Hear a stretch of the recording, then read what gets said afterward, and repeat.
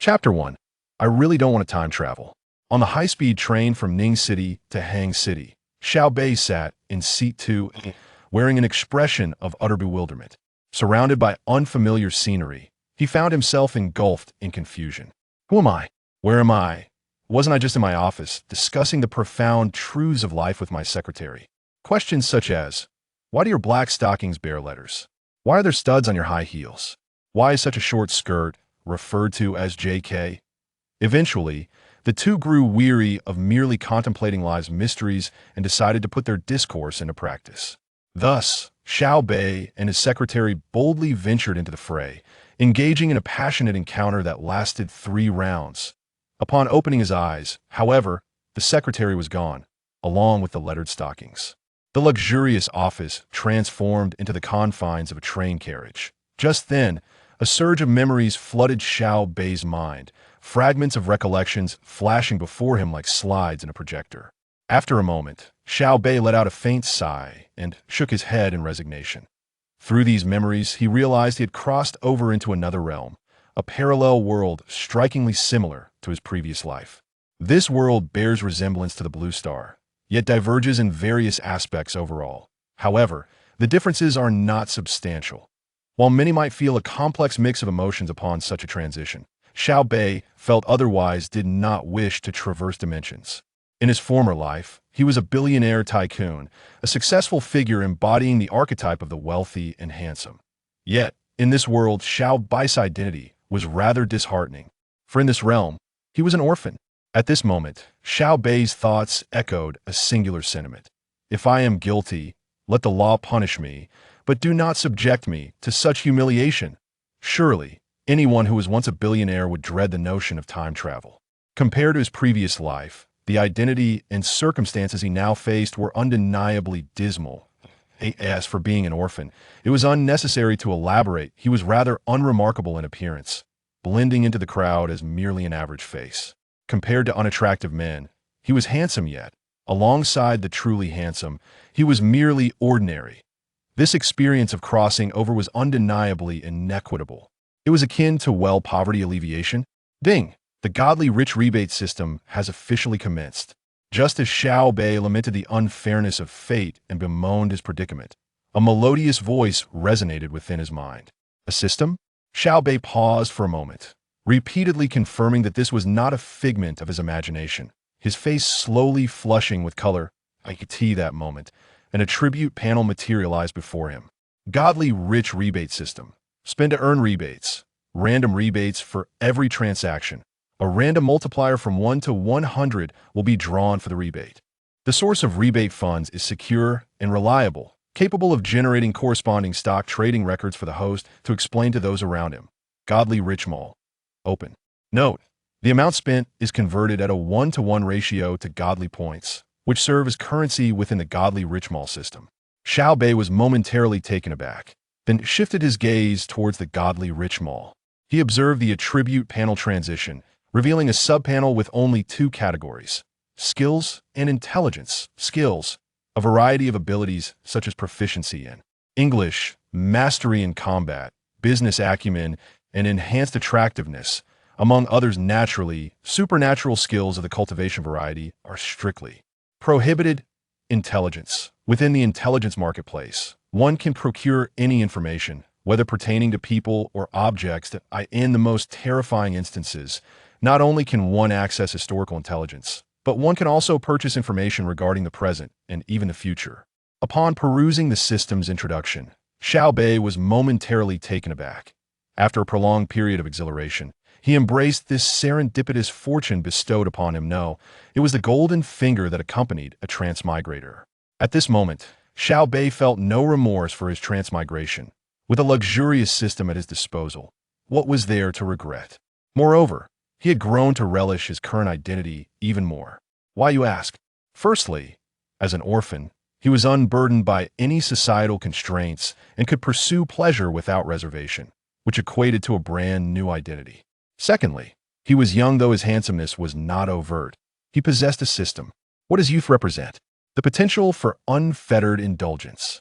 Lastly, within this world, Xiao Bei was a recent high school graduate, poised to embark on his university journey at Hangzhou University, the sole 985 and 211 institution in Zhejiang province. What an auspicious beginning this was. This was indeed a royal commencement. Simultaneously, upon grasping the system's capabilities, Xiao Beih quickly recognized its formidable nature. Unlike the extravagant systems found in novels, laden with myriad tasks and upgrades, his system was refreshingly straightforward.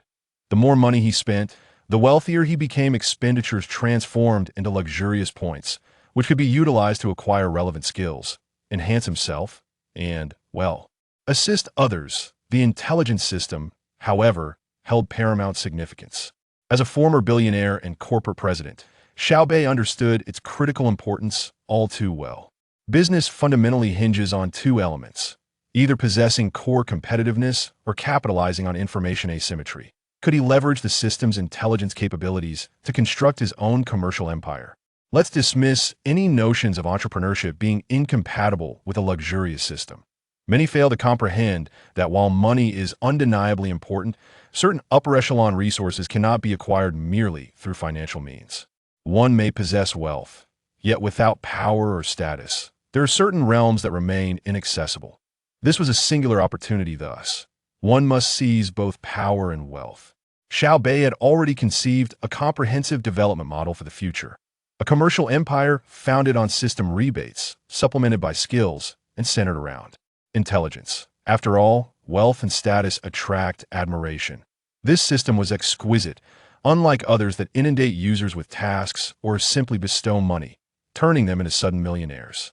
Xiao Beih declared that his system was the epitome of excellence. Why?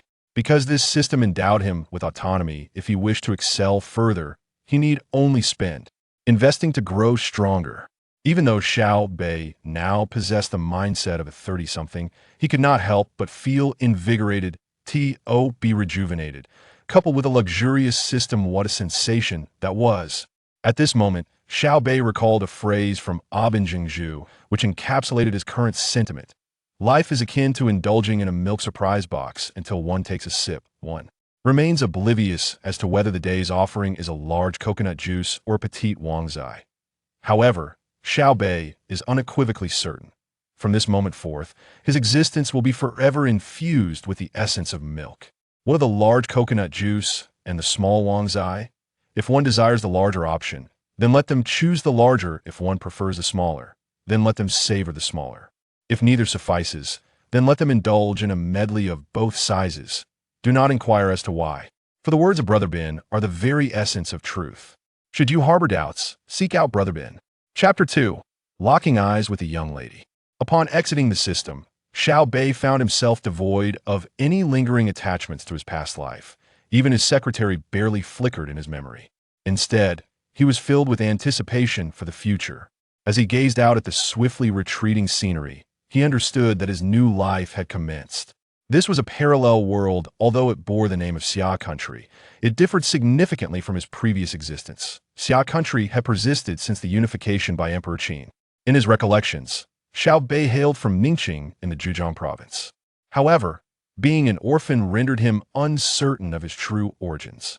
Today marked August 31st, 2017, the day Xiao Beih was to report to Hangzhou University. Dear passengers, we are approaching Kuaiji City Station. Those intending to disembark, please move to the left side doors of the train. Just as Xiao Beih's thoughts wandered, the announcement on the high-speed train jolted him back to reality.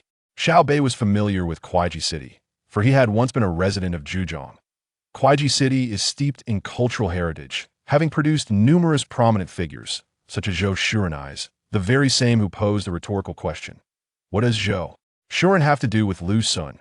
Despite its rich cultural legacy, Kuaiji City finds itself in an awkward geographical position, perched on the outskirts of the provincial capital, Hangzhou, which could easily absorb it at any moment. Such a fate is not without precedent, given that Zhejiang harbors two bullying cities, Hangzhou and Ningqing.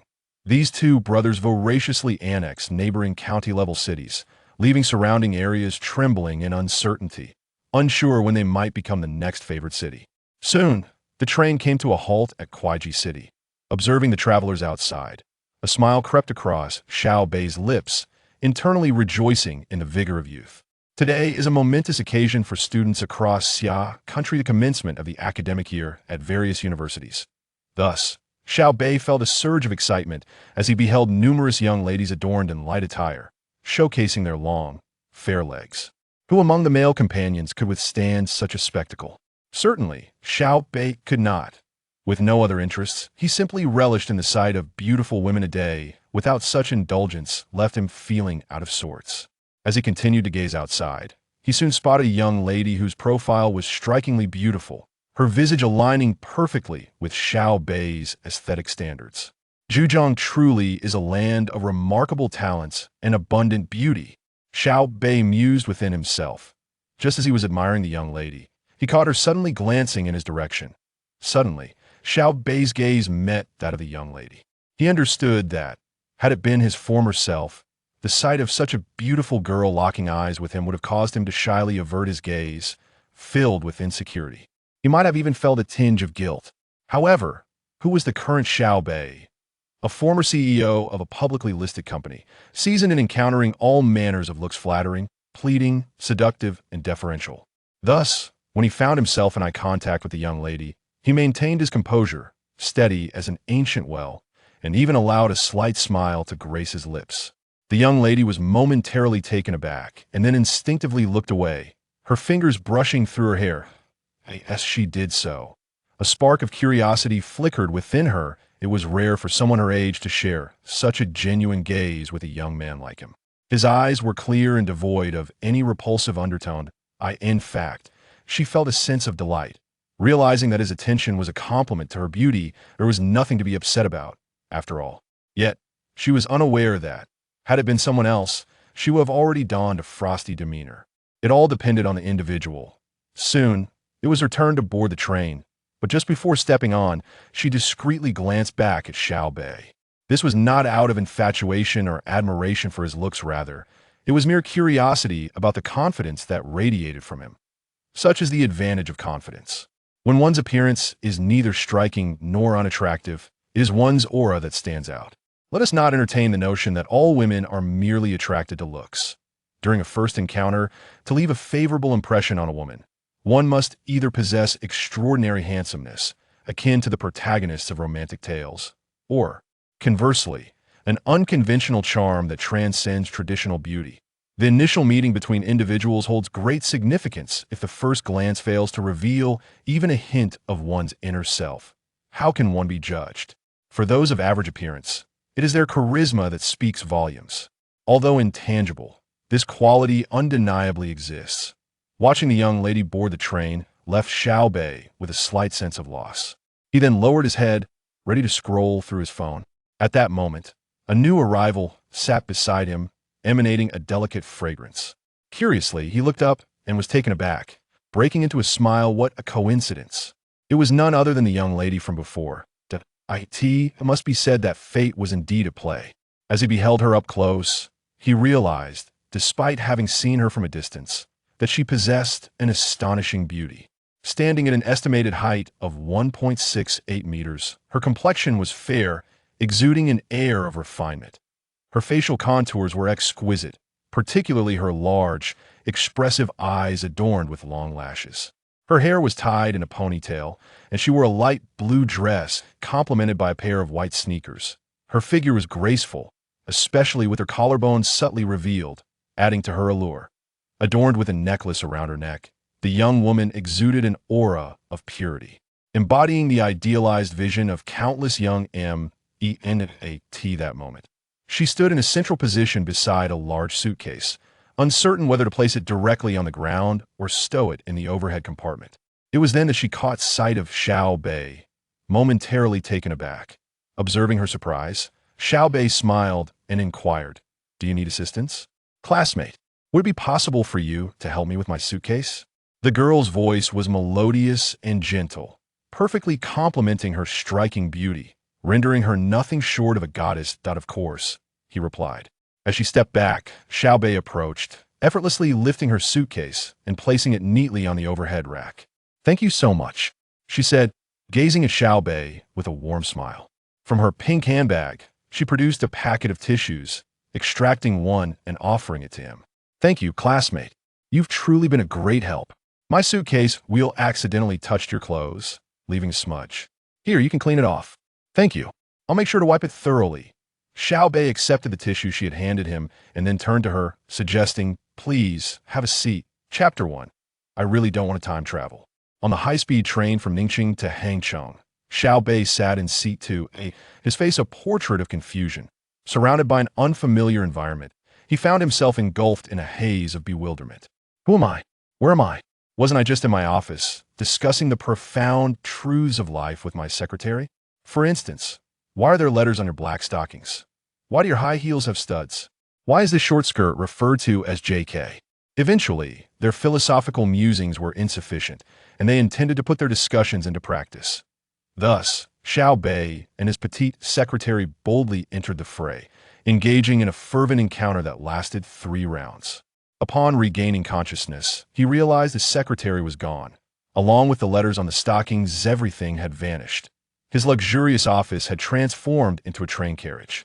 Just then, a torrent of memories surged into Xiao Bei's mind, vivid scenes flashing through his consciousness like a slideshow. After a moment, Xiao Bei let out a soft sigh, shaking his head in resignation. Through these recollections, he comprehended that he had crossed over to a parallel world, one strikingly similar to his previous life. This world bore resemblances to the blue star of his past, yet also exhibited distinct differences overall. However, it was not vastly dissimilar. Many might experience a tumult of emotions upon such a transition. Yet Xiao Bei felt otherwise, did not wish to traverse realms. In his previous life, he was a billionaire, a successful entrepreneur, the epitome of a high-flying gentleman. However, in this world, Xiao Bei's identity was somewhat unfortunate, to say the least. For in this realm, he was merely an orphan. At this moment, a single thought echoed in Xiao Bei's mind. "Oh, fate, if I have sinned, let the law punish me, rather than subject me to such humiliation. Who, having once been a billionaire, would desire to endure such an experience?" Compared to his former life, the identity and circumstances in this world were decidedly lacking. As an orphan, he was unremarkable in appearance and average face, blending seamlessly into the crowd. He was handsome compared to the unattractive, yet merely ordinary when juxtaposed with true beauties. Truly, this transition was grossly unequal. It was akin to, well, poverty alleviation. Ding! The super rich rebate system has officially activated. As Xiao Bei lamented the unfairness of fate, a melodious voice resonated in his mind. A system? Stunned for a moment, he confirmed repeatedly that it was not a figment of his imagination, his face gradually flushing with excitement. At that instant, an attribute panel materialized before him. Super rich rebate system. Spend and receive rebates with random returns. For every transaction, a random multiplier between 1 and 100 will be drawn for the rebate. The source of the rebate funds is secure and reliable, capable of generating corresponding stock trading records for the host to explain to those around. Super Rich Mall, now open note. Expenditure amount converts at a 1-to-1 ratio to Super Rich points, which are used as currency within the Super Rich Mall system. Xiao Bei was momentarily taken aback, then directed his gaze toward the Super Rich Mall. He observed that the attribute panel had switched, revealing a subpanel with only 2 categories: skills and intelligence. Skills, such as proficiency in English, mastery in combat, acumen in business, and an enhancement in physical attractiveness, among various other abilities. Of course, the inclusion of supernatural skills is strictly prohibited. Information. Within the information marketplace, one may uncover any data, whether pertaining to individuals or objects, in the most astounding instances. Not only can one access historical intelligence, but one may also procure information about the present and even the future.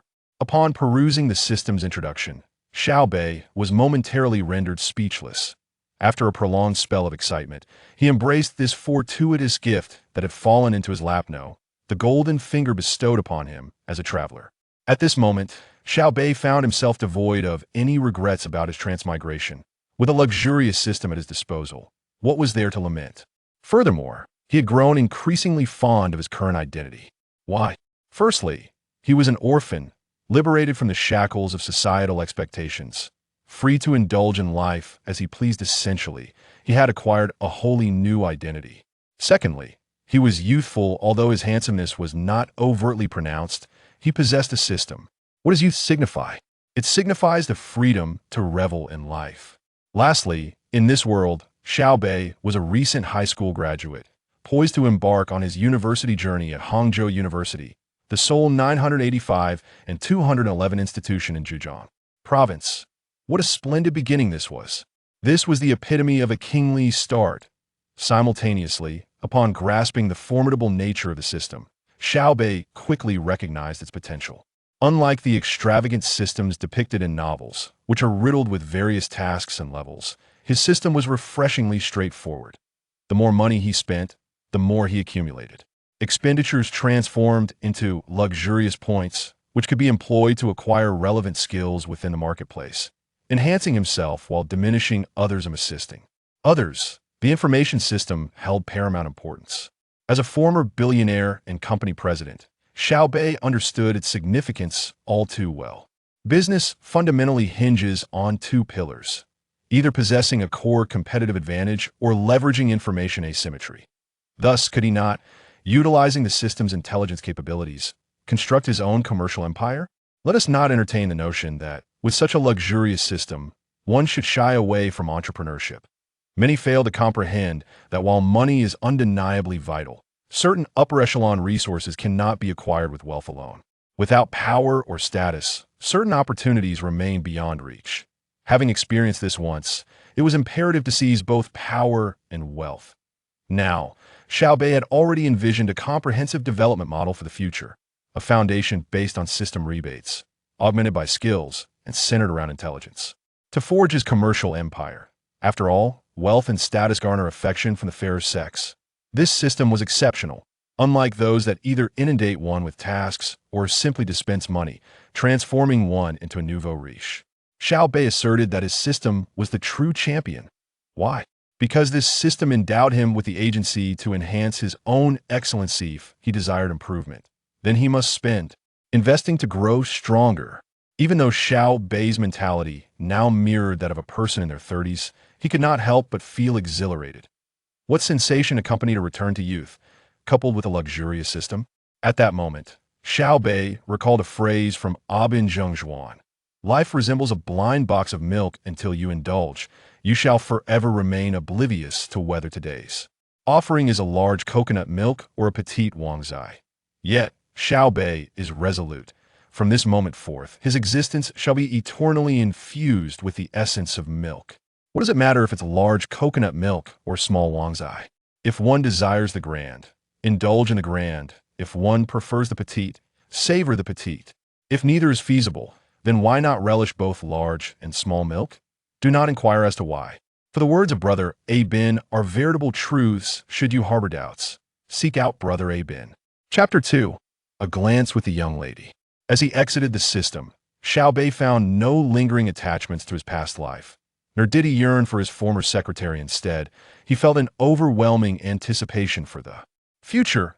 Gazing at the swiftly retreating scenery outside the window, Xiao Beih understood that his new life had commenced.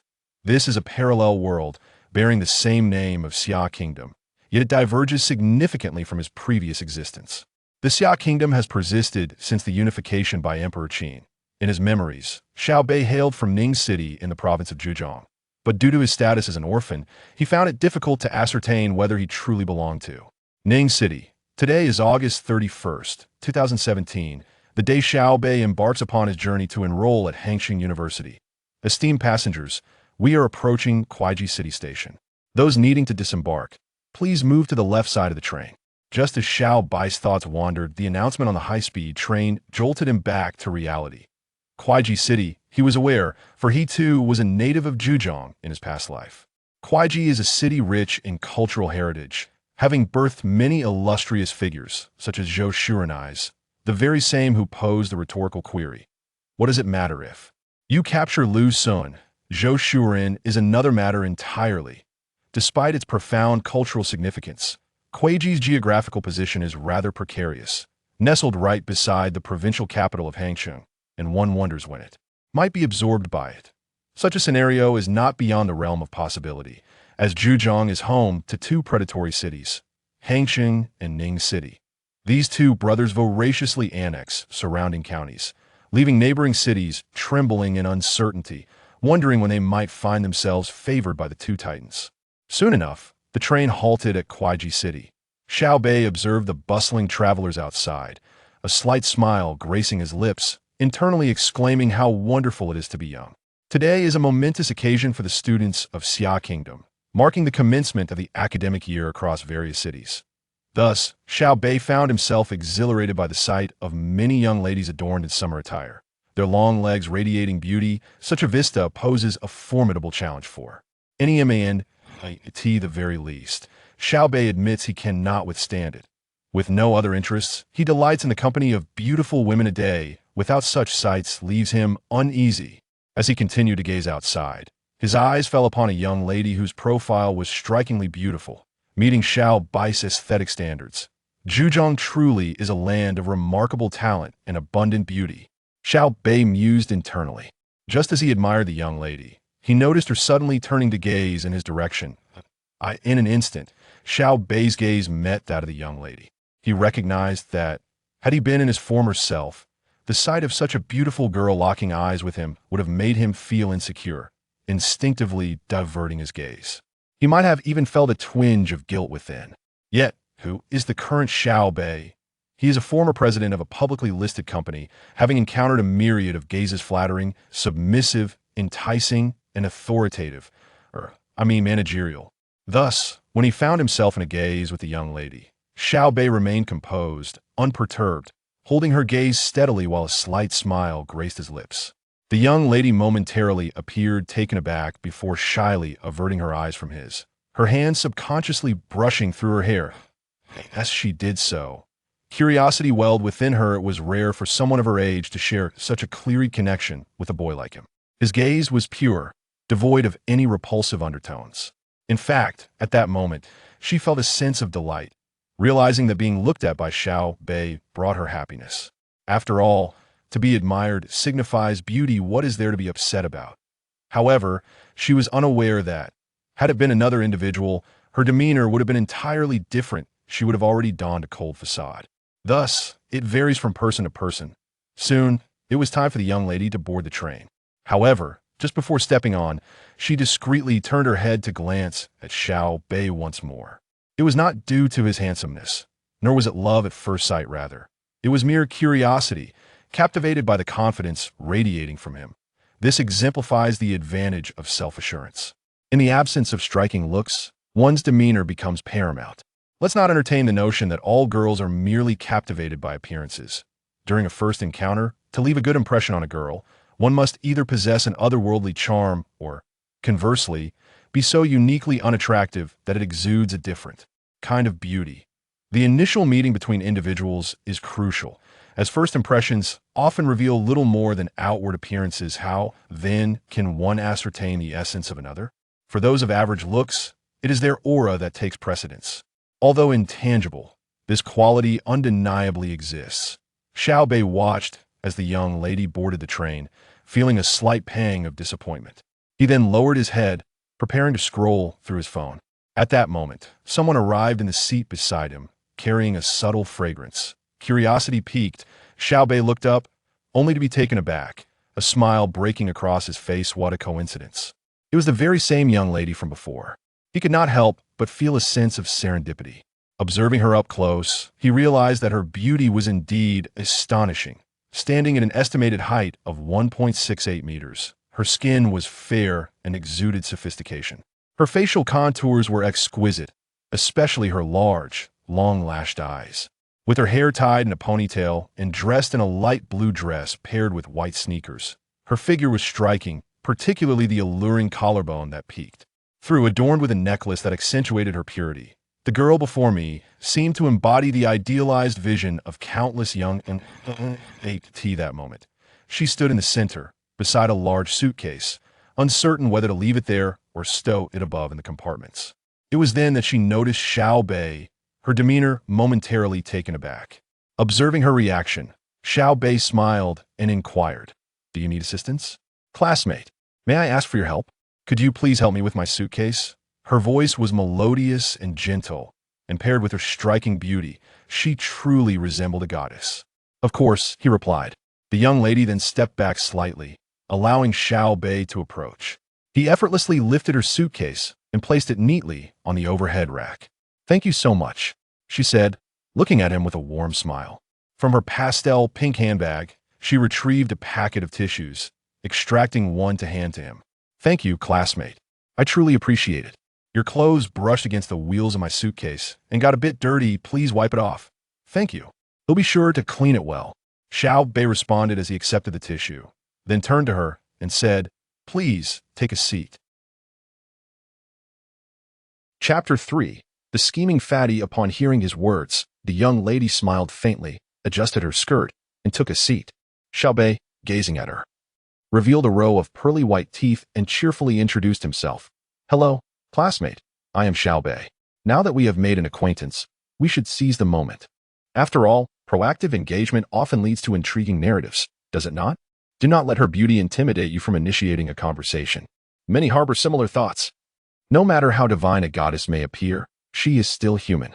If you find yourself unable to conquer the fear of approaching a goddess, just remember, even she must succumb to mundane realities. Hey, I too have my moments of humanity, just as she does. We are not so different after all. Of course, do refrain from bluntly asking her, 'Hey, goddess, do you fart?' Just gauge how well she can withstand a jest." The young lady, intrigued by the boy before her, responded with a courteous smile. "Hello, classmate. My name is Lu Qiyin. What a lovely name. The Lu family has a daughter renowned for her beauty, captivating the nation." Upon hearing Lu Qingyin's name, Xiao Beih immediately grasped its meaning. Qing signifies unparalleled beauty, perfectly reflecting her current appearance, while Yin implies gentleness and amiability. Although their interaction had been brief, she emanated the aura of a graceful lady, embodying kindness and beauty. Lu Qingyin smiled faintly, especially when her eyes crinkled in delight, radiating the gentle charm often associated with Jiangnan women. She scrutinized Xiao Beih for a moment before cheerfully remarking, "Classmate, your words are quite sweet. However, it is rather novel for someone to say such a thing to me." The young lady displayed modesty. "Are you also a freshman?" Xiao Beih, keen to maintain the lively atmosphere, quickly posed another question.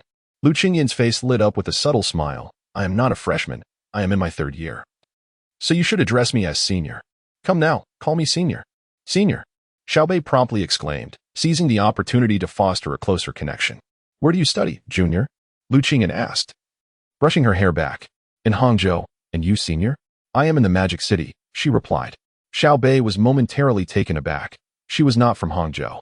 However, he quickly reconciled this, as the Magic City seemed not too far away. "What university do you attend?" he inquired. Lu Qingyin smiled coyly. "The Shanghai Conservatory of Music." Xiao Bei's eyes sparkled with excitement. "The Shanghai Conservatory of Music. Isn't that the cradle of stars? Wow, how fortunate I am to have encountered a future star, senior." Just as Xiao Beih was about to utter something playful, another man approached, taking an empty seat. The arrangement was not a duo but a trio, with Lu Qingyin seated in the middle by the window and Xiao Beih beside her. The newcomer settled into the seat closest to the aisle.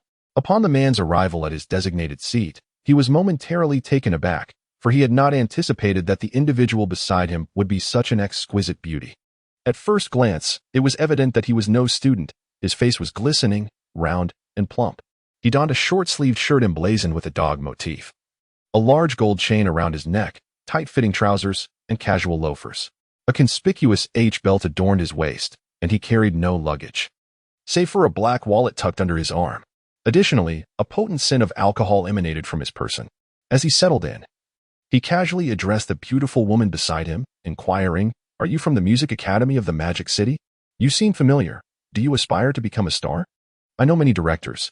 In response to the overly familiar man, Lu Qingyin coolly replied, "Thank you, but I do not require assistance." At that moment, Xiao Beih furrowed his brow slightly, instinctively sensing that the man before him was of dubious character. However, as the corpulent figure had not yet made any overtly aggressive moves, Xiao Beih remained silent. Feeling the sting of rejection, the man quickly extended his hand to display a seemingly counterfeit Rolex Submariner, boasting, "Look at my watch, it's a Rolex. And my belt is from LV. This should illustrate my prowess." He continued, "In this world, one must possess connections and strength, particularly in the arts. If you acknowledge me as your elder brother today, I assure you will thrive in the entertainment industry." Lu Qingyin's brow furrowed further, clearly taken aback by such an encounter. She subtly shifted her position towards Xiao Beih. Just then, Xiao Beih burst into laughter. The man narrowed his eyes, glaring at Xiao Beih with an intimidating demeanor. "What are you laughing at? Am I that amusing?" "Brother, you misunderstand. Your appearance is indeed striking," Xiao Beih quipped. "However, in this era, Rolex and LV have become commonplace. Your loyal Rolex and VL are no longer in vogue." Upon hearing Xiao Beih's words, the man's cheeks flushed with embarrassment, realizing he had been caught in his own pretentiousness. He muttered sheepishly, "Big brother, it's all about being low-key." Seated between them, Lu Qingyan observed Xiao Beih's banter with a slight smile, her gaze towards him now tinged with curiosity. As Xiao Beih prepared to speak, the corpulent man interjected once more, "Beauty, what a fateful encounter. In this vast sea of humanity, our paths crossing here signifies that in a past life, we must have brushed past each other, leading to our meeting in this life." Hearing his words, Xiao Beih felt a stir within but opted to remain silent, eager to see how Lu Qingyan would respond. She cast a dispassionate glance at the man and replied nonchalantly, "Indeed, we must have brushed past each other in a past life. The same holds true for this life. Beauty, every encounter is serendipitous. You are still young and yet to experience the world's perils. Trust me, recognize me as your elder brother, and I will safeguard you. I am fully capable of safeguarding myself." Lu Qingyan remained aloof as she cast her gaze towards Xiao Beih. At that moment, Xiao Beih was locked in a gaze with the young lady beside him. Suddenly, the man next to them began to act provocatively. He ostentatiously produced a bottle of inferior cologne and proceeded to spray it on himself. Cough, cough. Lu Qingyan immediately felt an unpleasant sensation in her nose and promptly stood up. "Please make way. I need to use the restroom." "Of course, I'll make way." With that, the man got up without hesitation. Lu Qingyan did not acknowledge him and walked directly towards the high-speed train's restroom. At that moment, the rotund individual revealed a peculiar smile at the corner of his mouth and followed closely behind her. Chapter 4. The Rescue. Upon witnessing the scene, Xiao Beih furrowed his brow slightly. He observed the direction in which the man had departed, which coincidentally was the same path that the young lady had taken to the restroom. An instinctual sense warned Xiao Beih that something was amiss with this man. However, he refrained from rising immediately, as Lu Qingyan was still inside the restroom, and his suspicions were based solely on intuition. Xiao Beih's gaze remained fixed on the figure of the portly individual, who soon made his way to the restroom. After a quick glance around, seemingly deterred by the presence of others, he stood idly in the corridor, engrossed in his phone. Xiao Beih recognized that it was time for him to intervene. Though he generally disliked meddling in others' affairs, he had recently become acquainted with Lu Qingyan. Was not a newly forged friendship still worthy of protection? Thus, he stood up and approached the restroom adjacent to the carriage. Fortunately, there was an empty seat at the front of the train car, where he settled down, casually scrolling through his phone while keeping a watchful eye on the portly man. After a brief wait, the restroom doors swung open. As Lu Qingyan emerged, she was startled to find the leering figure of the portly man before her. He was fixated on her, blocking her exit. "I might need to get out. Could you please step aside?" she implored. "Beautiful lady, I've never used a high-speed train restroom before and am unsure how it works. Could you guide me?" he replied. At the sound of his words, Lu Qingyan's complexion paled slightly. Just as she felt at a loss, a voice interjected, "Hello, I happen to need the restroom as well. Allow me to assist you." Xiao Beih, eschewing a futile confrontation with the portly man, was acutely aware of his own slender frame and the futility of direct conflict. He then winked at Lu Qingyan, who, upon seeing his presence, felt an immediate sense of relief. Xiao Beih approached the portly man with a smile, saying, "My friend, nature calls for us all. Shall we go together?" With that, he nudged the man aside, allowing Lu Qingyan to step out. The portly man, realizing his scheme had been thwarted by Xiao Beih, felt a surge of indignation. "You little brat, I advise you to mind your own business." He spat, his anger palpable as he saw Lu Qingyan standing behind Xiao Beih. Observing the man's fury, Xiao Beih chose not to respond immediately. Instead, he stood with his hands behind his back, gesturing for Lu Qingyan to leave. She, understanding the situation, quickly made her way back to her seat. Though her gaze lingered on the restroom, once Lu Qingyan had departed, Xiao Beih turned his attention back to the irate man. "My friend, nature calls for everyone." "How am I meddling?" he inquired with a smirk. "Why don't you go ahead? You little punk, I could have captured a beauty, and it's all because of you." The portly man blurted out, his frustration boiling over. Xiao Beih inwardly chuckled, having activated his recording device during the journey. "My friend, what was that you just said? I didn't quite catch it. Is this not the restroom? Did you just mention something about taking clandestine photos?" Xiao Bei pressed, his tone now accusatory. The stout man cast a disdainful glance at Xiao Bei's slender frame and remarked, "Kid, dreaming of a hero rescuing a damsel in distress? You're still too inexperienced. I simply wish to capture a candid shot. What is it to you? Do you dare to challenge me? You're merely a student. Don't act rashly and jeopardize your future." Upon hearing the stout man's words, Xiao Bei chose not to engage further. "Big brother, feel free to use the restroom," he said before departing. After Xiao Bei turned away, the stout man smirked contemptuously. He then noticed Lu Qingyin seated in the center and activated his phone's camera, preparing to return to his seat. Just then, a train conductor approached. Xiao Bei strode over to him, engaged in a brief conversation. Soon after, the stout man witnessed Xiao Bei handing his phone to the conductor. The conductor, upon listening, narrowed his brow and directed his gaze toward the stout man. "You come here." "Officer, what is the matter?" "I have a ticket," the stout man retorted confidently. "We're not checking your ticket. We're investigating you. You are suspected of taking unauthorized photos. Please accompany me to the police office." "Nonsense. I am a man of integrity. I would never stoop to such despicable tactics." The conductor, seeing the stout man still attempting to deny the accusation, played a recording. Instantly, panic surged within the stout man. Without waiting for further protest, the conductor escorted him away. Once the stout man had left, Xiao Bei returned to his seat. Upon his return, Lu Qingyin expressed her gratitude. "Thank you, Junior, for coming to my rescue. By the way, what happened?" Xiao Bei replied, "Senior, perhaps you should sit inside for your safety." Lu Qingyin paused slightly at his suggestion, her admiration for him growing. This young man not only exuded confidence but also displayed intelligence, though she was unaware of the details surrounding the incident with the stout man. His ability to resolve the situation without causing a scene illustrated his cleverness. Now that Xiao Bei had proactively suggested a change of seats, Lu Qingyin, being attentive to details, recognized this as a sign of his emotional intelligence. She glanced at him and said, "Thank you, Junior." Following this, she took the seat by the window that had originally been his. Xiao Bei then settled into the spot that had been Lu Qingyin's. After he was seated, she inquired about the earlier events. He candidly recounted the situation to her. After hearing the account, Lu Qingyin, somewhat shaken, patted her chest and remarked, "I'm so relieved to have you here today. I don't know what I would have done otherwise. No need for formalities, Senior. You are my senior. How could I not assist?"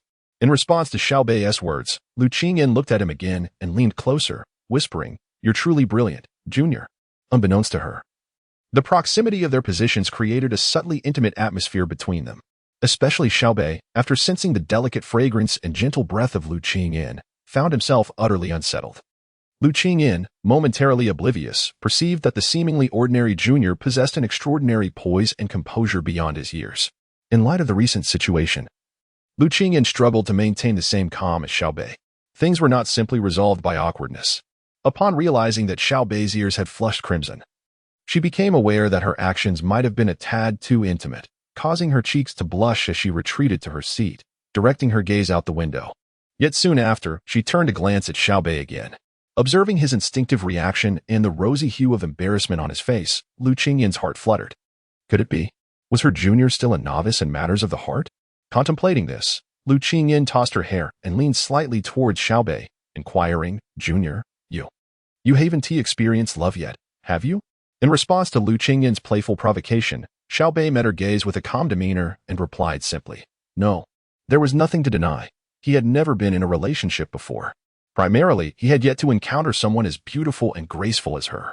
Xiao Bei continued, feeling emboldened by Lu Qingyin's flirtation and eager to return the compliment. As they exchanged playful banter, Xiao Bei maintained a serene expression while observing Lu Qingyin. Surprised by the sudden turn of events, Lu Qingyin felt a thrill of delight rather than discomfort. Her cheeks tinged with warmth, she playfully retorted, "Humph, your words are deceiving. Junior, with such charm, you must have no shortage of admirers. Does that mean you've tested the veracity of my words, Senior?" "I had no idea my words could be so misleading," Xiao Bei replied with a light-hearted tone. Seizing the moment, he probed further, "Given your beauty, I assume you've had your share of romantic encounters? Your boyfriend must be quite handsome, I presume?"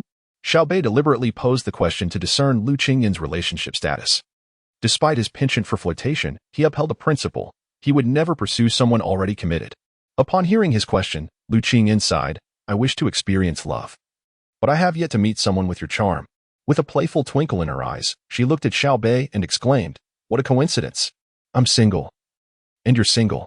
Shall we consider becoming a pair? Xiao Bei recognized her teasing nature and, despite his confidence, doubted that Lu Qingyan would suddenly take a liking to him. At most, she might harbor a faint fondness. True affection was still a distant prospect. Acknowledging this, he decided to engage in the flirtation. After all, who could outflirt whom? Junior, your true intentions have been revealed. I was merely jesting. Lu Qingyan mused silently, feeling a sense of joy within. Senior, I assume your studies must be quite demanding? Xiao Bei broached a topic, and from his previous remarks, it was evident that Lu Qingyan harbored romantic inclinations, yet had not embarked on a relationship, despite being in her third year of university. The reason for her unfulfilled desire for romance likely stemmed from a lack of time. Upon hearing this, Lu Qingyan's eyes widened in surprise as she regarded Xiao Bei with curiosity. Junior, you are remarkably astute. How did you come to this conclusion? Her astonishment was rooted in the prevalent biases against art students, who were often perceived as having ample leisure time, living a life of aesthetic indulgence, and frequenting CAFs to curate their online personas. However, the reality is far from this misconception. Pursuing art is no simple endeavor. While I may not know the specifics of your major, it is apparent that anyone dedicated to the arts must work diligently to achieve their aspirations. After all, the pursuit of art is as arduous as academic study, and not everyone possesses the aptitude for it, Xiao Bei remarked thoughtfully. In that moment, Lu Qingyan found herself rendered speechless by his insights. She was struck by the realization of Xiao Bei's distinct perspective. Typically, a soon-to-be university student, though of age, would still be ensconced in the sheltered environment of high school, possessing limited understanding of university life or society at large. Yet, here was a young man who could perceive her fatigue. For reasons unknown, Lu Qingyan experienced a blend of joy and indignation. She felt delighted that her junior recognized her struggles, yet aggrieved that many remain oblivious to the efforts she invests. Junior, you articulate much that resonates with me. I truly lack time. The pursuit of art is not merely challenging in its study, but realizing dreams in the future remains arduous, particularly at my institution, which is among the pinnacle of art schools in the country. The competition is fierce, filled with exceptional talents. Rather than competing with my peers, I find myself in a relentless contest with my own limitations. I understand that if I relent even slightly, the path ahead will become even more daunting. Choosing art, in many ways, signifies a relinquishment of alternative avenues. Therefore, it is a matter of succeeding or failing. At times, the thought alone fills me with dread. Hence my lack of time for romance. As Lu Qingyan spoke, her tone revealed little emotional fluctuation, akin to a delicate woman recounting her steadfast pursuit of dreams. A pursuit devoid of retreat. It was evident that she had contemplated these matters before, as her words bore an unsettling calmness. Xiao Bei, however, was neither surprised nor bewildered by her reflections. In his past life, he had risen to immense wealth, having emerged victorious from a sea of competitors. Though he considered himself fortunate, he pondered the fates of those he had outstripped. Xiao Bei had ascended from humble beginnings, acutely aware of the burdens that the future could impose, at times even suffocating, particularly for those born into ordinary families. How could they possibly compete with those who were born into privilege? The efforts of one individual pale in comparison to the cumulative exertions of generations. For the average person, the cost of trial and error is non-existent, for one misstep could lead to irrevocable consequences. At this moment, Xiao Bei feels a pang of sympathy for the young lady before him. Though she appears delicate, she possesses an indomitable spirit. If possible, Xiao Bei would gladly become her support. Chapter 5. 3 Parts of the Past. 7 Parts of Companionship. After Lu Qingyan finished speaking, she quietly gazed at Xiao Bei, yearning for a response. However, in the next moment, Xiao Bei suddenly broke into a grin. Senior, since you study in the Magic City and I study in Hangzhou, I will visit you next time I am in the Magic City. You must show me around. Lu Qingyan was momentarily taken aback, inwardly lamenting how oblivious this junior was. Was I not suggesting where we might explore together? Shouldn't you respond to me appropriately? What kind of thought process is this? As she regained her composure, she looked at Xiao Bei with a hint of melancholy.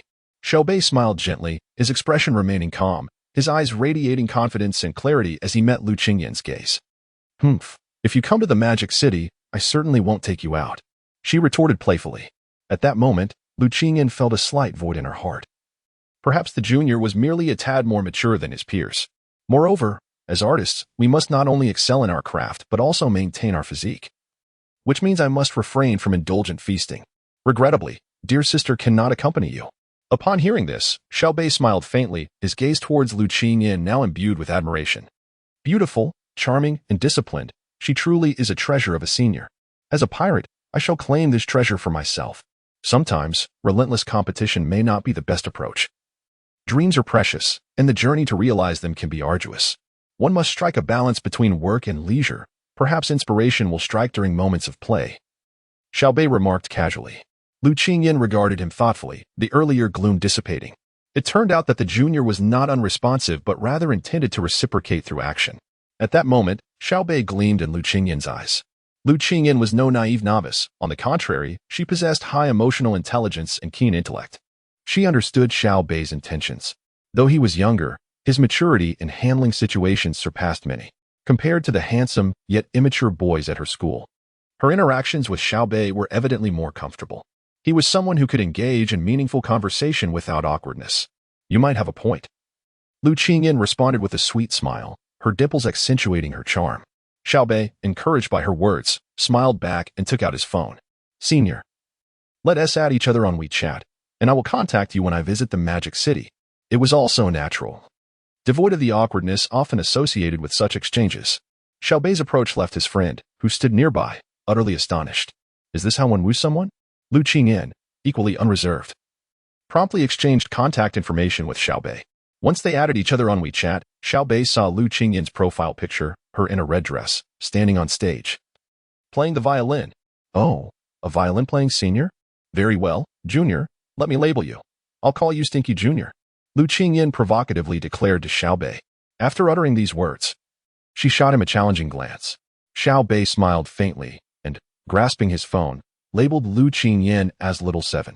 Throughout this process, Lu Qingyan covertly observed him. Upon noticing the moniker bestowed upon her, she pouted playfully. Oh, Junior, who are those little beauties represented by 1, 2, 3, 4, 5, and 6? Senior. Is there a hint of jealousy in the air? Xiao Beih teased. How infuriating. Who's jealous of you? Lu Qingyan retorted, her cheeks flushed and her gaze evasive. She then inquired, quickly tell me, who are 1, 2, 3, 4, 5, and 6? Who would have thought? Junior, you are quite the charming one, Lu Qingyan remarked. Xiao Beih smiled at her and said, do you wish to know why I chose Little Seven? Lu Qingyan looked at him, curiosity gleaming in her eyes, and nodded. It is because I am fond of a particular phrase. If 3 parts can counter the past, let 7 parts accompany you through the years. Do you not find it romantic? Upon hearing Xiao Beih's explanation, especially the latter part about 7 parts accompanying you through the years, Lu Qingyan's face flushed crimson, and she hastily lowered her gaze to her phone. Internally, she pondered, is the junior confessing? Should I accept? But this mischievous junior is quite clever. Unbeknownst to Lu Qingyan, Xiao Beih had chosen that name simply because he had just seen a phrase on a television show being watched by a nearby girl. However, Lu Qingyan, relying on her instincts, concluded that she had been flirted with. Yet, to be fair, who could resist such a fresh and romantic approach? Every girl longs for a partner who can sprinkle a bit of romance into their future. At that moment, Lu Qingyan's fondness for Xiao Beih soared, prompting her to subtly alter his label to Treasure Junior. Once she finished, she shyly glanced at Xiao Beih, relieved to find he had not noticed. She then set her phone aside and spoke in a casual tone. So Junior, now that you've arrived in the Magic City, do reach out. Sister will show you a great time. Sure, I'll rely on my senior when I visit the Magic City, Xiao Beih replied with a laugh. Rest assured, Sister will arrange everything clearly for you. They exchanged smiles, a palpable emotion interweaving in the air.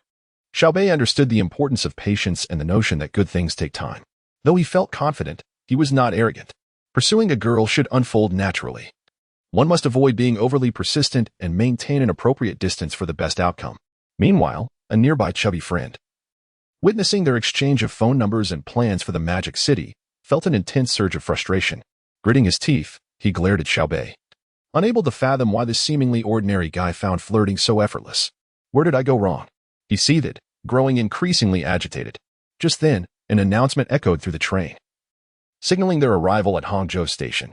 The overweight man did not linger for a moment. He rose and departed, fearing that remaining any longer would drive him to despair.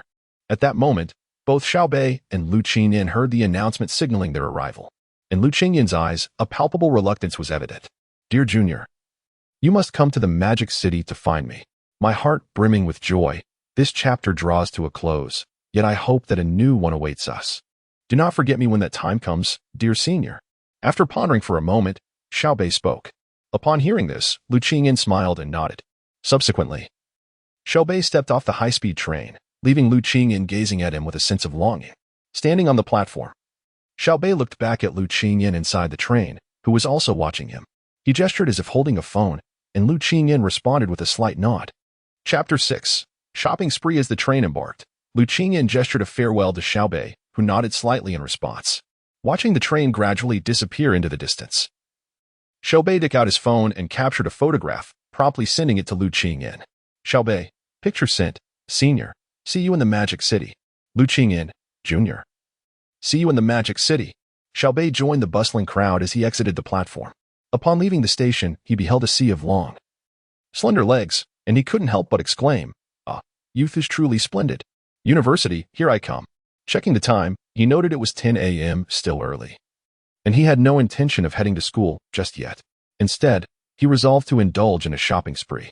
Glancing at his attire, he chuckled in mild exasperation.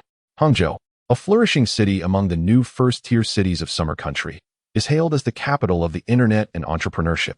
It is currently the city attracting the most talent, aside from the 4 direct-controlled municipalities. As the capital of Zhejiang Province, Hangzhou boasts considerable scale.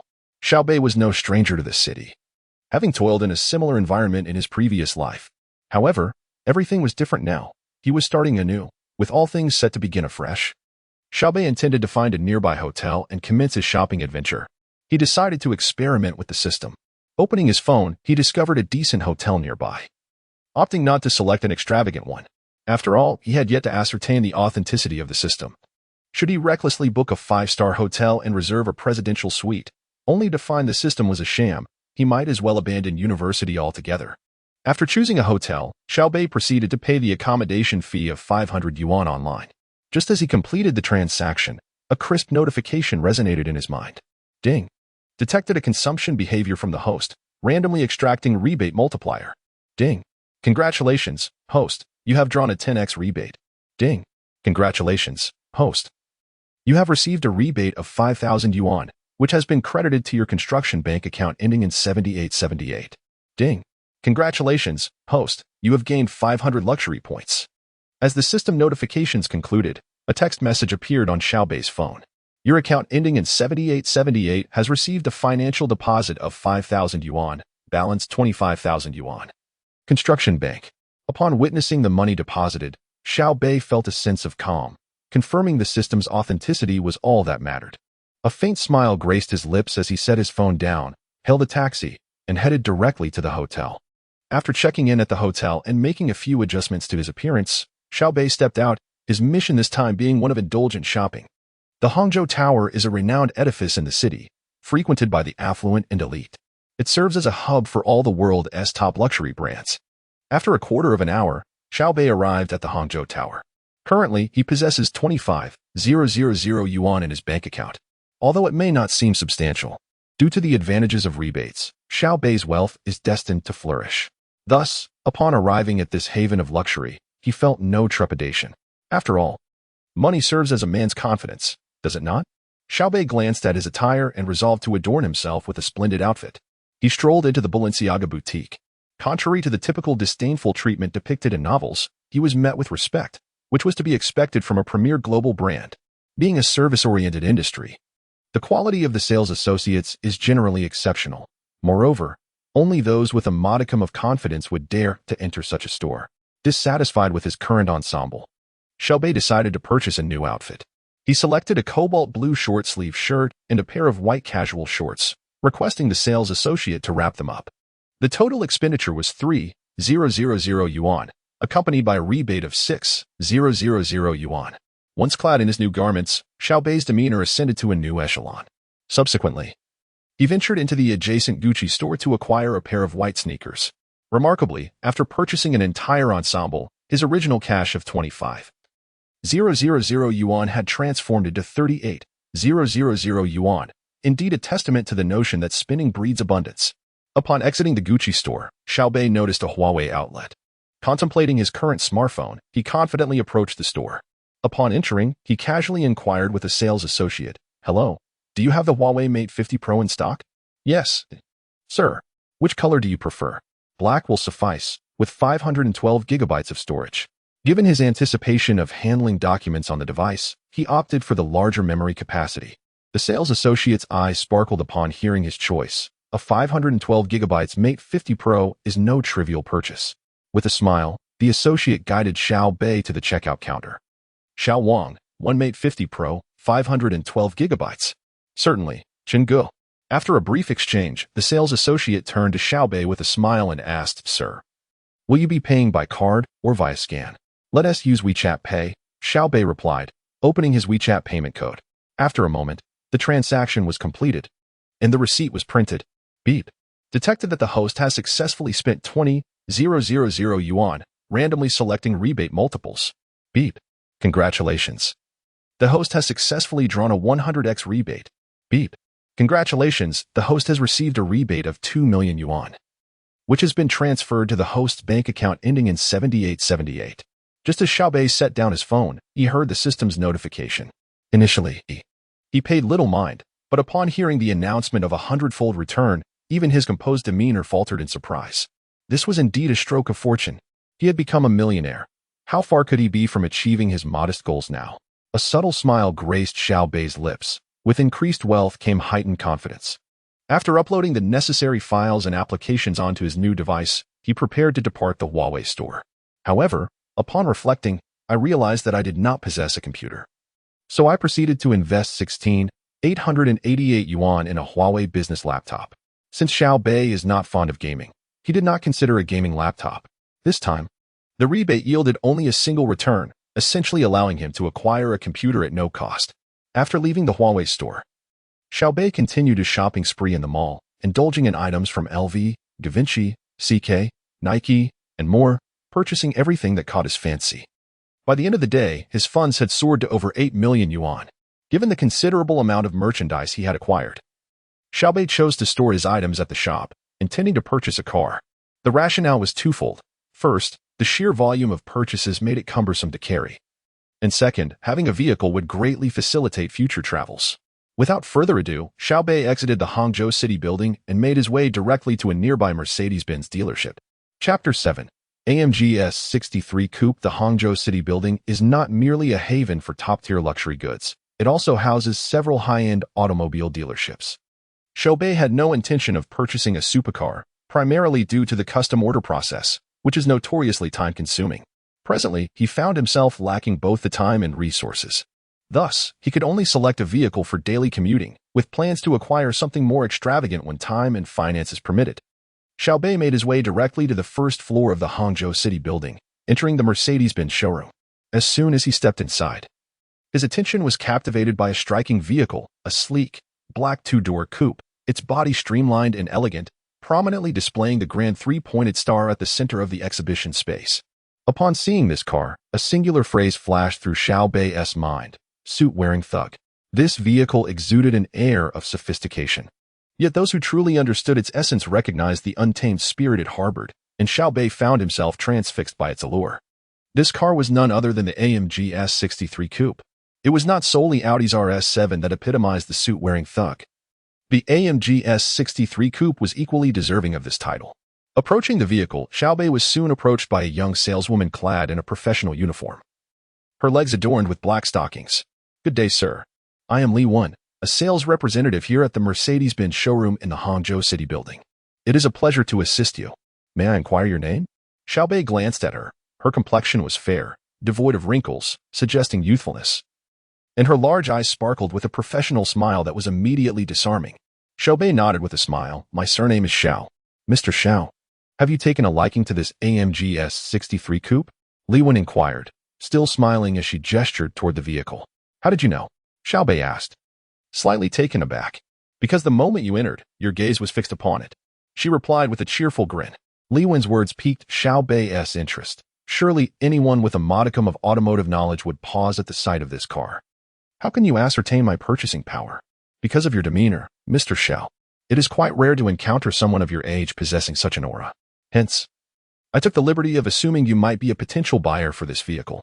As she led Xiao Beih closer to the AMG S63 coupe, she continued to respond to his inquiries with a warm smile.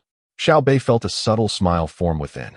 It was evident that the staff at the Hangzhou City building were well trained in the art of hospitality, which brought him a sense of joy. Yet, he found himself pondering why he had yet to experience the dramatic encounters often depicted in novels. In many tales of affluent protagonists, such moments would typically involve a dismissive sales staff, only for the protagonist to reveal their wealth and turn the tables dramatically. To be frank, Xiao Beih was genuinely curious to experience the thrill of such an encounter.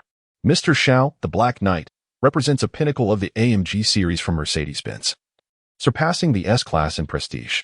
It epitomizes both sportiness and elegance, powered by a formidable 4.0-liter V8 twin-turbocharged engine, delivering a staggering 612 horsepower and a torque of 900 Newton-meters, achieving a remarkable acceleration from 0 to 100 km/h in just 3.5 seconds. As Li Wen's words echoed in his ears, Xiao Beih approached the vehicle, gently pulling open the door to the driver's seat. The interior of the Mercedes-Benz speaks for itself, an embodiment of luxury.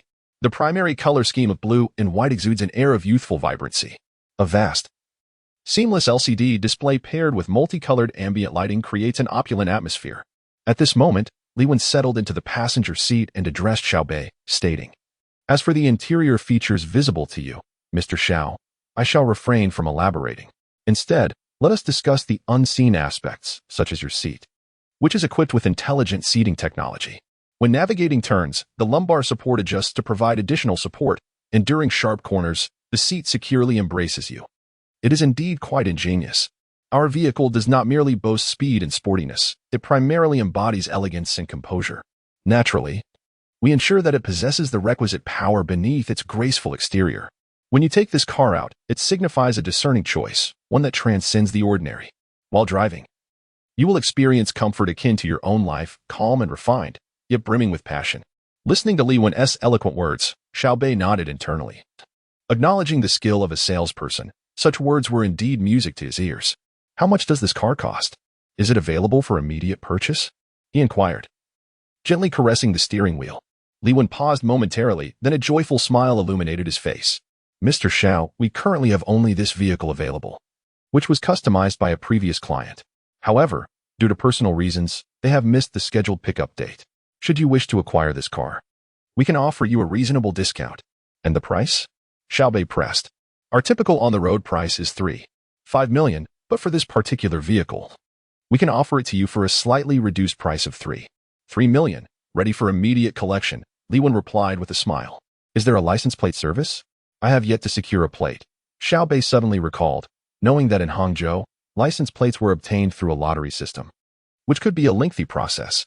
However, he was aware that some dealerships kept a selection of plates for sale as an added service. With a knowing smile, Li Wen responded, "Mr. Xiao, we do have plates available.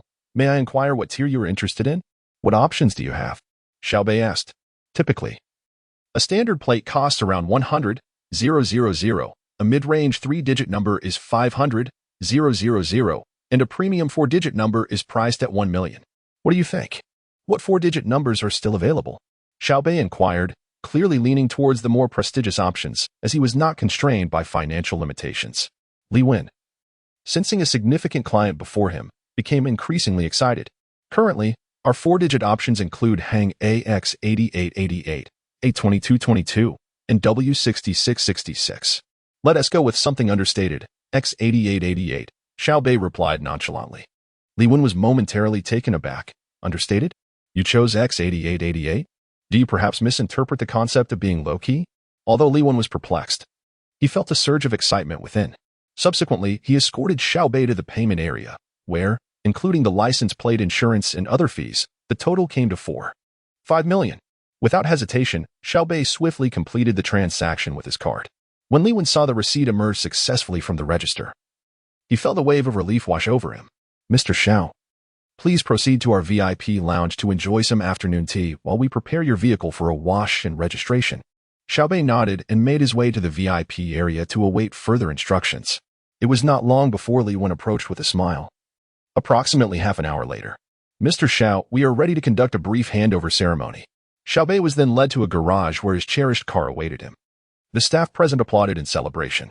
Following a simple ceremony, Li Wen stepped forward with a smile, presenting Xiao Beih with the purchase documents, the title, and 2 keys to his vehicle. As he handed over the folder, Li Wen's hand lightly brushed against Xiao Beih's, and with a significant glance, he remarked, "Mr. Xiao, should you encounter any issues with your vehicle in the future, please do not hesitate to reach out. Here is my business card." Xiao Beih accepted the items with a composed expression, offering a faint smile before taking his seat in the driver's seat and driving away. As for that business card, it was promptly discarded into the trash bin as soon as Xiao Beih parked in the underground garage. Though he had an appreciation for women, it did not imply that just any woman could find her way into his bed. Chapter 8. Pinnacle of Attractiveness. Upon disembarking, Xiao Beih returned directly to Hangqing Building, where he stored all his recently acquired belongings with the assistance of the staff, before making his way back to the hotel. Once at the hotel, he placed all the garments he had purchased that day into a new Louis Vuitton suitcase. As for his old suitcase and clothes, Xiao Beih had no intention of discarding them. Instead, he planned to store them in his trunk. After organizing his possessions, Xiao Beih glanced at the clock and noted that it was already 2 in the afternoon. He did not rush to leave. Rather, he took a moment to reflect on his bountiful acquisitions. He had been suppressing his excitement since his recent car purchase, where his expenditure of 4.5 million yielded an astonishing 100-fold return. At that moment, his account balance soared to a staggering 450 million. Even in his past life as a billionaire, that figure represented net worth, not liquid assets. Yet here he was, on the very first day of his rebirth, endowed with 450 million in funds. Who wouldn't he be exhilarated? Xiao Beih's demeanor was commendable, but what was even more significant was that his divine wealth points had now reached a staggering 10 million.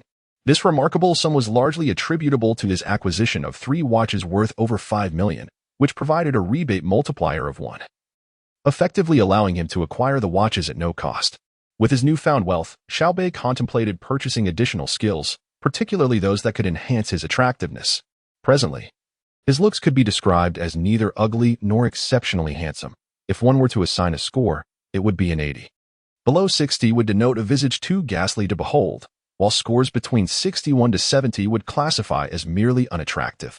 A score of 71 to 80 indicates an average appearance. 81 to 90 suggests a measure of charm, and anything above 91 categorizes one as a male deity. Xiao Beih accessed his system's marketplace and promptly spent 1 million to enhance his attractiveness by 11 points. Immediately, he sensed a transformation within himself. He ventured into the restroom, gazing into the mirror, and bestowed upon himself a subtle smile. His previously slender physique had now evolved into a well-proportioned form, one that exuded an alluring silhouette in clothing while possessing a more robust appearance when undraped. Furthermore, his height, originally 1.78 meters, had increased to 1.80 meters. Lastly, there was the refinement of his facial features. While there were no drastic alterations, his nose was now more pronounced, and his brows were sharply defined, with the system having made subtle enhancements that elevated his overall attractiveness to new heights. Gazing at his reflection, Xiao Beih felt as if he were witnessing a version of himself that could rival the most striking figures, akin to the celebrated actors of Hangqing. In addition to enhancing his appearance, Xiao Beih also acquired the skill Business Mastery for 2 million divine wealth points, Learning Proficiency for 3 million, and Combat Mastery for another 3 million. The business acumen was intended to lay the groundwork for his future commercial empire, while the learning proficiency aimed to transform him into a scholar of exceptional caliber, capable of grasping concepts with ease. Although he had once been an academic prodigy, the current mindset of Xiao Beih was indeed shaped by his past life, prompting him to purchase a certain item. He understood that his time at school would be limited. Thus, excelling in his studies was imperative for the sake of securing leave. Furthermore, possessing martial arts skills was a prudent choice. As a university student, youthful exuberance often leads to confrontations. Although he had no intention of instigating trouble, one must be equipped for self-defense. Additionally, martial arts training had sculpted Xiao Beih's physique to perfection, not in the exaggerated manner of a bodybuilder, but rather in the refined manner of a martial artist. Most notably, his once flat abdomen now boasted a set of defined 8-pack abs. Witnessing his transformation, Xiao Beih erupted into laughter as he admired his reflection in the mirror. A splendid new beginning and a promising university life awaited him. Once all was prepared, Xiao Beih checked out of the hotel and drove directly to Hangqing University. After half an hour, he parked in a lot across from the campus, wishing to maintain a low profile. Exiting the car, he retrieved his luggage from the trunk. As he left the hotel, he had taken the time to groom himself. His attire remained unchanged. Yet he sported a flamboyant hairstyle reminiscent of Wang Jiaer from his previous life, exuding undeniable charm. On his wrist, he wore an Audemars Piguet royal oak with an orange strap, lending him a youthful appearance. Casually pushing his suitcase, Xiao Beih strolled out of the parking lot and soon arrived at the entrance of his new university, Hangqing University. The entrance was bustling with activity, teeming with students entering. Some accompanied by parents carrying luggage, while others, like Xiao Beih, navigated the throng with their own suitcases. A sense of joy welled within him as he stepped onto the campus, for today marked the orientation for new students. Upon entering, he immediately spotted the signage directing newcomers. Among the crowd, upperclassmen donned in red and yellow vests served as volunteers. However, Xiao Beih chose not to trouble them and followed the signs to the gymnasium. The gym was even more crowded, as it served as the reporting venue. A banner outside proclaimed, "Welcome, Class of 2017. Inside, the atmosphere was electric with chatter. As various departments had set up tables, each accompanied by a stand displaying the names of their respective classes. Pushing his suitcase, Xiao Beih quickly located the reporting point for Class 1 of the Finance Department. At this moment, the area was bustling with students waiting in line. "Oh my Beih. Look over there. I see a stunning guy, so handsome," exclaimed one girl. Upon hearing her friend, Beih followed her gaze and instantly displayed a look of infatuation, replying, "Wow. That junior is incredibly handsome." Their remarks caught the attention of several nearby girls, who turned to see the striking figure of Xiao Beih standing out amidst the crowd. "Wow. He is handsome and wealthy. Just look at his suitcase, the latest model of LV with a retractable handle, and his attire from Balenciaga. That watch is undoubtedly expensive. Truly. He embodies my ideal type. It seems that for those with wealth, they all fit my preferences. No. Upon seeing him, I realized that looks hold great significance. Just imagine being beneath him. Oh dear, it appears I am quite smitten. Nevertheless, he truly is the most striking individual I have encountered thus far. Standing in line for the finance department, he must be one of those charming finance students. Ladies, he is mine, and none of you should dare to compete with me." Chapter 9. The terrifying senior. Not only did some volunteer seniors nearby witness Xiao Beih's infatuation, but the freshman girls queuing alongside him also stole glances at him from time to time. However, Xiao Beih had grown accustomed to such attention. After all, in his previous life, he had been the center of attention. Soon, the line progressed to Xiao Beih, Senior, reporting in, Class 1 of the Finance Department, Xiao Beih. As soon as he spoke, a chorus of gasps erupted from a group of girls nearby. "Wow, he's actually from Finance Class 1. Sisters, who has their class schedule for this semester?" "I do, but I won't share it with you. Such a valuable resource is not to be squandered. Stop fighting. You bunch of flirtatious girls, this junior is mine." Although the girls whispered softly, Xiao Beih could still hear them. A resigned smile crept across his lips. He realized that his looks were indeed appealing, yet he did not anticipate such an overwhelming reaction. "Alas, Junior, you must be cautious of these third-year seniors. You understand." At that moment, it was not only Xiao Beih who overheard the girls' chatter. Even the senior at the registration desk caught wind of it. He shot Xiao Beih a look filled with envy and sympathy. As a third-year senior, he admired Xiao Beih's external qualities, yet he also felt pity for him. After all, those third-year girls were relentless, capable of overwhelming anyone. He wondered if this junior could withstand their advances. Setting aside his thoughts, the senior handed Xiao Beih a document. "Junior, please fill out this registration form, and then use this campus map to find your dormitory." "All right, Senior." Xiao Beih bent down to begin completing the form. At that moment, the very girls who had been whispering previously cast daggers at the senior standing before Xiao Beih, their eyes indicating, "Mind your own business." "Senior, I've completed the form. Can I head to the dorm now?" Just as the senior was about to respond, several seniors seized the opportunity and approached Xiao Beih. They presented warm, inviting smiles that radiated sweetness. "Junior, are you heading to the dorm? Let me take you there." "Junior, I can take you." "Junior, I'm also from the finance department. I'm your direct senior and know our department best. Let me guide you." Xiao Beih looked at the enthusiastic seniors, feeling a mix of helplessness and slight regret for his striking appearance. The troubles of being handsome had truly dawned upon him. At that moment, he cast a pleading glance at the senior for assistance. "All right, enough of this commotion. Let the junior collect his belongings first." The senior then handed Xiao Beih a folder containing his campus card, dorm key, school introduction, and regulations. As Xiao Beih received the folder, he glanced at the senior and softly inquired, "Senior, Are all the seniors at our school this enthusiastic? The senior glanced at Xiao Beih and then remarked, "They are simply enthusiastic about you. However, junior, remember some words of advice for your own protection." "What?" Xiao Beih asked, puzzled. The senior looked around cautiously and whispered to Xiao Beih, "Junior, with your looks, you are likely the new campus heartthrob. If you fancy a romance with the girls from your cohort, be proactive in your pursuits. If a second-year senior shows interest, seize the opportunity and be assertive. When it comes to third-year seniors, it's best to keep your distance. They may be overwhelming for you. As for the fourth-year seniors, they are usually focused on internships, making them less approachable. Are third-year seniors really that intimidating?" Xiao Beih was genuinely taken aback. The senior, observing Xiao Beih's physique and attire, expressed more concern than envy. "Third years are indeed formidable. All right, you may proceed now." "Thank you, senior." Xiao Beih replied politely, offering a brief wave before pushing his suitcase out of the gymnasium.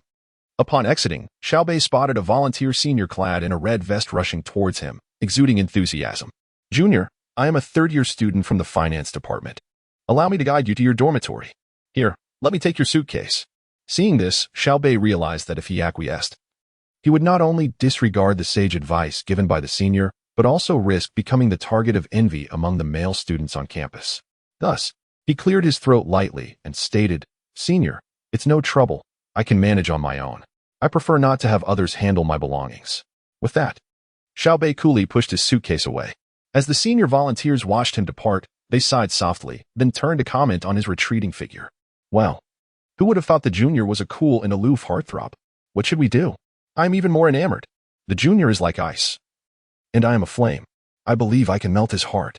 Wait, aren't you both attracted to more flamboyant types? That's because we haven't seen anyone like him before. So cool and so handsome. He resembles a cold, ruthless CEO from a drama. What should we do? I am smitten." Xiao Beih, holding a map, realized his dormitory was in Building 6. Thus, he ambled towards the dormitory while enjoying the picturesque campus scenery. Along the way, he passed by various locations, the basketball court, the library, the laboratory building, and the swimming pool, before swiftly arriving at the dormitory area. The dormitory buildings at Hangcheng University resembled a charming cluster of red brick villas, exuding a stylish aura. Following the dormitory number assigned to him, Xiao Beih made his way directly to Building 6. He took the elevator straight to the 4th floor. Yes, Hangcheng University was indeed affluent. Even the dormitories had elevators. The door to room 401 was ajar, suggesting that his roommates had already arrived. Just as Xiao Beih was about to push the door open, he heard a few voices from within that caused him to pause. "Am I fierce? Am I fierce? Let me ask you, am I formidable or not?" Upon hearing this voice, a look of astonishment appeared on Xiao Beih's handsome face. Could it be that there were male assassins in his dormitory? Was this some kind of thrilling game? What was he to do now? To enter or not enter? To indulge in the chaos or to remain gracefully independent? After pondering for a moment, Xiao Beih concluded that they likely weren't that audacious, and thus, he resolutely pushed open the door. As he stepped inside, a chill ran through his heart. 3 men were seated before their computers, turning in unison to gaze at Xiao Beih. Each wore a victorious smile that was rather unsettling. However, Xiao Beih soon noticed that they were engrossed in playing CS, Go on their screens. He let out a sigh of relief, promptly revealing his characteristic smile. "Greetings, fellows. I am your roommate, Xiao Beih." Chapter 10. The roommates. The trio gazed at Xiao Beih, their faces awash with astonishment. Handsome, utterly striking. The goddess admired him, while the men looked on with envious admiration. As they watched Xiao Beih maneuver his suitcase, they all rose from their seats, abandoning their game. One of the chubby boys approached Xiao Beih with an endearing demeanor and introduced himself. "Hello, Xiao Beih. I am your roommate, Hu Jilong." Xiao Beih politely extended his hand, and they shook hands. The other two soon joined him, introducing themselves in turn. "Hello, Zhang Zhibua." "Hello, Wang Wei." Xiao Beih greeted them all warmly. "By the way, Xiao Beih, the bed by the window is yours." Hu Jilong pointed towards the window. Xiao Beih nodded with a smile and pushed his suitcase towards his designated bed. The accommodations at Hangcheng University consisted of bunk beds with desks below, shared among 4 students. It was already 4 p.m., suggesting that their parents had departed.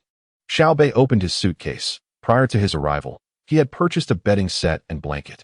As he began to make his bed, the trio eagerly approached him. "Xiao Beih, let us help you," Wang Wei exclaimed with a grin. Xiao Beih smiled at the 3 of them, feeling a sense of relief. The greatest fear in a dormitory is encountering a difficult roommate. Fortunately, his current roommates appeared to be quite agreeable. "Thank you, guys," Xiao Beih replied. not wishing to be overly formal. Thus, Wang Wei and Xiao Beih climbed onto the bed, while Hu Jiling and Zhang Jibua handed items up from below. When Zhang Jibua retrieved the bedding set from Xiao Bei's suitcase and caught sight of the clothes beneath, he was taken aback. Being a local of Hangqing, Zhang Jibua came from a family of modest means, well acquainted with luxury brands, though he seldom had the means to purchase them. Upon Xiao Bei's entrance, Zhang Jibua had already noticed that his suitcase was an LV's latest model. Now, seeing the contents, Balenciaga, Gucci, LV, Givenchy, and more, he realized that his roommate was indeed extraordinary. However, he refrained from expressing his thoughts, primarily because, first, he was still unfamiliar with Xiao Bei's temperament. Second, they were roommates, and even if Xiao Beih were not so affluent, Zhang Jibua would still strive to maintain a good rapport. And third, he wished to avoid making anyone uncomfortable. Soon, with the help of his new friends, Xiao Beih had his bed made in no time. Climbing down, he pulled a pack of cigarettes from his pocket. "Do you smoke?" "Of course. I picked it up in high school," Zhang Jibua replied candidly. "Heh, I smoke Marlboro," Hu Jilong added with a slight smile as he retrieved a pack of Marlboro with flavor beads from his bag. "Give me one," Wang Wei chuckled. Xiao Beih handed a cigarette to both Zhang Jibua and Wang Wei, while Hu Jilong enjoyed his own Marlboro. "Dragon brother, smoking Marlboro can be detrimental. You should cut back," Wang Wei remarked, lighting the cigarette Xiao Beih had given him and casting a playful glance at Hu Jilong. "It's all fine. We're young and full of energy. A little more vigor won't hurt, or else the ladies will be in tears." Hu Jilong leered. Laughter erupted from Xiao Beih and Zhang Jibua, who found the chubby boy amusing. Xiao Beih noted that despite Hu Jilong's plumpness, he possessed an appealing face, and should he shed some weight, he would undoubtedly be quite handsome, especially with his trendy attire. It was evident that he hailed from a well-off family. While they shared cigarettes and engaged in conversation, Xiao Beih discreetly observed the others. Hu Jilong, from Wenqing in Zhejiang province, was indeed a fashionable chub, as Wenchang is known for its entrepreneurs. Among the five, four came from families that owned factories. Zhang Jibua, a local from Hangzhou, exuded charm and composure.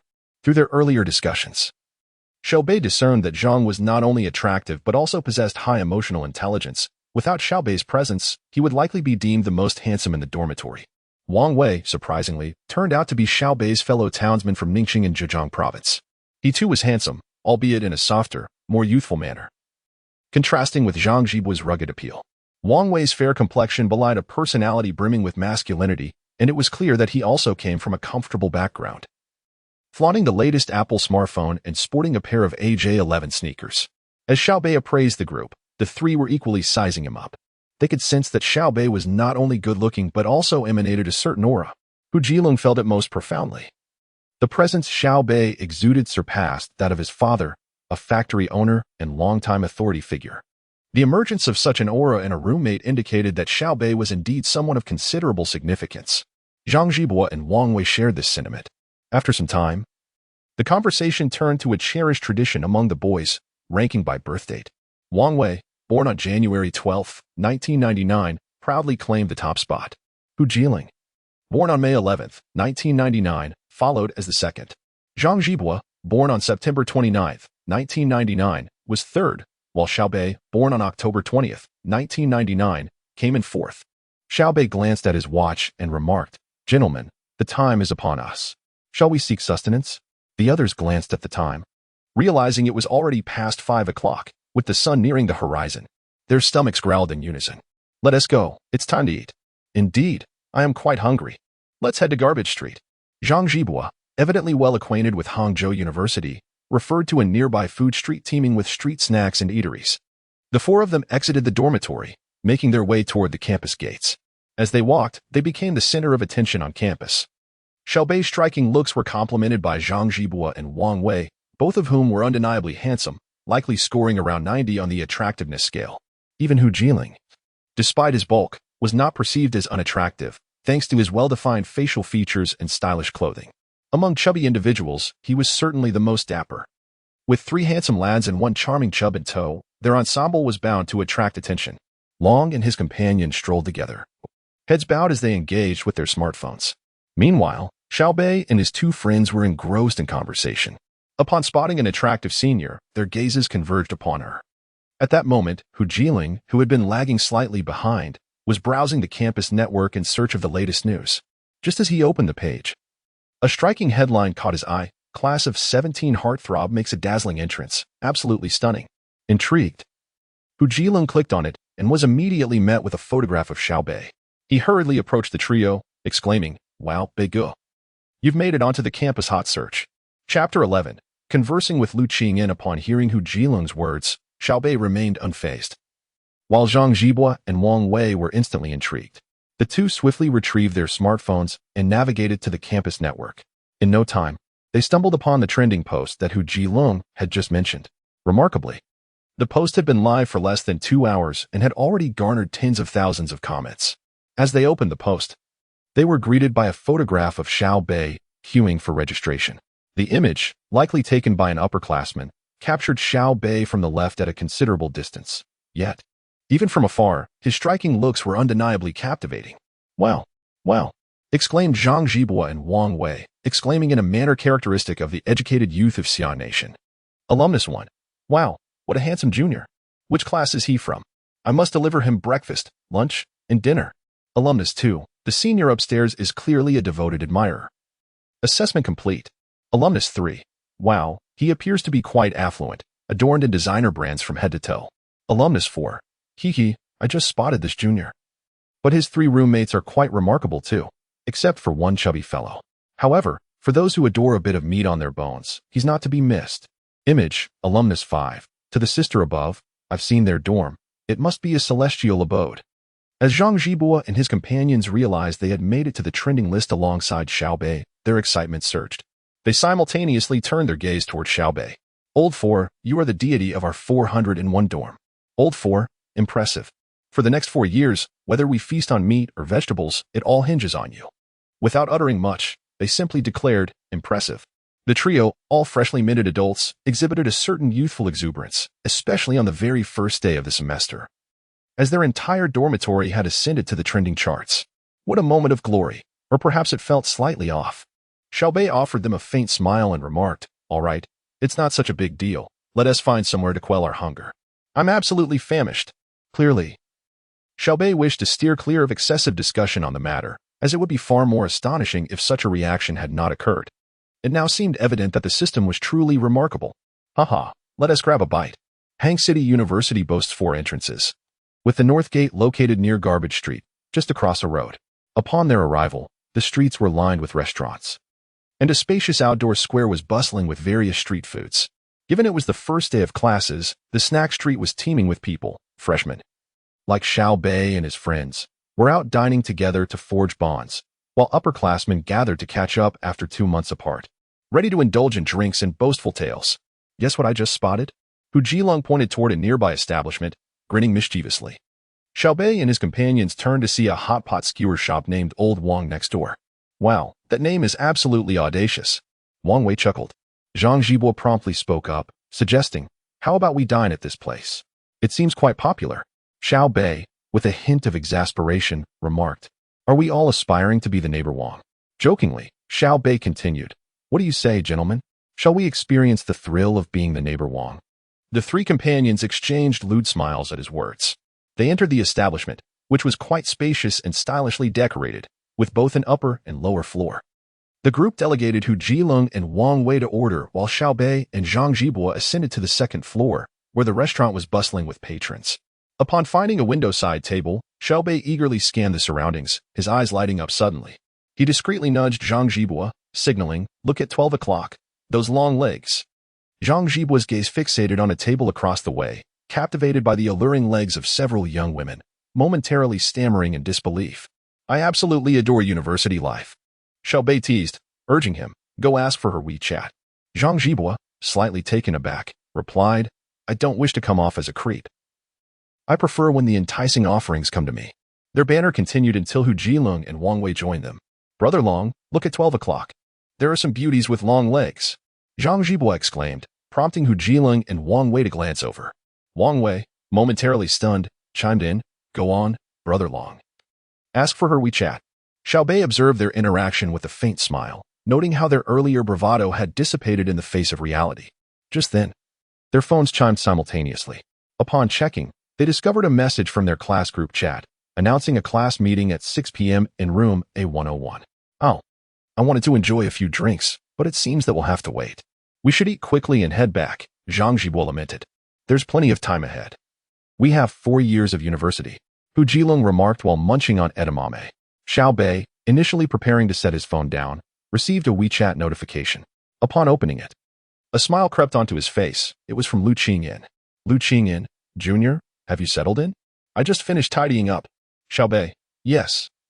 I'm dining with my roommates now. Lu Qingyan, make sure to build good relationships with your dorm mates. They'll be like family for the next 4 years. Xiao Beih, okay. Is the senior eating now?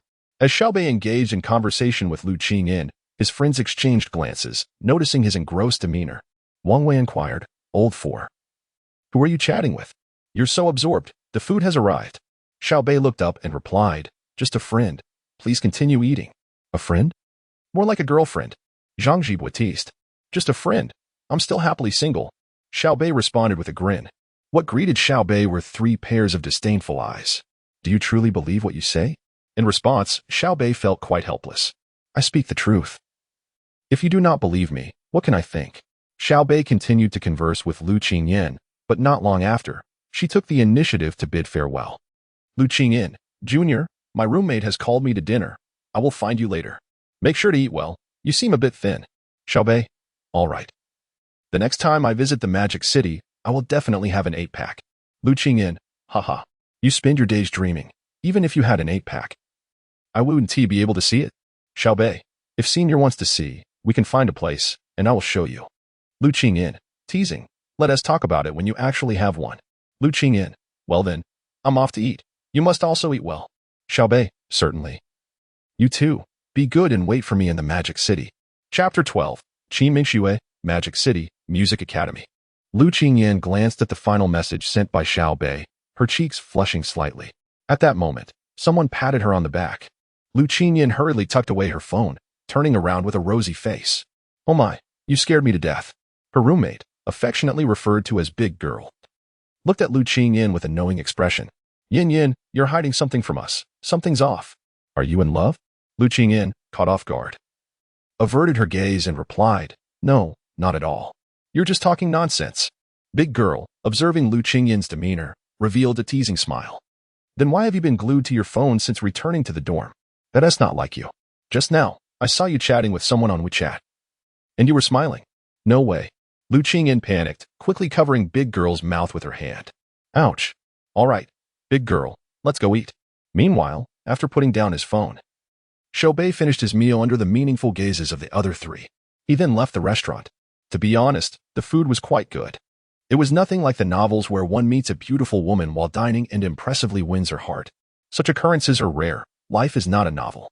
By the time they returned to the dormitory, it was nearly 6 o'clock. The 4 of them were all dressed to impress, Xiao Beih included. After some grooming, they confidently set out. On the first day of class for new students, everyone went their separate ways as they were still unfamiliar with one another. Only comfortable with their roommates. The 4 of them walked towards the teaching building, with the 3 friends casting envious glances at Xiao Beih. Zhang Jibo remarked, Hey, 4th brother. You're already handsome enough. Why are you dressing up so much? How are we supposed to live? Wang Wei added, Exactly. In high school, I was always the most handsome. And now I encounter you, this show-off. Hu Jilong chimed in, 4th brother, who are you trying to outshine? Xiao Beih indeed had his own little schemes. It was his first class meeting, and although he was unaware of the girls in the class, he understood the importance of appearance. After all, a good first impression is crucial. Not everyone can perceive one's inner qualities at first glance. In such circumstances, looking sharp enhances one's initial impression, thereby increasing opportunities. One should not blindly trust what others say about inner beauty. As the saying goes, without meaningful interaction, who can discern your true self? To know your inner self requires connection. If you appear aloof, who would desire to understand your essence? Understanding your innermost thoughts is a different matter altogether. Having dined on skewers, which left quite an aftertaste, they returned to the dormitory. Xiao Beih had just taken a shower, now dressed in a light blue Gucci summer shirt, layered over a white short-sleeved t-shirt from Balenciaga, complemented by a pair of white casual trousers from Givenchy and a sleek pair of white sneakers. The top 2 buttons of his shirt were left undone, with one corner tucked into his trousers and the other hanging loose, adding a touch of dimension to his attire. He also sported a pair of sophisticated gold-rimmed glasses and wore a royal oak on his wrist, reminiscent of Jackson Wang's hairstyle. as he walked down the street. Several young ladies discreetly cast glances in his direction. Amid playful banter, the group arrived at teaching building A, quickly locating the classroom designated for their class meeting. The university classroom was shared by classes 1 and 2 due to a common instructor. Their flamboyant appearance had caused them to arrive a tad late, and upon entering, they found the room nearly filled to capacity. The modest classroom had the prime spots in the middle and back already occupied, leaving only the front 3 rows vacant. As the 4 entered, students from both classes turned to look at them. The boys, upon seeing Xiao Beih and his companions, felt a pang of self-consciousness. As each of them possessed their own charm, even the heavier-set Long had an appealing visage.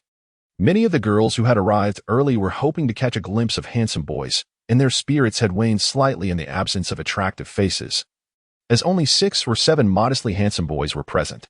However, when Xiao Beih and his friends walked in, the atmosphere shifted dramatically.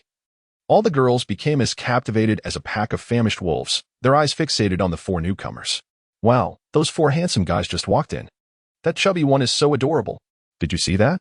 The campus heartthrob is actually from our class. Are you talking about the guy in the blue shirt? Yes. He is so striking. Not only is he handsome, but his fashion sense is impeccable. Xiao Beih surveyed the seating arrangements. Alas, the back rows were full.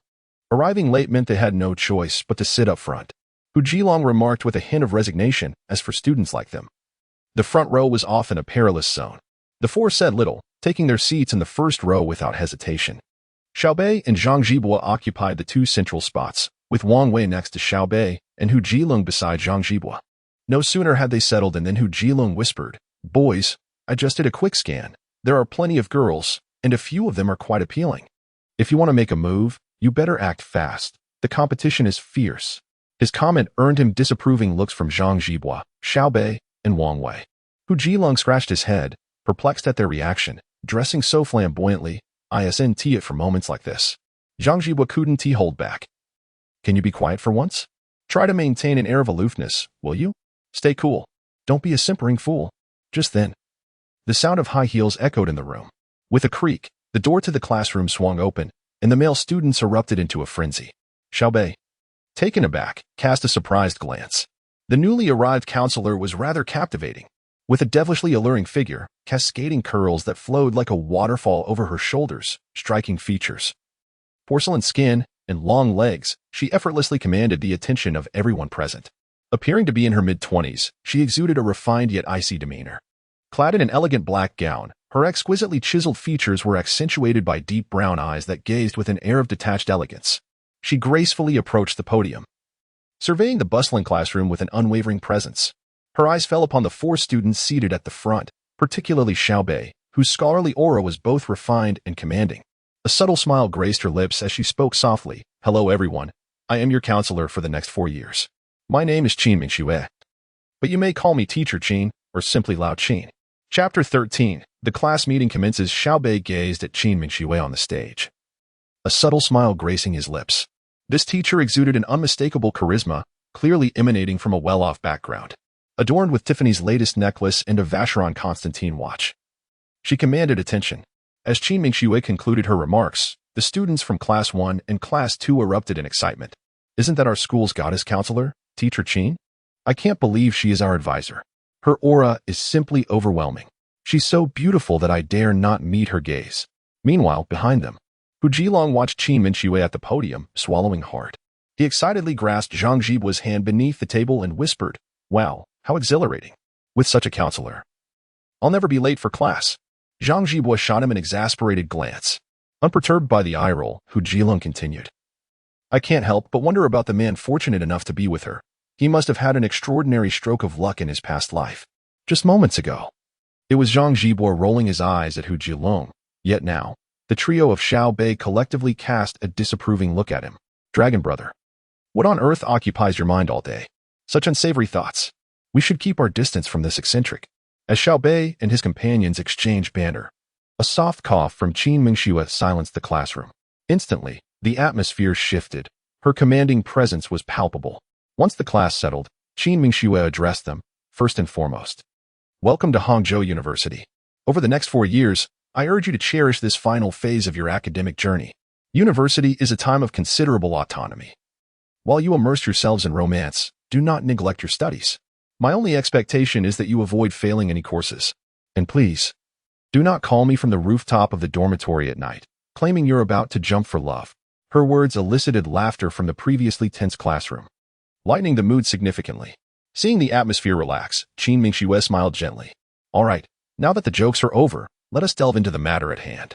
I believe you would prefer not to linger here. We will begin with self-introductions, and each person must come to the stage for our class officer elections. Looking over the crowd, Qin Mingxue continued, who would like to volunteer to set an example and come up first? Xiao Beih remained in his seat, initially thinking that few would be eager to go first for the self-introduction. However, he was soon proven wrong. Immediately after her invitation, the boys in the classroom began to raise their hands enthusiastically, including Hu Jilong, who was particularly eager. At that moment, Xiao Beih couldn't help but reflect on the potent influence a beautiful woman has on the male psyche. Qin Mingxue stood elegantly at the podium, unfazed by the sea of hands raised before her. Her gaze swept across the crowd, particularly landing on Xiao Beih and his trio of companions. Let us have this chubby boy go first, she decided, and thus the show began, one by one. Upon hearing this, Hu Jilong chuckled, casting a smug glance towards Xiao Beih and the others. At that moment, Zhang Zhibua felt an overwhelming urge to rid himself of this rotund fellow. If it weren't for him, he could have waited a bit longer. Xiao Beih, however, was indifferent, while Wang Wei shared a sentiment similar to Zhang Zhibua's. Amidst their murderous glares, Hu Jilong strutted up to the stage with an air of flamboyance. "Hello, old Qin," he exclaimed, extending his hand for a handshake. Resembling the foolish son of a wealthy family, Qin Mingxue offered a slight smile but did not reciprocate the gesture. Instead, she cheerfully replied, "Classmate, please introduce yourself. Let us keep it brief." "Ah, yes. Brief is good." Hu Jilong retracted his hand and scratched his head.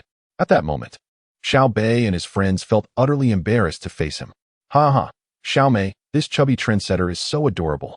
Clearly a social butterfly. How delightful and charming."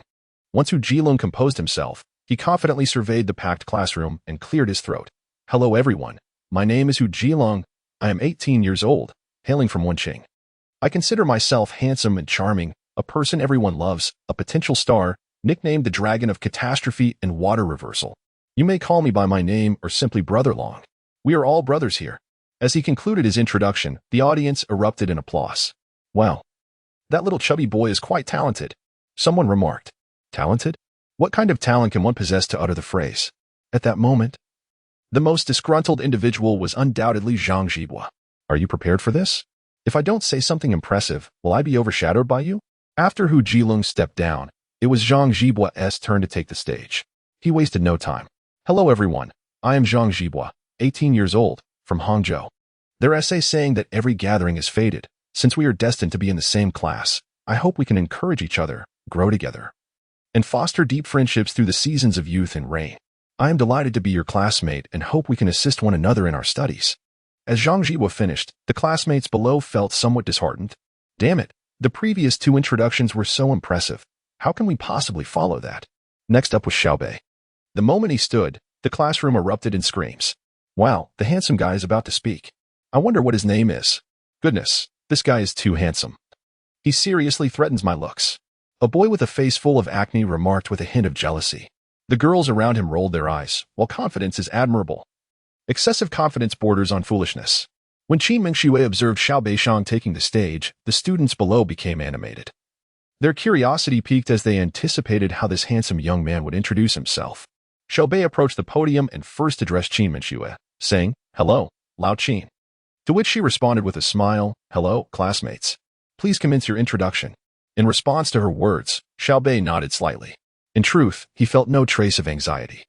To him, a self-introduction was not merely a routine formality. Instead, it represented an opportunity to showcase his charm, a splendid occasion to make an impression that should not be squandered. Chapter 14. A recommendation for class monitor. In his previous life, Xiao Beih dropped out of high school and entered society at a young age. After encountering numerous setbacks and hardships, he eventually amassed a fortune in the billions. If there were to be any regrets from Xiao Beih's past, it would undoubtedly be his lack of a university education.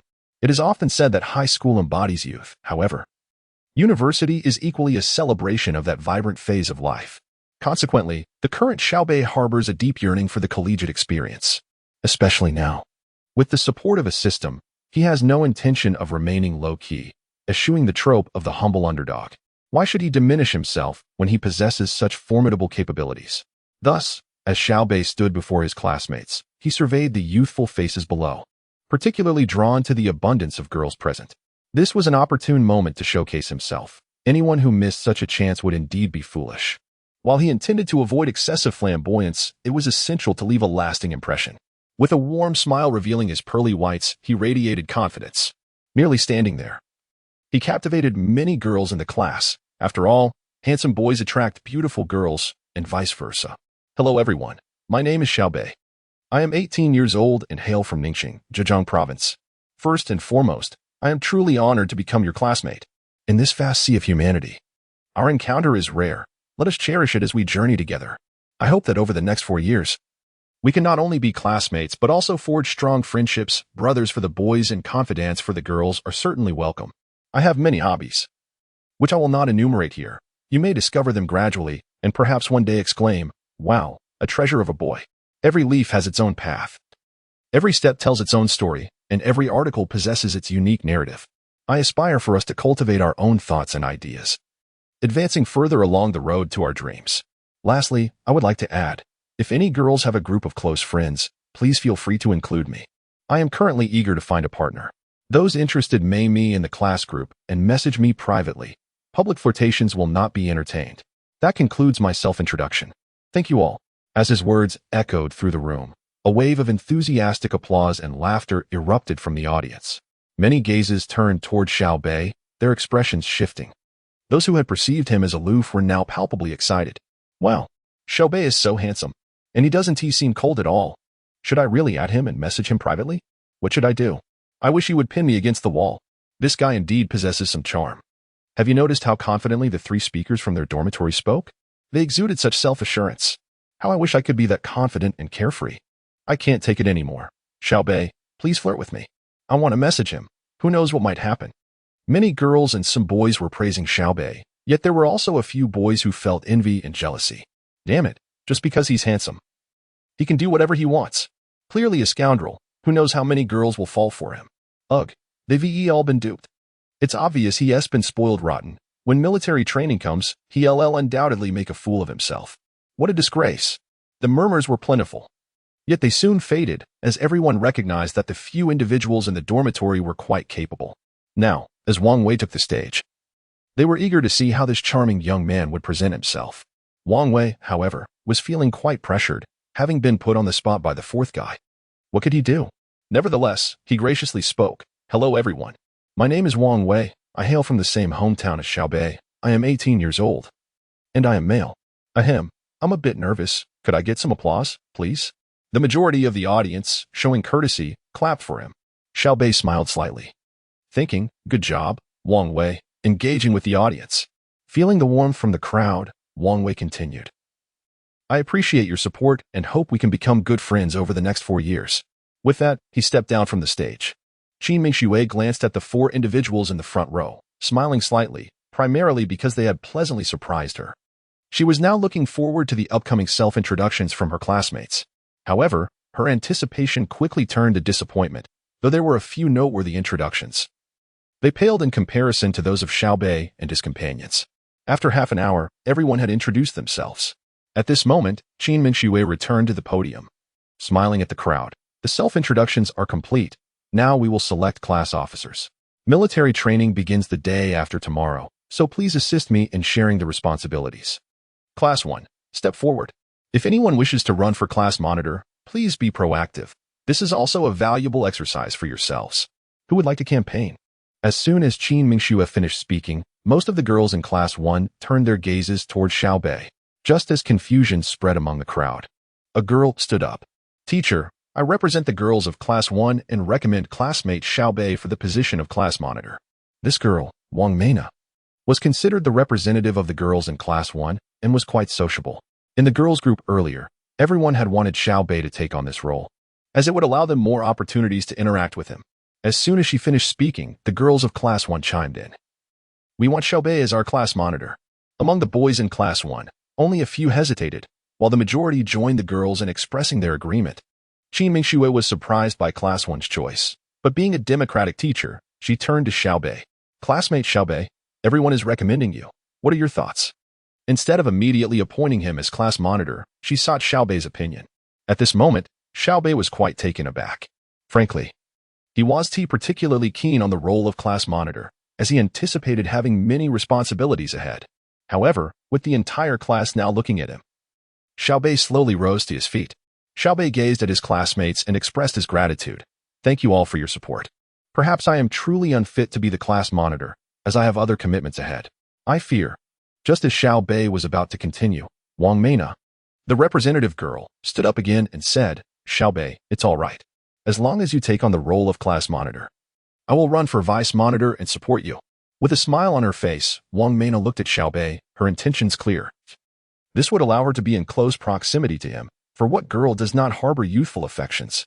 Xiao Beih was momentarily taken aback, realizing that this was a push for him to accept the position. However, reflecting on Wang Meina's earlier words, he considered, given the enthusiasm of my classmates, to decline would be to show ingratitude. All right, old Qin, I shall take on the role. Chapter 15. You cannot see me. Although it can be said that Xiao Beih was thrust into this situation, the essence of manhood remains youthful, regardless of age. Men harbor an innate vanity. No matter how old they become, the need for recognition and support persists, fostering both mental and physical well-being. Xiao Beih acknowledges his own ordinariness. Thus, although this moment is not of his own choosing, he finds himself preferring it over the alternative. Hence, let the first step towards becoming a male idol commence with the position of class monitor. Upon witnessing Xiao Beih's decision, Qin Mingxue adhered to democratic principles. Therefore, let it be declared, from this moment forth, the monitor of Class 1 in finance shall be none other than Xiao Beih. Let us offer a resounding applause. The classroom erupted in applause, and the girls cheered as if they had secured a great victory. After all, this monitor was a collective recommendation of theirs. At that moment, Xiao Beih could not help but reflect. Being handsome truly offers one the liberty to act freely. What a delightful feeling this is. Once seated, Xiao Beih was met with the eager gazes of his three companions, who promptly raised their thumbs in approval. Their eyes reflected a father's pride in his son's achievements. Xiao Beih mused, surely, I must honor my dormitory with this glory. I ought to return and show my gratitude to my father.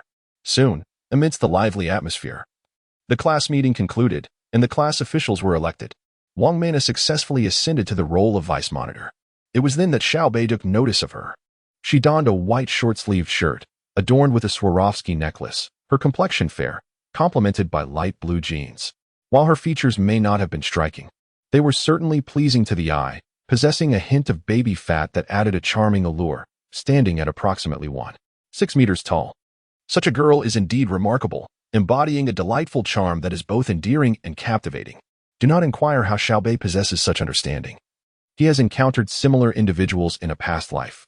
The class officials of Class 1 are as follows: Class Monitor, Dapper Xiao Beih Vice Monitor, Adorable Wang Meina Academic Representative, Li Sisi, a quiet girl, bespectacled, unmistakably a top student, Cultural Representative, Hu Jilong, the playful one, yet still somewhat flamboyant, Sports Representative, Zhang Jibua. Spurred on by Xiao Beih, he boldly stepped up to compete.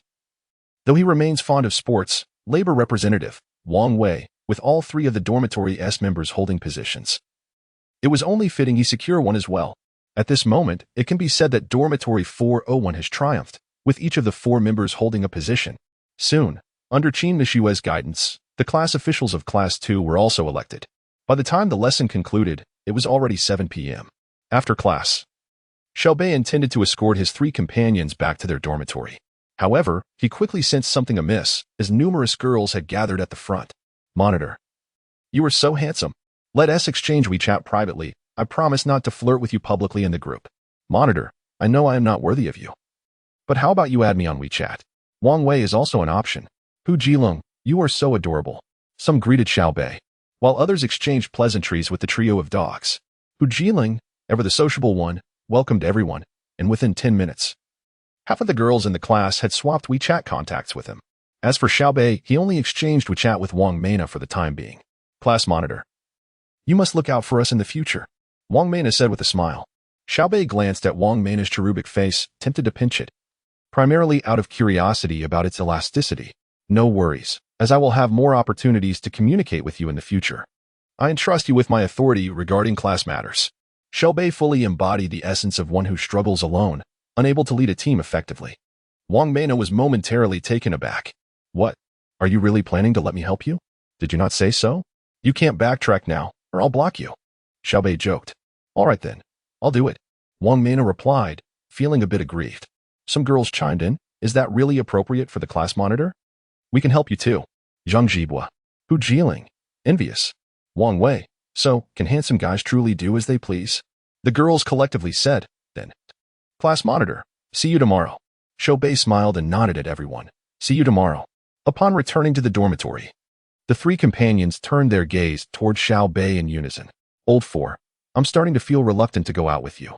Zhang Zhibua lamented, considering that he was once a prominent figure in high school, yet now found himself alongside Xiao Beih in university. If you want to go with you, I will. Just share the WeChat contacts of the girls with me. Hu Jilong exclaimed excitedly. What do you need so many girls' WeChat contacts for? Wang Wei retorted helplessly. You wouldn't understand. I want to provide each girl with a warm home. Xiao Beih, upon hearing this, promptly kicked Hu Jilong in the rear. Scoundrel. Zhang Zhibua. Wang Wei, how does that not make you a scoundrel as well? Hu Jiling, the pot calling the kettle black. Protest. Xiao Beih ignored Hu Jilong's protest and turned to climb onto his bed. Addressing his companions, those who wish to visit the girls' dormitory tomorrow had better keep quiet and go to sleep. I, Zhang Zhibua, am not that kind of person. Sleep. After saying this, Zhang Zhibua immediately closed his mouth and went to bed.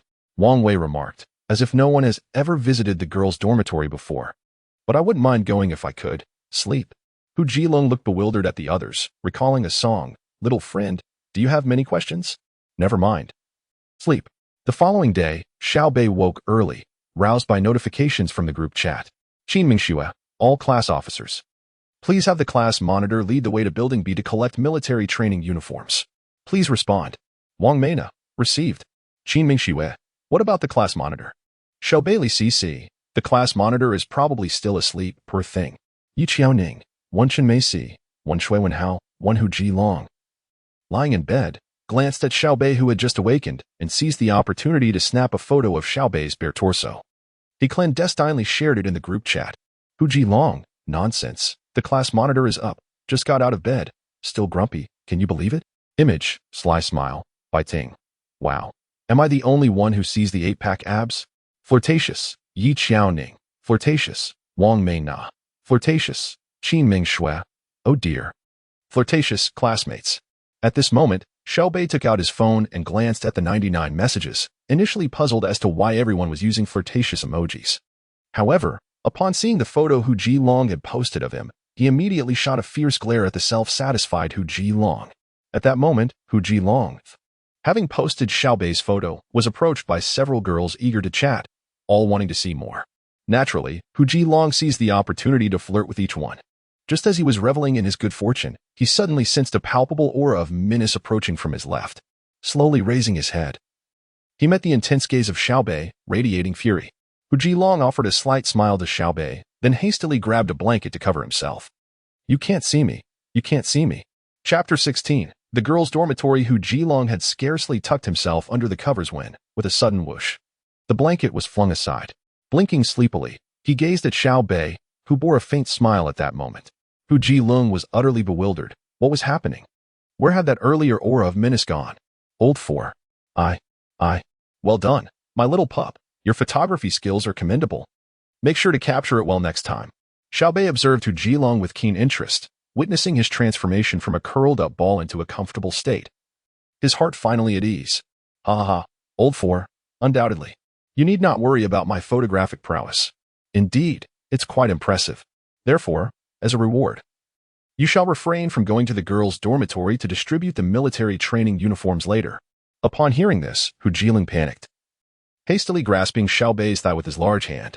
Old four, I was wrong. I truly regret it. Please, let me go. I promise I won't do it again. As he spoke, a glimmer of tears welled in the corners of his eyes. Such ambition. Xiao Beih jested, promptly replying in their group chat with an acknowledgement. Before rousing the other two who were still sound asleep, once all four had risen, Xiao Beih called upon the dormitory leader of Class 1 to join them in retrieving the military uniforms. at the uniform distribution site. The military attire for Class 1 was ready for collection. The Navy camouflage looked rather dashing, but it only suited those with a physique like Xiao Beih's. After sending off the dormitory leader of the boys' dormitory, he encountered the dormitory leader of the girls' dormitory, who was inspecting the uniforms with a critical eye. Finding fault with their appearance, the fit, and how they accentuated the waist, Xiao Beih merely observed, "Old four, aren't we supposed to be heading to the girls' dormitory? How shall we go?" Hu Jiling and Zhang Jibo whispered to each other. In response, Xiao Beih grinned and, under the watchful gazes of the three companions, approached the cluster of girls. "Hey, Meina, you have an abundance of military uniforms. Would you like assistance in carrying them?" "Wow, class leader, is that really possible?" Wang Meina and her friends looked at Xiao Beih with excitement. Before Xiao Beih could respond, Hu Jilong dashed forward. "Meina, look at my muscles. They're robust. Leave it to us. You can count on us." Wang Meina glanced at Hu Jiling. "All right then, we'll trouble you." Yi Chuning, with a beaming smile, nodded. "Zhang Jibua, would you help me carry some?" "Of course." Zhang Jibua eagerly trotted over. "And Wang Wei, could you assist me as well?" Kai Jing asked shyly, glancing at Wang Wei. Wang Wei smiled slightly. "Sure, I can help." Thus, Xiao Beih and Wang Meina began to carry the uniforms from her dormitory, leaving Hu Jilong behind, feeling despondent. Why is it unfolding this way? Why has no one called upon me? Just as Hu Jilong wallowed in his grievances, a soft voice emerged from behind him. "Who? Could you help me carry some?" Turning at the sound, Hu Jilong found himself face to face with Li Sisi, the study committee member, who was now shyly averting her gaze. "Of course. Thank you for your hard work," Hu Jilong said, a touch of emotion evident as he rubbed his head. Ultimately, it was the four lads from room 401 who had the chance to visit the girls' dormitory. As for the other classmates, Xiao Beih remarked that they were still strangers, and benefits should naturally be prioritized for those close to him. Since the school year and military training had yet to commence, upon arriving at the girls' dormitory, Xiao Beih confidently strolled in alongside Wang Meina, while the three companions behind him felt somewhat timid, fearing a reprimand from the dormitory supervisor. The supervisor merely glanced at the four and said in a nonchalant tone, "Be down in 10 minutes. If not, I shall come up to fetch you." "Thank you, sister. You're the best." Xiao Beih sweetly addressed the supervisor, which prompted her to smile. "Then you have 20 minutes. Hu Jiling, Zhang Jibua, and Wang Wei exchanged incredulous looks at Xiao Bei's audacious maneuver. "You truly are something, fourth." A few girls shared knowing glances, smiling at the scene. The girls' dormitory was situated at a distance from their own, separated by a river. The boys' dormitory lay to the left, while the girls' was on the right. The girls from Class 1 of Finance resided on the 4th and 5th floors of Building 12. Wang Meina and Yi Chuning were on the 5th floor, while Li Sisi and Kai Jing occupied the 4th. Thus, the four-member squad split on the 4th floor.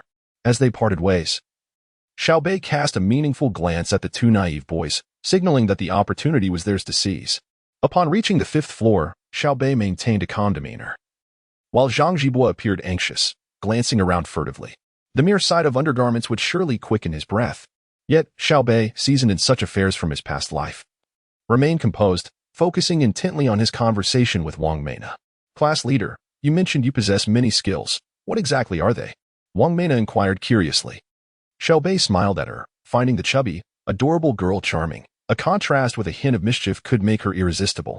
"What I can do is vast, such as swimming, mountain climbing, and of course, I have many other talents that you'll gradually discover." Xiao Beih replied playfully. "Wow, class leader, that's impressive. You're quite skilled." Wang Meina responded with admiration. "Indeed, and there's even more to come." Xiao Beih smiled gently at the innocent Wang Meina. Soon, they arrived at the entrance of Wang Meina's dormitory, where she opened the door and said, "Class leader, just leave your clothes here." "Very well." Xiao Beih's voice resonated with a certain allure. Just as he finished speaking, a chorus of shrieks erupted from within the dormitory. "Ah, a man has entered the dormitory. Ah, it's the class leader. Wow, Meina, the class monitor, is coming. Why didn't you mention it earlier? I haven't even put on my makeup yet." Wang Meina looked helplessly at her infatuated roommate. Xiao Beih smiled slightly, saying, "It's all right. I prefer my beloved class monitor to be au naturel. So, my dear ladies, may I enter?" The room fell silent for a moment, only to erupt into a chorus of laughter. "Class monitor, you are so charming. Since when have we been your beloved? I want to be the rightful queen." "Your Majesty, I too wish to be the rightful queen." "Class monitor, should we address you as your Majesty or as class monitor?" Xiao Beih deliberately referred to them as beloved to alleviate the awkwardness, enliven the atmosphere, and ultimately foster camaraderie. Judging by the girls' reactions, he felt he had succeeded. Chapter 17. Charming banter, ha ha ha. Calling you emperor is not entirely out of the question. With a light-hearted chuckle, the class monitor entered, greeted by a melodic female voice from within. Upon hearing this, Xiao Beih smiled subtly and stepped inside. The girls' dormitory was adorned with privacy curtains. Yet as soon as he entered, several heads popped out, their expressions revealing an infatuation as they leaned over their beds. Clad in loose pajamas that hinted at a gentle allure, Xiao Beih couldn't help but think that the girls' dormitory exuded an aura of comfort. He began to scan the room, observing each girl in turn. Ah, Chen Aifei, Yang Aifei, Zhang Aifei, so you all share the same dormitory as Wang Aifei. As his words echoed, the three girls on the bed were taken aback. Wow, monitor, you recognized us so quickly? They exclaimed in unison. With a smile, Xiao Beih replied, it's not that. I can only remember beautiful girls. I possess a unique impression of stunning ladies. At this, the trio erupted into laughter. Monitor, have you really never been in love? You seem so adept. One remarked. Indeed, with such charm and eloquence, you must have had romantic experiences. I wish. Yet, faced with so many beauties, I find it difficult to choose. Xiao Beih exaggeratedly contorted his face for effect. Giggles filled the room, and even Wang Mena behind him joined in the merriment. Then, monitor, if you had to choose one among us, who would it be? Wang Mena inquired, her curiosity piqued. Yes. Who would you pick? We are all so eager to know. How about choosing me? I can do anything. The girls chimed in, their eyes sparkling with anticipation as they awaited Xiao Beih's response. At that moment, a phrase from his past life came to mind, one that had not yet graced this world. Children make choices, adults take all. Laughter erupted once more, and the girls gazed at Xiao Beih with newfound admiration. It is indeed hard not to be drawn to a boy with such emotional intelligence and good looks. Ah, family. Who can understand this feeling? Monitor, I never expected you to be this kind of class leader. One girl exclaimed. You're quite the charmer. Another added. Xiao Beih, with a slight smile, had shared enough playful banter. It was time to make his exit. Maintaining a certain distance and an air of mystery between boys and girls was essential. All right, my beloved A-phase, I must take my leave. He waved goodbye. Goodbye, monitor. Farewell. Emperor. Bye-bye, majestic one. With a grin, Xiao Beih departed with a flourish. Once he left, the dormitory buzzed with excitement. Wow, the monitor has such high emotional intelligence. He is truly a dreamboat. Nana, since you spent the longest time with him, what did you discover? Do share. The three girls turned their eager gazes toward Wang Mena. Wang Mena nodded with a smile, glancing at her sisters. My dear sisters, I have indeed uncovered the interests and hobbies of our class monitor. Hurry, tell us. The class monitor delights in water activities, scaling heights, and marksmanship. That is all I have for now. Wang Mena articulated each word with pride. A burst of laughter erupted. Ha ha ha, the class monitor is quite naughty. I adore it. What a contrast, so genteel on the surface, yet unexpectedly mischievous.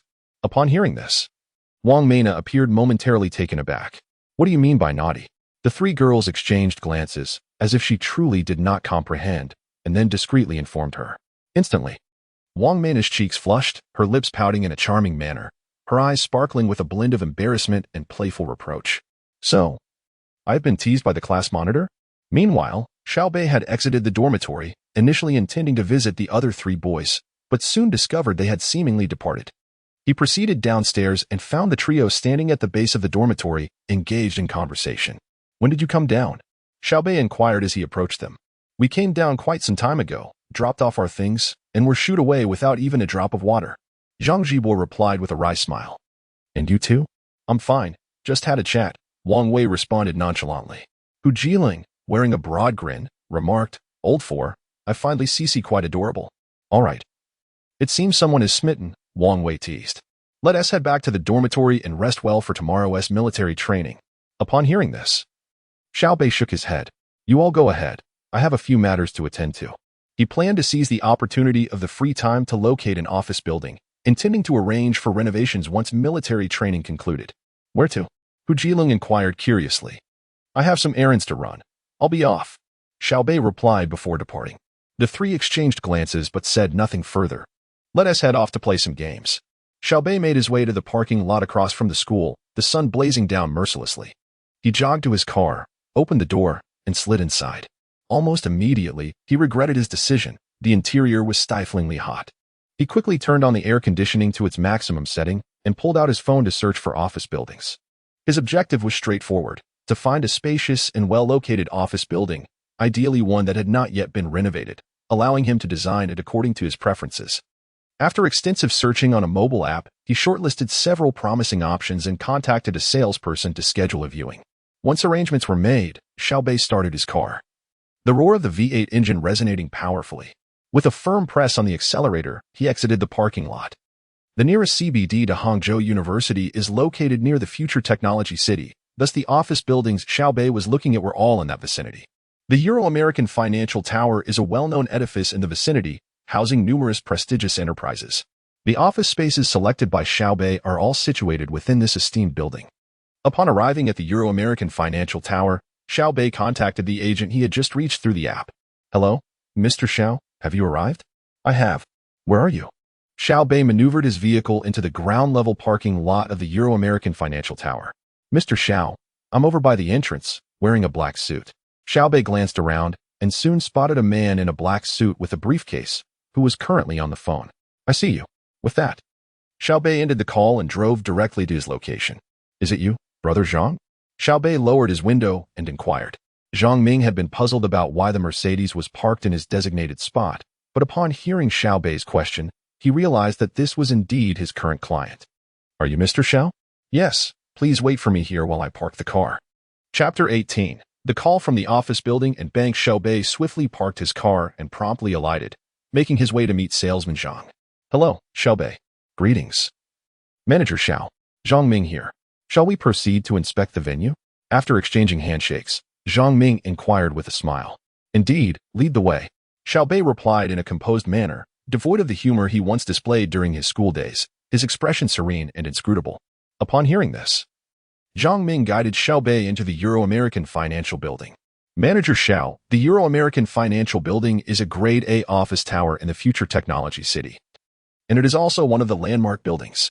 The enterprises housed here boast promising development prospects and substantial strength. By the way, what industry do you operate in?" Manager Xiao?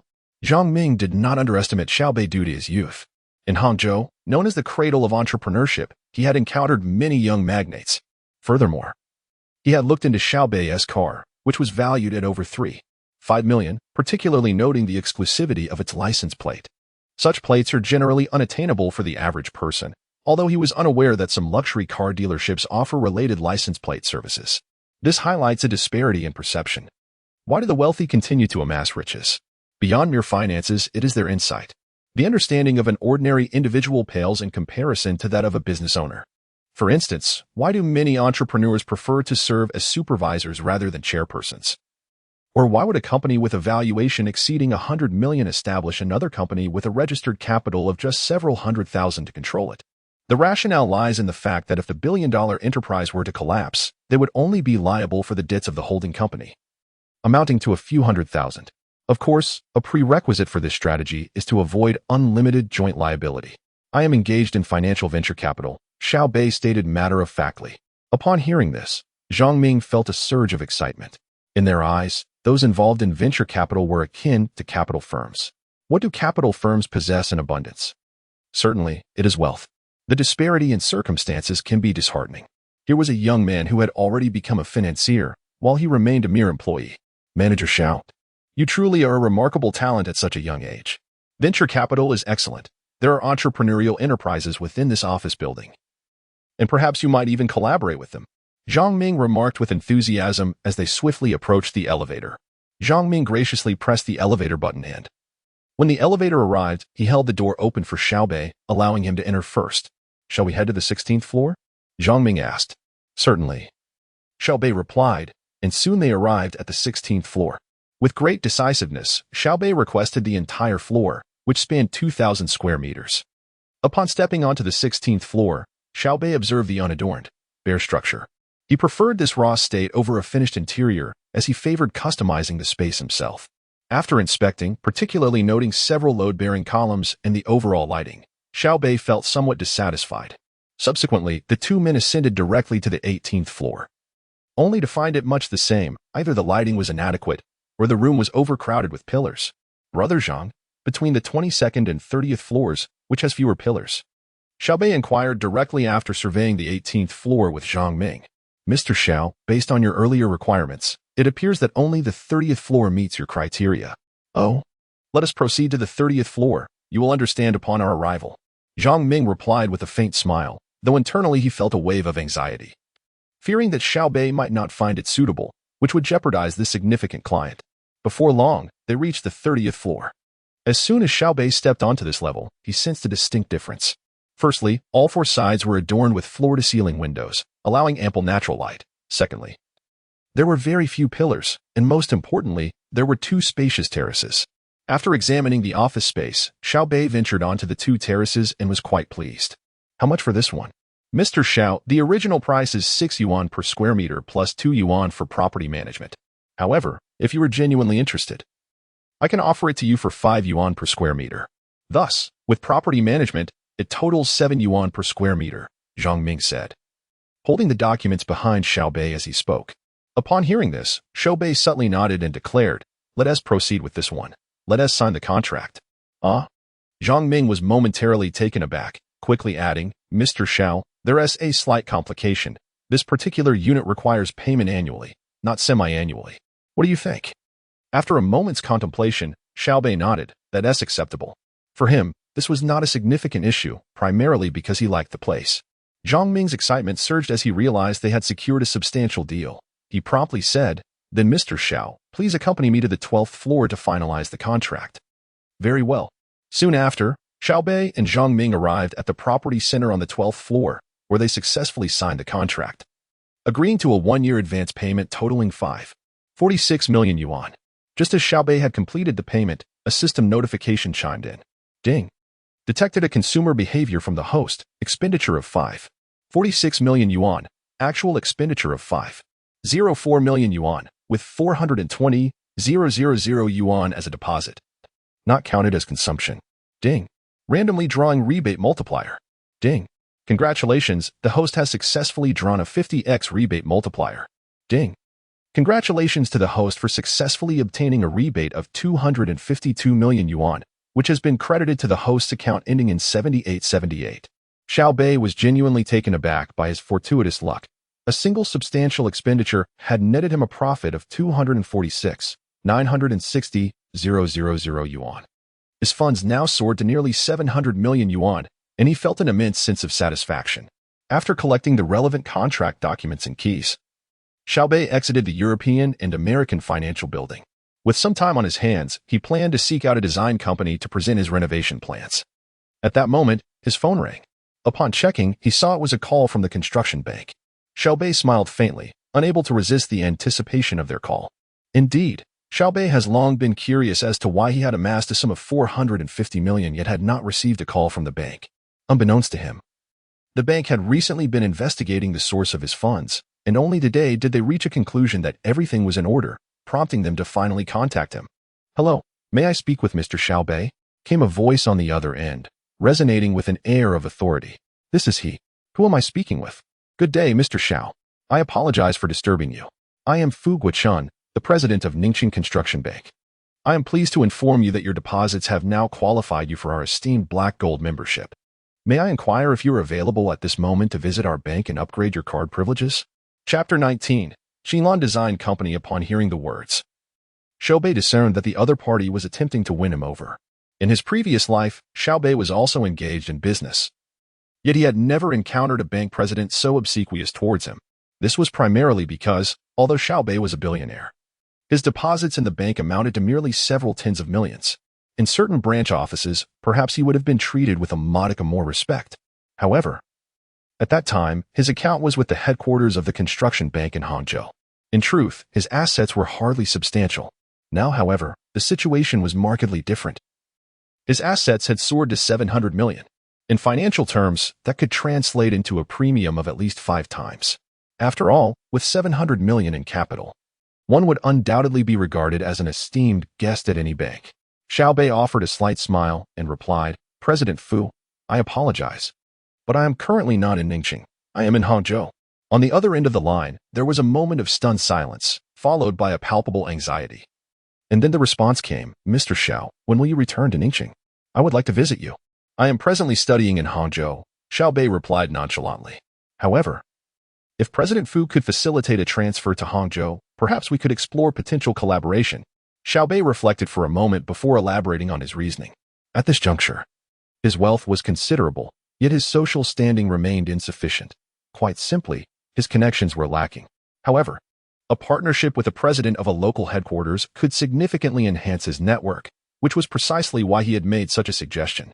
After hearing Xiao Bei's words, the other party fell into a thoughtful silence. Xiao Beih remained unhurried, seated in his vehicle as he awaited a response. Shortly thereafter, an inquiry emerged from the other end. May I ask how Mr. Xiao envisions this collaboration? Xiao Beih was taken aback by this question, for it implied that there was considerable influence behind the inquiry. President Fu, should you successfully transfer to the headquarters in Hangzhou, I guarantee that my account will receive at least 1 billion annually for you to manage. May I inquire, Mr. Xiao, which industry do you operate in? Our investigation into your funding sources indicates that the majority is derived from the stock market. Fu Guchun contemplated, assessing whether Xiao Beih was merely a speculator. Given the unpredictable nature of the stock market, I am not solely engaged in the stock market. I also delve into finance and venture capital. Very well, Mr. Xiao. I will consider this and respond accordingly. Thank you, President Fu. With that, both parties tacitly ended the call. Xiao Beih understood that the mention of consideration implied ongoing scrutiny. Nonetheless, it was evident that he required support to expedite his development. Contemplating this, Xiao Beih opened the system marketplace, realizing that if he sought to attract others, they must be made aware of his capabilities. Meanwhile, on the other end, having concluded the call, Fu Guchun lit a cigarette. After a brief moment of contemplation, he picked up the office phone. Xiaoli, please come to my office. Of course, President Fu. Soon, a woman entered Fu Guchun's office. You called for me, President Fu? This is the information of a significant client. I would appreciate your vigilance in monitoring any business developments regarding this individual. A woman named Xiaoli picked up the dossier of Xiao Beih, and upon noticing the insufficient access rights displayed alongside his personal information, her demeanor turned serious. Indeed, the access was insufficient. Unbeknownst to Xiao Beih, on the very first day the system was activated, his identity was rendered confidential. And it can be said that only a select few within the entire Xi'an nation are privy to his true identity. In Hangzhou, a subtle smile graced Xiao Bei's lips as he had recently procured a noteworthy item. However, rather than delving into it immediately, he glanced at the clock.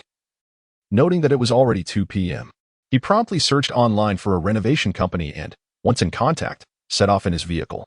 Initially, he intended to visit the Hangzhou Design Institute directly, but considering his stature, he opted against it.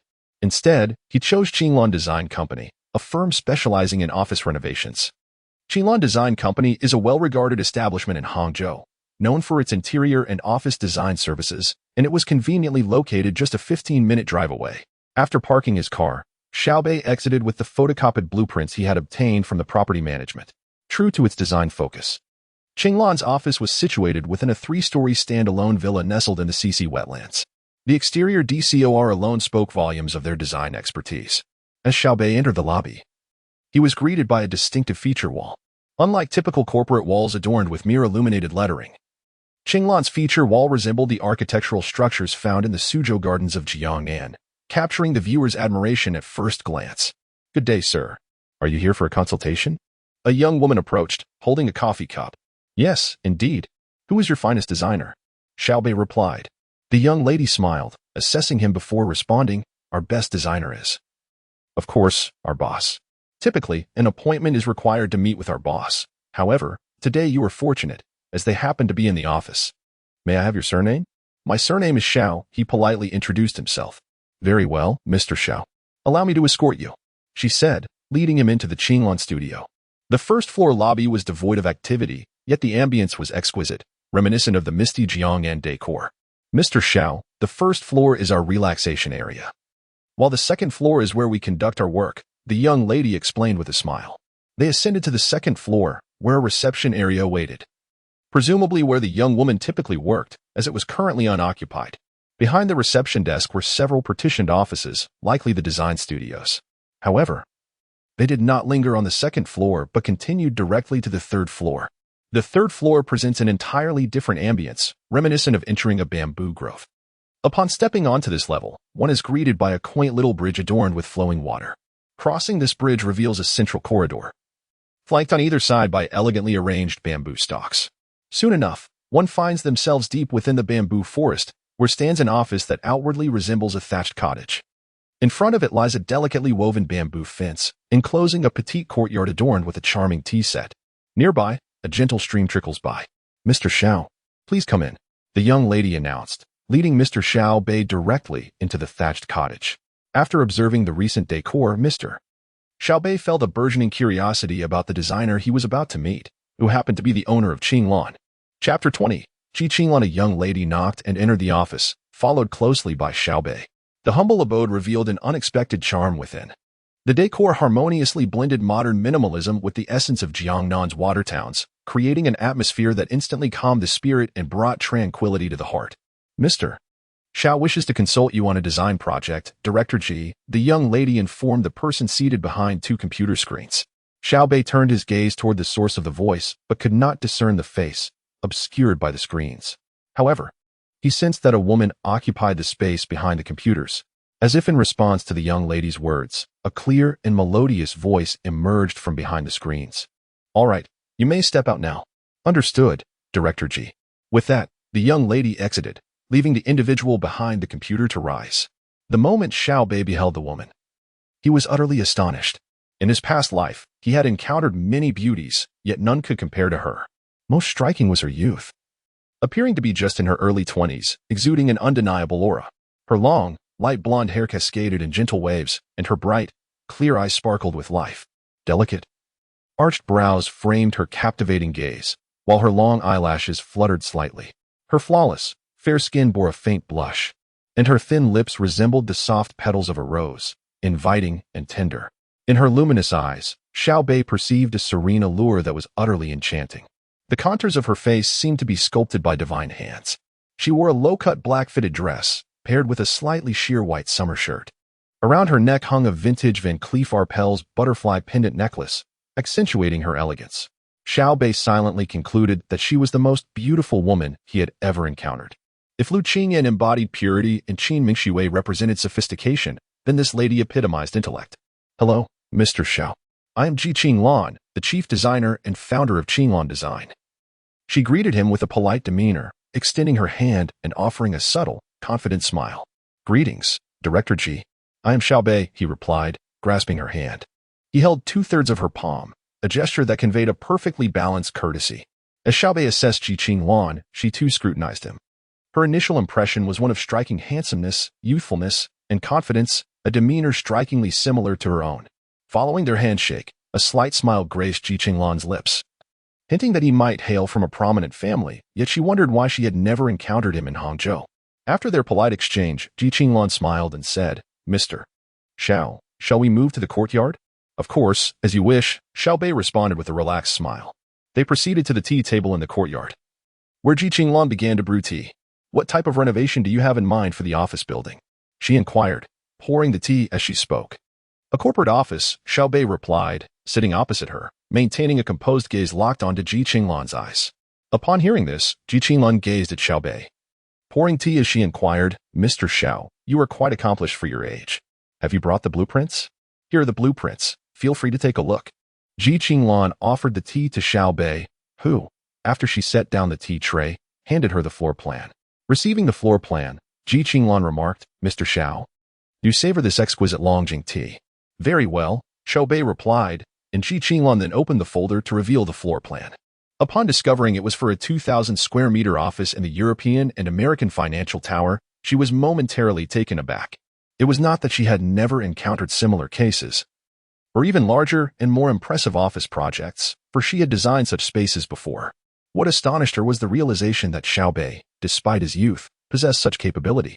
However, she quickly dismissed her surprise and examined the floor plan attentively. Minutes later, Qinglan closed the floor plan and directly asked, "Mr. Xiao, do you have a specific style in mind?" "Something youthful and trendy, with ample space for employee activities. My vision is for a joyful work environment, for young people. Let's avoid a rigid design." Xiao Beih articulated his thoughts, which were essentially inspired by the office environment of Google in his previous life. After all, in this world, there were indeed corporate giants akin to Google, yet Xiao Beih had yet to uncover their corporate culture. In response, Qinglan smiled slightly. "Mr. Xiao, I understand your vision. Within a week, I shall present you with the first draft of the design. Now, I would like to know your budget. What are your prices? For the basic package, it is 299 yuan per square meter. The intermediate package is 399 yuan per square meter. The premium package is 599 yuan per square meter. And the top-tier package is 1,999 yuan per square meter. All packages include soft furnishings. Additionally, my personal design fee is 500 yuan per square meter, Ji Qinglan stated calmly. Replacing Xiao Beih's cup of tea. I will go for the top-tier package along with your design, Xiao Beih said nonchalantly, calculating internally that it would amount to approximately 5 million yuan. Upon hearing this, Ji Qinglan looked at Xiao Beih and remarked, Mr. Xiao, you truly are a remarkable young man. Shall we proceed to sign the contract? Certainly, but I must stipulate one condition. Xiao Beih set down his tea and regarded Ji Qinglan intently. What is it? Ji Qinglan inquired with a slight smile. During the renovation, I require someone from your team to supervise, as I will soon be engaged in military training and will lack the time. I am willing to compensate for this service, Xiao Beih stated. At his words, Ji Qinglan was momentarily taken aback. Military training? May I inquire about your personal circumstances? She asked with a hint of apology. Of course. What would you like to know? How old are you this year? I am 18, just started university. Upon hearing this, Ji Qinglan's interest in Xiao Beih was piqued. Mr. Xiao, I did not expect you to be a student as well. As well? Xiao Beih questioned, puzzled by her word choice.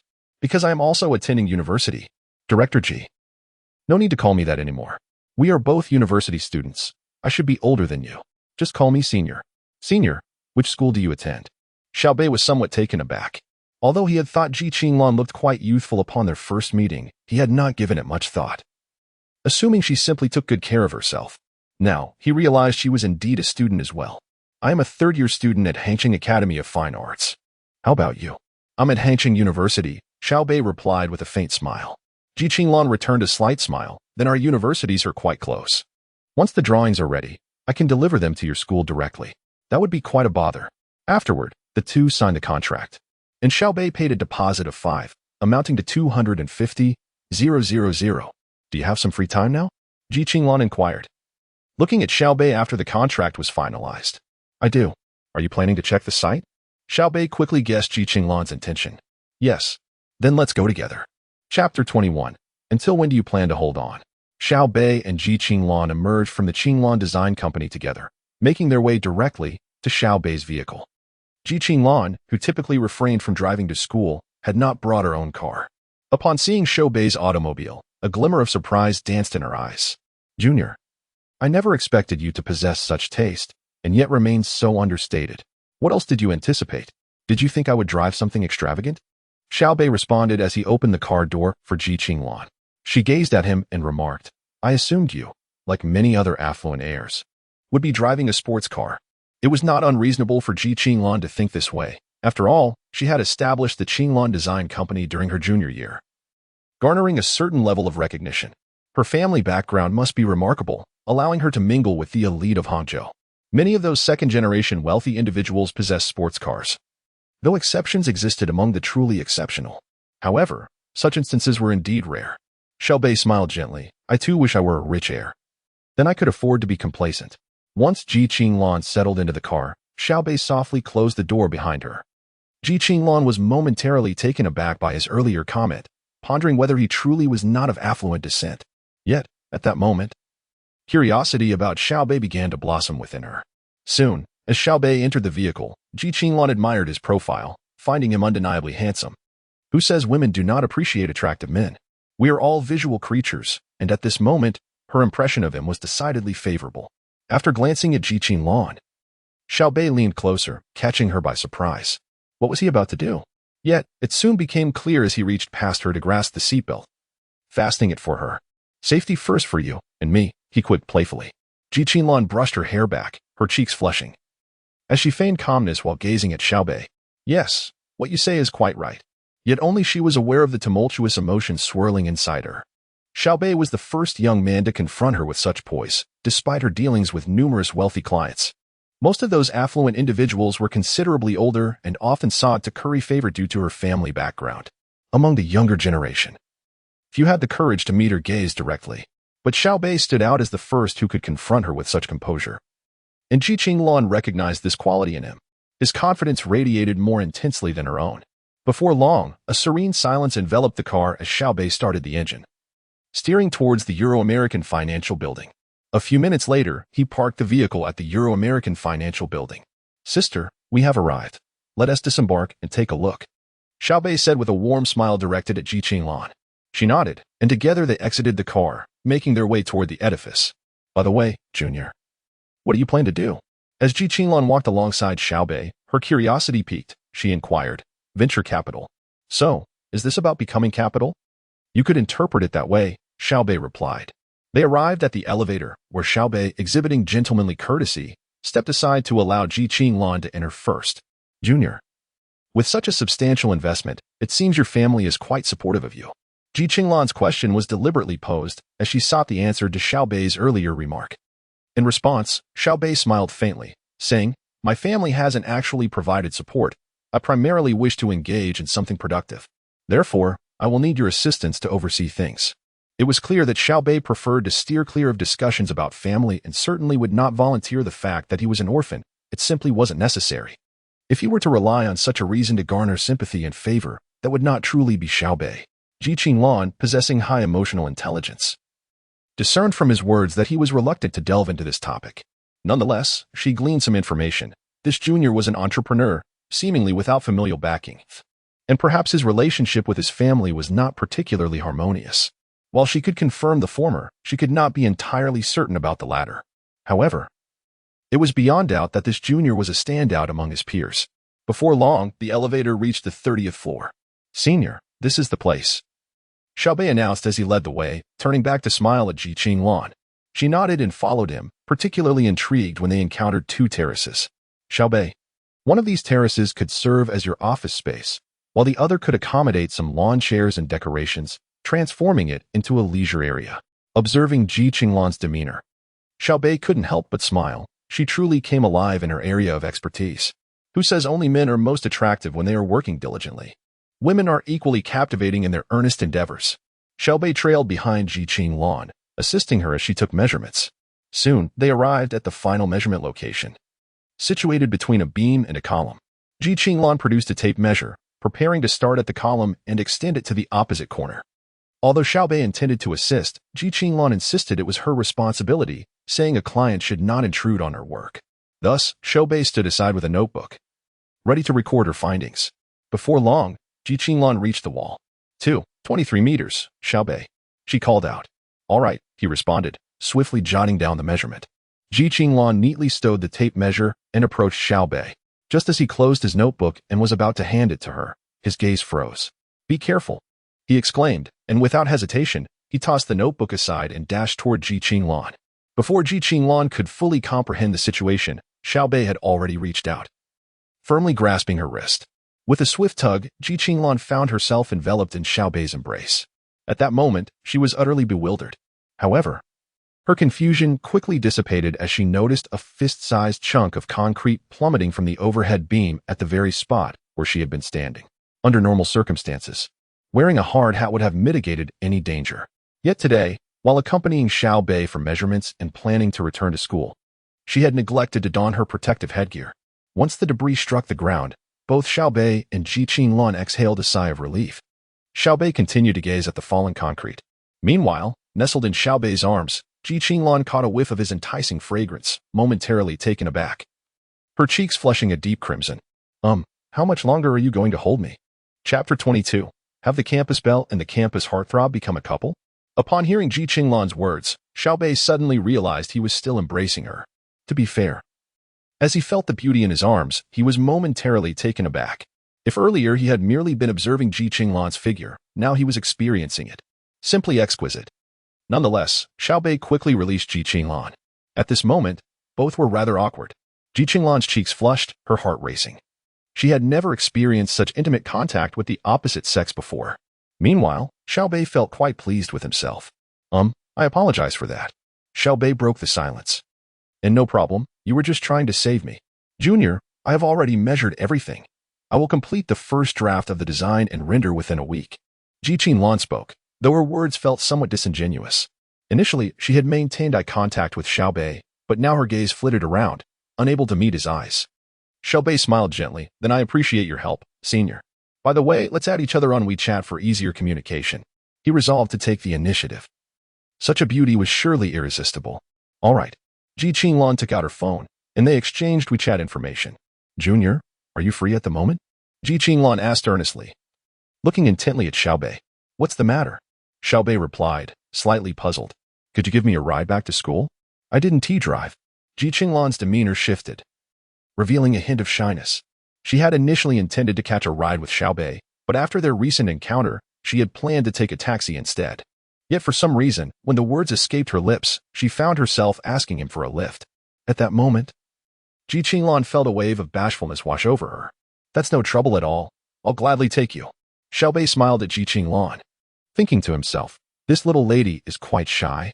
Hangqing University and Hangqing Academy of Fine Arts were indeed close, separated only by a street. Vroom vroom. At 5 p.m., a car with a powerful roar slowly came to a stop at the entrance of Hangqing Academy of Fine Arts, attracting the attention of many onlookers. Some, lacking automotive knowledge, scoffed as they recognized it as a Mercedes, saying, just a worn-out Benz, making such a racket. Come on, dude, you're loaded. An AMG S63. And you call it a worn-out Benz? A knowledgeable car enthusiast chuckled at the comments directed at Xiao Beih's vehicle. Is this car really that expensive? Isn't it just a Mercedes? A boy, embarrassed in front of his girlfriend, quickly retorted. The price of this car could buy a Ferrari Roma. It starts at over 3.5 million. Those who drive Ferraris often have more than one car, but those who notice this vehicle surely own more than just this one. It's understated elegance. Wow, does that mean the person in the car is someone important? I had no idea there were such expensive cars from Mercedes. Some onlookers whispered. Inside the vehicle, Xiao Beih turned to Ji Qinglan and said, Senior, let's keep in touch. If you have any design-related questions, feel free to reach out. Ji Qinglan, still lost in thought from earlier events, hesitated to speak to Xiao Beih during the journey. However, she couldn't help but steal glances at him. Oh, I'm all right. I'll come to your school once the blueprints are ready, Ji Qinglan finally responded, regaining her composure. Great. I'll be waiting for you, senior. Xiao Beih replied with a hint of meaning. Ji Qinglan, her delicate hand gripping the door handle, smiled slightly at his words, saying, I want to keep you waiting. Goodbye, senior. Goodbye, junior. With that, Ji Qinglan exited the vehicle. Students who had been watching the car gasped when they saw Ji Qinglan step out. Well, isn't that the campus belle, Ji? One exclaimed. Could it be that even she has succumbed to romantic advances? Another remarked, come on, G's family background is impressive. And her design firm is quite profitable. Sai, with looks and talent like hers, who can compete. While they speculated, Ji Qinglan had already closed the door and was about to enter the school. Her earlier shyness vanished, transforming her into an ice queen, immune to the chatter around her. Senior, you're back. At that moment, Ji Qinglan heard Xiao Beih's voice from behind her. She paused, glancing at her belongings, realizing her bag was indeed missing. Turning around, she found Xiao Beih had exited the car and approached her. As he stepped out, a group of students gasped in awe. Wow, that guy is so handsome, they murmured. Standing together, they seemed like a perfect pair, wealthy and attractive. What a pity he has already taken. One lamented. Why does he look so familiar? At that moment, a male student from Hangzhou University, standing beside his girlfriend from the Hangzhou Academy of Fine Arts, quietly murmured, suddenly recalling something. He logged into the campus network on his phone. Wow, isn't that the new heartthrob, Xiao Beih? He exclaimed, as if discovering a new continent. His eyes sparkled with excitement as he discreetly captured the moment of Xiao Beih helping Ji Qinglan with her bag. Just moments ago, Xiao Beih had appeared before Ji Qinglan. Ah, Junior, thank you, she said, reaching for her bag. However, with a document in her hands, she found it difficult to manage. Senior, let me help you with that. Xiao Beih offered. Ji Qinglan initially wanted to decline, but for some reason, she nodded and softly replied, all right, thank you. Soon after, there unfolded the scene of Xiao Beih adorning Ji Qinglan with a bag. Senior, I shall take my leave, Xiao Beih remarked with a smile, gazing at Ji Qinglan, who, in his presence, felt her heart racing incessantly. She nodded bashfully, her cheeks flushed. This moment left the onlooking classmates in astonishment. Wow, what did I just witness? Is the campus belle actually shy? It turns out even the goddess can feel bashful. Are you not speaking nonsense? Even a goddess can have her moments. Oh, I now recognize that man. Who is he? He is the new campus heartthrob from Hangqing University, Xiao Beih. Given the proximity of the two institutions, some girls occasionally ventured onto Hangqing University's forum. At that time, a photograph of Xiao Beih not only caused a stir at Hangqing University, but also at Hangqing Academy of Fine Arts. While some recognized Xiao Beih without surprise, the real astonishment lay in the revelation that Ji Qinglan, the foremost belle of Hangqing Academy of Fine Arts, was actually with Xiao Beih. Chapter 23. Back on campus hot search, Xiao Beih smiled at Ji Qinglan, then turned and walked towards his car. Ji Qinglan watched as Xiao Beih approached his vehicle. Just as he was about to open the door and enter, he noticed Ji Qinglan standing still, gazing at him. He waved at her and gestured as if making a phone call. Ji Qinglan smiled and nodded before turning away. Xiao Beih then got into his car. The engine roared to life, and he departed from Hangzhou Academy of Fine Arts, steering his vehicle to the parking lot from their previous encounter. Stepping out with delight, he reflected on the day's joy, which undoubtedly stemmed from meeting Ji Qinglan and successfully adding her on WeChat. With this thought in mind, Xiao Beih took out his phone, clicked on Ji Qinglan's WeChat profile, and entered her moments. Her posts were either design sketches or beautiful selfies, truly captivating. At that moment, neither Ji Qinglan nor Xiao Beih were aware that the scene at the school gate had ignited a frenzy across two campuses. In dormitory 401 of Hangzhou University, Wang Wei exclaimed, "Long-gu, you're such a letdown. I told you there is no one at A, come to B, and you're still wandering around A." He removed his headphones and grabbed his phone to check messages. However, in the next moment, he was taken aback. Whoa, Lao Si is trending on campus again. Come look. At Wang Wei's call, Hu Jiling and Zhang Zhibo rushed over. Lao Si, what is happening? They asked excitedly. You'll see for yourselves. Wang Wei replied as he switched to their class group chat. Upon picking up his phone, he noticed an influx of messages, 99 notifications. Curious about the commotion, he began scrolling through the chat, quickly realizing they were discussing Lao Si. He soon reached the top of the chat. Yi shouting, everyone ladies. Our class leader is officially taken. Oh, what a heartbreaking day. Crying emoji, image. The image was a screenshot from the campus forum showing Xiao Beih helping Ji Qinglan with her bag. Wang Meina, wow. The girl in the photo is stunning. Envious. Li Sisi, a match made in heaven. Chen Xiying, class leader, you scoundrel. Didn't we agree I would be the rightful queen? Pouting. Yang Yuhan. Well, I suppose I'll settle for being the beloved concubine. Class leader, pamper me. Zhang Yi, Qiaoning, where did you see this? Confused, Yi Qiaoning, on the campus forum. It's gone viral, by the way. That girl is the campus belle from the neighboring school, Ji Qinglan. Zhou Tao. No way, our class leader drives an AMG S63. Envious, you shout out. That car is incredibly stylish. Our class leader is majestic. Jiu, damn, he is handsome and wealthy. Plus he has a beautiful campus belle as his girlfriend. Class leader, you're the best. Kai Di, so what if it's an S63? My brother drives a Ferrari. As the members of dormitory 401 absorbed this news, astonishment spread through them. Hu Jilong urged, quick, let us check the campus forum post. Hu Jilong hurriedly urged Wang Wei, who promptly switched to the campus network. He then stumbled upon a pin post, shockingly. The newly crowned campus heartthrob Xiao Beih from Hangzhou City University is now dating the third-year campus beauty Ji Qinglan from the Hangzhou Academy of Fine Arts. The evidence is irrefutable. Despite being posted merely 20 minutes prior, the post had already garnered thousands of comments. Wang Wei clicked on the post, revealing several photos. Even animated GIFs, along with the description. Wow! Incredible! Exclaimed the trio, all echoing the refined expressions of the Xian nation. Hu Jilong was particularly exhilarated. The private matter that the fourth one mentioned was indeed a date with the campus beauty? Damn, I knew the fourth had a girlfriend. That dinner we had was undoubtedly a romantic rendezvous with Ji. He mused. Wait, why was I the only one unaware that the fourth owns an AMG? Zhang Zhibo looked at the two with exasperation. What kind of family does the fourth come from? I knew he was wealthy, but seriously, an S63 right after starting university? And the license plate is Hang AX8888. Did he actually buy this car in Hangzhou? This is terrifying. The fourth has concealed his riches too well. No. I must ask him when he returns if his parents are looking for another son. Hu Jiling pondered, his thoughts startlingly audacious. Just as the trio continued their discussion, a click echoed as the door unlocked. Xiao Beih returned to the dormitory but quickly sensed something amiss, as the three puppies were all staring intently at him.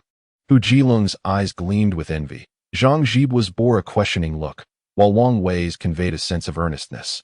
Puppies, why are you all looking at your father like that? It's quite frightening. Please don't eat me. Xiao Bei placed his hands over his chest, regarding the trio with a fearful expression. Where have you been? Wang Wei inquired, putting away his phone and looking directly at Xiao Bei. Yes, yes. The fourth should confess freely. Resistance will be met with severity. Hu Jilong added, his gaze filled with envy yet tinged with inquiry. Speak up. Our dormitory is democratic.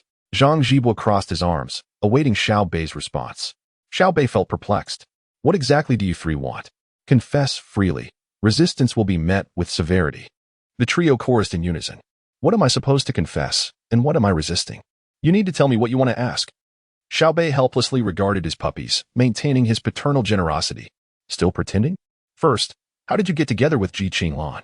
Second, why not come clean about owning an AMG S63? The three looked at Xiao Bei as if they were performing a comedic dialogue. Upon hearing this, Xiao Bei paused momentarily, then curiously asked, how do you know this? You've already made the campus trending topics. Don't pretend. Wang Wei chuckled, beckoning Xiao Bei and handing him the phone. After finishing, Xiao Bei casually remarked, firstly, my friends, I prefer not to draw too much attention to the matter of the car. Since you have discovered it, just give me a heads up before you take it out. But the prerequisite is that you possess a driver's license. As for my relationship with Ji Qinglan, that is merely a fabrication. The truth is we are engaged in a collaboration, the specifics of which I shall divulge at a later time. Xiao Bei chose to remain vague. Old 4. We are quite pleased with your honest responses, yet we are displeased with your continued concealment regarding your younger siblings. Indeed, Old 4, you have siblings now. And you still haven't introduced them to us. Strengthening familial ties, you would truly be our beloved son. The three spoke in unison like a machine gun. Xiao Bei, feeling exasperated, casually walked into the restroom, saying, the car keys are on the table. Can we silence ourselves now? Old 4. Do you really think I am the type to be struck down by sweetened bullets? Zhang Zhibo approached Xiao Bei's table, uttering a statement before picking up the car keys. Indeed, I am. Chapter 24. Yu Qilan has dinner. Zhang Zhibo seized the car keys and dashed out of the dormitory, leaving Wang Wei and Hu Jilong in a state of astonishment. What the hell, you little rascal? You have no sense of honor. Wang Wei shouted before following suit. Seeing both of them depart, Hu Jilong hurriedly pulled up his trousers and raced outside, completely forgetting about the interrogation of Xiao Bei that had just transpired.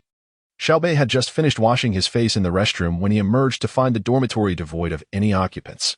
A faint smile crossed his lips. No boy could remain indifferent to a car. He returned to his spot and took out his phone, perusing the messages in the group chat and the trending topics on the campus network. After a moment's thought, he switched to WeChat and located Ji Qinglan as contact. Xiao Bei, Senior, are you doing well? At that moment, Ji Qinglan, who was at Hangzhou Academy of Fine Arts, had just undergone an experience akin to Xiao Bei's, though she had grown accustomed to it. From the very beginning of her university journey, she often found herself trending on the academy's hot topics.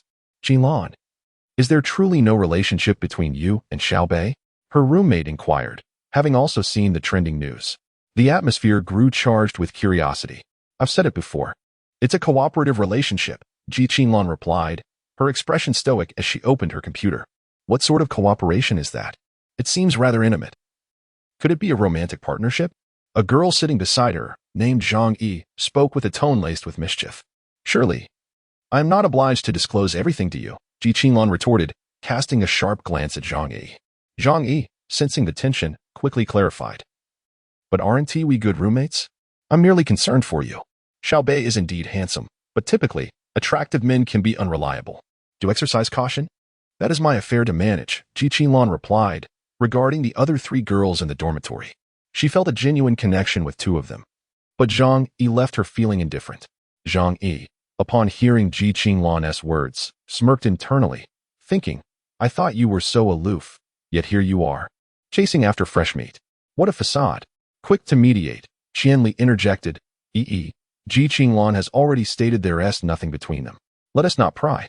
There will be plenty of gossip about Ji Qinglan over the next 3 years. When will it ever be genuine?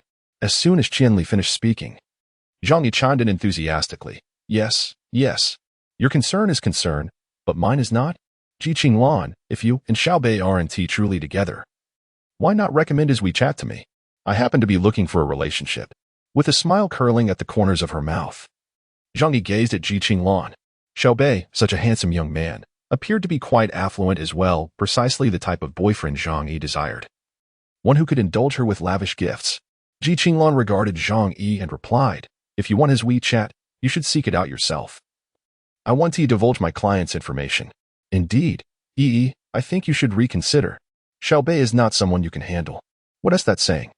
If your monthly salary is 3,000, why should someone earning 30,000 take an interest in you?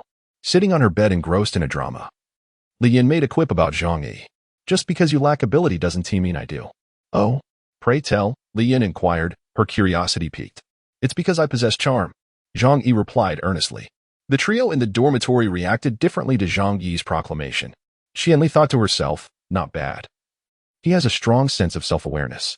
Li Yin dismissed him internally. Fool, even if you flaunt your charms to the heavens, no one would spare you a glance.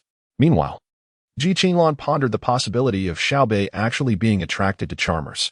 What would that mean for her? No, why am I even thinking this? At that moment, Ji Qinglan found herself bewildered, her mind filled with thoughts of Xiao Beih after returning to the dormitory, especially the memory of being embraced by him in the office, which surfaced occasionally. This contemplation flushed her cheeks with warmth.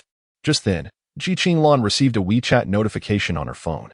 She delicately picked it up to check. And to her surprise, it was from Xiao Beih. For reasons unbeknownst to her, a flutter of happiness stirred within her. She quickly replied, I'm fine. And you?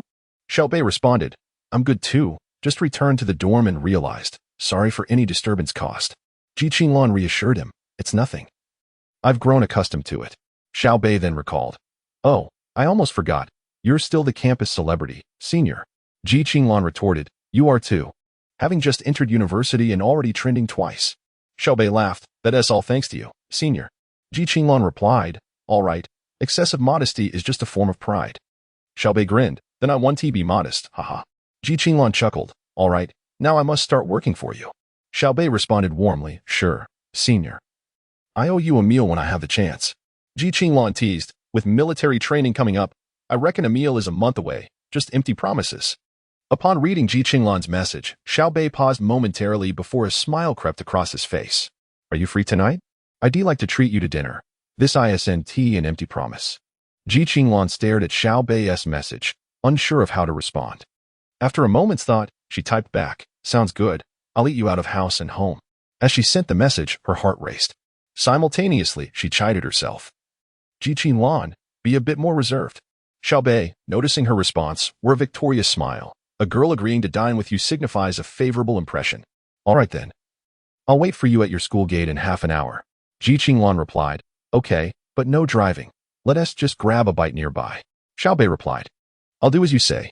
He set down his phone, feeling elated as he began to dress up. After putting away her phone, Ji Qinglan found herself lost in thought. Had she really just agreed to go out for dinner with Xiao Beih? It's just to learn about design, right? Having said that, Ji Qinglan directly seated herself before the vanity, touching up her makeup. Her actions immediately captivated the attention of her 3 dormitory companions. Qianli inquired, Lan, why are you retouching your makeup? Are you heading out? Ji Qinglan was momentarily taken aback, but quickly regained her composure and replied, yes. I have a client meeting to finalize the design draft.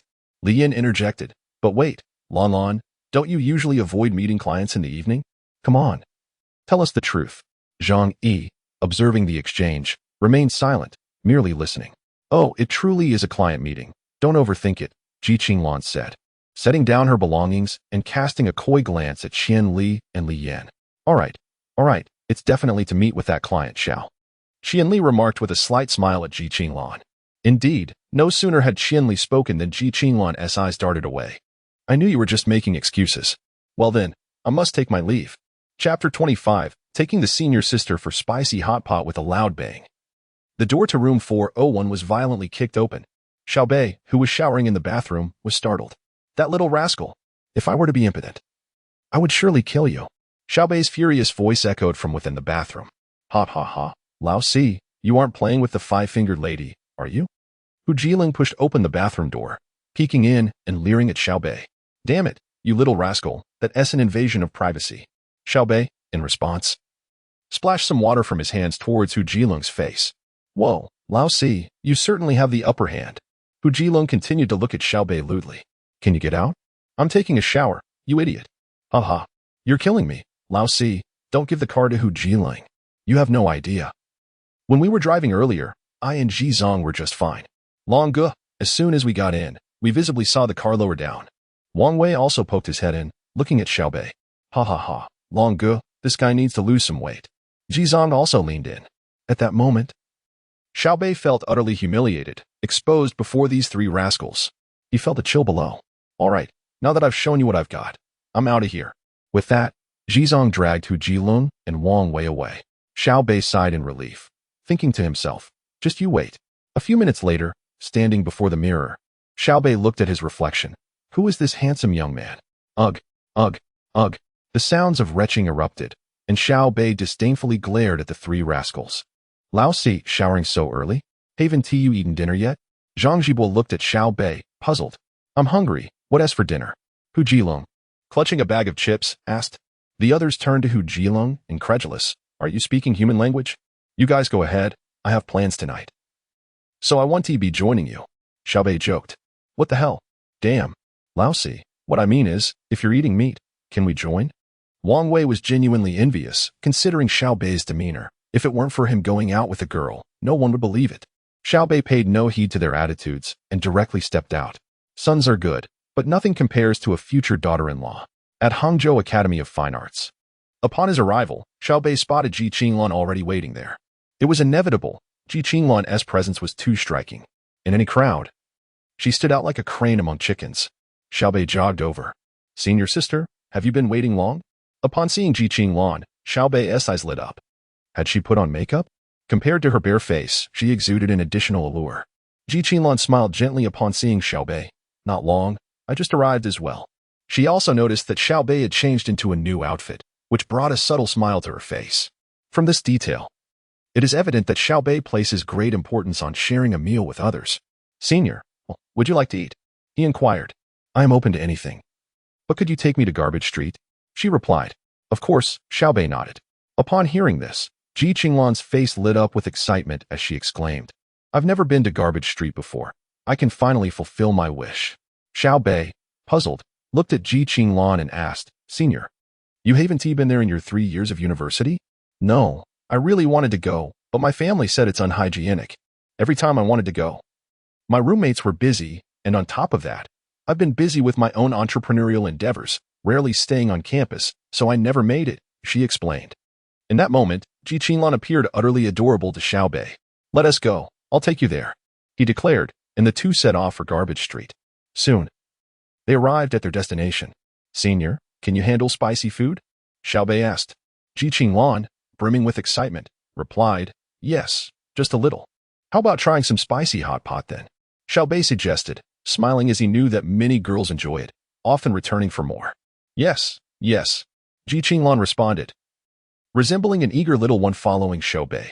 Before long, they found a place called Bei Liang Spicy Hot Pot. As they stepped inside, the owner, a middle-aged man with a beer belly, greeted them with a warm smile. The baskets are on the left. Okay, thank you. Xiao Beih replied cheerfully and then explained to Ji Qinglan, this basket and the tongs are for selecting ingredients. Just place whatever you wish to eat in the basket. Curious. Ji Qinglan took the basket and tongs from Xiao Bei's hands, and together they approached the selection area. Upon seeing the array of delectable ingredients, Ji Qinglan felt completely liberated. In truth, she was a true foodie, with no resistance to delicious food. Anything she desired was promptly placed in her basket. A few minutes later, they had filled an entire large bowl. Am I perhaps eating too much? Ji Qinglan asked, her cheeks flushed as she glanced at the bounty in the basket. Xiao Beih smiled gently. Not at all. I can eat quite a bit too. Ji Qinglan nodded with a smile. After settling the bill, Xiao Beih turned to the owner and requested a mildly spicy preparation. He then approached the refrigerator on the right and asked Ji Qinglan, Coke or Sprite?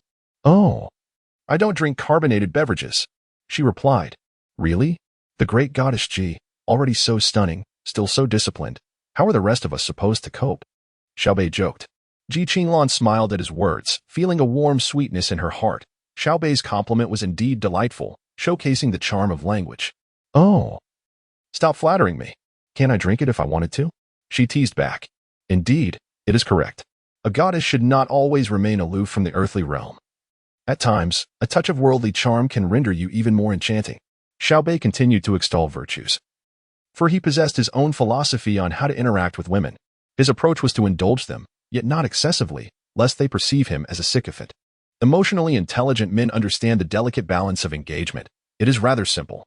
Compliments should not be bestowed all at once. Just as when you wish to purchase an item priced at 1,000 yuan but only possess 999 yuan. Leaving a gap of 1 yuan creates an inner longing to acquire that final amount to obtain what you desire. Thus, one should interact with women in a similar manner. Am I correct? Have I captivated you, Xiao Beih?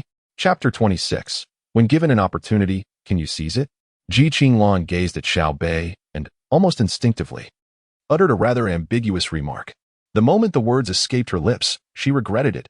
How could she have spoken so suggestively? After all, today was the first time they had met. Why did she let such a phrase slip? What if Xiao Beih misunderstood her intentions? Yet, having already spoken, despite feeling a twinge of regret and a hint of shyness, Ji Qinglan maintained her unwavering gaze upon him. Xiao Beih responded with a casual air, Goddess Ji. I must admit you are indeed beautiful, but to truly captivate me, you have some way to go. At that moment, he refrained from being overly flirtatious.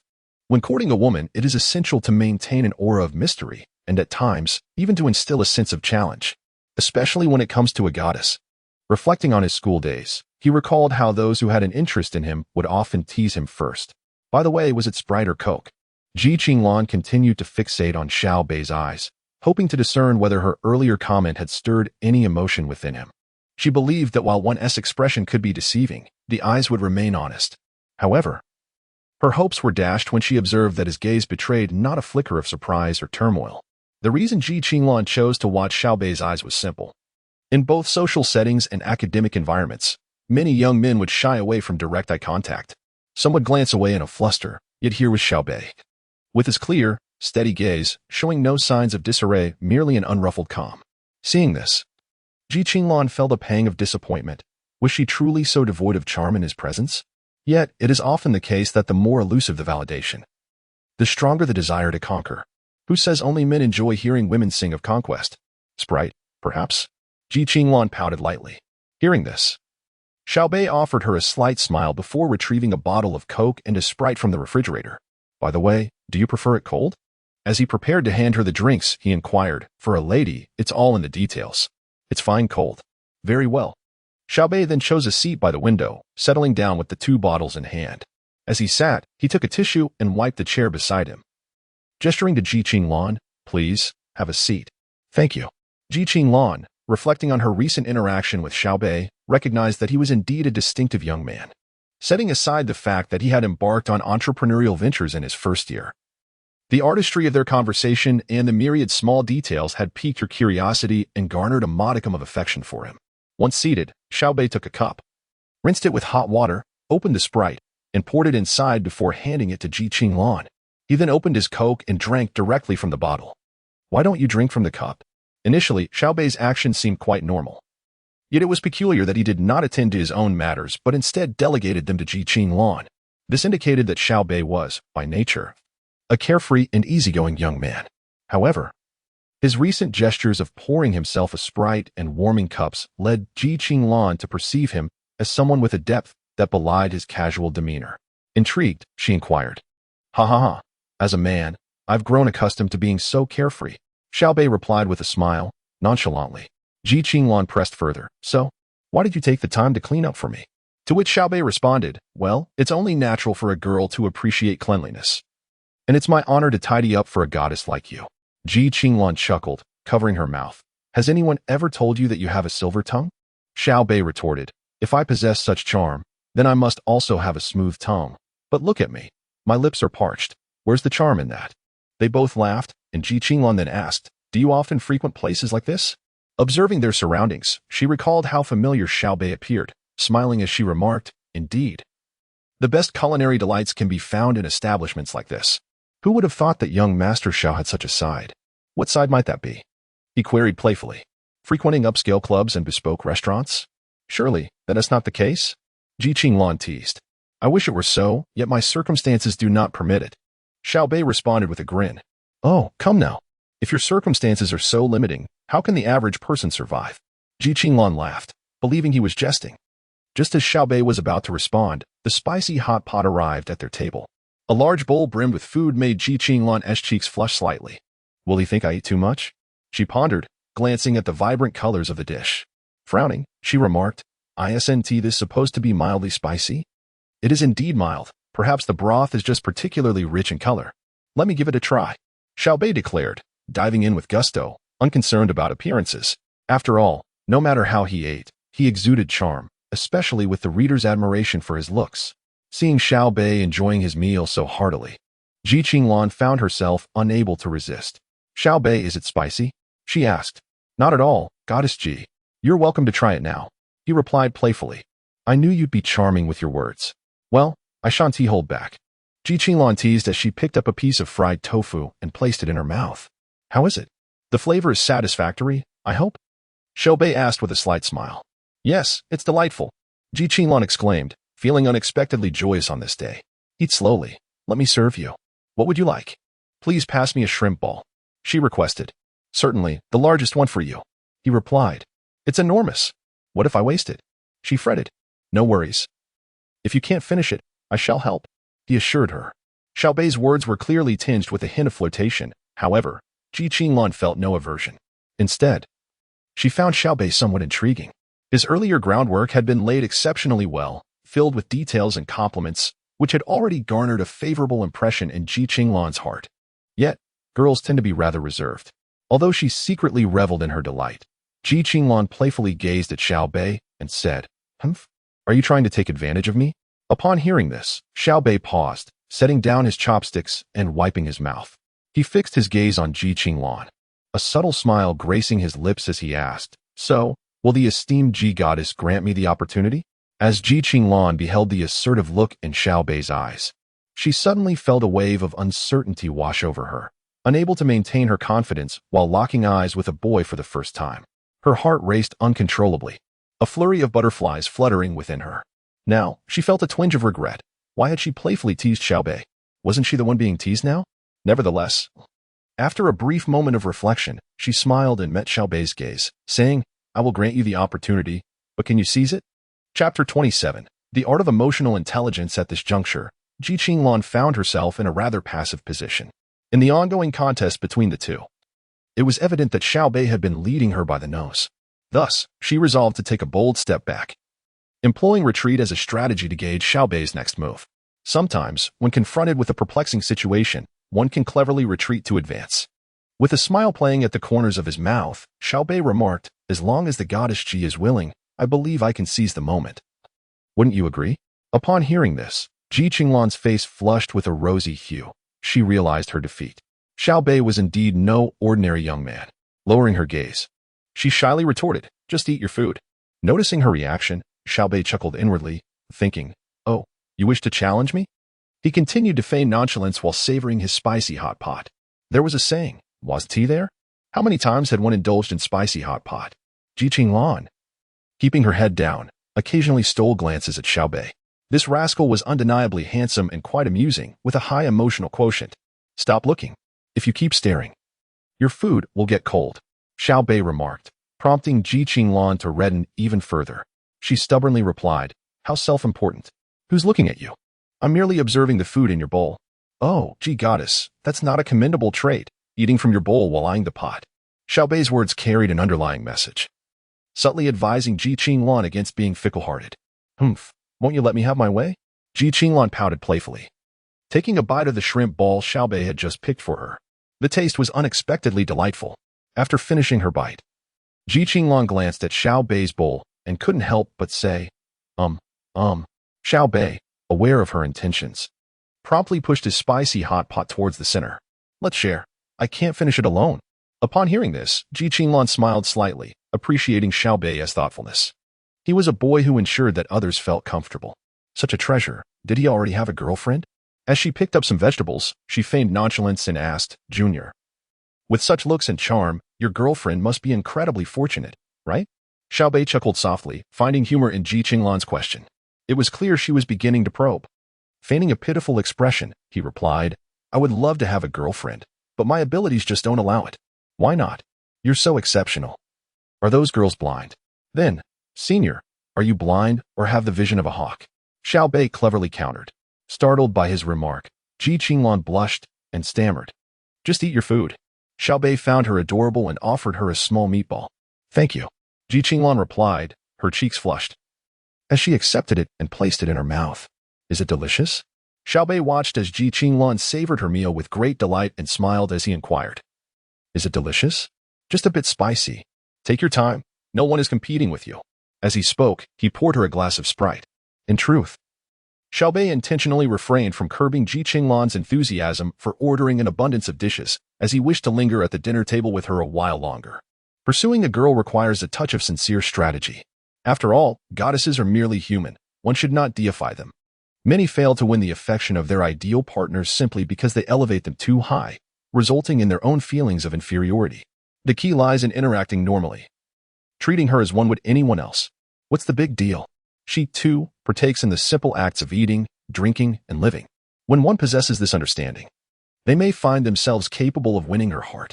However, such awareness must be approached gradually, not recklessly. At this moment, Xiao Beih had already peeled away the goddess facade from Ji Qinglan. Wow, Xiao Beih, this spicy hot pot is absolutely delicious. I regret not coming to this street of delights sooner. Ji Qinglan exclaimed, gazing at him. Noticing the grease on her lips, Xiao Beih picked up a napkin and said, Please hold your words for a moment. Ji Qinglan looked at him with wide eyes, unsure of his intentions, yet strangely, she found herself obediently closing her mouth. At that instant, Xiao Beih reached out with the napkin towards her lips. Ji Qinglan froze, wanting to retreat, yet for some reason, she remained still, perhaps anticipating what was to come. Then, under her astonished and bashful gaze, Xiao Beih gently wiped away the grease from her lips. Ji Qinglan sat there, momentarily stunned and at a loss for words. It was her first experience of such intimacy with a boy. Her mind was blank, unsure of how to respond. After cleaning her lips, Xiao Beih asked, Is it tasty? Delicious. She replied, Would you like to enjoy it again? Yes, I would. Then I'll take you every day. How about that? Xiao Beih said with a smile. Upon hearing this, Ji Qinglan realized she had been led by the nose by this mischievous boy. Yet her heart brimmed with anticipation rather than displeasure. However, as a girl, she still felt the need to maintain some decorum. Humph. You rogue, always trying to play me. She laughed. So, Ji Goddess, may I have the honor of your company for an outing in the future? He, that depends on your performance. Ji Qinglan replied, shyly lowering her head, her gaze flitting nervously to Xiao Beih as she continued to eat. Soon, the two finished their meal and exited the hot pot shop. Ji Goddess, shall we take a stroll? Xiao Beih suggested. Oh, please don't call me Ji Goddess. It sounds so awkward. Ji Qinglan began to say. But she was momentarily captivated by her meal. What should I call you then? Qinglan Goddess? Xiao Beih teased. Xiao Beih, I must confess that I find you somewhat irksome. You may simply call me by my name or Qinglan. Upon uttering these words, Ji Qinglan lowered her head, feeling a tinge of shyness. Very well, Qinglan. Shall we take a stroll to help you digest? Xiao Beih inquired, gazing at Ji Qinglan. She nodded slightly, for there was a park in the nearby higher education district. The two proceeded towards it. As they walked, Ji Qinglan admired Xiao Beih's handsome silhouette and found herself stepping closer to his side. Xiao Beih, I truly wonder, do you not have a girlfriend? Chapter 28, Jin Youer upon hearing the words. Xiao Beih did not provide a direct answer but instead posed a question to Ji Qinglan. So, Qinglan, do you have a boyfriend?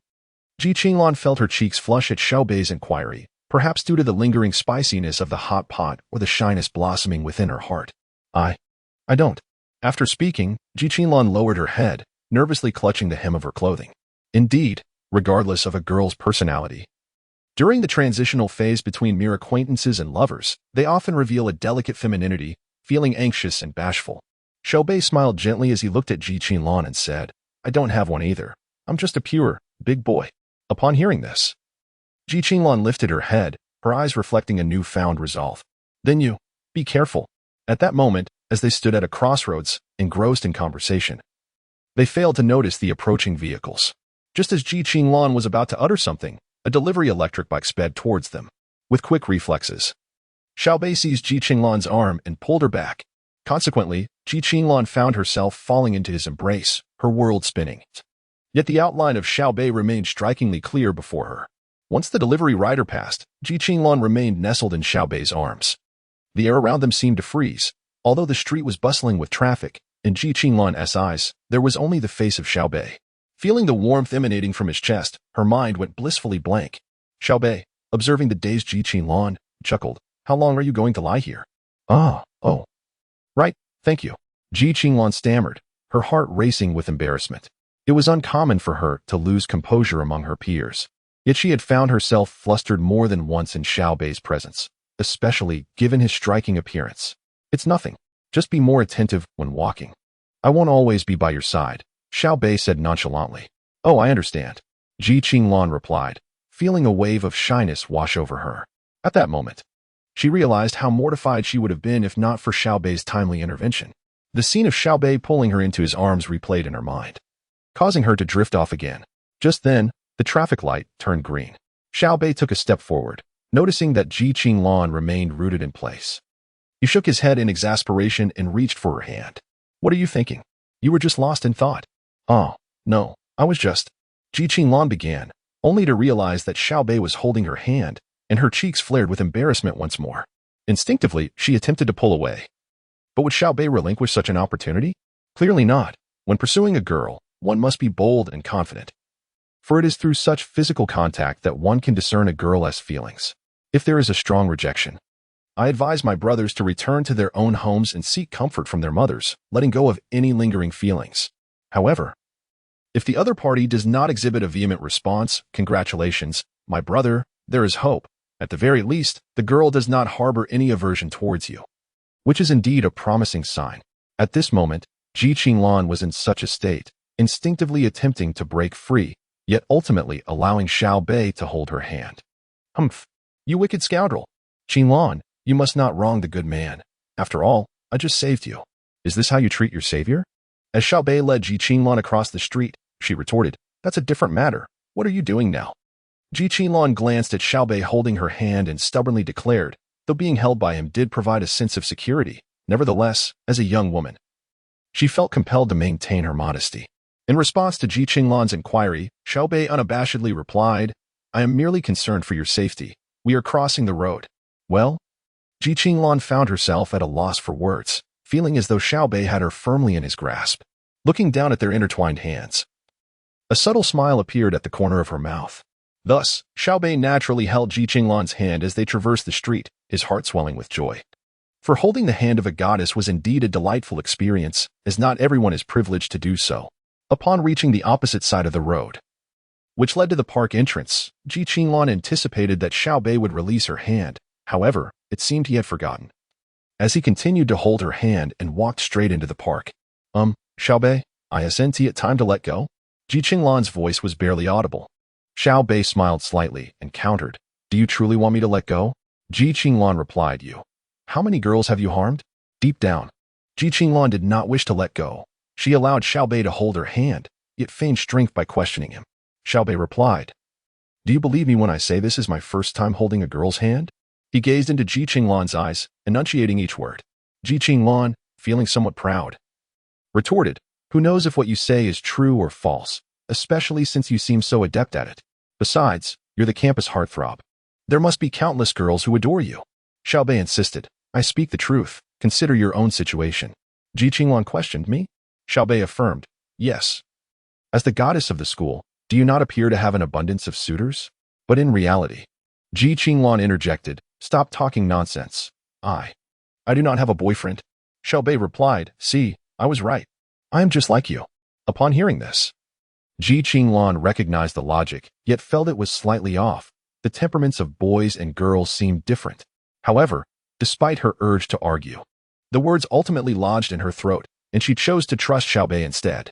Soon, the pair entered the park, where couples were indeed plentiful. As silence enveloped them, Xiao Beih spotted a vendor selling glowing hairbands and promptly pulled Ji Qinglan towards it. Ji Qinglan, still allowing Xiao Beih to hold her hand, lowered her head and followed him to the stall. Xiao Beih directly picked up a luminous headband and placed it upon Ji Qinglan's head. Why are you doing this? Ji Qinglan inquired. Do not speak. Do not move. Let me observe.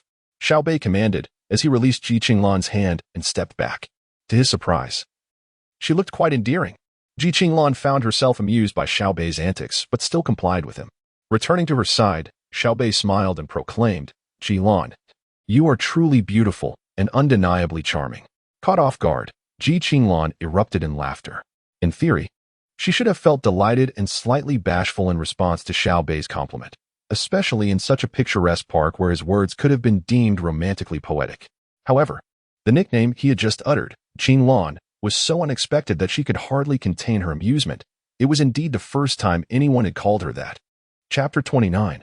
On the brink of love, could you be a bit more serious? With that, Qinglan instinctively delivered a sharp slap to Xiao Bei's arm, the impact causing her hand to sting. At that moment, Xiao Beih naturally took Qinglan's hand, and this time, she made no attempt to pull away, willingly allowing him to hold her. Xiao Beih understood that their relationship had taken another step forward. Does it hurt? Just now?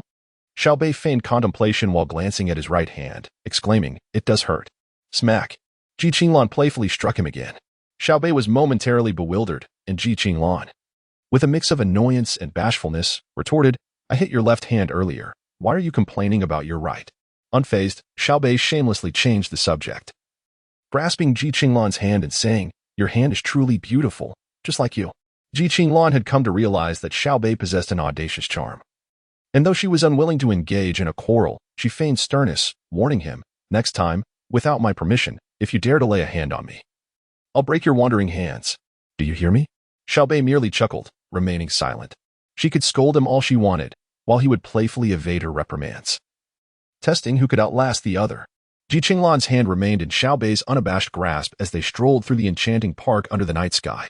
Observing Xiao Beih, who walked slightly ahead, Qinglan smiled subtly, a vague and indescribable feeling enveloping her.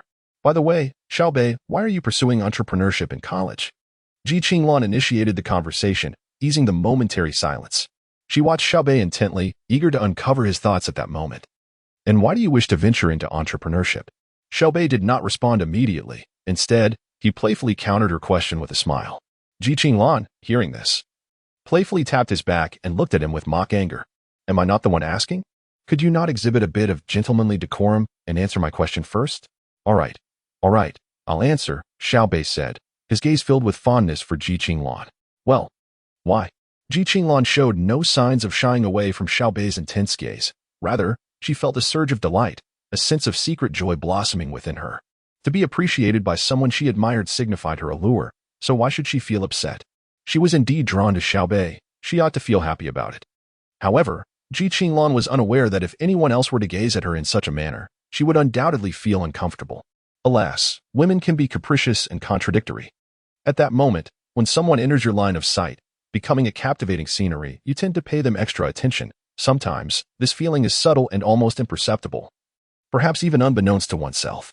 Qinglan found herself in such a situation, an unintentional allure that left her somewhat entranced.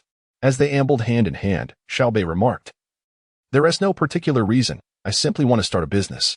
Moreover, Hangzhou supports college students in entrepreneurship, and I believe I can give it a try. Otherwise, how would I support you in the future?" Huh? Qinglan paused, momentarily taken aback. What did Xiao Beih mean by supporting me? Was he confessing to me? Humph. You villain. I won't so easily acquiesce to your request. It's utterly annoying. Who confesses without any sense of ceremony? Xiao Beih gazed at Qinglan's dazed expression, finding it quite endearing. He instinctively reached out to playfully poke her delicate nose. How dare you touch me again? Be careful, or I might retaliate. Qinglan glared at Xiao Beih with mock severity, a hint of shyness in her voice. She then quietly added, Actually, I can support myself. Xiao Beih chuckled heartily. Can I interpret that as an invitation to cling to your leg? Senior, I'm tired of striving. The allure of a comfortable life is simply irresistible. With that, he focused intently on Qinglan's eyes. Feeling the weight of his penetrating gaze, Qinglan awkwardly averted her eyes and shot him a playful glare. You are truly self-absorbed. No soft living for you. And you are truly beautiful. Xiao Beih replied with a cheeky grin. Humph. Qinglan huffed, though the corners of her mouth betrayed a slight smile. They strolled through the park for a while, engaging in delightful conversation. Xiao Bei's many thoughts and insights illuminated Qinglan's perspective. This young man was indeed extraordinary. At such a tender age, his maturity stood in stark contrast to that of many boys at school. Yet, the question lingered, did she truly deserve someone as remarkable as him? Once a woman falls in love, she often becomes rather foolish. Qinglan, despite being a standout among her peers, found herself questioning her worthiness in the face of Xiao Bei's undeniable charm. Nevertheless, she felt a surge of happiness, for she believed herself to be among the first to recognize Xiao Bei's uniqueness. Youth is so innocent, unwittingly. One encounters a beam of light that brightens their life. This light is undoubtedly more unforgettable than any encounter thereafter. That evening, Neither Xiao Bei nor Ji Qinglan confessed their feelings. It seemed both were reluctant to hastily embark on a romance, aware that such a beginning would likely lead to a fleeting conclusion. In a sense, they were kindred spirits, both striving for perfection. If one were to encapsulate their relationship in a single phrase, it would be friendship above, romance below. Yet, this relationship was poised to transition seamlessly should either take a step forward.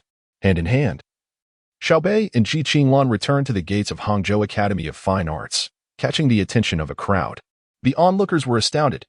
The goddess Ji was truly dating the boy from earlier that morning, and they were holding hands. Oh, what must it feel like to hold the goddess's hand? At that moment, the boys wished to be Xiao Bei, while the girls longed to be Ji Qinglan. Naturally, neither paid heed to the curious gazes surrounding them. Xiao Bei turned to Ji Qinglan with a smile and asked, "What are your plans for tomorrow?" Ji Qinglan returned his smile, looking at him with intrigue. "What is this? Are you asking me out?" Xiao Bei nodded playfully. "You could also ask me out. After all, I start military training tomorrow." Xiao Bei exhibited a remarkable audacity. For when it comes to pursuing a romantic interest, shyness would only yield futile outcomes. After all, they had already held hands. The transition to a girlfriend seemed but a small step away. With a burst of laughter, Ji Qinglan found his response refreshingly unconventional yet refreshingly candid. "Xiao Bei, your audacity is quite impressive. Focus on the military training first. Once you excel in that, we shall discuss further." "Oh, Goddess Ji, that strikes a chord." Xiao Bei retorted playfully, "Enough of your silver tongue. I shall not engage any longer." With that, Ji Qinglan turned to depart, yet Xiao Bei stood, observing her retreating figure. 3, 2, 1. Just as he reached the count of 1, Ji Qinglan indeed turned back, a smile illuminating her face as she looked at the still motionless Xiao Bei. "I'll come to find you tomorrow." "Very well, goddess." Xiao Bei replied with a gentle smile. Ji Qinglan returned his expression with a hint of warmth, marking a subtle yet significant agreement between them. Chapter 30. Is Hu Jilong a simp? Xiao Bei watched as Ji Qinglan's silhouette faded from his view before turning to head back to his school. As he passed by a supermarket, a thought struck him, prompting him to enter. He made his way directly to the aisle dedicated to feminine products. Indeed, military training was set to commence the following day. Although Xiao Bei had never attended university in his past life, he was well aware of what military training entailed. It was a grueling experience that tested one's endurance. University training was far more demanding than its high school counterpart. In high school, it was merely an experience. Some institutions required a week, while others concluded in 3 days, leaving no significant impact. However, university military training was an entirely different beast, lasting a full month. Considering the current weather, preparation was essential. Standing before the sanitary napkin section, Xiao Bei perused the options and picked up several packages of Safi. Yes, several packages, intended for use as foot cushioning. "Wow, class leader, what are you doing here?" Just as Xiao Bei grasped 3 packages of Safi, a voice of surprise emerged from his right. Turning towards the sound, he found Wang Meina and her 3 roommates. "Ah, my beloved concubines," Xiao Bei jested, only to be met with 4 pairs of rolling eyes. Shen Xiying pouted, "Class leader, what about my promise to be the primary queen?" Yang Yuhan chimed in, "Oh dear, class leader, are you purchasing sanitary pads for your primary queen?" As Yang Yuhan's words settled, the trio finally noticed the packages in Xiao Bei's hands. Xiao Bei smiled slightly, observing the group. "Hold on, why do I detect a hint of jealousy in the air?" "Who is jealous?" Yang Yuhan retorted. Wang Meina added, "Class leader is quite the scoundrel." Shen Xiying remarked, "Seriously, class leader, are you that bold? Buying 3 packages for Goddess Ji?" Zhang Yi questioned, "Is Goddess Ji experiencing menstrual cramps?" Xiao Bei was momentarily taken aback. What on earth was happening? "I'm buying sanitary napkins. Why does it have to be for her?" he thought, feeling somewhat exasperated. "What did I just hear? Class leader, could it be that you have other women? How could you betray someone as beautiful as Goddess Ji? If it's not for her, then who? Pray tell. Which noble lady has captivated our class leader?" The 4 girls bombarded him with questions, leaving no room for a response. Xiao Bei patiently waited for them to finish before heaving a sigh and saying, "Is it not permissible for me to buy these for my own use?" Pfft. Haha. "Class leader, are you experiencing frequent urination?" "Class leader, I'm curious, do boys also have their Annie?" Suddenly, I feel like class leader has become a bit lewd. "Class leader, if you truly are a scoundrel, then do include me in your mischief." Observing the 4 girls laughing heartily, Xiao Bei realized that his previous statement had likely led to their misunderstanding. He hastily clarified, "What are you all thinking? Tomorrow marks the beginning of military training. I bought this to cushion my feet. Your intellect is truly lacking, yet you aspire to be the esteemed consort? Ah, class leader, how astute you are. Wang Mena exclaimed suddenly. Although your explanation was quite reasonable, we remain dissatisfied. It seems the position of the consort is unattainable. Class leader, might you offer us some form of compensation? Li Xiying remarked cunningly. Indeed, class leader, even the charming words require recompense. Yang Yuhan chimed in to support Li Xiying. In response, Xiao Beih could only smile helplessly and address the quartet. What I just mentioned was all in jest. I am merely awaiting your desires. What shall I treat you to? Huzzah! Long live the class leader. Li Xiying laughed heartily. Perhaps a cup of milk tea would suffice. Wang Mena suggested with a smile. Let us go. Subsequently, after settling the bill at the restroom, Xiao Beih took the four of them to the nearby milk tea shop. He promptly ordered 5 cups of milk tea, and the group settled at an outdoor round table, indulging in lively conversation. Just as the merriment reached its peak, Xiao Beih noticed 3 familiar figures approaching from a distance. As he prepared to greet them, he caught sight of Hu Jiling, who, upon noticing Xiao Beih and the 4 young ladies enjoying their milk tea, was utterly taken aback. Grabbing Zhang Jibua and Wang Wei, he hurried over to Xiao Beih's side. Hu Jilong gazed at the radiant quartet of girls and, with a dramatic flair, lamented to Xiao Beih. Ah, my dear friend, you have acted most unkindly. Truly. This time you have erred. To venture out with for beauties alone, what of us? Zhang Jibua, equally indignant yet more astute than Hu Jilong, promptly seated himself beside Li Xiying. Wang Wei cast Xiao Beih a disdainful glance before taking a seat next to Yang Yuhan. Hu Jilong chuckled and attempted to sit beside Zhang Yi. Zhang Yi looked at Hu Jilong and said, Hu Chaopeng, you ought to sit behind. Your size is rather imposing. And it might get a bit cramped. The group burst into laughter. Hu Jilong looked at Xiao Beih with an expression of grievance. Smiling, Xiao Beih replied, Go ahead and order your milk tea. I shall cover the cost as I have only just encountered them. Hu Jilong, upon hearing this, chuckled in delight. The 4 from Dormitory 401 and Wang Mena's group then decided to purchase a deck of cards right outside the milk tea shop and began playing. Throughout the game, everyone participated, further strengthening the bonds between the 2 dormitories. Upon returning to the dormitory, Xiao Beih was the first to take a shower. When he emerged, he found the 3 fellows huddled together, each wearing a rather mischievous grin. At that moment, Hu Jilong was boasting animatedly. As Xiao Beih approached, he overheard Hu Jilong's lewd comments. I find young Yuhan the most attractive, although she may not be very tall. Her skin is fair, and she possesses a hint of baby fat. Earlier, during the card game, I intentionally brushed against her. The girl certainly has allure. Yang Yuhan's figure cannot possibly compare to Li Xiying's, can it? Li Xiying is tall and striking, especially in that dress, which makes my heart flutter. Wang Wei interjected, reminiscing. I still believe Wang Mena is the most beautiful.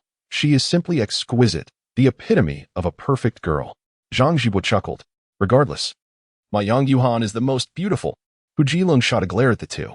Brother Long, let's be honest. Can you refrain from being such a sycophant? Zhang Jibua rolled his eyes at Hu Jilong. Exactly, as if your Yang Yuhan would ever agree to you. Wang Wei chimed in with a jab. Xiao Beih shook his head and smiled, choosing not to interject, primarily because he felt it unnecessary to insert himself into their banter.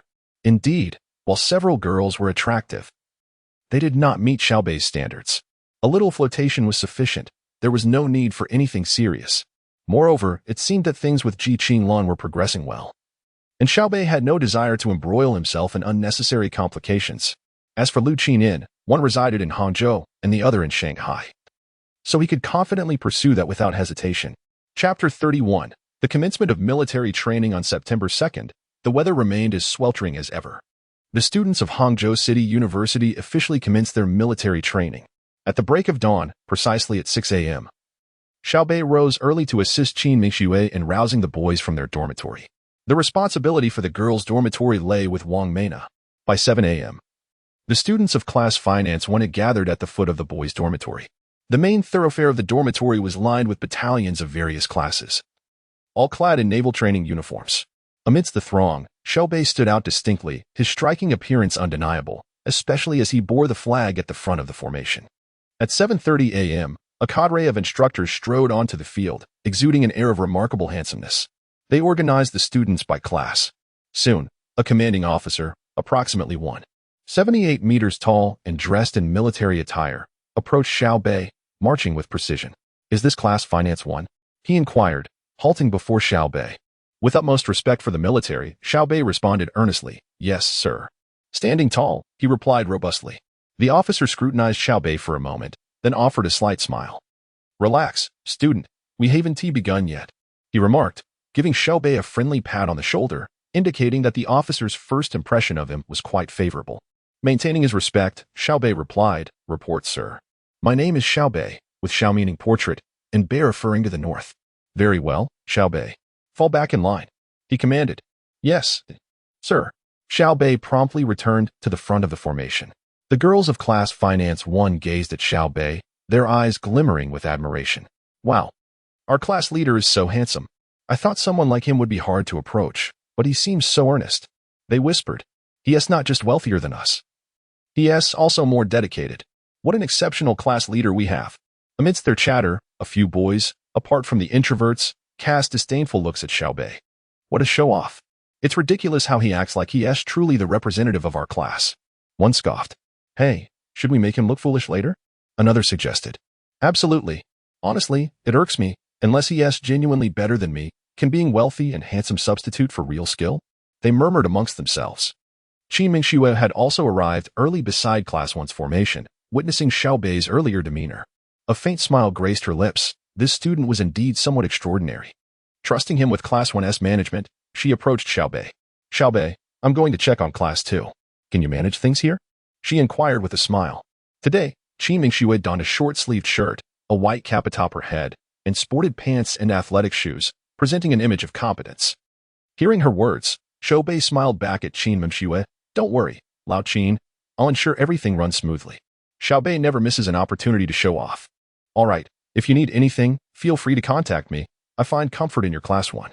Qin Mingxue glanced at Xiao Beih before moving closer to the instructor, whispering something unknown to him, and then departed. No sooner had Qin Mingxue left than the instructor approached the line of Class 1. "Greetings, everyone. I am your instructor for the upcoming month, Gao Peng. You may address me as Instructor Gao. We will soon be entering the field, but first, allow me to share a few important guidelines." Gao Peng went on to elaborate at length before falling silent and standing aside, awaiting further instructions. Before long, the clock struck 8. The formations began to enter the playground, and Class 1 found themselves assigned to a rather unfavorable position on the basketball court, exposed to the blazing sun. At 9 o'clock, the military training officially commenced. The intensity of the first day was manageable, primarily focusing on basic stances, formations, and various detailed instructions. After half an hour of practice, the morning session concluded.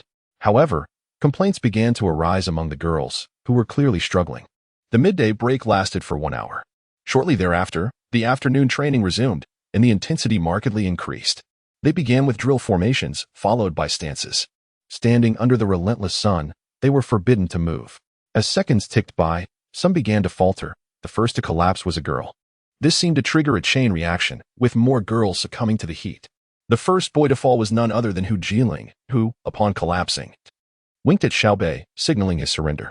Xiao Beih thought to himself that if this were wartime, Hu would likely be a traitor. Another 20 minutes passed, and over half the boys had succumbed, sitting on the ground, watching the remaining 9. Among them, Wang Wei and Zhang Zhibua from Xiao Bei's dormitory stood strong. From Dorm 404, Kai Chizhou, Kai Shidi, Lin Haojie, and Zhang Jinan remained, along with Yu Xiaodao and Ji from Dorm 402. The 4 from Dorm 404 harbored animosity towards Xiao Beih, and they were now astonished to see him endure to this point. 10 more minutes passed, and it was down to Xiao Beih and Kai Chizhou. On the sidelines, Kai Shidi, Lin Haojie, and Zhang Jinan observed the two standing strong. "Wow, this Xiao Beih has some grit. Look at him, unyielding and composed. Let's see who collapses first between him and Kai Chizhou." One of them remarked, "But you know, I'm starting to feel less annoyed by Xiao Beih. Such is the nature of boys, initial grievances fade in the face of strength." 5 minutes later, Kai Chizhou could no longer hold on, leaving Xiao Beih as the last one standing. Instantly, Class 1 erupted into applause for Xiao Beih. Even the 4 from Dorm 404, who had initially opposed him, couldn't help but give him a thumbs up. "Xiao Beih," Instructor Gao suddenly called out. "Yes." Xiao Beih stood upright, responding resolutely to the instructor. "Rest in place, everyone. A 30-minute break." "Yes." At the command of the instructor, Xiao Beih began to stretch his limbs. It was the first day, and the instructor seemed determined to establish authority, exhibiting a strict demeanor with no leniency. After his brief respite, Xiao Beih glanced at his classmates from Class 1, who appeared quite serious. Without hesitation, he turned and strode towards the edge of the playground. "Hey, where are you going?" Hu Jilong called out, watching Xiao Beih's retreating figure. Xiao Beih did not respond. He simply broke into a run. The others gazed at the vanishing silhouette of Xiao Beih, a wave of confusion washing over them. Chapter 32. The class monitor from another household. While everyone was still pondering the whereabouts of Xiao Beih, he returned 10 minutes later, prompting an immediate chorus of gasps from the students of Class 1.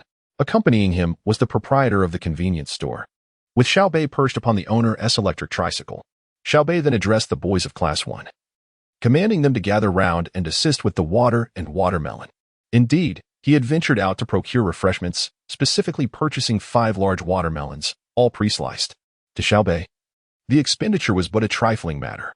Upon hearing his call, the boys of Class 1 sprang to their feet and rushed towards him. Even the 4 members of Class 404 were momentarily taken aback. "Wow, I recognize this class monitor." "Me too. This class monitor is impressive." Lin Haojie and Kai Chizhou exchanged glances and promptly joined in to help Xiao Beih unload the supplies. Xiao Beih had secured a total of 10 crates of mineral water and 5 substantial watermelons. Once all the items were unloaded, he instructed the boys. "Now it's your turn to shine. Deliver 1 bottle of water and a piece of watermelon to each girl." "All right. Ha ha ha. Thank you, class monitor." "Long live the class monitor." "Class monitor, just call on us if you need anything." The camaraderie among the boys was refreshingly simple. Xiao Beih smiled and nodded at them, treating everyone with warmth and approachability. After all, his aim was to foster unity, though it should not be misconstrued as a sign of weakness. If anyone were to touch upon his sore spots or offend him, Xiao Beih would not hesitate to assert himself. This was the wisdom of someone who had once been a leader, adept at swiftly bridging relationships. To cultivate a cohesive team, it was essential to exemplify the spirit of leadership and mutual enjoyment. Xiao Beih then carried several bottles of water and pieces of watermelon over to the instructor. "Hi, instructor. Here, have some water and watermelon. These are from the other instructors. I shall not overstep my bounds." High Instructor Gao had actually been observing Xiao Beih from the outset.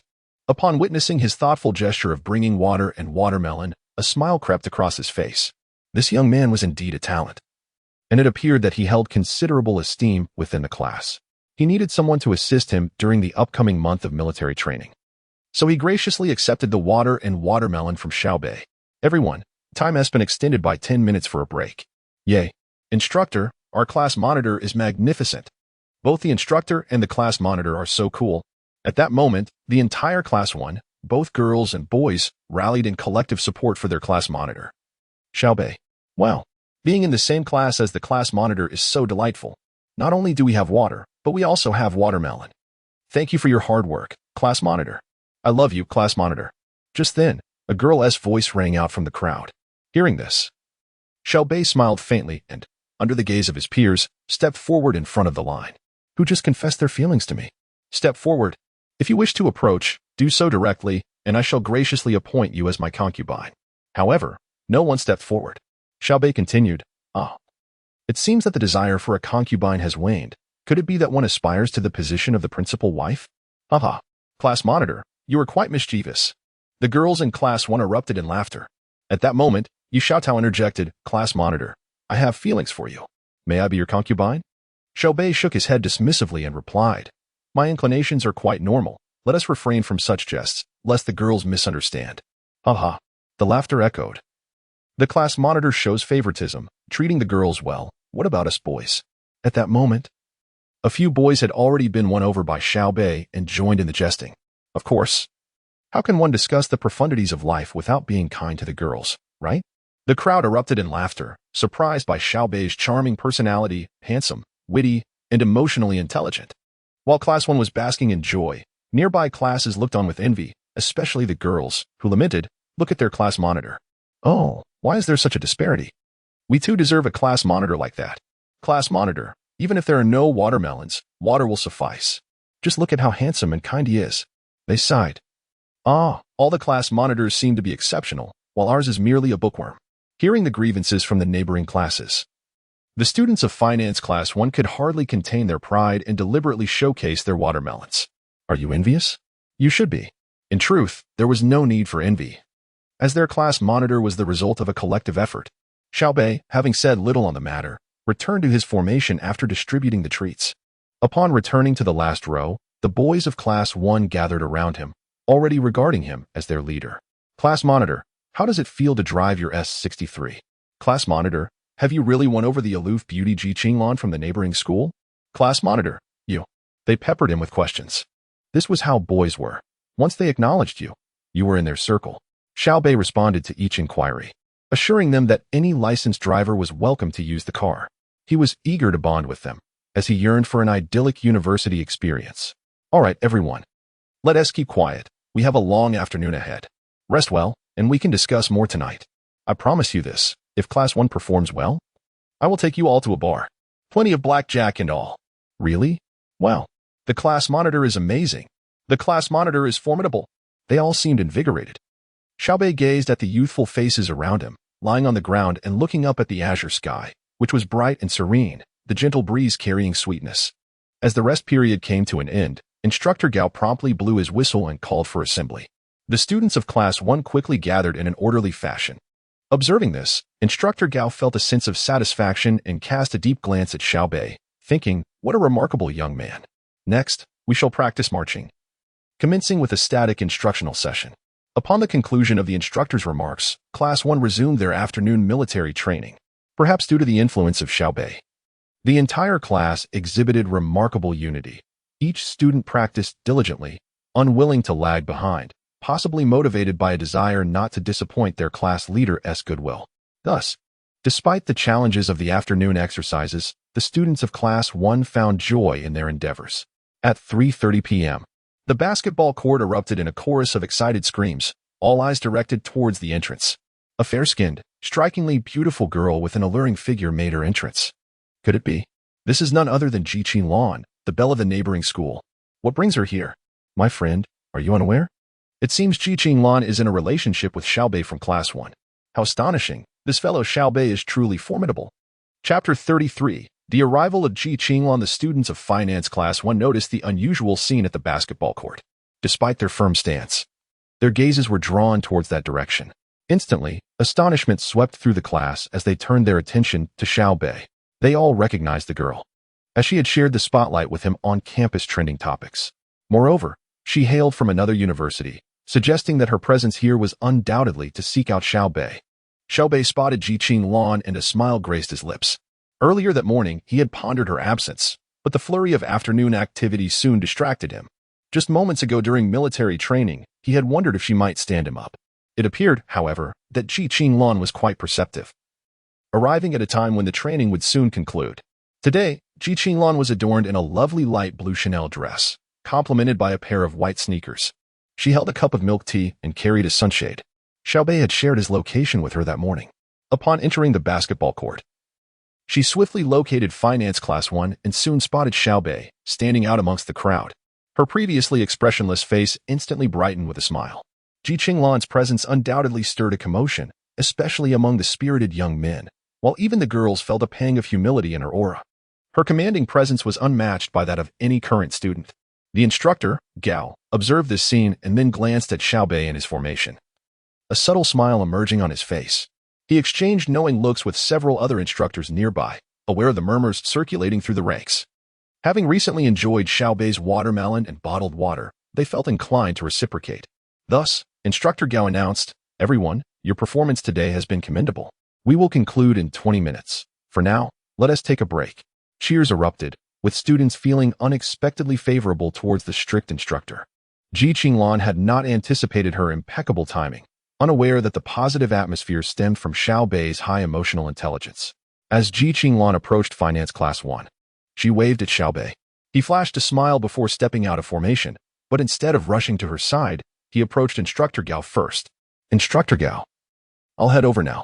"Go on, you rascal. Your girlfriend is quite the catch." Xiao Beih scratched his head, replying, "Not yet. I'm still working on it." Instructor Gao's eyes twinkled with mischief. "Keep it up, you rascal." "Absolutely." Xiao Beih exchanged pleasantries with Instructor Gao before finally making his way to Ji Qinglan. At that moment, all 5 classes present at the basketball court turned their collective gaze towards the duo of Xiao Beih and Ji Qinglan. Suddenly, It became apparent that Ji Qinglan's ascension to the esteemed position of the main consort was not without reason. Chen Xiying remarked, glancing at Wang Meina. She is breathtaking. If I were the class leader, I would certainly pursue her. Yang Yuhan replied with a subtle smile. What a perfect match. Perhaps only a woman of Ji's caliber could be worthy of such an outstanding leader, Yi Qiaoning observed. Wow, our fourth brother has quietly unleashed an atomic bomb. Zhang Zhibua envied as he gazed on.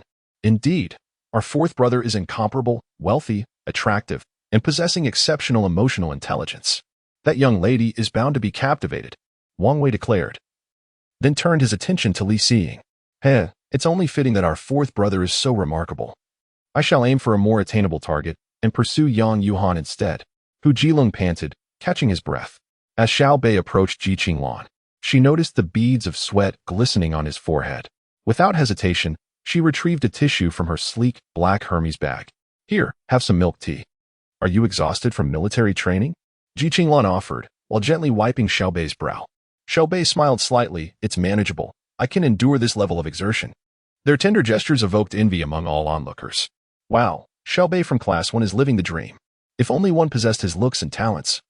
One could win the heart of a goddess, but alas, one does not merely admire from afar. Oh my, ladies, look. The main consort is tenderly attending to the class leader.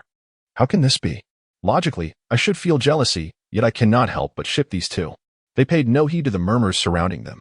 Ji Qinglan, with a playful smile, asked Xiao Beih, what do you mean by main consort? Hearing this, Xiao Beih, with a grin, recounted the events from the girls' dormitory. Realizing there was no need for concealment, now was the moment to be forthright. Better to be candid than to suffer the consequences of later revelations. A girl with high emotional intelligence would recognize his jest and perhaps even take pride in it. Behold the charm of my man. Although Xiao Beih is not yet Ji Qinglan's man, he is nearly there. How did you get here? Is it hot? Xiao Beih inquired with concern, observing Ji Qinglan. It's fine. I promise to come see you. By the way, I have thought of a plan. Let us discuss it after military training. Ji Qinglan replied with a smile. Feeling more at ease with Xiao Beih after their hand-holding the previous night, she expressed this to prolong their time together. All right, you've worked hard. Take your time. Just as Xiao Beih was about to say more, the voice of the chief instructor resonated. Xiao Beih, what talents do you possess? Why not showcase them for us? Class 5 has already performed. As Xiao Beih and Ji Qinglan were engrossed in their sweet interactions, activities had already commenced on the military training grounds. Some had taken to the stage to dance, others to tell jokes, and there were even those who sang. Xiao Beih turned to the chief instructor. Noticing him signaling for his attention, Xiao Beih, of course, understood the meaning behind the high-ranking officer's words. He smiled and nodded, then turned to Ji Qinglan and said, I shall showcase a talent. Would you care to join me? Me? Ji Qinglan looked at Xiao Beih with a hint of surprise. Indeed, it is rather warm standing here. Although there are fewer trees over there, it is certainly more pleasant than this spot. Without waiting for Ji Qinglan's response, Xiao Beih naturally extended his hand and took hers, leading her away. As Ji Qinglan felt Xiao Bei's grasp, a sudden wave of shyness washed over her. Lowering her head like a bashful bride, she followed him closely. Chapter 34. The confession during military training. The spectators present witnessed this scene, with women filled with envy and jealousy, while men yearned to be like Xiao Beih. Xiao Beih stepped into the center of the venue. Class monitor, give us a show. Class monitor, come on. Xiao Beih, perform for us. Xiao Beih, show us what you've got. Ji Qinglan did not expect Xiao Beih to possess such high esteem among the freshmen. Indeed, he was an exceptional young man. Remarkable wherever he went. Ignoring the crowd's uproar, Xiao Beih turned to Ji Qinglan and softly inquired, would you like to see my talent performance? Ji Qinglan looked at him and smiled, nodding in agreement. Observing her reaction, Xiao Beih declared, the upcoming performance is dedicated to you. At first, Xiao Beih was uncertain about what to perform until he noticed a classmate from the adjacent class holding a guitar. Without hesitation, he spent 300,000 points from his luxurious account to purchase guitar mastery from the system's marketplace. Xiao Beih would never miss the opportunity to show off and capture a girl's heart. Excuse me, could I borrow your guitar? He approached the guitar-playing classmate. Sure, can you play? The bespectacled boy replied, looking at Xiao Beih with a hint of pride. Xiao Beih understood the young man's desire to compete, but since he posed the question, it was only fitting to demonstrate what true skill entailed. Of course, thank you. Despite his internal musings, he maintained the courtesy befitting a young deity. Wow, can Lao Si really play the guitar? When did he ever claim he couldn't? Well, the class monitor has unlocked a skill. I can't wait to hear it. Indeed, the class monitor possesses an array of charming skills. Returning to the central area encircled by several classes with the guitar in hand, Xiao Beih noticed Ji Qinglan watching him quietly, a smile gracing her lips. I will sing a song that holds special meaning for me, as it is dedicated to someone present today. With that, he cast a glance at Ji Qinglan.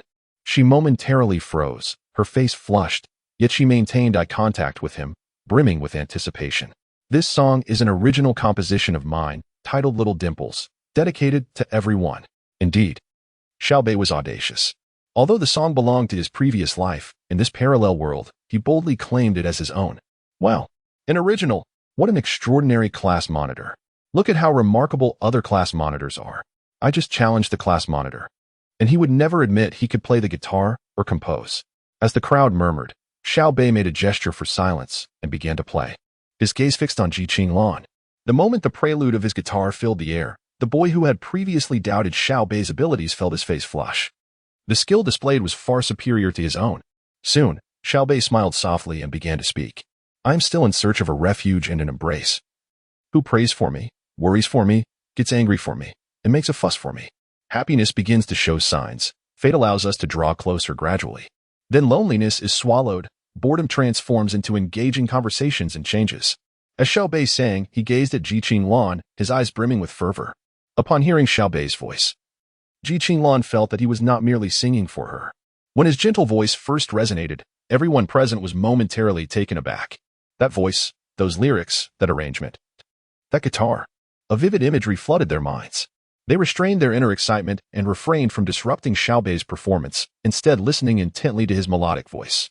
As the first climax approached, Xiao Beih looked at Ji Qinglan's dimples, smiled slightly, and continued to sing. Your charming dimples and long eyelashes are your most beautiful marks. I lie awake every night, missing your smile. You have no idea how significant you are to me. With you, my life is perfectly complete. Xiao Beih's voice was crystal clear, tender, and magnetic, immersing everyone present deeply in the song. At that moment, Xiao Beih's eyes were solely on Ji Qinglan, and hers were fixed on him.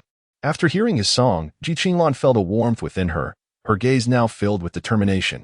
What a beautiful song! Many in the audience whispered among themselves, all praising the melody. Charming dimples and long eyelashes, irresistibly enchanting. I slow my pace, feeling as if I am intoxicated.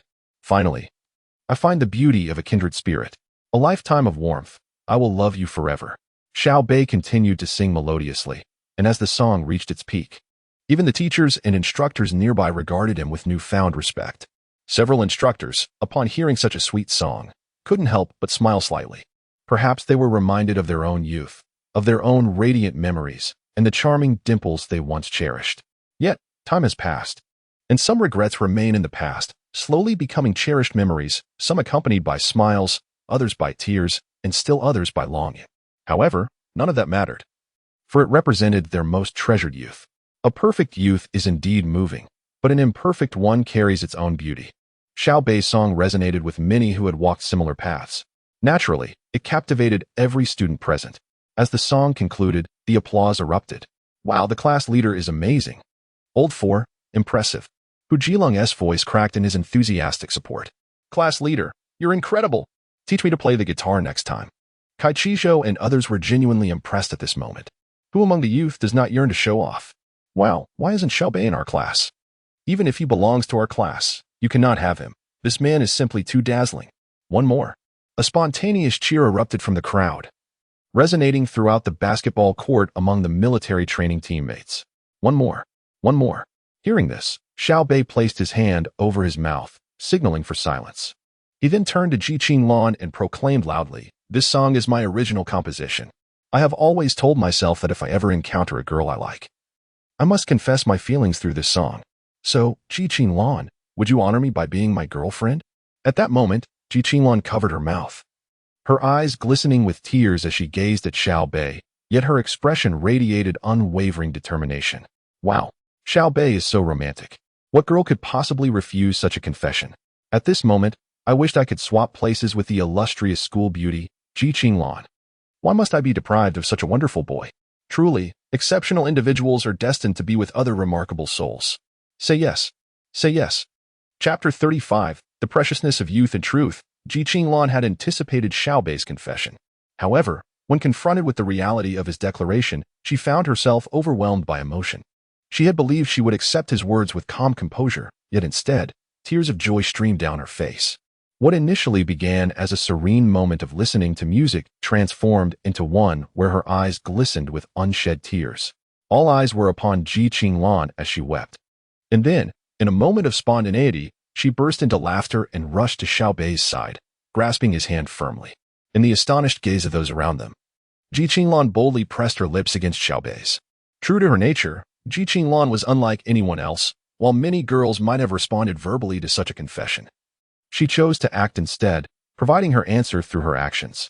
As their lips met, the atmosphere erupted with cheers and applause. The girls looked on with admiration at the couple locked in their embrace, while the boys, though envious, harbored a desire to take Xiao Beih's place. After their kiss, Xiao Beih smiled gently, thinking to himself, "Wow, Ji Qinglan has certainly become bolder. If I were in her position, I would do the same." It was undeniable. Xiao Beih was simply too captivating, wealthy, handsome, and talented. How could anyone resist such allure? Hu Jilong stood in astonishment, watching Xiao Beih and Ji Qinglan.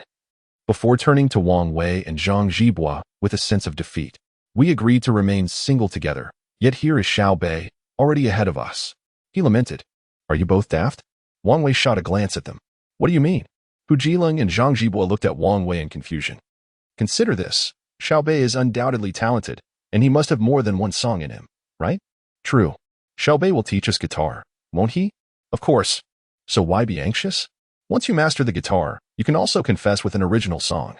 What is there to fear about remaining single?" Wang Wei said, his expression earnest. Hu Jilong and Zhang Zhibua exchanged glances, realizing the truth in Wang Wei's words, and they couldn't help but give him a thumbs up. This strategy was indeed sound. In the midst of the celebration after their kiss, Ji Qinglan whispered gently into Xiao Beih's ear, "You must treat me well." Xiao Beih smiled softly in response, "Of course. Once more. Once more. Once more." The chorus of voices from their classmates echoed around them. And Xiao Beih gazed at Ji Qinglan with tender eyes. "Do you wish to hear it again?" "Yes, I would love to hear it once more." Upon hearing this, Xiao Beih nodded and addressed the crowd, "You should all express your gratitude to my girlfriend, and I shall oblige with another." As soon as he finished speaking, the students from Class 1 began to cheer. "Thank you, sister-in-law. Thank you, sister-in-law." Seeing Class 1's enthusiasm, the other classes joined in the revelry. Xiao Beih smiled, contemplating what songs he could draw upon from his past life. Soon, Xiao Beih thought of a song, a melody titled 7 Mile Fragrance dedicated to everyone, hoping that all could discover their youth during their university life. Upon finishing his words, the venue fell into a serene silence. Ji Qinglan stood beside Xiao Beih, her face adorned with a radiant smile as she gazed at this treasure of a boy, no, her boyfriend. The sound of the guitar resonated, the prelude still as enchanting as ever. As Xiao Beih strummed the guitar, he glanced at Ji Qinglan, offering a gentle smile before he began to sing. The sparrows outside chatter on the utility pole. You said this line evokes the essence of summer. The pencil in my hand dances back and forth on the paper. I use a few lines to describe who you are to me. The primary reason Xiao Beih chose this song was his concern that Ji Qinglan might be in tears. Moreover, the song perfectly fit the occasion. Watching Xiao Beih sing to her, Ji Qinglan bestowed upon him a tender smile. She truly did not anticipate such a multitude of surprises when she came to find him today. At that moment, had they not been on the basketball court, she would have loved to inquire about his hidden talents. The song continued to flow gracefully, echoing in the summer air on that basketball court as the sun began its descent.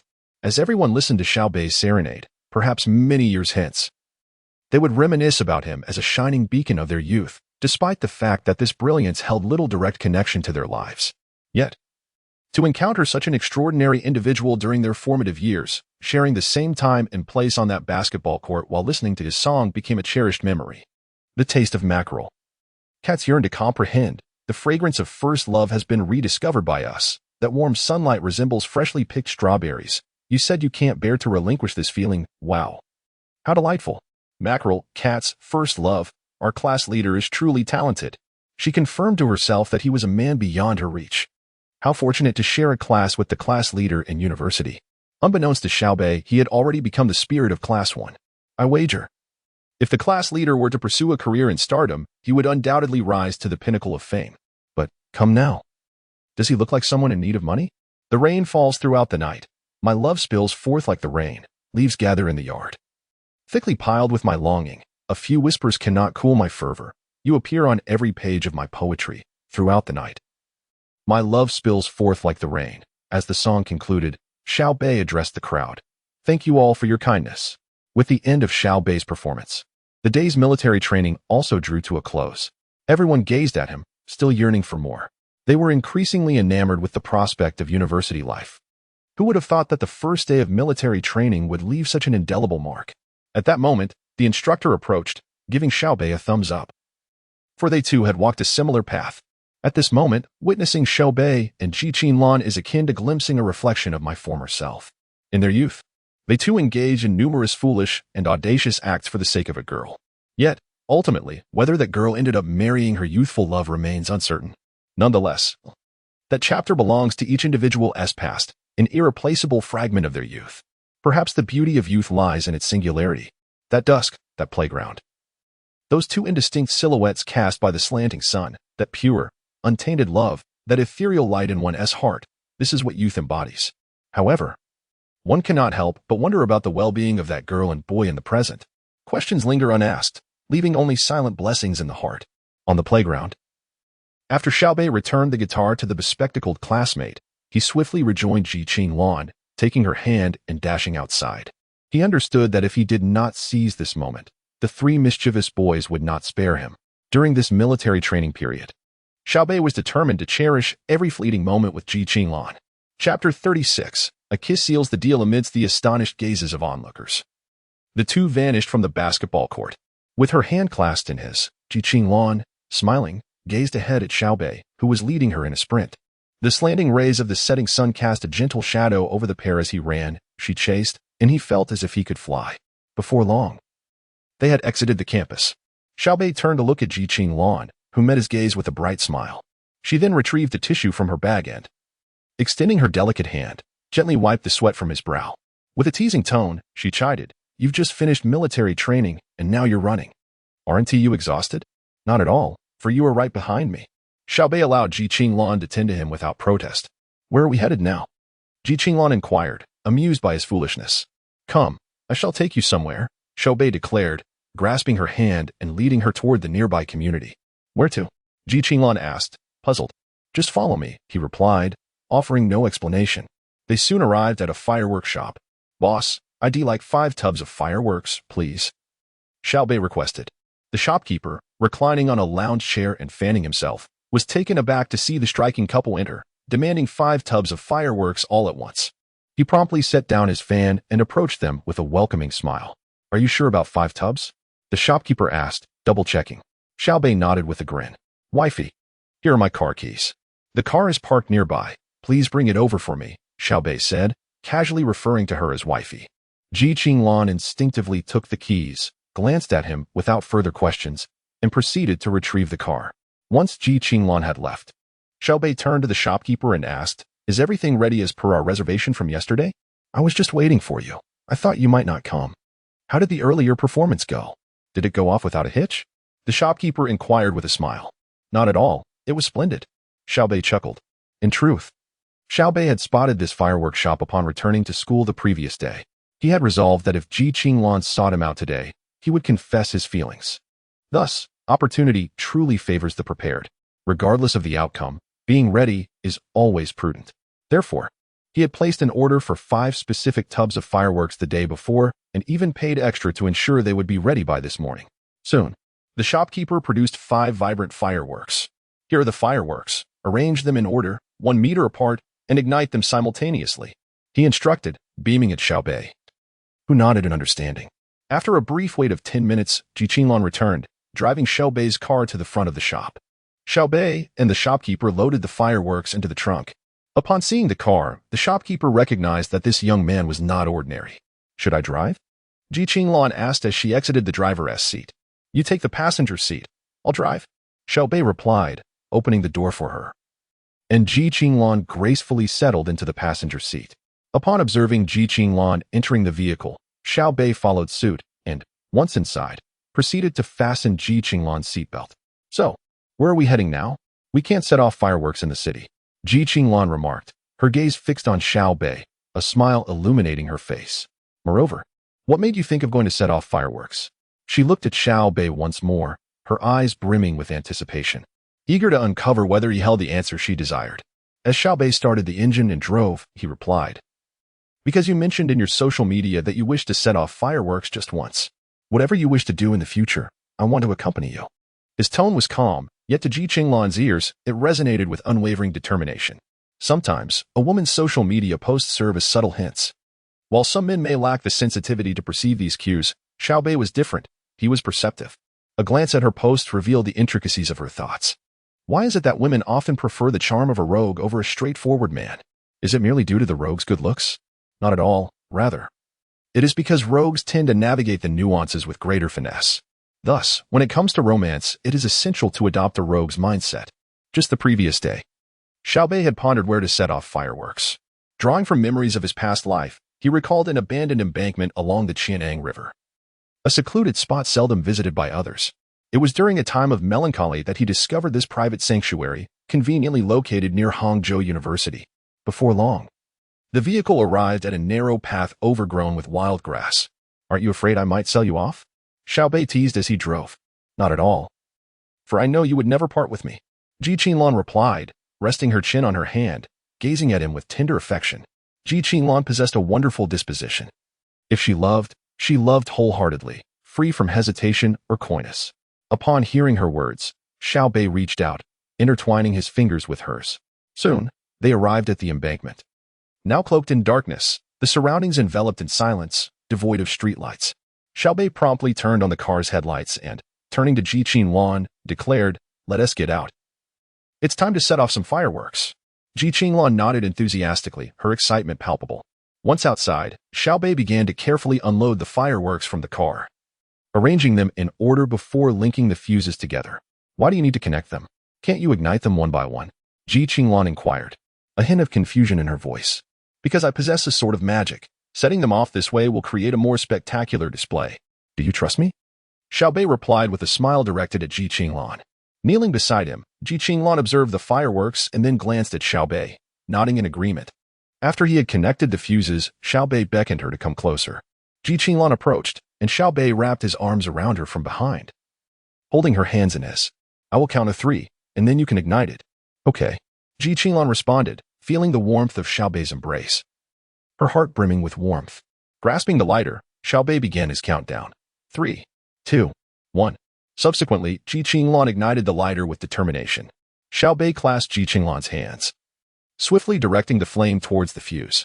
As the fuse ignited, they beheld it racing toward 5 fireworks scattered before them.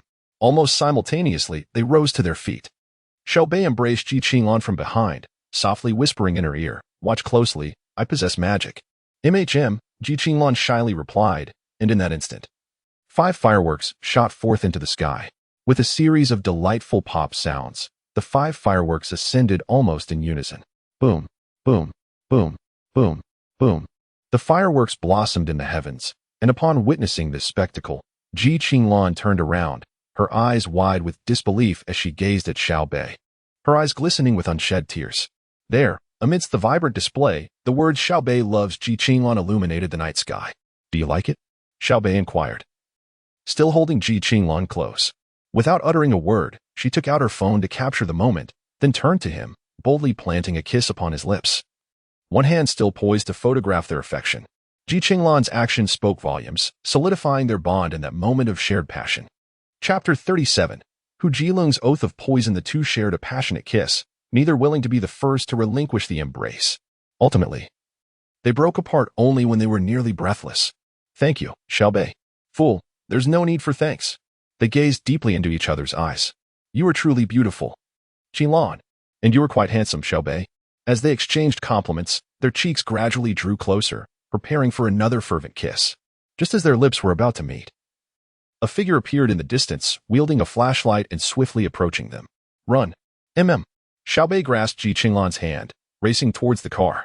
Once inside, he started the engine and executed a swift drift, turning the vehicle around and driving away. Inside the car, Ji Qinglan still bore an expression of lingering excitement. "Was that thrilling?" Xiao Bei asked with a slight smile. Ji Qinglan, patting her chest, exclaimed, "Absolutely thrilling, but we can't do that again next time." "All right, are you hungry?" he inquired, glancing at her. Ji Qinglan nodded. Let me drop you off first, then I'll head home for a shower, and we can go out for dinner. Ji Qinglan looked at Xiao Beih and replied, No need, I don't mind you at all. Let's just go to Garbage Street, shall we? The memory of yesterday's spicy hot pot made her nostalgic for the delicacies of Garbage Street. Seeing her enthusiasm, Xiao Beih said nothing further and drove straight to the entrance of Hangzhou Academy of Fine Arts. Having overcome their initial awkwardness from the previous day, they now felt completely at ease with each other. Upon exiting the car, Ji Qinglan naturally linked her arm with Xiao Beih's. Their classmates, having witnessed their affection, were no longer surprised, for the two had recently trended on their respective campuses for their original song during military training. They were unaffected by the opinions of others, as life was ultimately theirs to live. Xiao Beih led Ji Qinglan to Garbage Street, where she expressed a desire for barbecue, and he happily obliged. As they dined, they exchanged sweet nothings, unabashedly showcasing their affection amidst the bustling environment. After their meal, Xiao Beih escorted Ji Qinglan back to school before returning to his dormitory, where he was soon met with inquiries from his friends. Hu Jiling, what's it like being with the goddess? Zhang Zhibua, what's it feel like to kiss the goddess? Did you have bad breath? Wang Wei, did the goddess say you have bad breath? Their peculiar questions were disregarded by Xiao Beih as he hummed a tune and headed for a shower. His three friends could only harbor envy and jealousy, but no hatred. The following day, military training continued, yet after the events of the previous day, everyone had adjusted. Each participant trained vigorously, with Xiao Beih continuing to take care of Class 1. During breaks, Ji Qinglan would often seek him out, and the basketball court was suffused with the sweet scent of romance. Time flew swiftly, and a month came to an abrupt end. Today marks the final day of military training, culminating in a review by the school's leaders. Xiao Beih has proudly been appointed as the flag bearer for the entire finance department. On September 30th, after a month of rigorous training, the new students are set to showcase their final performance. As the flag bearer, Xiao Beih is adorned in the military's formal attire, complete with a crisp uniform and polished black boots, truly embodying the spirit of the occasion. At this moment in Finance Class 1, Xiao Beih is conferring final instructions with Hu Jilong. You better make me look good in the photos later. My sister-in-law can't attend today, so I need these for her. Understood? Hu Jilong assures him with a thump on his chest. Don't worry, I'll capture every moment perfectly. If I fail, well. Struggling to find a fitting oath, Hu Jilong eventually declares, when our class goes out to celebrate, you better find some girls for them. If you bring me a dinosaur instead, I'll let them have their way with her, and if I hear a single complaint, I swear I'll be cut off from future generations. The boys in Class 1 collectively give Hu Jilong a thumbs up for this audacious vow. Well said, my brother. I trust you. Xiao Beih chuckles. As the military band strikes up, the performance commences. Each year, a multitude of upperclassmen gather to witness the spectacle, eager to see the handsome and beautiful participants. On the review stand, not only are there leaders but also a throng of senior students.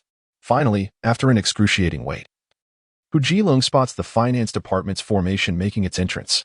He raises his phone, aiming the camera at Xiao Beih. In this moment, Hu Jilong transforms from a mere plump fellow to an agile, albeit still plump, individual. While capturing Xiao Beih's dashing presence, he suddenly notices a girl closely trailing beside him, also filming the finance department's formation and seemingly focusing on Xiao Beih as well. Who could she be? Judging by her figure, she certainly stands out. However, Hu Jilong dismisses further thoughts, knowing he must concentrate on his task. Otherwise, he might face the wrath of the dinosaur he so humorously referred to. As the finance department strides majestically toward the review stand amidst a stirring symphony, Hu Jilong's excitement mounts upon spotting Xiao Beih at the forefront as the flag bearer. Wow, so handsome, he exclaims, frantically snapping photos of him. Yet, overwhelmed by excitement, his hands tremble uncontrollably.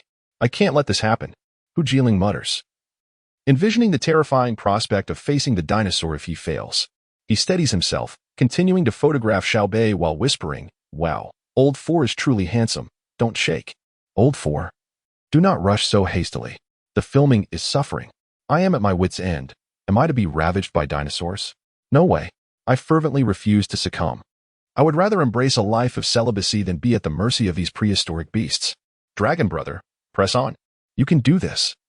You are capable of capturing the perfect shot. For the sake of the lady, for the sake of avoiding such a fate, life is but a singular journey. Hu Jilong.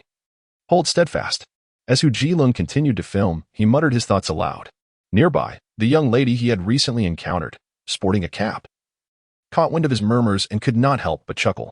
She surmised that perhaps Xiao Beih had assigned Hu Jilong some peculiar task.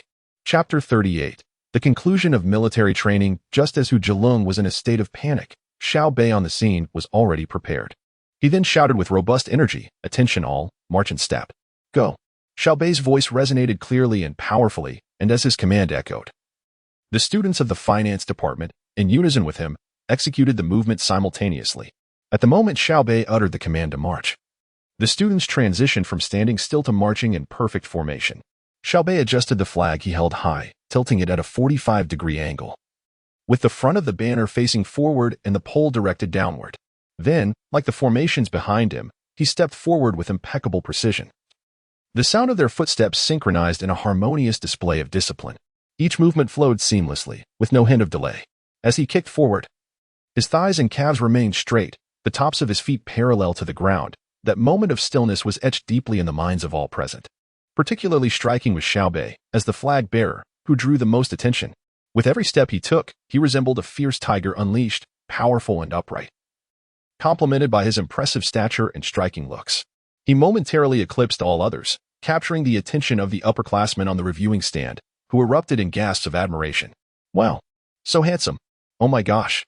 This guy leading them is something else. He must be a returee from the military. Ladies, look. The flag bearer from the finance department is actually Xiao Beih. Who is Xiao Beih? My dear, are you living under a rock? He asked the new campus heartthrob. Incredibly handsome. Oh my, he is stunning, but what a pity, he already has a girlfriend. Hu Jilong, watching Xiao Beih's gallant demeanor, was equally astonished. Though he had always known that the fourth member of their group performed well, he never expected him to shine so brilliantly. A sudden pang of envy, reminiscent of the saying, "Why must there be both Zhuge Liang and Zhou Yu?" welled up in Hu Jilong's heart. Yet, at that moment, his hands stopped trembling. Goodness, this excitement is overwhelming. Thus, Hu Jilong began to navigate through the crowd, excitedly positioning himself at the edge of the track, aiming his phone at Xiao Beih. He filmed while retreating. As he reached the center of the reviewing stand, Xiao Beih waved the red flag to the right and called out the second command. Salute. The formation behind him raised their hands in a crisp salute, notably synchronized, especially the first class of finance, which had practiced diligently under Xiao Beih's guidance. This class is impressive, and that leading lad is exceptional. The leaders of the school praised both Xiao Beih and the first class highly. Once the formation had moved beyond the reviewing stand, Xiao Beih shouted, "All present, march in step." After the inspection concluded and the ranks departed from the reviewing area, familiar voices began to rise in the background. "Class president, you were just so handsome." "Ah, my lord, I want to be your consort." "Class president, when are we going to the bar?" Xiao Beih heard the murmurs behind him and smiled slightly before saying, "Class 1, we have one last stretch to go. Once we finish, there will be rewards from this emperor." Cheers erupted. Hooray. "Our class leader is magnificent." "Class leader, you are amazing." "Class leader, you are the most handsome." Amidst the praises, Class 1 returned to their designated position. At this moment, they merely awaited the conclusion of the review. A month's effort culminated in this moment. Once back in position, Xiao Beih eagerly waved to Hu Jilong, who hurried over with an excited demeanor. "Old 4, look, absolutely dashing." Xiao Beih quickly picked up his phone to check the photos Hu Jilong had taken. Initially, everything seemed fine, but the background chatter, Hu Jilong's murmurs, were all recorded. "Damn it, Longu, what were you mumbling about?" Xiao Beih exclaimed. Upon hearing this, Hu Jilong's face, once filled with joy, visibly paled. "Oh no, old 4 is upset. I'm doomed. I'll be devoured by a dinosaur."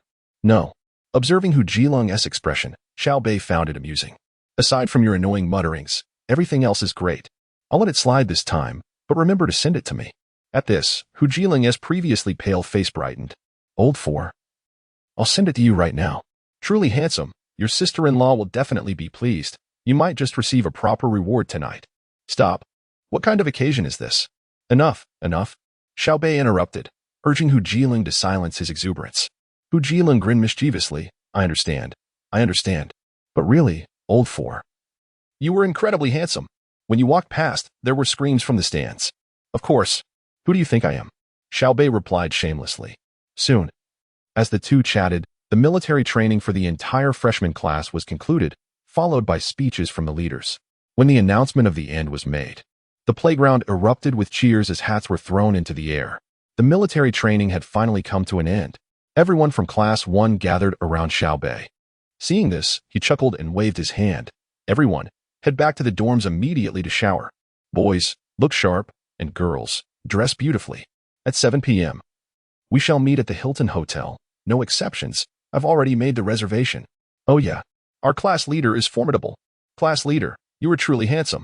Class leader. You are my son. Who said that? Step forward. Xiao Beih playfully scolded Class 1. Laughter erupted, with Wang Wei exclaiming, "It was me, class leader." I was too excited and misspoke. Let me try again. Class leader, you are truly handsome. You are my elder. Xiao Beih quickly dismissed the crowd, as he had an important task at hand, sending the video that Hu Jilong had just filmed to two individuals, one, the faraway Lu Qingyan in Shanghai, and the other, his current girlfriend, Ji Qinglan. As Xiao Beih took his phone to send the video to Ji Qinglan, a message popped up on WeChat as he unlocked the screen. Qinglan? Isn't there a meeting at the company? Why would a message be sent at this moment? Xiao Beih, perplexed, opened WeChat and was greeted by a video. In the footage, Hu Jilong was capturing himself. Astonished yet elated, Xiao Beih swiftly maneuvered through the crowd, scanning his surroundings. It wasn't long before he spotted a charming figure not far away. Clad in a white dress and donning a white cap, she stood at a distance, swaying her phone and gazing in Xiao Bei's direction. Who else could it be but Ji Qinglan? Overjoyed, Xiao Beih dashed over and enveloped Miss Ji in a warm embrace. Little minx, are you playing a surprise attack on me? Why didn't you give me a heads up? Ah, Ji Qinglan squealed as Xiao Beih swept her off her feet, spinning her around in delight.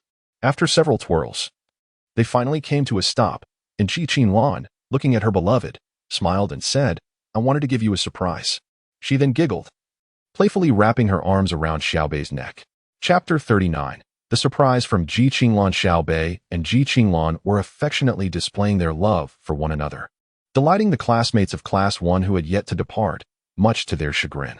However, the ones truly suffering were not the Class 1 students, but rather the senior girls on the podium who had set their sights on Xiao Beih. Hu Jilong stared at the familiar girl, momentarily taken aback. Wait, was that just now, my sister-in-law? The romance of the class leader was something we could only envy. Wow, so my sister-in-law is here today. And what a sight she is. Her figure and beauty are utterly captivating. Gosh, she looks stunning. Doesn't she have any friends? Indeed. I suddenly wish to find a girlfriend from the Fine Arts Academy, as long as she is beautiful. There are surely more beauties in the Fine Arts Academy than at Hangzhou University. After all, it is the Fine Arts Academy. There aren't many unattractive people, right? As Xiao Beih and Ji Qinglan continued their display of affection, they even shared a kiss in public. This incited a chorus of lamentations from onlookers. Gosh, I am so envious of the class leader. Why is the class leader so exceptional? Damn, what does it feel like to be with a goddess? I may not know the taste of a goddess, but I do know the flavor of seaweed snacks, bully seaweed. On the other hand, Ji Qinglan sensed the hostility from some girls around her, yet she paid it no heed. Instead, she was preoccupied with Hu Jilong's earlier remarks. Well, I've been tirelessly pushing through my schedule just to see your military training performance, and yet you plan to take them out tonight? Furthermore, have you resumed your role-playing as emperor and palace maid? So, my dear emperor, how many concubines are you planning to take?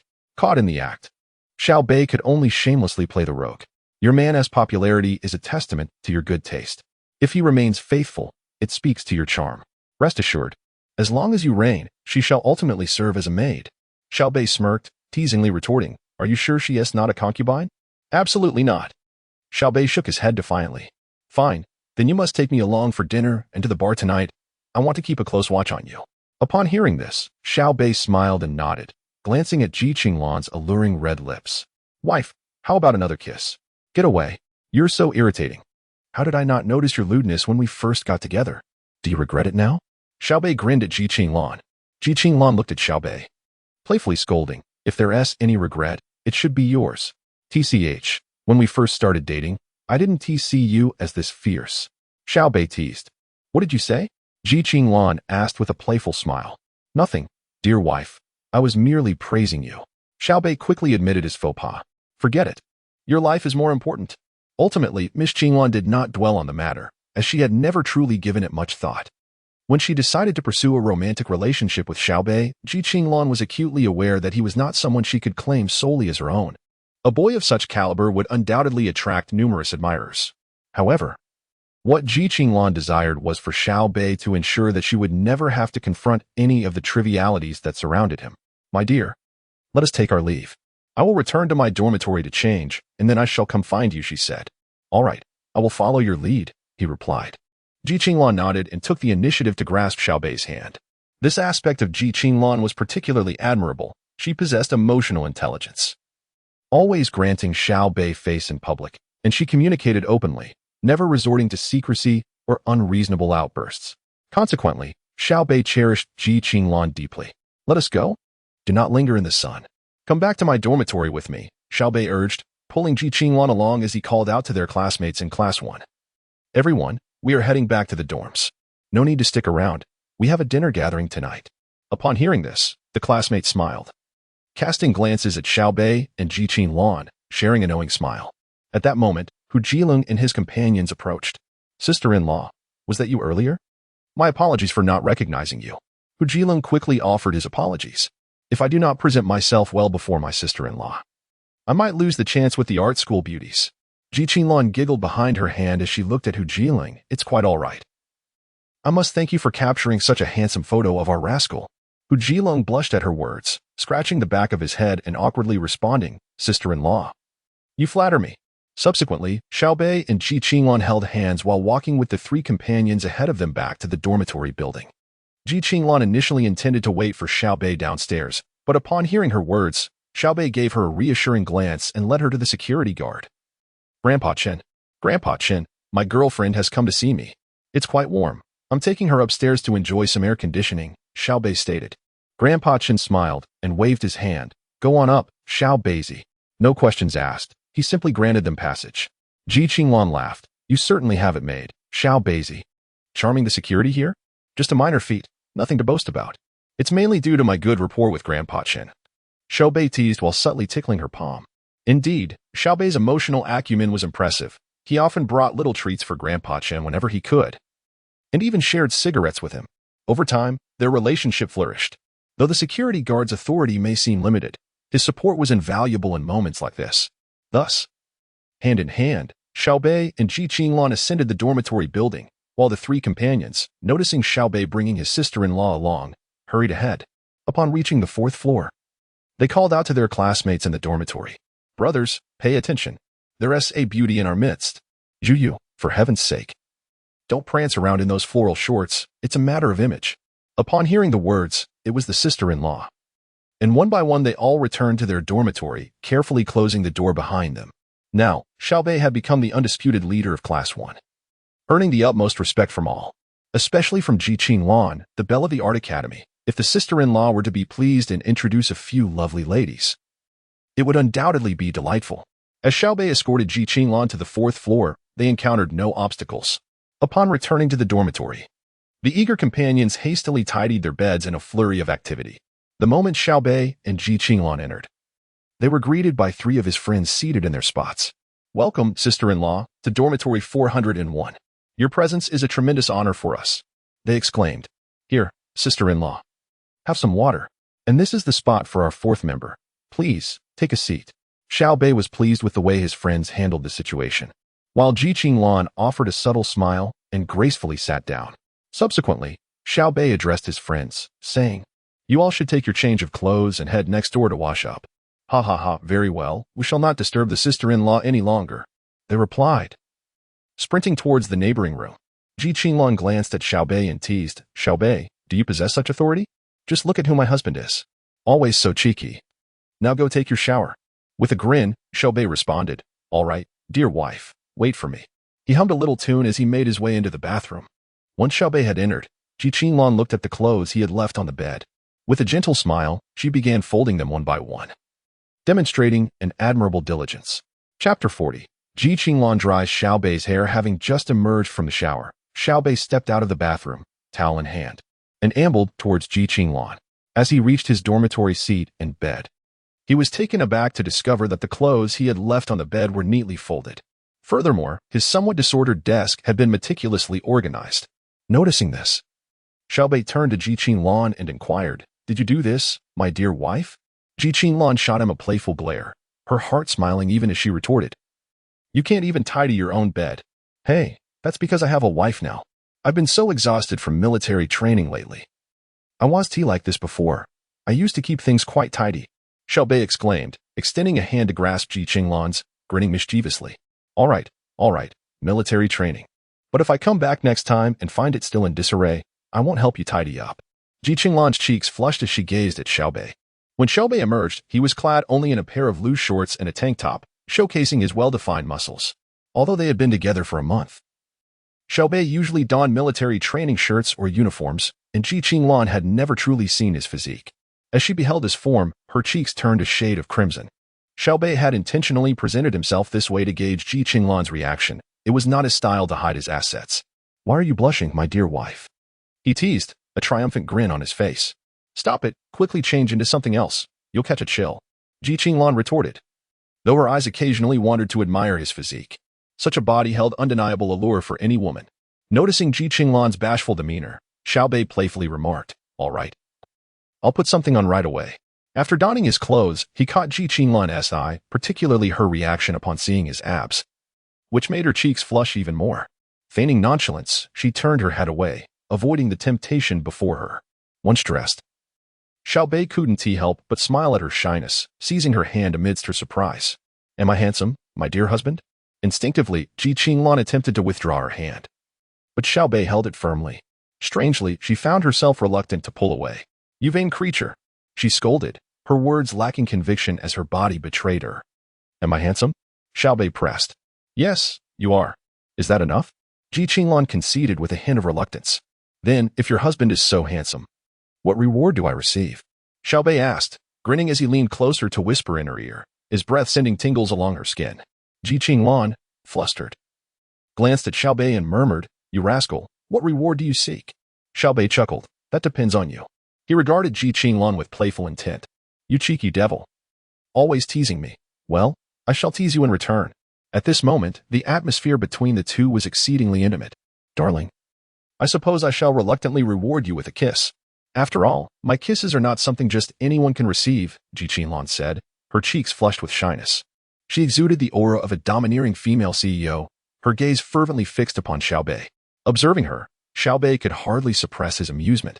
This little one, clearly overwhelmed with bashfulness, still attempted to maintain her composure. My dear wife, do you not realize you are playing with fire? Oh, is that so? Then where is your fire? Ji Qinglan teased, reveling in Xiao Beih's flustered state, yet maintaining her composed demeanor. She even leaned in closer to his ear, whispering playfully, I simply adore playing with fire. Upon hearing her words, Xiao Beih could no longer contain himself. He swiftly embraced Ji Qinglan, who did not resist but reciprocated his affection. At that moment, her face was radiant with color, her shyness palpable, yet her eyes shimmered with yearning for Xiao Beih. Little one, you brought this upon yourself, he remarked as he spun around, switching their positions. Gazing at Ji Qinglan's crimson lips, Xiao Beih seized the moment and kissed her passionately. Caught off guard, Ji Qinglan felt an overwhelming desire to respond in kind. However, as their kiss deepened, Xiao Beih's intentions grew bolder. Ji Qinglan, regaining her senses, halted his hands. Wifey began, but she silenced him by placing her finger on his lips. Darling, not here. Tonight, let us go out, she said shyly, her gaze lingering on him. Xiao Beih, exhilarated by her words, thought to himself, Indeed, I shall heed my wife. Ji Qinglan flashed a coy smile. She had pondered their intimate moments since they had been together. As a girlfriend, she could not remain reserved forever, especially when the person in question was someone she genuinely adored. All right, let go of me. Your roommate will be back soon. Ji Qinglan's voice was barely above a whisper, the two of them feeling as though they were engaged in a clandestine rendezvous. Xiao Beih smiled gently and released her, at which point Ji Qinglan glanced at his outfit. You dress with such layered sophistication, she remarked, promptly adjusting his attire. Xiao Beih chuckled. Having a wife is truly delightful. Following her guidance, he complied. Ji Qinglan styled him in a Korean-inspired look, a pristine white Gucci t-shirt layered beneath a black CK short-sleeved shirt, paired with black casual trousers from Balenciaga. As soon as Xiao Beih donned the outfit, Ji Qinglan approached him, tucking the shirt into his trousers and unbuttoning 2 buttons to reveal the white beneath, enhancing the layered effect. Don those Timberland boots, Ji Qinglan instructed, resembling a devoted spouse dressing her husband after many years of marriage. Yet, who could blame her? After all, Ji Qinglan was a designer. Xiao Beih obediently donned his boots. At that moment, Ji Qinglan produced Xiao Bei's Vacheron Constantin watch and adorned his wrist with it. Taking a step back, she surveyed her handiwork with satisfaction. Sit down. Why? I shall dry your hair. Ji Qinglan smiled gently. Xiao Bei promptly complied, relishing this role reversal. Having his wife tended his hair brought him genuine joy. Instead of styling it like his idol Wang Jiar, Ji Qinglan opted for a chic side-swept look, which instantly enhanced Xiao Bei's demeanor, rendering him even more ruggedly handsome. Ji Qinglan observed her boyfriend, pleased with the transformation. Indeed, having a wife was a blessing. He would no longer fret over his styling choices. Chapter 41. The banquet at last. Ji Qinglan crossed her arms and glanced at Xiao Bei, nodding in satisfaction. My husband is truly dashing. I feel as though I have become your model. Xiao Bei quipped, yet he soon sensed an aura of intimidation emanating from her. Ji Qinglan regarded him with a designer's keen gaze, and he realized that once she entered her realm, she exuded an unmatched authority that one simply could not provoke. Wife. You are indeed stunning. Haha. Xiao Bei rose to admire his reflection in the mirror. His pretense of checking his appearance was merely a ruse to alleviate the tension in Ji Qinglan's demeanor. I know you're handsome, but if you don't want me to design for you anymore, I shall cease, Ji Qinglan remarked, her tone nonchalant. No, from now on, it's all you. Haha. I will be your lifelong model. Xiao Bei responded, turning to take Ji Qinglan's hand. At that moment, the dormitory door swung open, revealing three friends who looked at the couple hand in hand. They exchanged awkward smiles. Fourth, we hope we're not interrupting? If so, we can wait outside. One of them suggested. Yeah, we can keep watch for you. The others chimed in.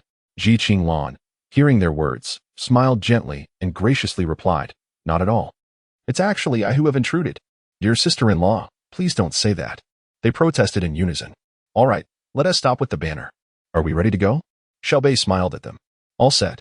Then let us head out together. You've been standing for quite a while and must be tired. Ji Qinglan said politely to Xiao Bei's roommates. She then took his arm and the group descended the stairs of the dormitory, where everyone had gathered. With a grand gesture, Xiao Bei led the charge towards the Hilton Hotel, not far from the school, where he had reserved a large private room. During the meal, the boys of Class 1 engaged in a lively display of antics, all attempting to curry favor with the elder sister-in-law. What was their objective? Those with a modicum of emotional intelligence were not genuinely seeking introductions to art college students through Ji Qinglan. In truth, only 8 among them possessed the prowess to attract the artistic ladies, while the rest merely joined in the ruckus. Motivated solely by the fact that Ji Qinglan was Xiao Bei's girlfriend, Ji Qinglan was charmed by Xiao Bei's classmates, who enthusiastically invited her.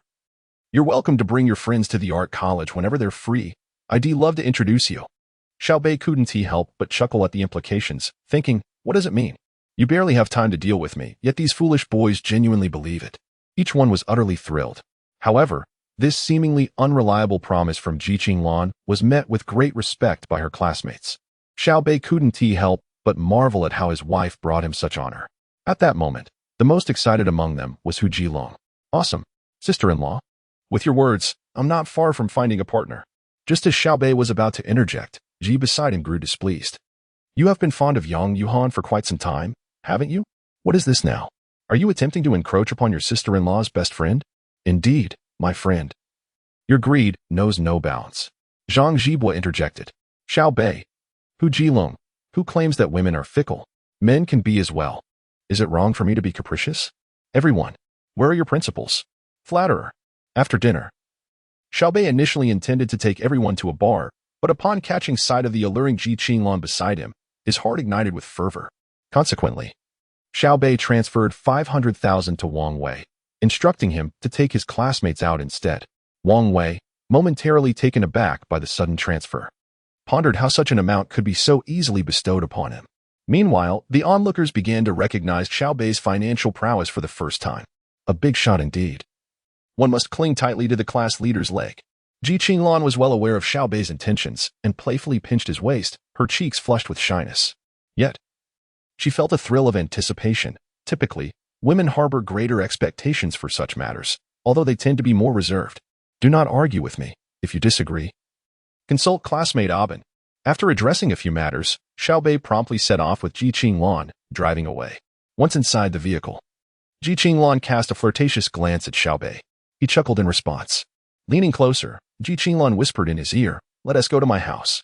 Xiao Bei, who had initially planned to head to a hotel, felt a surge of joy upon hearing her words, thinking how splendid it was that she had already arranged the venue. Without further ado, he started the car and followed Ji Qinglan's navigation to her home. Upon seeing the location she provided, he realized that Ji Qinglan came from a distinguished background, as her residence was situated in one of Hangzhou's premier penthouse luxury apartments, Wangjiang Pavilion. Around 9 in the evening, the night was serene as Xiao Bei's car entered Wangjiang Pavilion. After parking, the two sat in the vehicle, gazing into each other's eyes. The atmosphere inside the car grew quiet. Ultimately, it was Ji Qinglan who broke the silence. "Let us go home." With that, she shyly exited the car. Xiao Bei chuckled and followed suit. Soon, they found themselves in the elevator. Ji Qinglan's home was on the 28th floor. The elevator ascended swiftly, and so did their heartbeats. At that moment, they held hands. Ding dong. The elevator reached the 28th floor, and Ji Qinglan grasped Xiao Bei's hand, leading him into her abode. Wangjiang Pavilion featured 1 unit per floor, and as the elevator doors opened, they found themselves at Ji Qinglan's home. As soon as the elevator closed, Xiao Bei swept Ji Qinglan into his arms in a princess carry. She made no effort to resist, her cheeks flushed as she whispered in his ear. To the master bedroom on the 2nd floor. With the proverbial golden ticket in hand, Xiao Bei carried Ji Qinglan upstairs. Upon reaching her bedroom, he gently placed her on the bed and moved to turn on the light. Ji Qinglan, her cheeks flushed, leaned closer to Xiao Bei and whispered, "Darling, please, don't turn on the light." "But if I don't, I won't be able to see you," Xiao Bei replied. "Just turn it off, cough. It's such a waste of electricity." Ji Qinglan shyly buried her head, feeling utterly embarrassed. Xiao Bei chuckled softly. Her reasoning seemed rather flimsy. "We can afford the electricity bill, so let it be on." "All right, darling." Ji Qinglan playfully tugged at Xiao Bei's arm, her eyes sparkling as she gazed at him. "Please, my dear husband. Are you going to behave?" Xiao Bei teased. "I will. From now on I'll listen to you." "Then let's turn on the bedside lamp," Xiao Bei said, pointing to the lamp beside the bed. "Okay, I'll listen to my husband." Ji Qinglan replied bashfully. "Hee, moi." In this moment, the moon was the only witness to the events unfolding in the room. Chapter 42. Preparing breakfast for Ji Qinglan morning. The two are nestled beneath a thin blanket, playfully tussling with one another. After a moment of affectionate cuddling, Ji Qinglan shyly proclaims, "It's time to get up." Xiao Bei gazes at Ji Qinglan, who resembles a little kitten curled up in his arms, her wide eyes fixated on him. Without uttering a word, he lifts her effortlessly, placing her on his own body. "Rascal, are you up to no good again?" Ji Qinglan's face flushes, her gaze teasing as she looks at Xiao Bei, who lies on the bed. He chuckles softly, leaning close to her ear, whispering, "Be good." Ji Qinglan shoots him a playful glare. An hour later, Ji Qinglan clings to Xiao Bei like an octopus, resting her head on his chest as she says, "Darling, it's time to wake up. I have a class this morning." She gazes at him, half reproachfully, half shyly. "All right, I'll get up. But what shall I do while you attend your class?" Xiao Bei replies, a hint of discontent in his voice. Ji Qinglan smiles slightly, wrapping her arms around his neck. "How about you accompany me to class, just for 1 session?" Upon hearing this, Xiao Bei contemplates for a moment, then grins. "The Hangzhou Academy of Fine Arts, a place teeming with beauties? I must go." Noticing a change in Xiao Bei's demeanor, Ji Qinglan playfully pinches his waist. "You naughty boy. What are you scheming now?" With a mischievous smile, Xiao Bei scoops Ji Qinglan up, feeling her smooth skin against him. "Come, my dear. Let me carry you to the shower." Ji Qinglan, blushing, buries her face in his shoulder without resistance. Soon, the two indulge in each other's company in the bathroom for over an hour. And only after Ji Qinglan pleads for mercy does Xiao Bei finally let her wash up properly. Ji Qinglan shoots him a playful glare, thinking, "My husband truly is a handful." She then glances at the vivid red sheets and prepares to pull them off the bed for washing. "Let me do it," Xiao Bei offers, eager to assist her. After all, his beloved had entrusted him with her most precious gift last night. As a man, he should be attentive. And this was a task meant for him. "No need, you go get dressed first. By the way, there are fresh clothes in the wardrobe on the right," Ji Qinglan instinctively remarks. Xiao Bei pauses in surprise. "What is this about?" He looks at Ji Qinglan with a teasing smile. "So, my dear, you were prepared all along." "Don't be silly, it's just, since you're not in military training, I bought a few outfits for you recently, intending to give them to you after the training." Ji Qinglan's explanation is cut short as Xiao Bei embraces her from behind, kissing her ear gently. "My dear, you are truly wonderful." Ji Qinglan's lips curl into a slight smile as she inquires, "How wonderful?" "Always my beloved empress," Xiao Bei replies earnestly.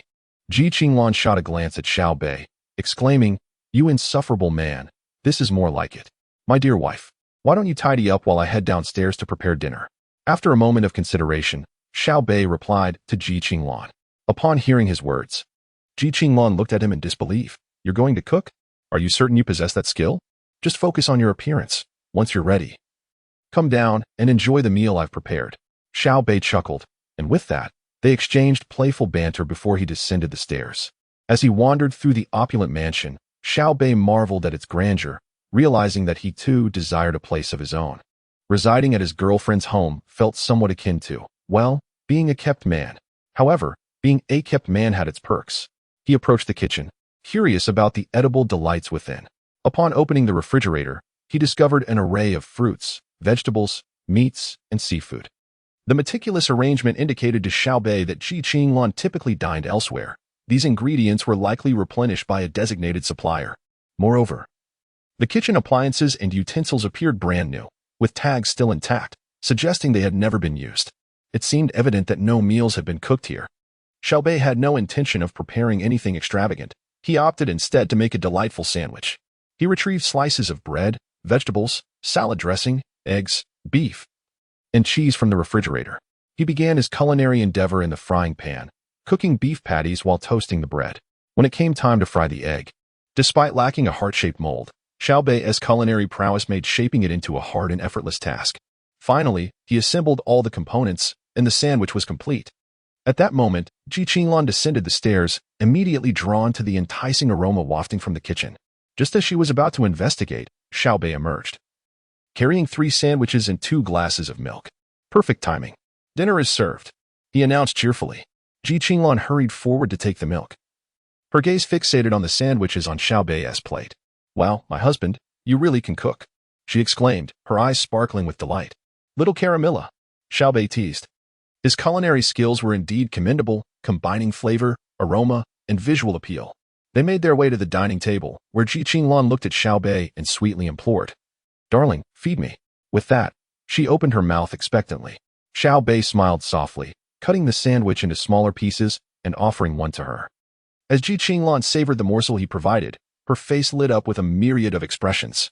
Wow, this flavor, darling, it's absolutely delicious, she exclaimed. While enjoying his own meal, Xiao Beih observed Ji Qinglan and cheekily asked, Isn't everything I cook delectable? Everything is scrumptious, she replied enthusiastically. Chapter 43. The adoring follower beside Ji Qinglan has now gained a profound understanding of Xiao Beih's audacity. However, she straightforwardly remarked to him, Darling, you are delightful. Xiao Beih chuckled, appreciating the warmth of having such a wonderful wife. Their breakfast was filled with joy and contentment. After finishing their meal, they departed from Ji Qinglan's home. Just as they were about to get into the car, Ji Qinglan seemed to recall something and said to Xiao Beih, Darling, I will share the secret of my home with you. With that, she lowered her head and sent him the password. Hearing this, Xiao Beih felt elated. Yet despite the allure of being a charming figure, he had no desire to play that role. Coincidentally, with the National Day holiday approaching, he planned to purchase a new apartment and, of course, replace his car. A truly impressive vehicle befitting a wealthy individual was essential. At Hangzhou Academy of Fine Arts, Ji Qinglan had an important class scheduled for the morning, so she invited Xiao Beih to attend with her. University classes are structured in such a way that aside from specialized courses, anyone can sit in on the larger lectures. Xiao Beih chose to keep a low profile, parking his car in the usual spot rather than driving directly into the academy. Hand in hand, they strolled toward the Art Institute. In the A301 lecture hall at Hangzhou Academy of Fine Arts, one of Ji Qinglan's roommates, Zhang Yi, was seated at the back, chatting with an attractive young man. Are you saying Ji Qinglan is now with a freshman from the neighboring school? The young man, He Meng, wore a displeased expression. A third-year student and a prominent figure at the academy, he was wealthy and handsome, and he harbored an infatuation for Ji Qinglan. Yes, they are together. I heard they went out for dinner last night, but didn't he return to their dorm? He Meng's face darkened as he glanced at Zhang Yi. Noticing his reaction, Zhang Yi added fuel to the fire. I've heard that the Xiao Beih has a decent background. He drives an S63. Even if it's an S63, it's merely a mediocre Mercedes, far inferior to my Lamborghini. He Meng scoffed, exuding a sense of local pride that looked down upon outsiders. Although he was unaware of Xiao Beih's origins, he was certain that he was not from Hangzhou, as he would have recognized him within the local elite circles. Zhang Yi smiled faintly at He Meng, sharing his sentiment that the freshman likely could not compete with He Meng. Just as they were conversing, the entire classroom erupted in excitement. Ji Qinglan entered the hall hand in hand with a young man. Wow, the campus belle really has a partner. The male student was handsome, and the female stunning. They truly made a striking couple. This is going to be interesting. Wait, Himing is here too. He is one of Ji Qinglan's fervent admirers. True, but that guy is in for some trouble. Not necessarily. I saw the campus trending topics. And this guy seems to have some clout. The students buzzed with speculation. At this moment, Himing, seated in the back rows of the lecture hall, caught sight of Ji Qinglan holding hands with a young man, and his expression darkened instantly. It appeared that the two had spent the entire night together. Zhang Yi's seemingly unconscious remark was, in truth, intended for Himing's ears. She was eager to witness Himing confront Ji Qinglan's boyfriend. Not out of any particular reason, but simply because she harbored a dislike for Ji Qinglan. If Himing could intimidate this young man, it would suggest Ji Qinglan's taste was rather poor. Conversely, if he failed, she would prepare to launch her own charm offensive against this young gentleman. After all, she had nothing to lose. Ji Qinglan led Xiao Beih to the right side of the back row, and, as soon as they sat down, Xiao Beih leaned in and whispered in her ear, "Wife, with so many girls at the Fine Arts Academy, are you really comfortable bringing me here?" Ji Qinglan flashed a confident smile in response. Xiao Beih, with a slight grin, observed her self-assured demeanor and thought, "This girl is truly captivating." Meanwhile, several of Yiming's friends had also noticed the interaction between Xiao Beih and Ji Qinglan. Qianhui nudged Yiming and remarked, "Who is that guy? Has he stolen your woman? Aren't you going to teach him a lesson?" Qianhui's tone carried a hint of disdain, implying that he considered Xiao Beih to be an easy target, utterly unaware of his own limitations. Just as Qianhui finished speaking, another man sitting beside Yiming chimed in, "Just a pretty boy. To be honest, he is much better looking than you, Mingxi." Yiming retorted, "Chenming, if you can't speak wisely, just refrain from speaking at all. What is wrong with being more handsome than me?" This exchange revealed that Chen Ming was not to be underestimated. "Ah, what a remarkable boyfriend Ji Qinglan has found. He is truly handsome," Zhang Yi interjected, deliberately igniting the flames of jealousy. Zhang Yi's disdain for Ji Qinglan was known only to her, and upon hearing Zhang Yi's words, Himing was momentarily stunned. But then his fury ignited as he glared at Xiao Beih. As Himing stood up under the watchful eyes of the crowd, Xiao Beih remained engrossed in playful banter with Ji Qinglan, blissfully unaware that the spotlight was about to shift dramatically to their location. As Himing rose, those surrounding him began to rally support. "Menggu, the dignity of the Fine Arts Academy rests upon you. We can't let an outsider steal our campus' goddess. Don't be timid. We all know your strength." Bolstered by their encouragement, Himing's confidence surged, and he swaggered over to where Xiao Beih and Ji Qinglan were seated. "Qinglan, what have you been up to lately? It's been a while since I've seen you at school. And who is this?" Just then, a man approached, standing beside Xiao Beih. His gaze fixed intently on Ji Qinglan instead of Xiao Beih. The students from the Fine Arts Academy who had been observing the unfolding scene grew increasingly excited. "Here it comes. Himing is making his move. This is going to be entertaining." They noted that Himing was not only handsome but also came from a well-off background. After all, the sleek black Lamborghini parked at the school belonged to him. Suddenly, concern for the sophomore began to creep in. At this moment, Ji Qinglan furrowed her brows and directed a piercing gaze at Himing. "Do I need to report to you where I am going?" In response to Ji Qinglan's icy retort, Himing appeared unfazed, accustomed to her demeanor. Instead, he smiled and said, Lan, I am merely concerned for your well-being. By the way, Zhang Yi mentioned you didn't return to the dorm last night. Did you go home?" No comment. Ji Qinglan showed no courtesy to Himing, while Xiao Beih, observing his wife's sharp tongue, couldn't help but chuckle. He hadn't anticipated that a devoted admirer would linger around his wife. Upon hearing Xiao Beih's laughter, Himing, who had been gazing at Ji Qinglan, promptly shifted his attention to Xiao Beih, the earlier amusement in his expression vanishing in an instant.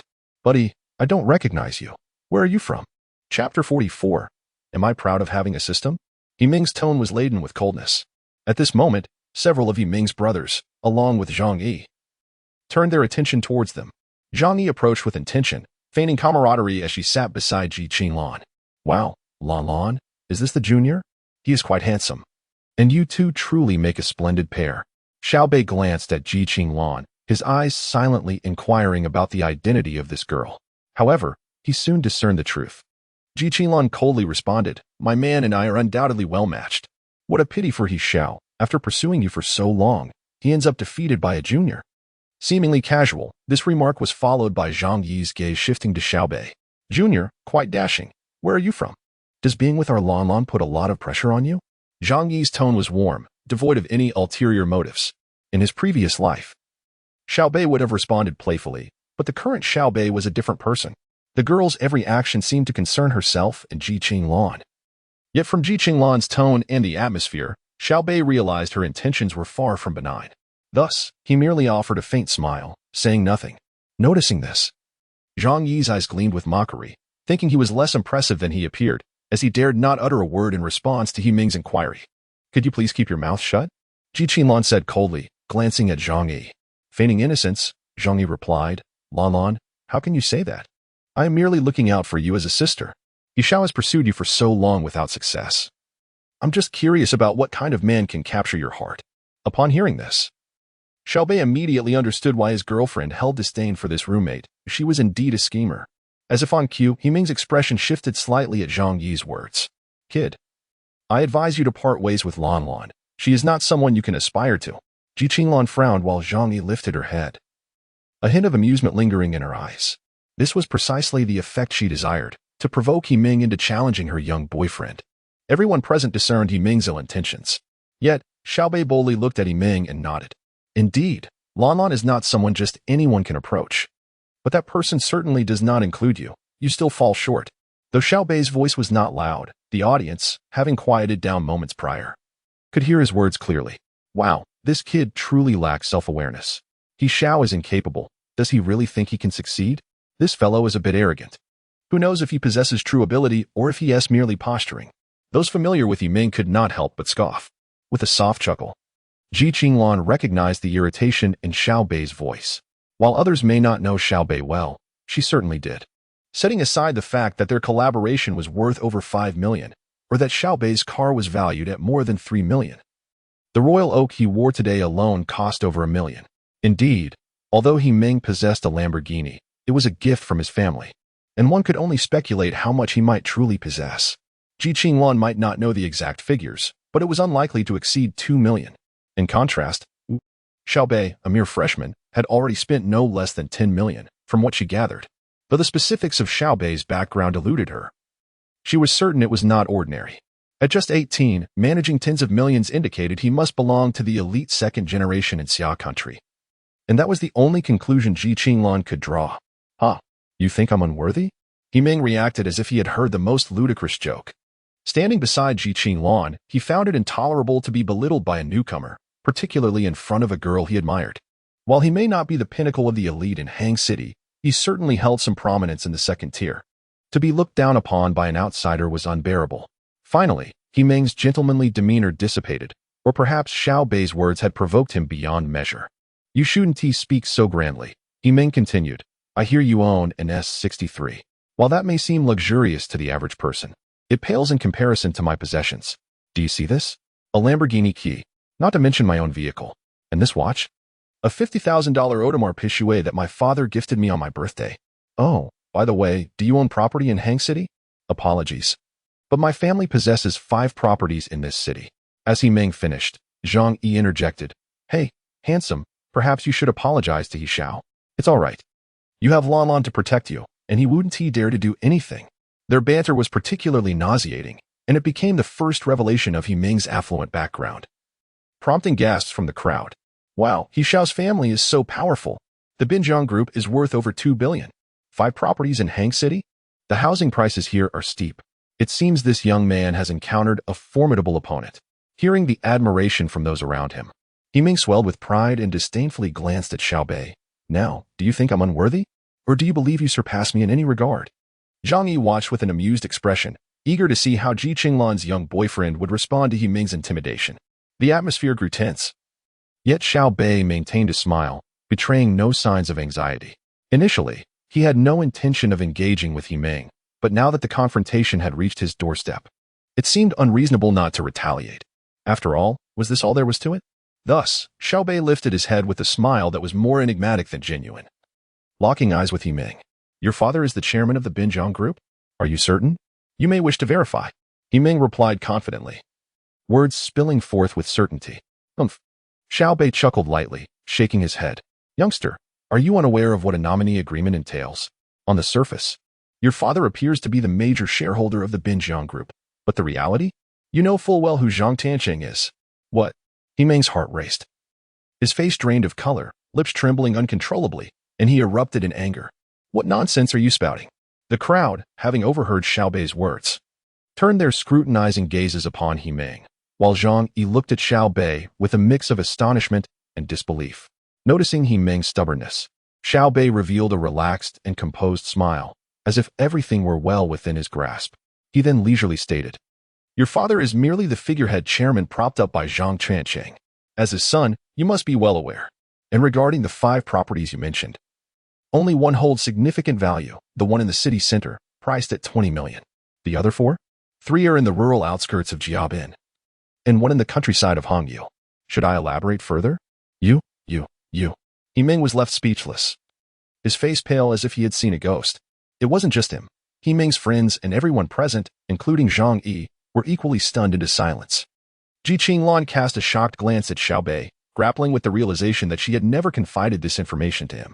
Brother, what exactly does your family do? This question resonated within the minds of all present. How did he know?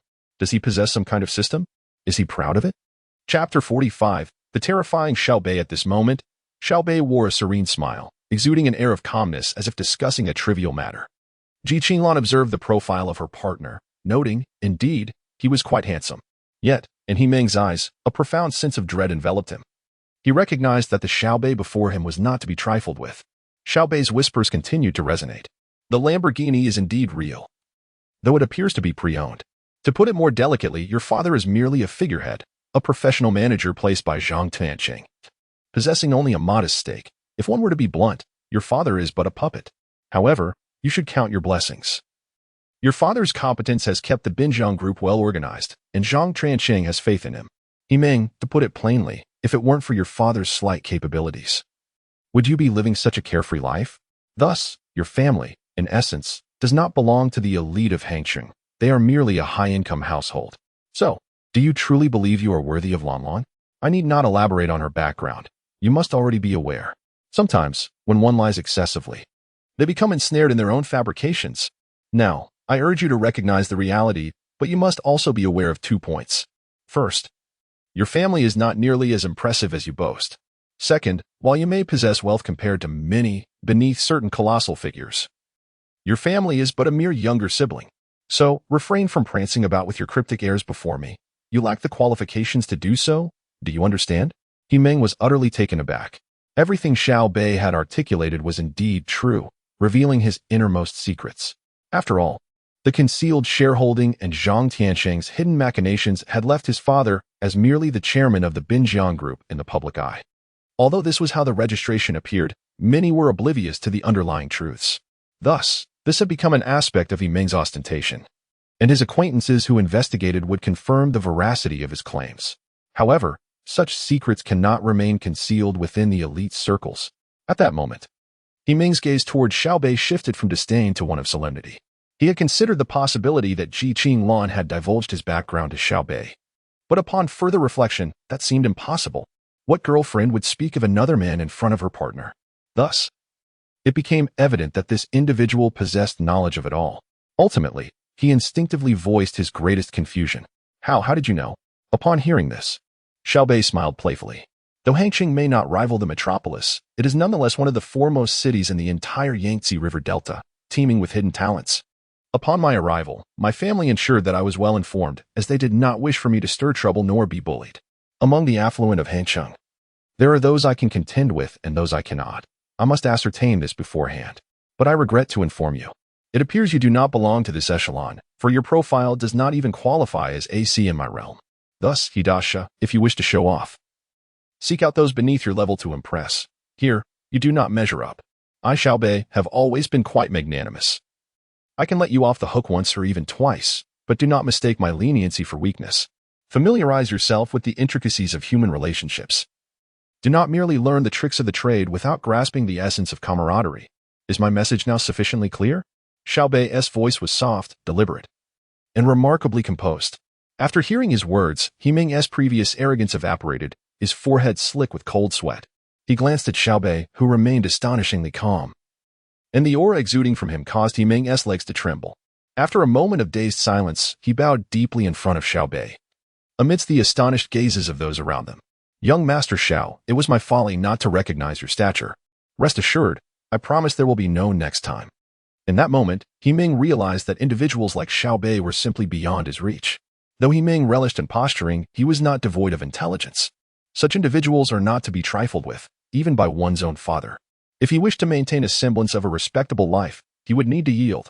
Otherwise, the consequences could be dire. At that moment, He Ming's gaze toward Xiao Beih was filled with trepidation, a fear that others might not perceive. But he understood all too well. He recalled a friend from a similar background who had crossed paths with a powerful figure and, a month later, his family declared bankruptcy. That was when he learned that the world is far more complex than it appears. Many exist who surpass you in greatness. Xiao Beih seldom instigated conflict and rarely engaged in showboating, but when he did, it was grand. Mere children engage in petty squabbles. Xiao Beih's mindset was on an entirely different plane from these children. With He Ming's apology, an eerie silence enveloped the lecture hall, each individual exchanging glances. He Ming was already among the elite at school, yet this wealthy second-generation individual, feared by others, dared not utter a word before Ji Qinglan's boyfriend. He even publicly apologized to Ji Qinglan's partner. Who, then, was this gentleman resembling a refined nobleman? If anyone were to be astonished, it would certainly be Zhang Yi. She had always believed that second-generation elites like He Ming were the pinnacle in Hangzhou, yet witnessing Xiao Beih reprimand He Ming left her pale with shock. However, internally, she was elated. She must seize this opportunity with Xiao Beih. Meanwhile, He Ming's friends, previously brimming with arrogance, quickly grasped the reality after witnessing He Ming's reaction.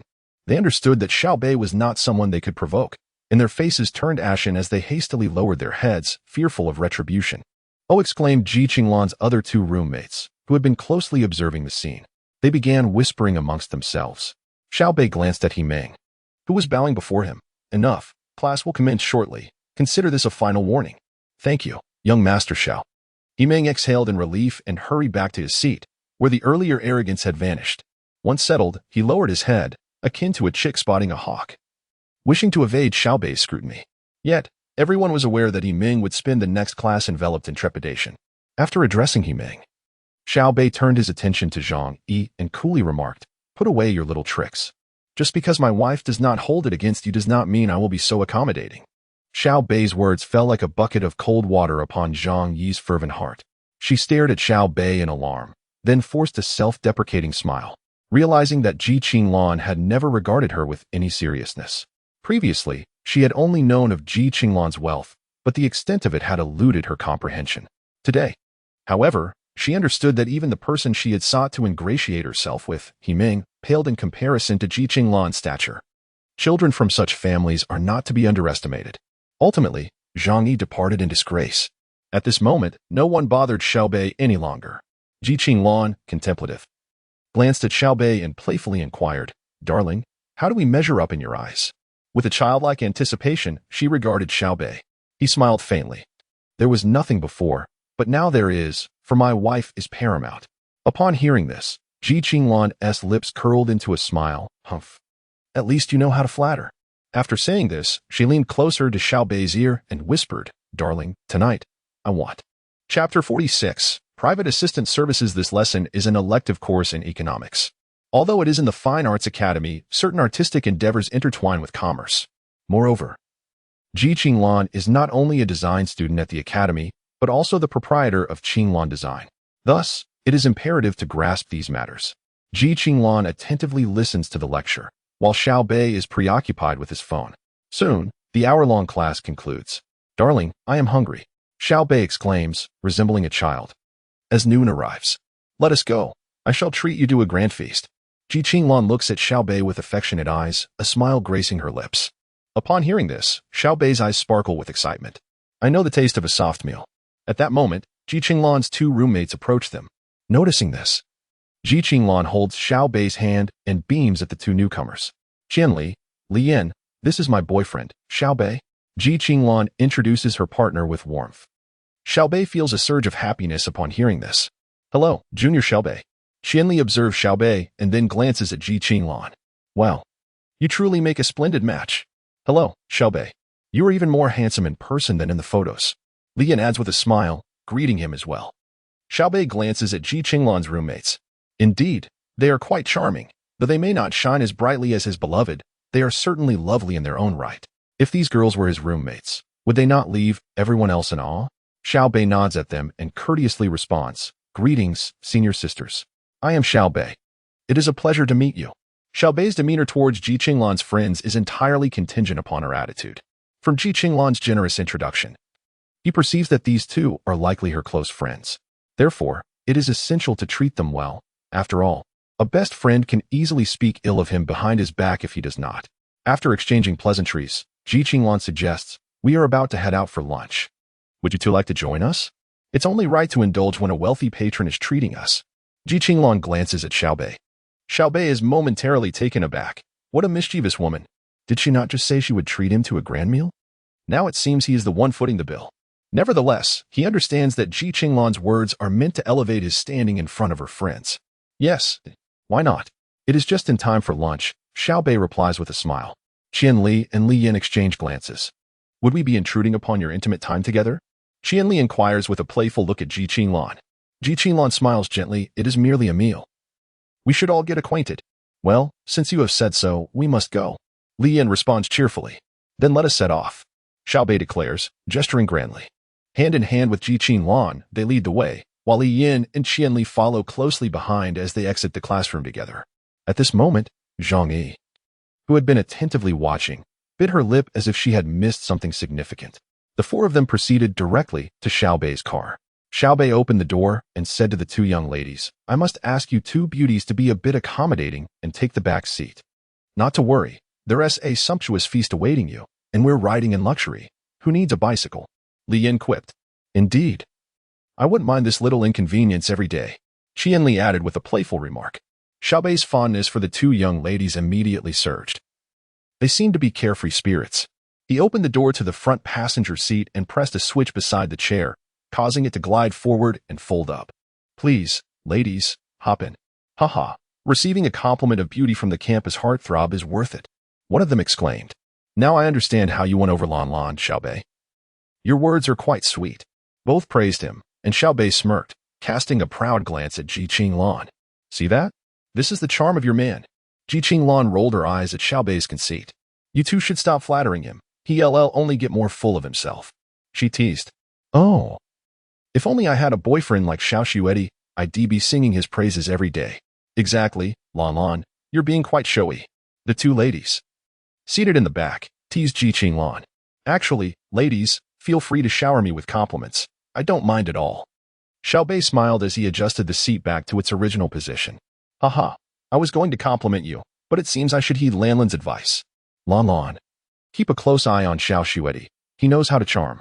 Xiao Bei smiled faintly, while Ji Qinglan beamed with triumph. Did you hear that, Mr. Conceited? All right. My beloved queen, take your seat. I'm starving. After guiding Ji Qinglan into her seat, he returned to the driver's side and drove off. It was Xiao Bei's treat, and he was quite familiar with Hangqing. He drove directly to the Shangri-La Hotel in the Shanqiao district. After disembarking, Xiao Bei led the three young ladies into the hotel and straight to the elevator, heading to the Western restaurant on the 36th floor. A man accompanied by three beautiful women certainly drew attention, earning some envious glances. Upon reaching the restaurant entrance, it happened to be noon, the peak dining hour. The young lady at the reception regrettably informed Xiao Bei, I'm sorry, sir, you do not have a reservation, and we currently have no available tables. Hearing this, Li Yin and Qian Li were greatly disappointed, while Ji Qinglan remained indifferent. Xiao Bei smiled slightly and took out his phone to call his private banking advisor. Although the collaboration with President Fu had yet to be finalized, Xiao Bei had already ascended to the status of a premier VIP client at the bank. Subsequently, during Xiao Bei's military training, President Fu arranged for a personal financial advisor to assist him, indicating that any services required could be accessed through a specific contact number, which would cover the entire Yangtze River Delta region. Li Yin and Qian Li were both intrigued as to whom Xiao Bei intended to call, and Ji Qinglan shared their curiosity. Assistant Yi, I wish to dine at the Hilton restaurant in the Shangri-La Hotel in Xiangxiao District, Hangzhou. Certainly, Mr. Xiao. Is there no prior reservation? Assistant Ye's voice echoed through the phone. Correct. Very well, Mr. Xiao. Please hand the phone to the front desk. I shall take care of it. Assistant Yi was efficient and decisive. Xiao Bei promptly passed the phone to the front desk attendant. initially perplexed. The attendant's demeanor transformed upon hearing the conversation, and she regarded Xiao Beih with newfound respect. Mr. Xiao, I apologize, but we still have availability in the VIP lounge. Please follow me. If her previous smile had been a reflection of professional courtesy, this moment radiated genuine enthusiasm. Li Yin and Qianli witnessed how effortlessly Xiao Beih resolved the situation with a single phone call. And it dawned on them for the first time that the affluent possess such remarkable influence. Conversely, Ji Qinglan did not dwell on the implications. She would have made the call herself, regardless. Chapter 47, A Touch of Elegance. Soon, under the guidance of the welcoming hostess, the group arrived at the VIP lounge. The entire lounge was bustling with patrons, creating a striking contrast to the few who had just entered. Situated on the second floor, which was quite spacious, there were only a few tables occupied. Xiao Beih and his companions found a spot by the floor-to-ceiling windows, offering a breathtaking view of the entire Shaoshan district, an experience brimming with sophistication. As soon as they settled in, Li Yin and Qianli marveled at the lavish treatment they were receiving. Senior, your prowess is truly remarkable. I always thought wealthy individuals had merely a bit of money. But it seems I have been sorely misinformed, they exclaimed, their voices tinged with awe. Xiao Beih, rather than ridiculing their sentiments or adopting a superior demeanor, playfully responded, wealthy or not, we all share the same human needs. With a chuckle, Ji Qinglan playfully swatted Xiao Beih's arm. We came here to enjoy a meal. And now you've made me feel like we're in for quite the flavorful feast. Haha.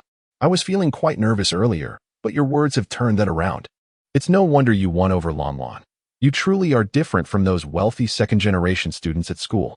Just as the trio was exchanging light-hearted banter, the hostess returned, accompanied by a foreign gentleman. Mr. Xiao, forgive the interruption. Knowing you are here, our chef, Deli, feels immensely honored to prepare a culinary experience tailored just for you. Upon hearing this, Xiao Beih ceased his jest and extended his hand to the chef. Hello, Mr. Xiao, it is my privilege to serve you. Chef Deli spoke in French. And just as the hostess was about to translate, she was taken aback. Not only was she surprised, but so were Li Yin and Qianli. After the chef finished speaking, Xiao Beih seamlessly replied in fluent French, It's a pleasure to meet you, Deli. I eagerly anticipate your dishes today. Deli was momentarily speechless, then broke into a smile, remarking, Mr. Xiao, your French is exquisite. It reminds me of home. To receive your compliment is also an honor for me. Please enjoy your conversation. I am certain the dishes will delight you. I look forward to it. After another handshake, Deli left the table, visibly pleased. Hearing one's native language in a foreign land brings joy to anyone. Once the hostess and Deli departed, the three friends gazed at Xiao Beih in astonishment. Even Ji Qinglan regarded him with wide eyes. You speak French? She inquired. Just a little. Xiao Beih replied nonchalantly, embodying a subtle arrogance. What form of arrogance is most potent? Undoubtedly, the understated kind. Upon hearing his words, he was met with 3 pairs of incredulous eyes. Li Yin suddenly exclaimed, Junior, what exactly is your identity? With just one phone call, you're both a VIP and a chef, and to top it off, you speak French? Xiao Beih was momentarily taken aback, replying, just an ordinary person. Qianli chuckled. If you're ordinary, then we must be refugees. Not a single word of truth. Ji Qinglan, while tidying up the tableware for Xiao Beih, added with a playful tone, Xiao Beih, you spread your hands in exasperation and say, when I speak the truth. You don't listen. What can I do? Li Yin and Qianli exchanged incredulous glances, while Ji Qinglan rolled her eyes, stating, as far as I know. Your university expenses must have exceeded 10 million. How can you call yourself ordinary? Li Yin and Qianli gasped in astonishment. Wow. I truly do not understand the world of the wealthy. It's rather frightening. Spending 10 million just for university. In a calm and measured voice, Ji Qinglan elaborated, the car is new, the aroma is still there, worth 3.5 million. You own 3 top-tier watches, all seemingly new, amidst various luxurious possessions. And you spent 5 million on company renovations. Enough with the modesty, I get it. Continuing to be low-key is unnecessary. Wang Yin shot her a fierce glare. This is the first time I've heard you say so much. Are you trying to undermine me? What grudge do you have? He quietly grasped Ji Qinglan's hand, whispering, You truly are my wife, my internal compass. Ji Qinglan, initially pleased by Xiao Beih's earlier remarks, felt disheartened by his later descriptions. Oh well, the familiar Xiao Beih is still here. Is he elegant? His words can be rather mundane at times. Is he mundane? His emotional intelligence is high, and his ability to handle matters is quite astute. It's a curious blend. At least Ji Qinlan had never encountered anyone who so thoroughly embodied both elegance and mundanity. Xiao Beih hit the nail on the head. At that moment, Li Yin and Qian Li also perceived that Xiao Beih was unlike other wealthy heirs. He lacked arrogance and was refreshingly down to earth. However, they remained oblivious to Xiao Beih's past life. Had they known, their astonishment would have deepened. Stop dawdling. Today the chef is in charge, so we don't need to order the dishes. How about some desserts or red wine? Xiao Beih prompted. Junior. You and Qinlan should order. We're not sure how to choose. Let us save some money. Li Yin and Qian Li exchanged glances. Subsequently, they turned to Ji Qinlan and Xiao Beih, saying, What money are you saving? Order whatever you desire, considering your appetites. Even overindulging might not cover the cost of a single piece of his clothing. Ji Qinlan declared with flair.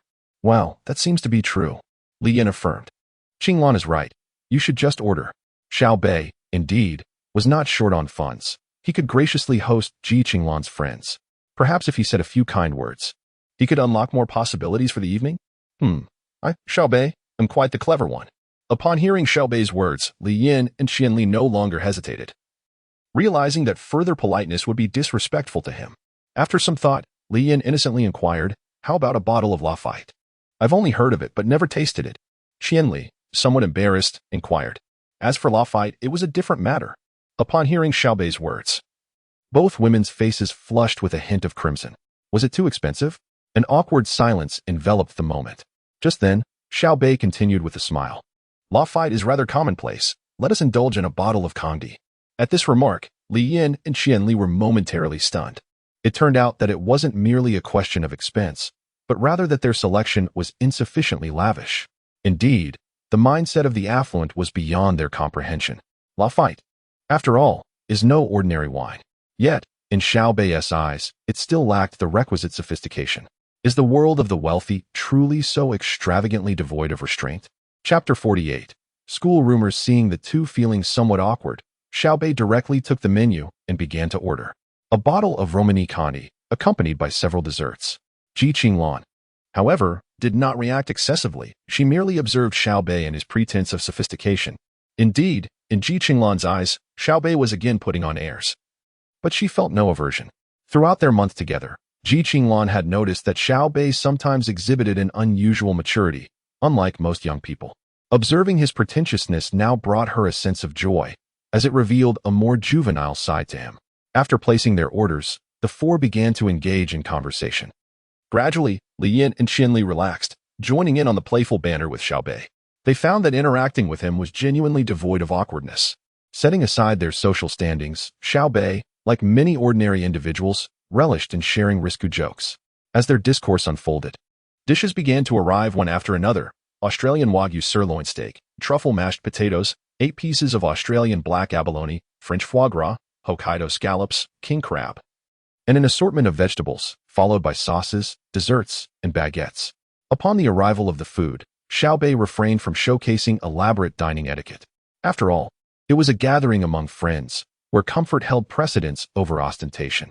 Everyone knew that Xiao Beih hailed from a distinguished background and was undoubtedly aware of proper manners. However, not all social classes are equivalent. Sometimes, such displays do not command respect but rather create discomfort for others.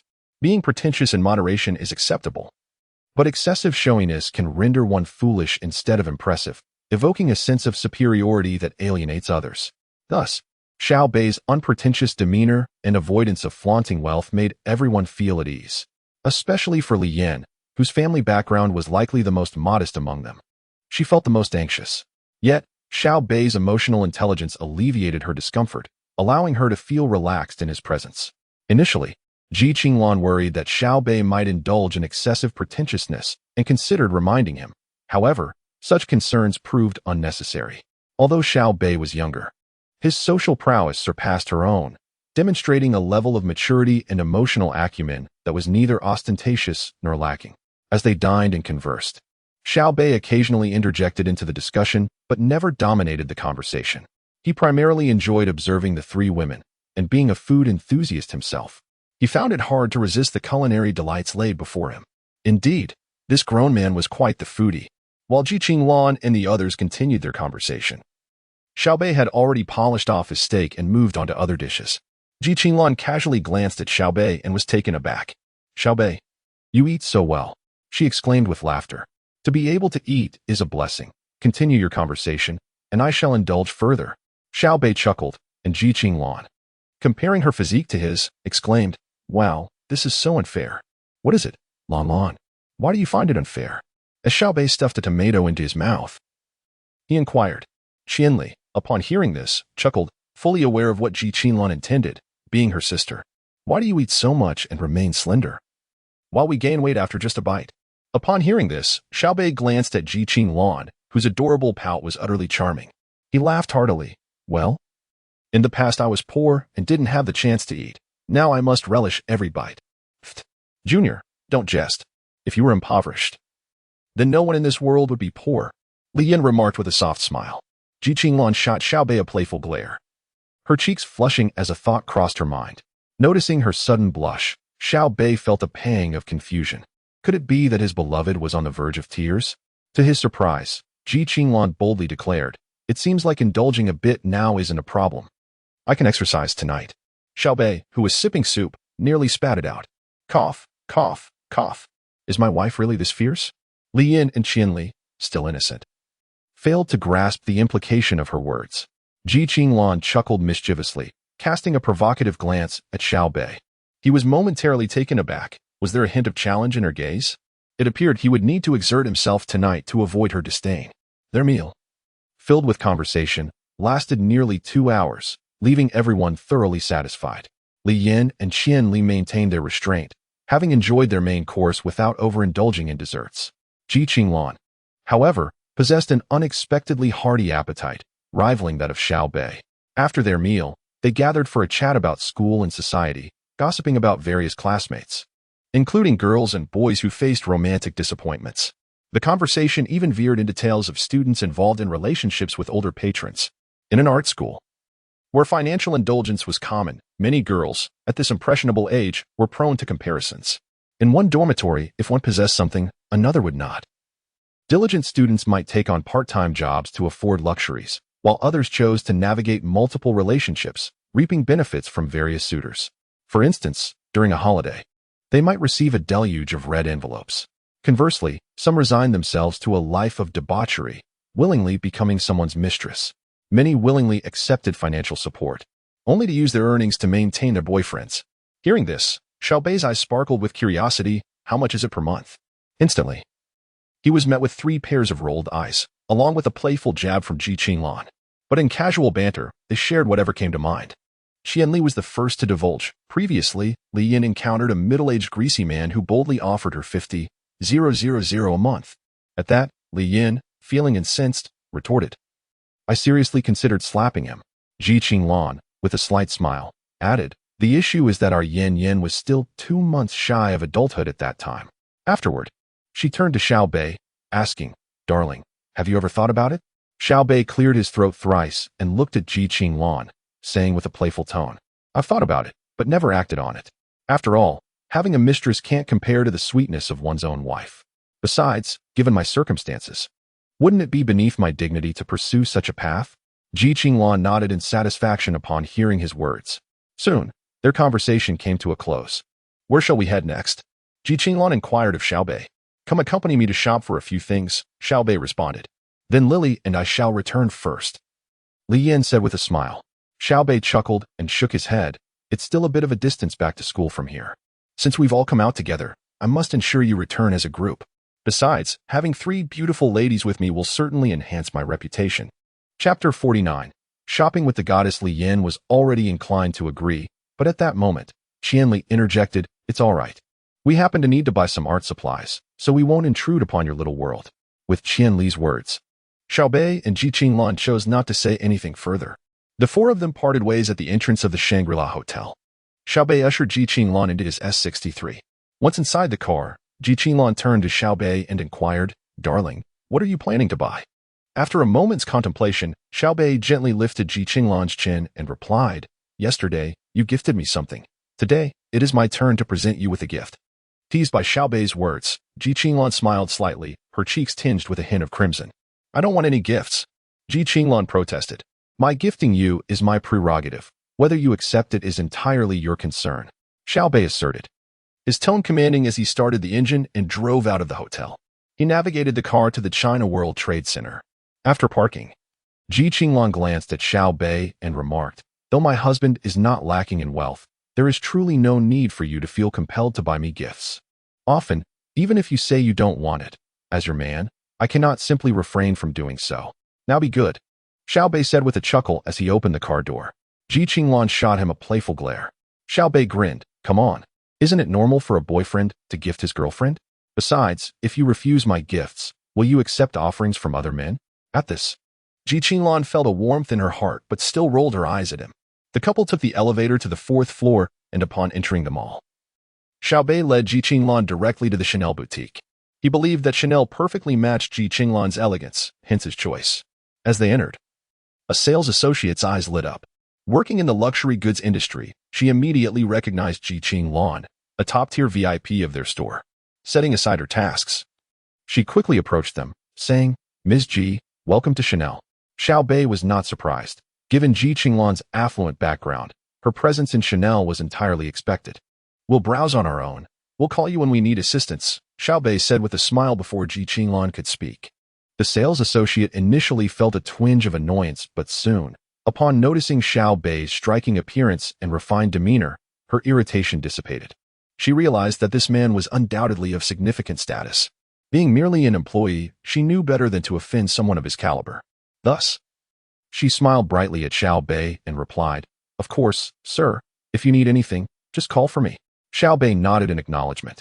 Inside the Chanel store, he accompanied Ji Qinglan as they perused the women's clothing. He inquired, "Do you see anything you like?" Ji Qinglan shook her head, indicating that nothing had caught her eye yet. Xiao Beih smiled gently, choosing not to press further, but instead began to explore the boutique himself. Xiao Beih surveyed the surroundings and selected a light blue dress adorned with white accents. He beckoned to Ji Qinglan, saying, "What do you think of this one? Try it on." Ji Qinglan did not refuse. Accompanied by a sales assistant, she proceeded to the fitting room, where she changed into the dress chosen by Xiao Beih. 2 minutes later, Ji Qinglan emerged in the long gown, standing before the full-length mirror to gaze at her reflection. To be honest, she was quite pleased with Xiao Beih's taste and found the dress to be exceptionally appealing. This delicate blue dress, rather than merely showcasing the designer's understanding of women, seemed to reveal a profound comprehension of men's desires. The design at the chest, embellished with lace, appeared conservative yet exuded an alluring hint of seduction. Furthermore, the hem of the skirt, near the thighs, was crafted from sheer silk, which not only enhanced its visual allure but also infused it with a fiery passion. Although the dress embodied a pure, light blue essence, it also hinted at a spirited exuberance, perhaps reflecting the notion that every woman harbors a lesser-known side. This resonated well with Ji Qinglan's character. In front of Xiao Beih, Ji Qinglan twirled around and asked, "Is it beautiful, silly?" "Absolutely stunning," Xiao Beih responded as he approached her, admiring her appearance. Ji Qinglan then inquired, "Is it the dress that is beautiful, or am I?" "Undoubtedly. It is you who is beautiful," Xiao Beih replied without a moment's hesitation. Such a question was a potential trap, and to navigate it successfully required a thoughtful answer. "If I am beautiful, does that mean the dress is not?" Ji Qinglan teased, curious to see how Xiao Beih would respond. While the dress was indeed lovely, it lacked life until worn, at which point it came alive, creating an exquisite harmony. Xiao Beih, having navigated countless questions from his past girlfriends, found no challenge in this exchange. Ji Qinglan was satisfied with his response, affirming that he was indeed the man she admired, possessing exceptional emotional intelligence. Xiao Beih smiled at her, then called over the attentive sales assistant, saying, "Please wrap this up. I'll pay by card." The sales assistant eagerly took Xiao Beih's card, and after the transaction, she suggested, "Sir, would you like to select some matching high heels?" At this, Xiao Beih's eyes lit up with enthusiasm. While Ji Qinglan changed outfits, he chose 2 pairs of heels for her, one pair that was quite conventional and would complement the dress, and another pair in striking red. As for their purpose, well, that remained unspoken. When Ji Qinglan emerged, she was pleasantly surprised to find that Xiao Beih had selected 2 pairs of heels for her. She was quite pleased with the first pair, but her cheeks flushed crimson upon seeing the second pair. Casually approaching Xiao Beih, she whispered, "Darling, so you do have a taste for this kind of flair." Xiao Beih chuckled. His wife's intelligence never failed to impress him. It seemed she could effortlessly grasp whatever he was pondering. Indeed, this world harbored a remarkable connection of minds. Upon witnessing Xiao Beih's mischievous grin, Ji Qinglan couldn't help but smile in return. After exiting the Chanel store, Xiao Beih led Ji Qinglan on a shopping spree. Noticing his generosity, Ji Qinglan decided to reciprocate by purchasing numerous garments for him as well. The couple returned home laden with their acquisitions. Once they were back in the car, Xiao Beih drove towards the auto city of Hangzhou, intending to acquire a new vehicle. Previously, he had lacked the time, but now he was determined to upgrade to a high-performance sports car. Arriving at a luxury car dealership, Ji Qinglan, seated in the passenger seat, inquired, "Are you planning to buy a car?" "Yes, this one will be yours from now on. I'm thinking of ordering a more exquisite model." Ji Qinglan smiled gently, not declining the offer, as her family had always regarded car purchases as quite ordinary. Chapter 50. The F8 is indeed impressive, but I opted for the LaFerrari. Xiao Beih and Ji Qinglan alighted and strode directly into the establishment known as Dinghui Luxury Car Dealership. Upon entering, they were greeted by an array of exquisite vehicles, Ferraris, Lamborghinis, Rolls-Royces, McLarens, and more, each a paragon of automotive excellence. As the two were admiring the cars, a voice resonated from behind them. "Lan, are you here to purchase a car?" The tone was laced with a hint of eagerness. Xiao Beih and Ji Qinglan turned to find a young man clad in a tailored suit. His hair slicked back in a manner that bestowed a mature air upon his youthful visage. Although he was undeniably handsome, the hairstyle rendered him somewhat older. "Jin Yong, you're here too? Are you looking to buy a car?" Ji Qinglan inquired, her demeanor surprisingly composed. The Jin and Ji families shared a long-standing friendship. And though Jin Yong harbored a concealed admiration for Ji Qinglan, he kept it well under wraps. "Yes, just browsing. I intend to switch my vehicle. I've grown weary of my current one. By the way, who might this be?" Jin Yong had noticed Xiao Beih. Yet he realized that he had never encountered this individual in the social circles of Hansheng. His inquiry was courteous. Yet Xiao Beih perceived a flicker of hostility in Jin Yong's gaze.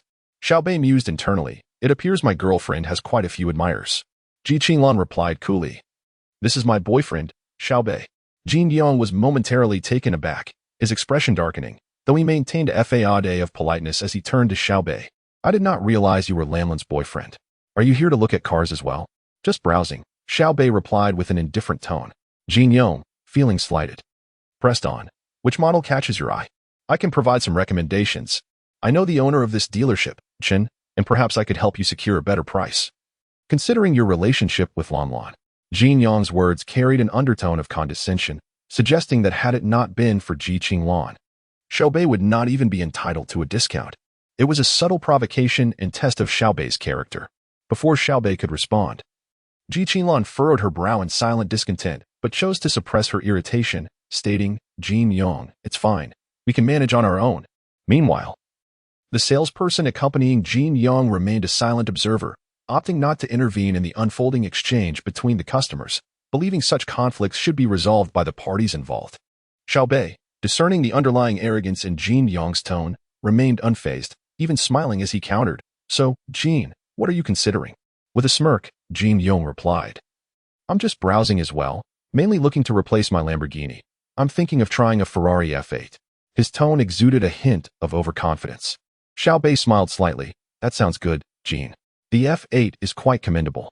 Jin Yong, encouraged, responded, "It's not just commendable, it's nearly the pinnacle of what Ferrari offers. If not for financial constraints, I would have already set my sights on the LaFerrari." "Indeed," said Xiao Beih, suddenly glancing towards the sales assistant. "How much is the F8 again?" The assistant replied, "The base price of the Ferrari F8 is 3.42 million, and with options, it generally ranges between 4.5 to 6 million. Upon hearing this, Jin Yong felt a surge of pride, noticing Xiao Bei's youthfulness. He continued, "What's the matter? Are you considering getting one?" "Brother Xiao, you seem quite young. Perhaps still a university student? At your age, you could opt for something else, as the F8's price is rather steep, and its depreciation rate is not very favorable for someone like you." Xiao Beih, upon hearing Jin Yong's remarks, looked at him and replied, "Brother Jin is right. I truly have no intention of purchasing an F8. Jin Yong, internally sneering at Xiao Beih, thought to himself, "Is that all?" However, with Ji Qinglan present, he restrained his temper. Had she not been there, he would have certainly threatened Xiao Beih to steer clear of her. Thus, he chuckled, "No worries, young Xiao. You're still young, and there is always a chance for you to drive an F8. This seemed like a reassurance, but in reality, it was a veiled mockery. Upon hearing Jin Yong's words, Ji Qinglan couldn't help but smirk internally, thinking, You're trying to show off in front of my husband? Glancing at Xiao Beih, who appeared calm and composed, she realized. Ah, here we go again. Xiao Beih is about to start his display. Brother Jean, you've misunderstood my point. I'm not buying an F8 because it's too inexpensive. Jean Yong's previously proud expression froze instantly. Was he being outdone by Xiao Beih? To consider a vehicle worth at least 5 million as too cheap, Jean Yong felt he had been played, and with a slight huff, he remarked, Brother Xiao, it seems you are quite the connoisseur.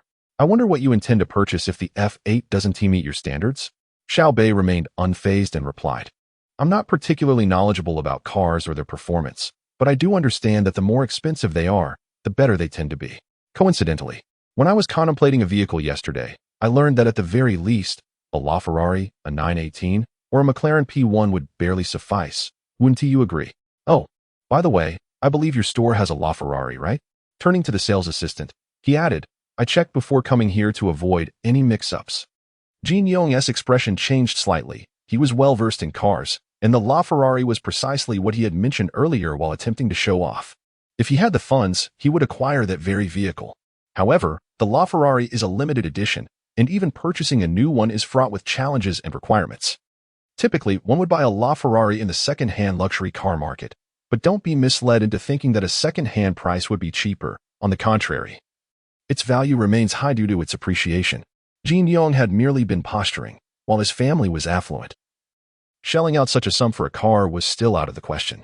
Now, with Xiao Beih expressing an interest in purchasing a LaFerrari, he felt as if his earlier bravado had been completely undermined. The sales associate, upon hearing this, confidently addressed Xiao Beih, affirming, Indeed, Mr. Xiao, we do have a LaFerrari in stock, with merely 2,000 kilometers on it, essentially a nearly new vehicle, in the exquisite shade of Tiffany blue. Jean Yong, now rendered speechless, harbored doubts within. He could not quite fathom that Xiao Beih could afford such a luxury. Was this individual truly a prospective buyer, or merely posturing? Despite being repeatedly humbled, Jean Yong chose to remain, eager to ascertain whether Xiao Beih genuinely intended to make a purchase. Should Xiao Beih decide against it, he would not hesitate to unleash his scorn. Chapter 51. Securing the LaFerrari. Xiao Beih now completely disregarded Jean Yong. Addressing the nearby salesperson, he inquired, Could you guide me to the vehicles? The salesperson, momentarily taken aback, initially shared Jean Yong's skepticism, believing that this young man was merely boasting. However, the current demeanor suggested otherwise. Despite a lingering doubt, he recognized that a guest must be treated with respect, as instructed by the owner. The proprietor had previously encountered a foolish employee who judged customers based on appearances, offending an elderly gentleman, which nearly led to the closure of the dealership. Since that incident, the owner had repeatedly warned against any recurrence of such behavior, promising severe repercussions for any future transgressions. Very well, sir, please follow me. With that, the salesperson led Xiao Beih and Ji Qinglan towards a nearby exhibition hall. Jean Yong pondered for a moment before following. Unable to believe that Xiao Beih possessed the means to purchase such a car, he was eager to witness the unfolding spectacle. Anyone would be keen to redeem their dignity, particularly in front of a favored companion, and Jean Yong was no exception. Soon, the salesperson guided the trio to the display of the LaFerrari, cordoned off with a security line. Upon seeing the Tiffany blue supercar, Xiao Beih felt an immediate affinity. May I take a closer look? He asked the salesperson. Nodding in affirmation, the salesperson ushered Xiao Beih into the vehicle. Despite being a multi-million-dollar supercar, the LaFerrari's interior was surprisingly minimalistic, lacking even a push-start button. Yet, who could deny the allure of its exterior? Just imagine cruising down the street in this car, attracting a throng of admirers, all clamoring, Wow, your car is so dazzling. With this thought, Xiao Beih felt exhilarated. Lan Lan, come and take a seat. He beckoned to Ji Qinglan. Intrigued, she approached, drawn to the car, particularly its captivating Tiffany blue hue.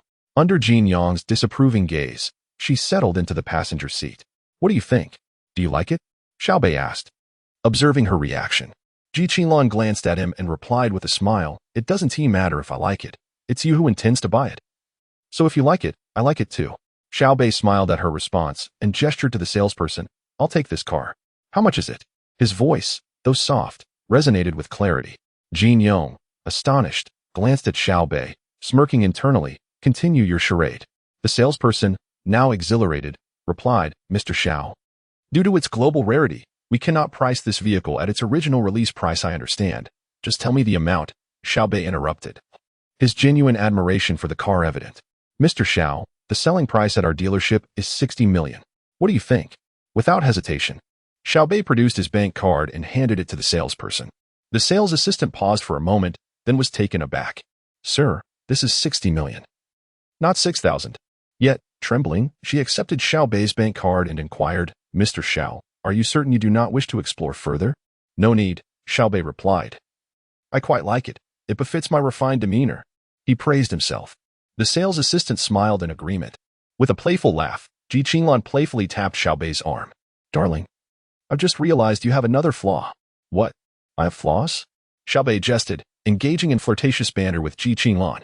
Observing Xiao Bei's demeanor, Ji Qinglan remarked, your flaw is narcissism. However, it seems you also possess a hint of nouveau riche potential. Well, regardless of my disposition, as long as you like it, that suffices. Xiao Bei teased. How vain. But truth be told, you're not wrong. The couple continued their playful exchange within the car. Meanwhile, Jin Yong suddenly felt the chill of the store's air conditioning. Was he to be embarrassed once more? He had just seen Xiao Bei beckoning Ji Qinglan into the car, asking if she liked it, and assumed Xiao Bei was trying to give himself an out, anticipating Ji Qinglan would decline.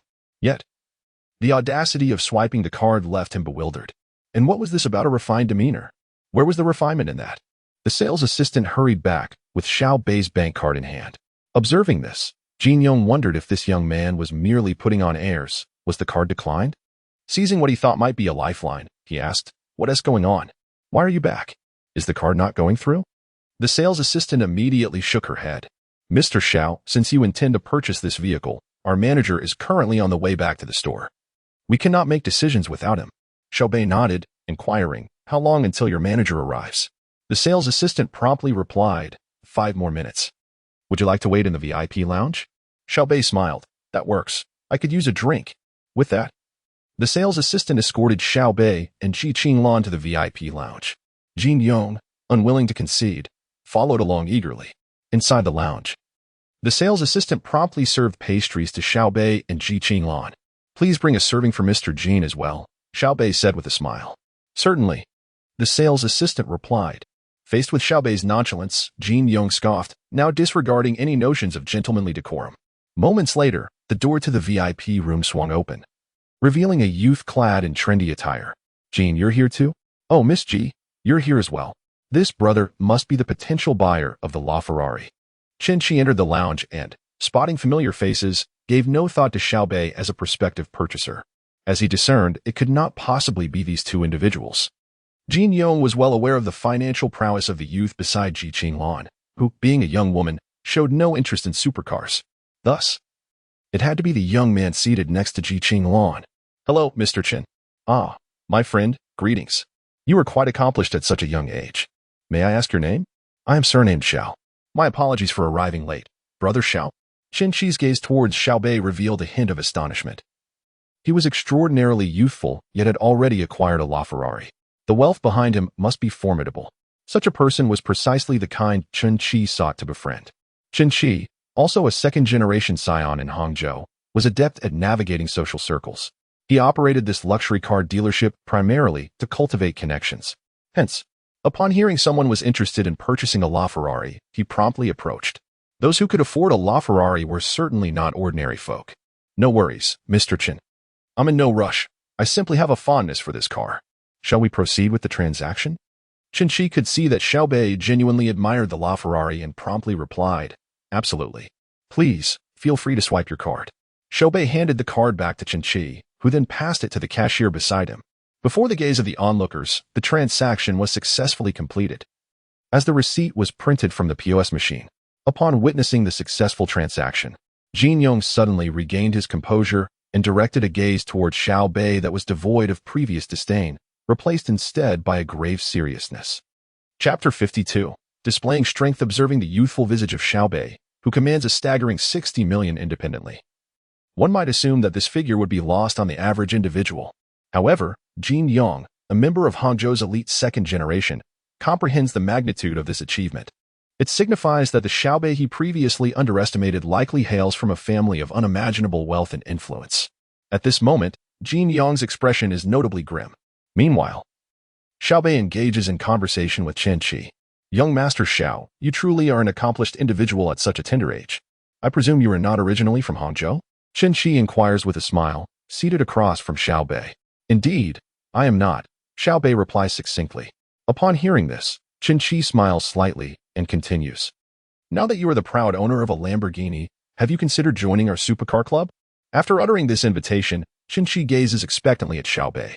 Xiao Bei ponders for a moment. He is aware of the supercar club's reputation. While it may appear to be a mere gathering of car enthusiasts, it serves as a networking platform. Those who can afford supercars typically come from affluent families, and through this club, they forge connections that may lead to fruitful collaborations in the future. For the previous incarnation of Xiao Bei, such an opportunity would have been invaluable. Although he now perceives it as somewhat commonplace, he recognizes the merit in joining. After all, he has yet to establish his own standing. In layman's terms, while he possesses wealth, other aspects of his life still require significant growth. However, Xiao Bei refrains from immediate acceptance and deliberately asks, Brother Chen, who are the current members of your supercar club? To the untrained ear, this inquiry might seem innocuous, but Chen Qi perceives it as a subtle probe. What kind of probe? A test of the club's strength. For such inquiries typically stem from individuals of considerable prowess. Instantly, Chen Qi regards Xiao Bei with newfound respect, replying with a smile, Young Master Xiao. Our supercar club is quite renowned throughout the Yangtze River Delta. It includes prominent figures from the bustling metropolis of Shanghai, though many members hail from Hangzhou. And their influence should not be underestimated. Xiao Bei, upon hearing this, does not respond immediately but instead lifts his teacup and takes a delicate sip. Observing this, Chen Qi remains unfazed. It is natural for someone of such stature to possess a unique demeanor. Were Xiao Bei to lack such individuality, Chen Qi would have found it concerning. How about this, young Master Xiao? We are hosting a gathering tomorrow, and I would be delighted to take you along so you can see for yourself, Chen Qi proposes. At this, a subtle smile graces Xiao Bei's lips. He has been anticipating this very invitation. What is his identity? A wealthy magnate. Such individuals rarely solicit favors. They are typically the ones extended invitations. Very well, Brother Chen. I have no pressing engagements tomorrow, so I shall attend, Xiao Bei replies casually. Chen Qi's heart swells with joy upon hearing this.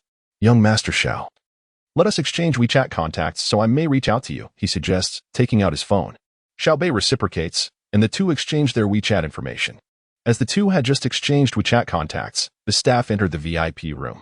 Boss, Mr. Zhao's car has been washed and the paperwork is complete. All right. Please hand the relevant documents to Mr. Xiao, Chen Qi stated calmly. Xiao Bei took the documents, confirmed their accuracy, and then inquired, Brother Chen, do you happen to have any good license plates? He suddenly remembered that he had seemingly forgotten about the lottery for license plates. Chen Qi smiled slightly and replied, Mr. Xiao, I actually have a rather exceptional license plate. It's a first generation, 5 consecutive numbers. Xiao Bei's interest was immediately piqued. What's the price? Noticing Xiao Bei's enthusiasm, Chen Qi directly stated, hang a 99999. The original price was 7 million, but if you want it, Mr. Xiao, I'll let it go for 6 million. Just as a gesture of friendship. Upon hearing this, Xiao Bei smiled faintly and remarked, Brother Chen, I think I shall cherish this friendship of yours. Ha ha ha. Ha ha ha, Mr. Xiao. Brother, I'm younger than you. Just call me Xiao Bei or Beizi. Since the other party was so courteous, Xiao Bei felt he could relax his formality. Chen Qi mused internally, curious about which prominent family this young man hailed from. He exhibited great poise and was indeed a worthy acquaintance. Then I'll take the liberty of calling you Beizi. It feels more intimate. Ha ha ha, Brother Chen, feel free. Beizi, I won't say much. But if you encounter any issues in Hangzhou, just give me a call, and I will resolve them for you. Thank you, Brother Chen. By the way, I do have a matter for you to keep an eye on. Xiao Bei was straightforward. Speak away. As long as I can assist, I will. Brother Chen, please keep an eye out for any high-end supercars. I plan to purchase a few more, such as the P1, 918, and it would be ideal to find a Pagani. If any good cars come up, just give me a call. As soon as Xiao Bei finished speaking, everyone in the VIP room gasped in astonishment. Even Ji Qinglan, who usually had little interest in cars, glanced at Xiao Bei in disbelief. What kind of extraordinary boyfriend have I found? At that moment, Jin Yong felt a tremor within. What kind of elite was this? Why was this top-tier young master bothering him? Unbeknownst to him, he had been the one to instigate the entire encounter with Xiao Bei. Of course, Xiao Bei would not bother to argue with someone like him, as it would be beneath his dignity. However, The most astonished was still Qi. The models Xiao Beih had mentioned were all top tier in the supercar world. He had just learned that the young man before him was only 18 years old. To possess such funds at 18 for the purpose of collecting supercars, what was Xiao Beih's true background? Regardless of his origins, at least for now, he was a friend. Beih, I will definitely keep an eye on that for you. I just wonder if you could share your total car purchasing budget? Let's tentatively say 500 million. If that's insufficient, I can always add more later. Xiao Beih's flamboyance stemmed from an astonishing surge in popularity, having just amassed a staggering 60 million in expenditure, which yielded a remarkable 50-fold return, thereby augmenting his wealth by an impressive 3 billion. A mere 500 million felt like a drop in the ocean. In truth, this was a deliberate display by Xiao Beih, showcasing his prowess. Qi was genuinely taken aback. It appeared he had underestimated Xiao Beih's capabilities. With a smile, he remarked, Beih, rest assured, I will certainly procure the finest sources of vehicles for you. I appreciate it, brother Chen. Since time is of the essence, let us reconvene tomorrow. Very well, I shall escort you. Qi eagerly offered. After all, a figure of such stature could easily rival the three prominent individuals in Hangqing. The group rose and made their way outside. At that moment, Xiao Beih spotted Jin Yong and, in surprise, inquired, Oh, Jin Gu, you haven't departed yet? Chapter 53. The sensation in Hangzhou upon hearing Xiao Beih's words. Jin Yong felt an inexplicable silence within. Clenching his fists, he was reluctant. Yet the thought of Xiao Beih's formidable prowess compelled him to adhere to decorum. Xiao, I have yet to finalize my car purchase, so I cannot leave just yet. After much contemplation, Jin Yong could only utter this. Indeed, that is reasonable. In truth, Jin Gu, the F8 is quite remarkable. I tend to be rather mundane, opting only for the expensive choices. Were I not so conventional, I would also choose an F8. Xiao Beih chuckled, then took Ji Qinglan's hand and exited the VIP room. Upon witnessing this, Qi realized that Jin Yong had undoubtedly offended Xiao Beih. However, in contrast to Jin Yong, Qi was unequivocally aligned with Xiao Beih at this moment, for there was no other rationale, such as the nature of the adult world. Anyone would make the same choice. After all, Qi's relationship with Jin Yong was merely average, and he would not jeopardize his standing with Xiao Beih for Jin Yong's sake. Qi glanced at Jin Yong before following Xiao Beih out.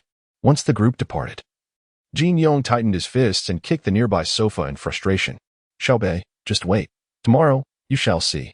As he regained his composure, a peculiar smile crept across his lips as a sudden thought crossed his mind.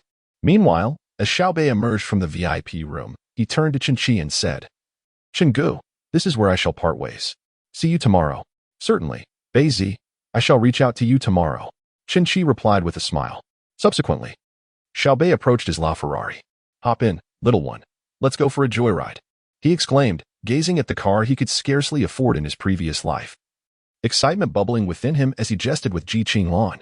Ji Qinglan rolled her eyes at Xiao Beih but could not help but smile as she climbed into his vehicle. As for the Mercedes S63, Xiao Beih had already instructed Qi to have his staff return it to Ji Qinglan's residential complex.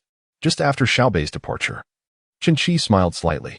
He picked up his phone and opened a group chat named HCA Supercar Club. He composed and sent a message. The LaFerrari at the dealership has been successfully sold. Huang Bin commented, 666. Gu, how much did you profit from this deal? Yi Shuo inquired. I'm curious to know which esteemed individual made the purchase. Zhou Hongdu added a thumbs-up emoji. Su Jie urged, come on, Gu, tell us who bought it. Zhang Longfei expressed his curiosity. I want to know too. Suya chimed in. I'm intrigued, adorably. Qi observed the messages in the group chat, a slight smile gracing his lips before he typed another message. You may not recognize the buyer, but this individual possesses significant influence and has just turned 18. He continued, moreover, they have entrusted me to source additional top-tier supercars with a budget of 5 goals. Siyu exclaimed, wait, who is this? The young master from that family? Su Jie remarked, at this level, they could easily be compared to Zhang Xiao and the others. Zhang Longfei conjectured, I doubt they are from Hangzhou, right, Gu? All right, no need for speculation. I will bring him to the gathering tomorrow and introduce you all. Qi concluded before setting his phone down. Just as he did, his phone rang. Qi picked up the phone, a smile gracing his lips. Honghua, what do you think? Wow, Lao Chen, I just saw the messages in the group. Who's this formidable person? A hearty voice resonated from the other end. A young man of considerable stature. The waters of Hangzhou are about to become turbulent again. Anyone capable of purchasing a LaFerrari is no ordinary individual. Has he agreed to join the club? Not yet, but I plan to meet him tomorrow. A moment of silence fell over the call, then the voice returned. What are your impressions of this person? Though merely 18, he possesses a remarkable maturity. He is worthy of deeper acquaintance. Ha ha ha, it's rare to hear you, Lao Chen. Speak so highly of someone. All right, I'll see how it goes tomorrow. If all is well, let us welcome him into our circle. With that, Chen Qi ended the call. Meanwhile, in the VIP room, Jin Yong was also on a call. Brother Fong, it's just as I described. Understood. I will meet him tomorrow. Thank you, Brother Fong. A smile danced on Jin Yong's lips as he hung up. In a villa somewhere in Hangzhou, Fong Chun ended his call, a cold smirk playing at the corners of his mouth. What is the matter? A man sitting beside Fong Chun inquired. His expression one of curiosity. Jin Yong called, instructing me to teach someone a lesson. Who? The individual who just purchased the LaFerrari from Lao Chun. The man beside Fong Chun smiled slightly. What is your plan? Plan? Let us keep things amicable. Besides, knowing Jin Yong, it's likely he himself has offended someone. I'm not his father, here to clean up his mess. Haha. However, I just had a call with Chen Qi. That individual seems quite powerful. How could he not be? At 18, he can afford 5 luxury vehicles. Let us observe and see what unfolds. On another front, Xiao Beih and Ji Qinglan were racing on the ring road. To be fair, the acceleration of the LaFerrari is truly remarkable. Of course, at that moment, Xiao Beih was blissfully unaware that he had attracted the attention of certain individuals. After their exhilarating drive, Xiao Beih took Ji Qinglan to a restaurant for a meal. Tomorrow is National Day. Are you heading back to Ningqing? Ji Qinglan asked, gazing at Xiao Beih. Xiao Beih paused, slightly taken aback. It had been a month since he arrived in Hangzhou. Ningqing, we'll see. Don't I have plans with Brother Chen and the others tomorrow? I was just wondering, if you don't go back, then. Ji Qinglan stammered. With a smile, Xiao Beih gently lifted Ji Qinglan's chin and asked. Then what? Feeling the warmth of his hand, Ji Qinglan shyly replied, then I won't go home either. After speaking, she lowered her head, cheeks flushed. Xiao Beih chuckled heartily. Understanding the transition Ji Qinglan was experiencing, from girlhood into womanhood, and her newfound aspirations.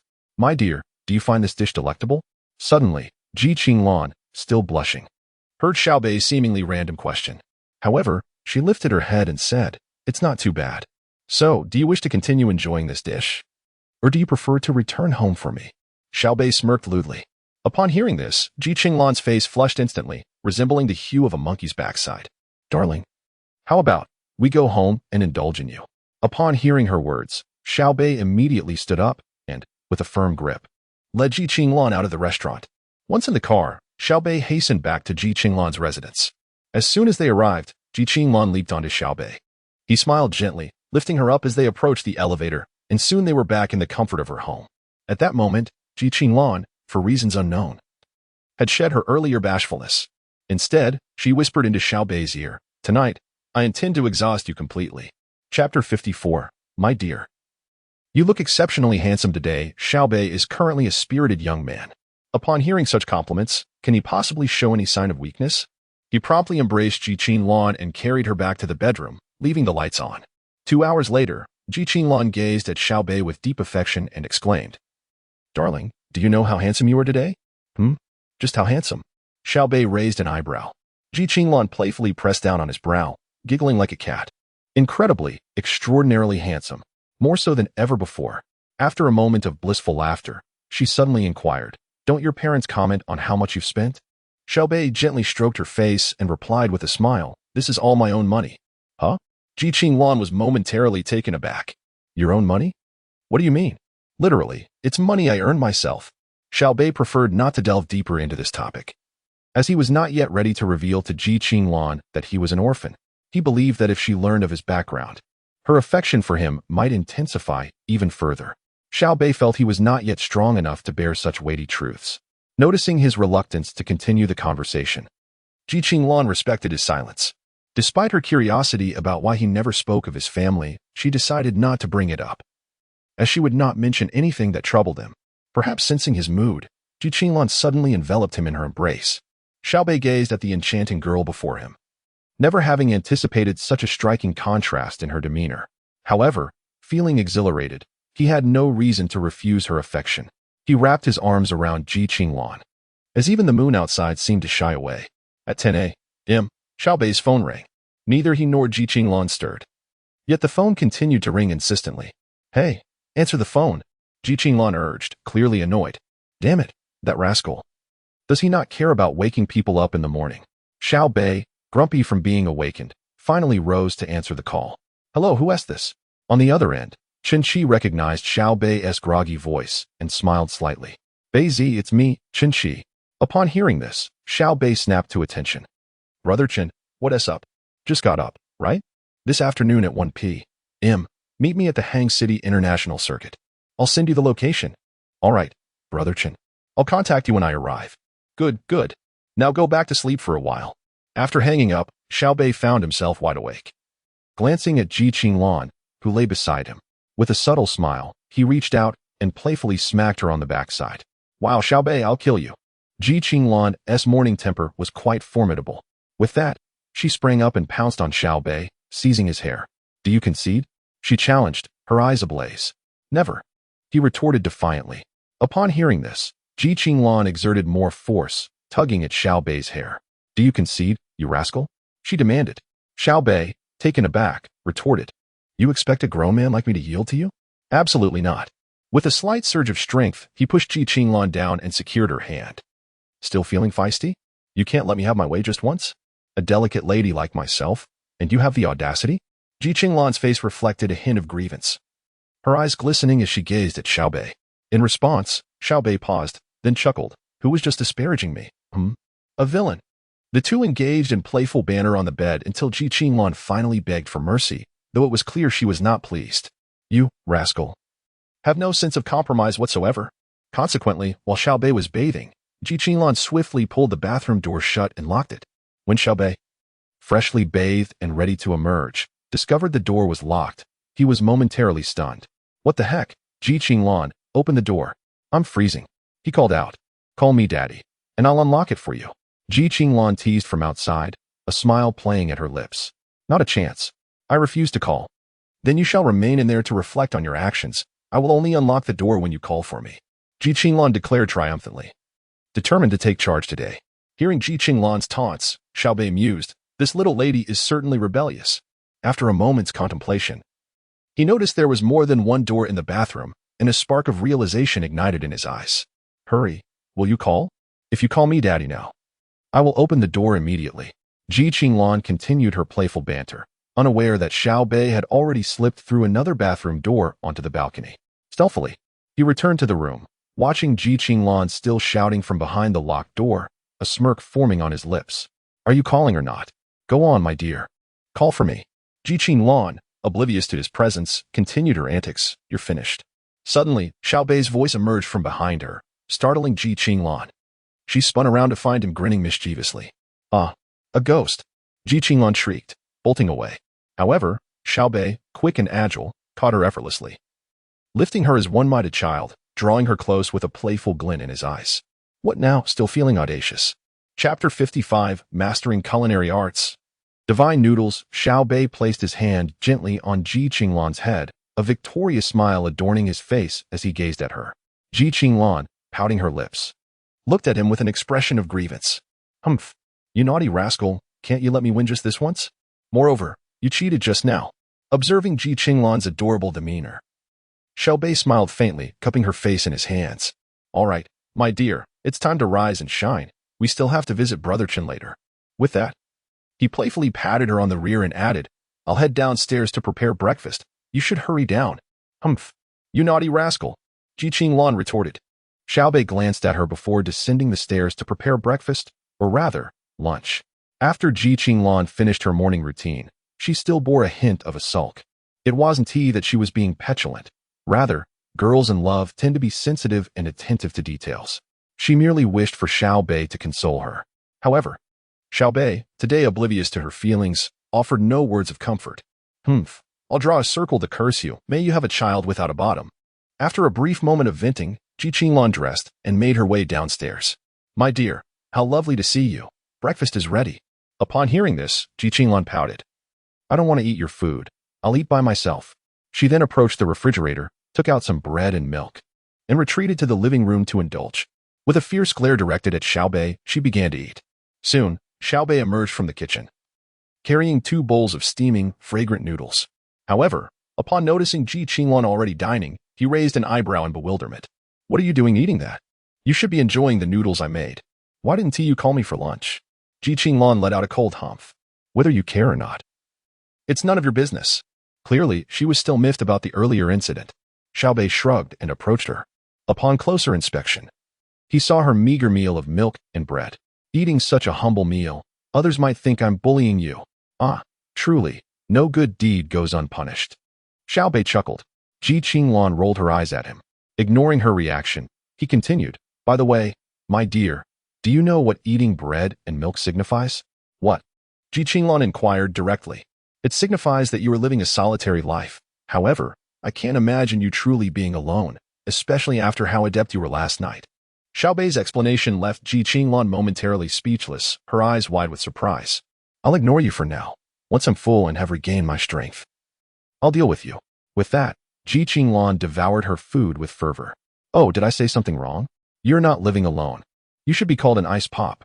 Ji Qinglan chose to remain silent, continuing her vigorous meal. "Once I'm full, I'll make sure you regret it." Xiao Beih watched her with amusement, picking up his chopsticks and starting to eat the noodles across from her. The noodles he prepared, indeed, showcased his culinary prowess, as the enticing aroma wafted through the air, igniting a deep hunger. Moreover, the presentation was exquisite, visually delightful, and undeniably appetizing. The dish was a harmonious blend of color, aroma, and flavor. Xiao Beih eagerly slurped a mouthful. Wow, the taste was simply phenomenal. He dared to assert that even a chef from a 5-star hotel could not replicate this flavor. This was no exaggeration. With a single taste, it was an unparalleled indulgence. Truly, a master of culinary arts. Even a simple bowl of noodles was transformed into a delectable dish. He was indeed fortunate. At that moment, Ji Qinglan had finished her toast and consumed her milk. She stood up, stretching her limbs, feeling her energy rejuvenated. Observing Xiao Beih relishing his noodles, she marched over, prepared to confront him. "What did you just call me? An ice pop?" Xiao Beih remarked, slurping his noodles. Ji Qinglan clenched her small fist and rushed towards him. "This was your own." Ji Qinglan intended to say, "This is your own doing," and was ready to deliver a barrage of punches. However, mid-sentence, she halted abruptly, transfixed by the noodles in Xiao Beih's hands. The aroma was intoxicating, simply divine. She had tasted many delicacies, yet she had never encountered such an enticing fragrance. If it smelled this good, what could the taste possibly be? Ji Qinglan was filled with curiosity. Slurp. Xiao Beih took another slurp, revealing a satisfied expression. His gaze provocatively fixed on Ji Qinglan. Ji Qinglan was momentarily dumbfounded, her lips twitching. She was dying to know what that mouthful tasted like. Noticing her reaction, Xiao Beih directly inquired, "What did you just say?" "What did I do? Is this your cooking?" Ji Qinglan replied, somewhat reluctantly. It was no wonder Ji Qinglan was so inquisitive. After all, these noodles were crafted by a culinary virtuoso. Just the aroma wafting through the air was enough to tempt anyone. "Do you wish to taste it?" Xiao Beih chuckled, observing Ji Qinglan's expression. "Uft. What's so special about a bowl of noodles?" Ji Qinglan feigned indifference, yet her eyes were glued to the noodles in Xiao Beih's hands. "If you want to eat, just say so. There's another bowl right here." Xiao Beih teased. "Who would be interested in your noodles?" Ji Qinglan defiantly retorted. Xiao Beih merely smiled, confident that no one could resist the allure of his noodles. "You don't want to eat, huh? Perfect, because I find one bowl insufficient." With that, Xiao Beih swiftly devoured his noodles, intending to claim Ji Qinglan's bowl as well. He then glanced at Ji Qinglan again, noticing her intently watching his noodles, her mouth watering. "Are you sure you don't want to try?" Xiao Beih asked. Unable to resist the temptation any longer, Ji Qinglan approached, opening her mouth in anticipation. "You rascal. Here is another chance. Feed me." Xiao Beih chuckled, finding his wife adorably charming. He decided to drop his pretense, since his wife had extended an olive branch. It would be remiss of him not to reciprocate. He lifted the noodles with chopsticks and brought them to Ji Qinglan's lips, cautioning, "Be careful, it's hot." No sooner had Xiao Beih's words left his mouth than Ji Qinglan slurped them up in one go.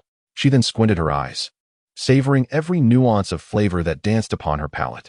The expression on her face was one of sheer delight. "Wow, this taste is incredibly spicy and delicious. Soup. I need a sip of soup." Ji Qinglan took another mouthful of the broth. It was simply divine. The flavor was exquisite, She had never encountered such delectable soup before. Thus, Ji Qinglan settled down and, wielding her chopsticks, indulged heartily. Wow, darling, this is absolutely delectable. If you find it delicious, eat more. Are you still upset? Ji Qinglan promptly shook her head, exclaiming, I'm no longer upset. You are the best, my dear. And so, amidst their playful banter, they finished their meal and soon ventured out together. Chapter 56, HCA Club having departed from home. Xiao Beih and Ji Qinglan set off in the LaFerrari towards the destination indicated by Chenxi, the Hangzhou International Circuit. Neither in his past life nor in this one had Xiao Beih ever visited this place. Although he had wealth in his previous life, he seldom indulged in leisure activities for himself. Throughout the journey, Xiao Beih played his favorite tunes in the car while Ji Qinglan, seated in the passenger seat, succumbed to slumber, a consequence of Xiao Beih's exuberance the previous night. Immersed in the driving experience, Xiao Beih's vehicle attracted many envious glances along the way, which he graciously accepted. An hour later, they arrived at the Hangzhou International Circuit. Rather than immediately contacting Chenxi, Xiao Beih turned to Ji Qinglan, playfully pinching her cheek. Darling, we've arrived. We're here? Ji Qinglan, still a bit dazed, quickly regained her composure and began retouching her makeup in the car.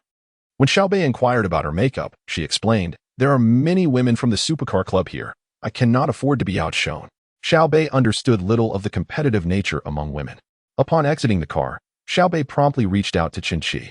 Meanwhile, Ji Qinglan elegantly propped her long legs atop the car door, stretching her body with a series of delightful movements. Indeed, she was his wife, and every gesture of hers radiated allure. At that moment, Xiao Beih spotted a Lamborghini Gallardo approaching. It halted before him, and as the window rolled down, it was none other than Chenxi. Beih, you've arrived, and so has Lan Lan. Yes, brother Chun. Beih, follow my car inside. All right. Subsequently, Xiao Beih and Ji Qinglan entered the vehicle and drove into the circuit's interior.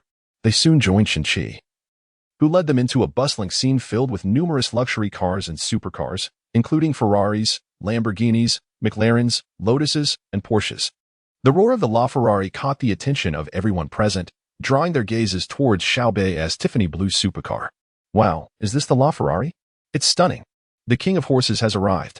Amidst the crowd's admiration, Jin Yong, lurking in a corner, caught sight of Xiao Beih's car and smirked coldly. He had contacted Feng Chun yesterday, preparing to teach this young man a lesson today. Soon, amidst the watchful eyes of the crowd, the LaFerrari came to a gentle stop. Ji Qinglan was the first to emerge from the passenger seat. As she descended, onlookers were momentarily taken aback. Qinglan, you're here. At that moment, a sweet-faced girl from the crowd approached. Upon recognizing her, Ji Qinglan smiled gently. She too was a second-generation elite in Hangzhou, albeit a rather low-profile one, rarely seen at supercar gatherings. However, that did not imply she was unfamiliar with these individuals. Indeed, many knew Ji Qinglan well. Suya, you're here too. Sister Qinglan. What is the situation? You've never been here before, have you? Suya glanced at the LaFerrari and then at Ji Qinglan. Well, my husband is coming, so I have no choice but to accompany him. Ji Qinglan replied with a smile. Upon hearing this, those second-generation individuals unaware of Ji Qinglan and Xiao Beih's relationship were momentarily stunned. Wait, Sister Qinglan, did I hear you correctly? Husband? Are you serious? Do Uncle Ji and the others know? Who is this person that even Sister Qinglan has fallen for? Suddenly, I feel a bit uneasy. Suya was equally taken aback. She considered herself one of Ji Qinglan's closer friends, yet was oblivious to her romantic involvement. Moreover, she had learned in their group chat yesterday that the other party seemed to be around 18 years old. Sister Qinglan, are you dating someone so young? Just as everyone was astonished, Xiao Beih also stepped out of the car. As he emerged, the crowd erupted with gasps of admiration. Wow, this guy is quite handsome. Too handsome. It seems Brother Wang's title of the most attractive is in jeopardy. So handsome? Just a pretty boy? When have you ever seen a pretty boy driving a LaFerrari?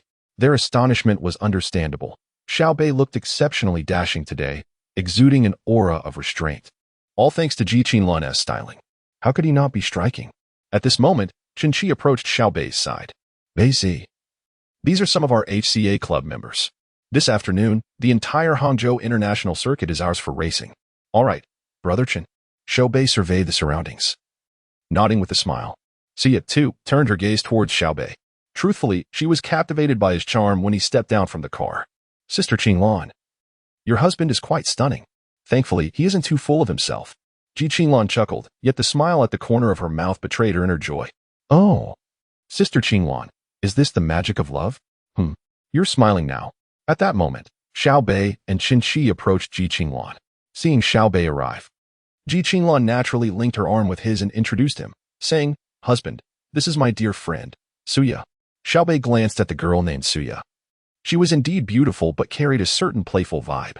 With her pink hair, leather pants, and cropped top, she certainly had a captivating figure. "Hello, Xiao Beih. Brother-in-law, hello." Suya's cheeks flushed as she shook hands with Xiao Beih. Primarily, it was because Xiao Beih was the most handsome man she had ever encountered. And his aura was equally impressive. Shaking hands with him left her feeling somewhat bashful. Hearing Suya refer to him as brother-in-law, Xiao Beih was slightly taken aback but smiled nonetheless. Soon, Qin Shi introduced Xiao Beih to the others one by one. Although they were all second-generation individuals, Xiao Beih felt a pleasant atmosphere. None of them were arrogant or overbearing. Perhaps they recognized that Xiao Bei's capabilities surpassed their own. Upon their initial acquaintance, Xiao Beih found a profound impression of the two gentlemen. One was named Mu Miao, who seemed to have an insatiable thirst from a previous life, while the other was Kai Kuan, clad in basketball attire, reminiscent of a diligent trainee from his past life who had practiced for 2.5 years. Xiao Beih felt compelled to inquire, "My friend, are you skilled in basketball?" Their vehicle appeared to be of considerable value, yet their demeanor exceeded Xiao Bei's expectations. Displaying remarkable warmth and a lack of pretentiousness, they were particularly loquacious, engaging in a continuous stream of chatter. "Beih, there are 2 more individuals currently on the racetrack. Once they descend, I shall introduce you to them. Their backgrounds are quite noteworthy as well," Qin Shi remarked with a glance at Xiao Beih, who, upon hearing this, felt a flicker of anticipation. Chapter 57. Joining HCA soon, Xiao Beih was brought to the edge of the racetrack by Qin Shi. Ji Qinglan was seated nearby, engaged in conversation with a few friends. No one approached, as they all understood that Brother Qin was in the process of bringing Xiao Beih into their fold. The essence of a supercar club rests on 2 pillars: elite supercars and exceptional prowess. The attendees were well aware of Xiao Bei's capabilities. The mere mention of his purchasing a 60 million LaFerrari spoke volumes. Individuals of his caliber were beyond their current reach. They could only await his formal induction before establishing any connection. Otherwise, what means did they have to engage with someone like Xiao Beih? At the racetrack, Qin Shi handed Xiao Beih a soft black cigarette. The two lit their smokes and took a deep drag. Qin Shi turned to Xiao Beih and said, "Beih, the HCA Club is an organization I spearheaded, but there are 3 other founders. 2 of them are currently racing, Zhang Honghua and Fang Chun. The last one, Shen Bin, is overseas attending to projects and hasn't returned yet. Zhang Honghua's family is entrenched in real estate, boasting a formidable legacy throughout the Yangtze River Delta. You must have guessed as much. Fang Chun's family is involved in security technology and ranks first in the nation." Upon hearing this, Xiao Beih smiled slightly. "Greenland Group and Weihai Weisher?" Qin Shi smiled in response, harboring a curiosity about Xiao Bei's background, yet refraining from probing further, knowing that the appropriate moment would reveal itself. Meanwhile, Shen Bin, residing abroad, also hailed from a remarkable lineage, specializing in precision automotive components, the Shen family being synonymous with Xinxiang Group. Xiao Beih remarked nonchalantly, and Qin Shi responded with a subtle smile. Xiao Beih had come to realize that among the 3 founders, one was a tycoon in real estate, akin to leading firms like Chinka Group. Weihai Weisher needed no introduction. It was one of the most esteemed companies in Xia country, with all of its Skynet systems under its domain, firmly establishing it as an industry leader. Xinxiang Group further solidified its reputation as a top 500 enterprise in the country. The stature of these 3 founders positioned them among the elite of Xia country, rivaling even Wang Kong. "Brother Qin, your surname is Xintian Media?" Xiao Beih inquired with a smile. Upon hearing this, Qin Shi chuckled and playfully patted Xiao Beih on the shoulder. Xintian Media stands as one of the largest entertainment companies in the country, owning numerous cinema chains and talent agencies, solidifying its status as one of the foremost entertainment and media firms in the nation. Its influence should not be underestimated. The reason Qin Shi held Xiao Beih in such high regard, despite not yet knowing his background, stemmed from his diligence in researching Xiao Bei's profile the previous day. To his surprise, it was classified at a confidential level. Such individuals typically belong to one of 2 categories. Either they hail from political families with significant standing, or their familial influence has reached a level comparable to that of the 2 horses, a colloquial term for the most influential families. Regardless of which category applied, Xiao Bei's origins were undoubtedly extraordinary. As the two continued their conversation, two supercars pulled up beside them. Xiao Beih glanced over and spotted two magnificent vehicles, a McLaren P1 and a limited edition Lamborghini SVJ, both epitomes of supercar excellence. Shortly thereafter, two individuals emerged from the cars. Both strikingly handsome and seemingly around the same age as Chen Qi, likely between 28 and 30 years old. Upon their descent, one man, sporting an oiled hairstyle, looked at Xiao Beih and offered a slight smile. "You must be Xiao Beih, my brother. I am Zhang Honghua," he introduced.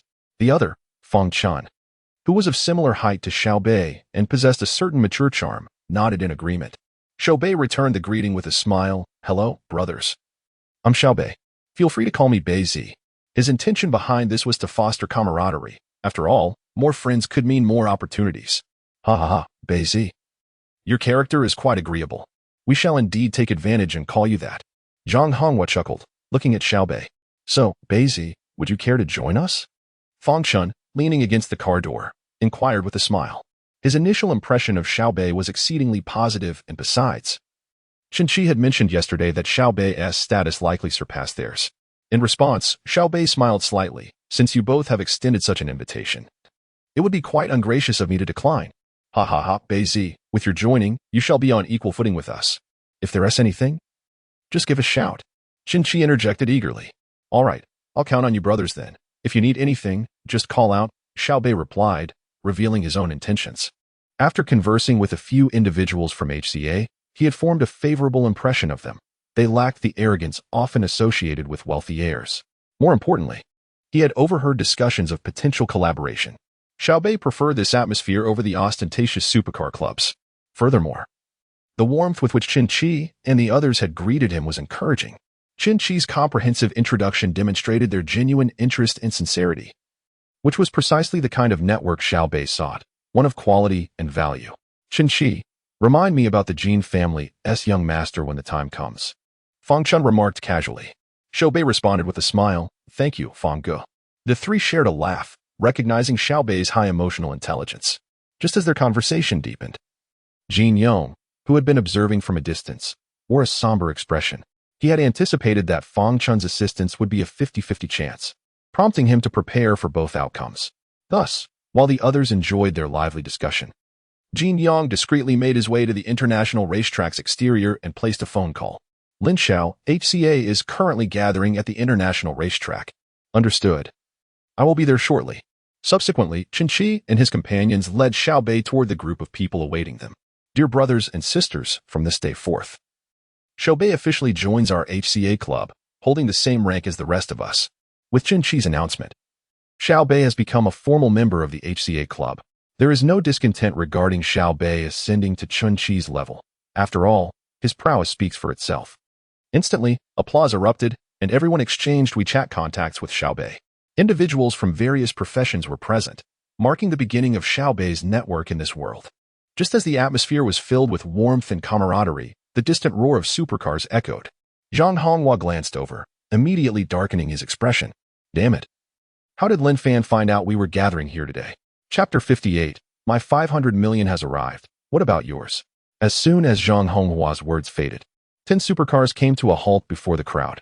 Xiao Beih cast a glance at the impressive array of vehicles before him. Among them were 3 Lamborghinis. Not the SVJ model, yet still distinguished in the realm of supercars. The lineup included a Ferrari 488, an F8, a McLaren 720S, a Maserati MC20, and a Porsche 911 Track Edition, along with the 2 leading titans, a Koenigsegg and a Pagani Huayra. Chen Qi approached Xiao Beih and whispered, "This is Lin Fan from the SSC Club, our sworn rival. I wonder how he found out we were here today." Xiao Beih nodded slightly, harboring no particular thoughts. Having recently joined, he preferred to observe quietly rather than speak. At that moment, all 10 cars opened their doors. Each vehicle had a male and female occupant who emerged. A total of 20 individuals stepped out, yet Xiao Beih disregarded everyone else, fixing his gaze on the man descending from the Pagani. Among the crowd, Xiao Beih perceived a certain aura emanating from him. Chen Qi smiled as he walked up. "Young Master Lin, do you possess the gift of foresight and acute hearing?" Lin Fan cast a sidelong glance at Chen Qi, remaining silent as he surveyed his surroundings. Then, he spat on the ground and wiped his shoe clean, addressing Chen Qi with a sultry tone and a wicked smile. Qi, you're becoming increasingly out of place. This venue hardly befits your status. Its facilities are rather antiquated. If you find this place unsatisfactory, perhaps you should seek more suitable amusements. Qi maintained his composure and replied, if young Master Lin is unimpressed, then it is fortuitous that we can explore more splendid venues. Lin Fan adjusted his attire, then inquired, I heard your club has a newcomer driving a LaFerrari. Let us have him come forth. Qi's previously amiable expression darkened instantly. Young Master Lin, be aware that this is my territory now. Qi certainly would not allow Xiao Beih to confront Lin Fan. Should Lin Fan call out, Xiao Beih could easily be thrust into the spotlight. What a predicament that would be. At this juncture, Ji Qinlan also approached Xiao Beih and softly remarked, Lin Fan is the son of the chairman of the Zhongtian group in Hangzhou. He has a rather arrogant demeanor and is not on our side. Xiao Beih smiled faintly. Having already acquired Lin Fan's information through the system, his gaze turned steely. Among the HCA crowd, he spotted Jin Yong in the corner and smirked. Xiao Beih was not one to initiate conflict, but if someone sought trouble with him, he would not shy away from a bit of spirited play. Qi, didn't you mention a significant figure was arriving? Why is there silence now? What a farce! Lin Fan proclaimed with apparent bravado. Yet the astute would recognize that he was attempting to put Xiao Beih on the spot. At this moment, if Xiao Beih refrained from appearing, the people of HCA would likely underestimate him. They might feign respect, yet true camaraderie would remain elusive. In this circle, strength is paramount. As Lin Fan's words echoed, many gazes turned towards Xiao Beih. Noticing their stares, Xiao Beih gently patted Ji Qinlan on the shoulder. I'll handle this. I'll be back shortly. Ji Qinlan cast a worried glance at Xiao Beih. She was acutely aware of Lin Fan's capabilities, yet she observed Xiao Beih's calm demeanor. She nodded but then firmly grasped Xiao Beih's hand. I will accompany you. Xiao Beih smiled and nodded in agreement. Thus, under the watchful eyes of the crowd, Xiao Beih held Ji Qinlan's hand and moved to the forefront. Beizhi, don't back down. If anything goes awry, we'll stand together. Zhang Honghua also stepped forward. Glancing at Xiao Beih, Fang Chun remained silent but joined them at the front. Xiao Beih offered a slight smile to the three of them, signaling that everything was fine. You are the new arrival?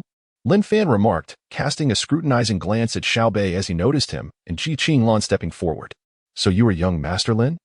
There is no need for excessive words. Let us settle this.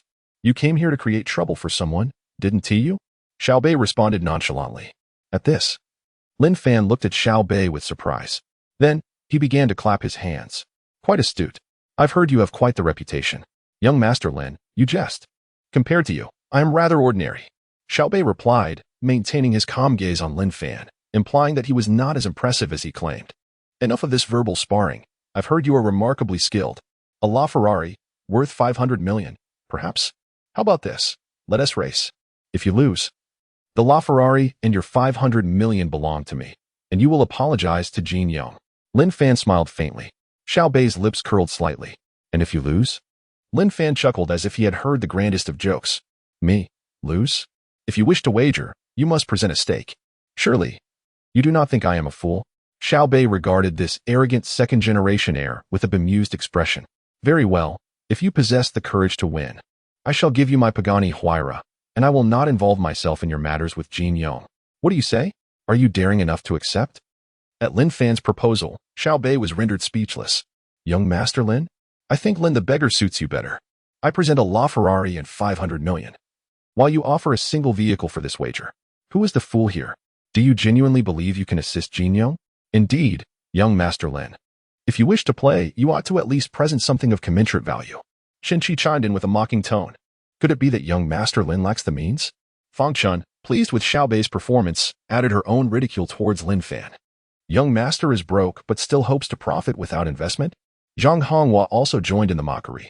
Among the crowd, while many were hesitant about the unfolding situation, the members of HCA were exhilarated by Xiao Bei's direct confrontation with Lin Fan. One by one, they gazed at Xiao Beih with admiration. Even if Xiao Beih were to lose the upcoming match, their reverence would remain intact, after all. Few possessed the audacity to stand up to the elite second-generation heirs of Hangzhou as he did. Lin Fan, upon hearing this, cast a dark glance at Xiao Beih. Unfazed, Xiao Beih met Lin Fan's gaze with a calm demeanor, his expression betraying no emotion, though his aura undeniably overshadowed Lin Fan's. Very well, if you have the guts. I shall wager my Pagani, along with my villa by Beimo Lake, plus 200 million, against you. Xiao Beih smiled slightly, Sounds good. Let the funds come into play. Without a moment's hesitation, he promptly transferred 500 million to Qinchi via his bank card. My 500 million is in the fund. What about yours? Chapter 59. A storm approaches? Xiao Beih's tone was remarkably calm, yet the crowd was left in astonishment. Brother, those are merely 5 small goals, not 5,000. Instantly, the gaze of everyone present shifted, infused with a mixture of trepidation and admiration for Xiao Beih. How affluent must his family be to nonchalantly mention 5 small goals? Suya, standing behind, couldn't help but feel a tinge of envy towards Ji Qinglan as she observed Xiao Beih's commanding demeanor. He is truly impressive. Lin Fan was also momentarily taken aback by Xiao Beih's confidence. He had always assumed that Xiao Beih's claim of purchasing a car for 5 billion was mere bravado. This realization illuminated the formidable strength of his opponent. Although a sense of wariness settled in, Lin Fan remained undeterred. Even if you, Xiao Beih, are a dragon crossing the river, you will still have to bow down within the realm of Hangqing. Very well, let us see your audacity. After speaking, Lin Fan made a series of phone calls, and within half an hour, a Rolls-Royce arrived at the scene. A middle-aged man, resembling a butler, stepped out and approached Lin Fan, handing him a document folder. Here are the transfer documents for my car and the property. 2 billion has already been transferred to Qinchi's account. Are we ready to commence? Lin Fan held great confidence in his driving skills. After all, racing is an art that requires practice, and with Xiao Beih's youth and newly acquired driver's license, how could he possibly compete with Lin Fan? Qinchi and his companions glanced at Xiao Beih. Beih, should we consider summoning external assistance? Qinchi inquired with concern. Is Beih capable? If it proves too daunting, we need not gamble. If Lin Fan dares to stir trouble in Hangqing, I shall deal with him. Zhang Honghua remarked, eyeing Xiao Beih. Indeed. With the 3 of us here, we have nothing to fear in Hangqing, Fang Chen affirmed. Thank you, brothers. There's no need for concern. Simply prepare for the victory banquet, Lin Xiao declared. Then let us begin. To ensure fairness, we shall all drive Lamborghinis. Lin Fan glanced at Xiao Beih, determined to handle the situation with finesse. Although his Pagani could rival a LaFerrari, he was confident in his abilities should he win with his own vehicle. Their denial would be troublesome. In response, Xiao Beih nodded slightly. Let us begin. Upon concluding his words, Xiao Beih took Ji Qinglan into his Lamborghini, while Lin Fan accompanied his partner into their SSC Lamborghini. At that moment, the atmosphere was charged with excitement. The crew from HCA was witnessing Xiao Beih's prowess for the first time. Wow, Xiao is incredible. He speaks of 5 billion as if it were nothing. One exclaimed, Brothers, I feel we are about to witness history, a wager of 5 billion. This is astonishing. Is this the chasm that separates the elite second generation from us? Impressive. My brother-in-law is truly remarkable. Suya was the most exhilarated from their first encounter. She had found Xiao Beih strikingly handsome and had heard Qinchi speak of his formidable strength. Yet, the specifics of his prowess remained a mystery to all. However, now they are aware that they had underestimated Xiao Beih, who is indeed a remarkable scion studying in Hangqing. With a roar, 2 powerful vehicles entered the racetrack. Reaching the starting line, the crowd rushed to the vicinity of the starting line, eager to witness the impending showdown. Inside the car, Ji Qinglan grasped Xiao Beih's hand. Darling, do you think you can manage? She asked. Little girl, am I capable? Aren't you the one who knows me best? Xiao Beih jested. How can you still joke at a time like this? She retorted playfully. Have faith in me. Xiao Beih smiled gently, and despite her lingering nerves, Ji Qinglan chose to trust him. At that moment, Lin Fan rolled down his window. If you want to concede now, it's not too late. I can let you lose half. His arrogance was palpable. Xiao Beih glanced at Lin Fan and replied with a slight smile, I'll extend the same offer to you. What a boastful attitude. Don't cry later. With that, both closed their windows. Xiao Beih then purchased the skill Peak Racer within the system, enabling him to become one of the world's elite racing drivers, costing him 10 million luxury points. Although Xiao Beih had a substantial amount of luxury points, he felt a twinge of regret at the expenditure, yet he dismissed it. What was money for if not to spend? At that moment, a young woman in a black bikini approached their vehicles holding a bra. 3, 2, 1. As her voice faded, she tossed the bra onto the ground. Both cars surged ahead like wild stallions. They raced neck and neck, swiftly approaching the first turn. Lin Fan glanced at Xiao Beih, a smirk of disdain gracing his lips. Kid, let me show you what drifting truly is. With that, Lin Fan took the lead, drifting around the bend. Xiao Beih followed closely but remained slightly behind Lin Fan. Having overtaken his rival, Lin Fan glanced into the rearview mirror, taunting, "You will pay for your arrogance, kid. Enjoy the exhaust." Meanwhile, the crowd had ascended to the high platform. Beih took the turn first, albeit a tad slow. Overtaking Lin Fan from here will be quite challenging, Chen Qi remarked. Damn it, Lin Fan is just bullying Beih since he has been driving long. Zhang Honghua cursed. If Beih loses, Lin Fan won't get a single dime. I doubt he dares to lay a finger on Beih. Fang Chun contemplated. Well, brother-in-law, go for it. Xia cheered. Noticing Xiao Beih trailing behind, her fists clenched in encouragement. Meanwhile, Jin Yong, isolated from the group, wore a sinister smile as he observed the race. Xiao Beih, aren't you supposed to be impressive? Both cars sped at remarkable velocities, with Xiao Beih closely tailing Lin Fan. Ji Qinglan, witnessing Xiao Beih driving one-handed, remarked, "Darling, we're falling behind. No worries, the hairpin turn is just ahead. Trust me." "All right, darling, I believe in you." As Ji Qinglan gazed at Xiao Beih, her eyes brimmed with admiration. Soon, the two cars arrived at the midpoint of the racetrack, specifically at the series of hairpin turns. Lin Fan, glancing in the rearview mirror at Xiao Beih, remarked, "Kid, after the hairpin turn, you won't be able to handle the exhaust." With that, he playfully squeezed the thigh of the woman beside him. However, he was soon taken aback, for Xiao Beih had surged forward, accelerating.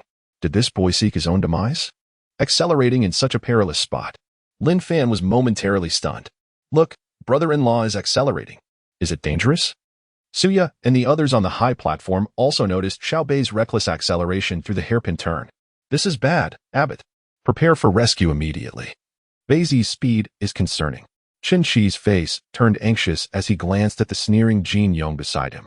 Infuriated, he strode over and delivered a swift kick, exclaiming, "If anything happens to Beih, it won't just be you facing the consequences. We will all suffer the repercussions."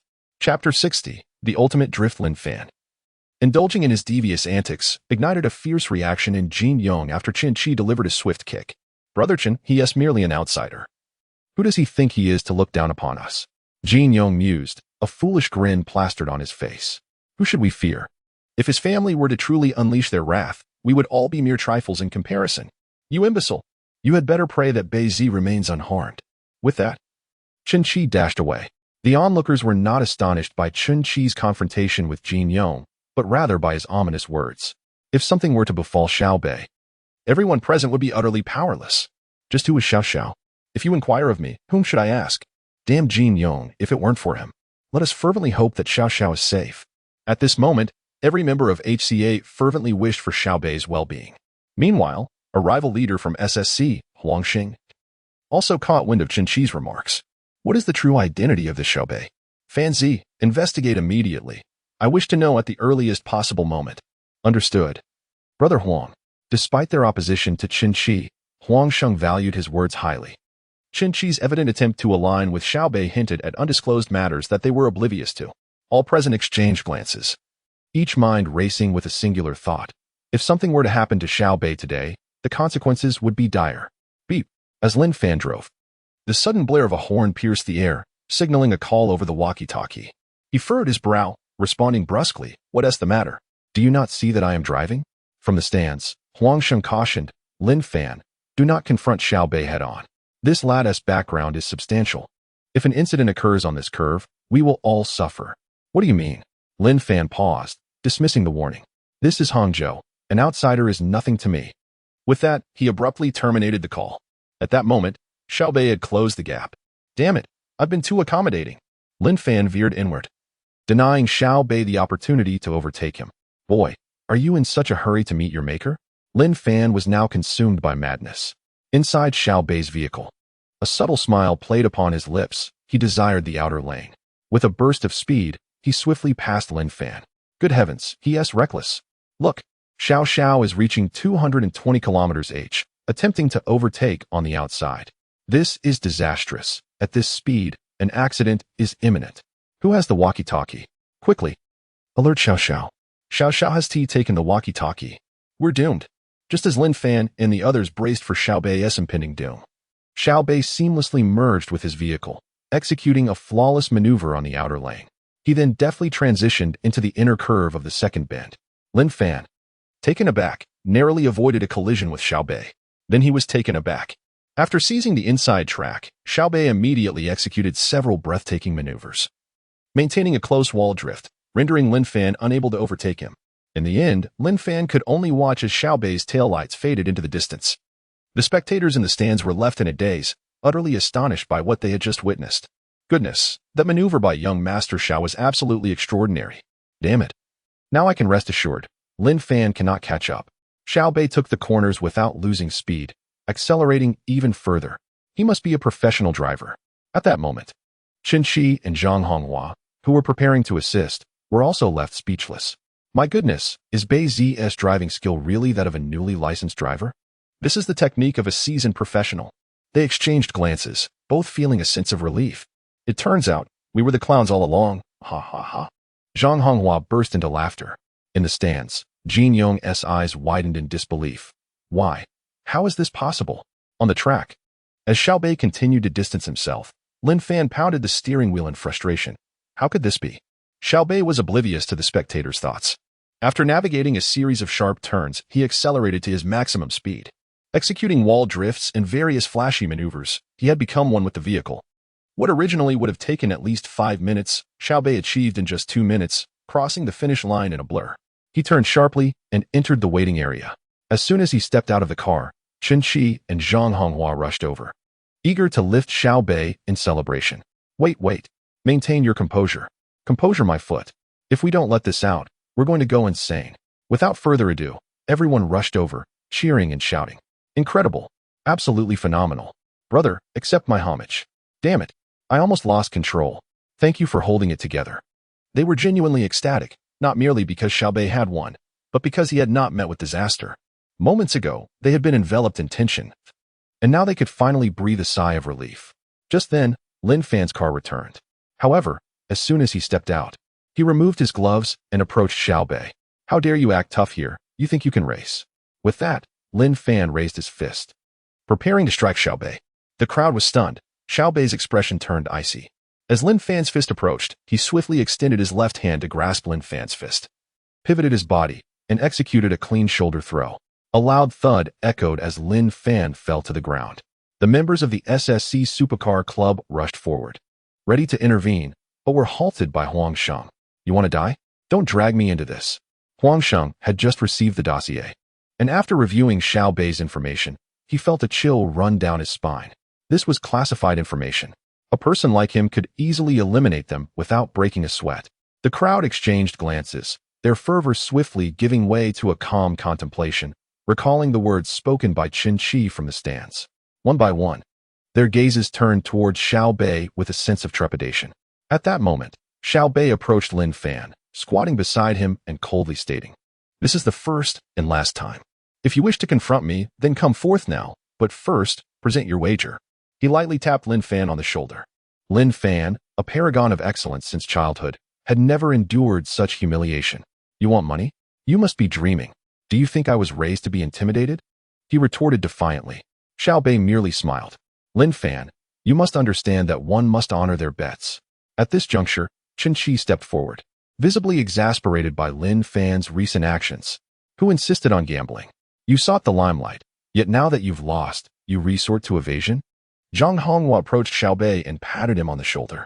Your embarrassment is one matter, but do not tarnish the reputation of our circle. Fang Chun lit a cigarette, casting a mocking glance at Lin Fan. Chapter 61. Betrayal and Isolation. Lin Fan slowly rose to his feet, casting a disdainful glance at the group, particularly at Xiao Beih. What do you think? Do you take me for someone easily intimidated? Qin Shi furrowed his brows and stepped forward, accusingly pointing a finger at Lin Fan. You dare not admit it, do you? Do you think that by denying it, you can evade responsibility? The money is in my possession. I have no fear of your deceit. Upon hearing this, Lin Fan's expression darkened slightly, yet he approached Qin Shi defiantly, threatening. If you dare to swallow my money, just try it. Zhang Honghua, infuriated, pointed a finger at Lin Fan. Is it true that shamelessness knows no bounds? Do you believe that since your reputation is already tarnished, you might as well take advantage of the situation? You dare to swindle us at HCA? You have some audacity, don't you? Fang Chun sneered. What are you pretending for, HCA? So now you consider yourself the leader of HAC, do you? With the tiger absent, a few monkeys think they can act imposing? He continued. Why not place a call to Shinbin overseas and see if he would be willing to hand over the reins to you? Surprisingly bold. Lin Fan astonished everyone with his bravado. However, one must acknowledge that had Lin Fan not exhibited such aggression, it is unlikely that the current situation would have arisen. Fong Chun, with a grim expression, spoke slowly. All right, you wish to play the fool? You initiated this affair and set the terms, according to the rules. One must accept the outcome. Su Jie, fetch the file back for me. Understood, Brother Fong, Su Jie responded, promptly leading a group to the SSE side. Preparing to seize the documents of the car and house that Lin Fan had just pledged. Try to take them, and see what happens. Lin Fan retorted nonchalantly. Even lighting a cigarette, resolute in his determination to not concede. Although he was uncertain why Huang Xing remained silent at his side, he still held confidence in his abilities. Despite Xiao Bei's formidable connections, it was essential to remember, this was Hangzhou. At that moment, Xiao Beih, who had been silent, slowly approached Lin Fan. A scornful smirk appearing on his face. Upon Xiao Bei's arrival before him, Lin Fan took a drag from his cigarette and deliberately exhaled smoke into Xiao Bei's face. Xiao Bei narrowed his eyes slightly, nonchalantly glancing over, and then, before the crowd's gaze, he extended his hands. The tension in the air was palpable, everyone holding their breath, anticipating a confrontation. Yet, Xiao Bei merely adjusted Lin Fan's collar with an air of indifference, exuding a sense of authority akin to that of a godfather. Lin Fan, taken aback by Xiao Bei's unexpected gesture, hastily dropped his cigarette, instinctively preparing to defend himself, but Xiao Bei's actions left him bewildered. Leaning forward, arms crossed. Lin Fan scrutinized Xiao Bei's expression. What do you mean by this? He asked. I have no ulterior motive, but I must impart some wisdom to you, Xiao Bei replied. His tone calm and composed, though his presence radiated an undeniable intensity. In that moment, the crowd fell silent, eager to witness how Xiao Bei would navigate the situation. Firstly, you wish to stand up for Jin Yang and propose a wager of 500 million. I acquiesced, and thus the bet was established. Secondly, I harbor no animosity towards you, nor do I possess any particular fondness. Your desire for recognition could have easily been dismissed, as you lack the requisite strength. Thirdly, regardless of your emotional state, rules are rules. I hold them in high regard, and it is essential for you to understand that I, Xiao Bei, have always adhered to my own principles. My respect for the rules today is not a concession to you, but rather a gesture towards a few esteemed brothers in Hangqing. Do not mistake my compliance for weakness. Fourthly, having established the rules, we can then attend to feelings. Although I emerge victorious, my dissatisfaction lingers. Let it be known. As long as I, Xiao Bei, remain in Hangqing, your SSC shall not surpass HCA. Xiao Bei's imposing presence left Lin Fan's complexion alternating between shades of green and white, revealing a hint of trepidation. Qin Shi could not intimidate him, nor could Zhang Honghua or Fong Chun, yet at this moment, a palpable fear gripped them. Partly due to Xiao Bei's formidable aura and partly due to his undeniable ruthlessness. 500 million. Who dares to be so reckless? This person is truly unhinged. Having recounted 4 matters, a sudden smile graced Xiao Bei's composed visage as he remarked on the 5th, what you owe me, you shall not take away. Lin Fan was momentarily taken aback, but soon seethed with anger. Despite his fear of Xiao Bei, he was resolute in his intention to default on the debt. He simply refused to pay, thinking, what will you do if I don't? Lin Fan's voice escalated, his eyes reddening as he shouted at Xiao Bei.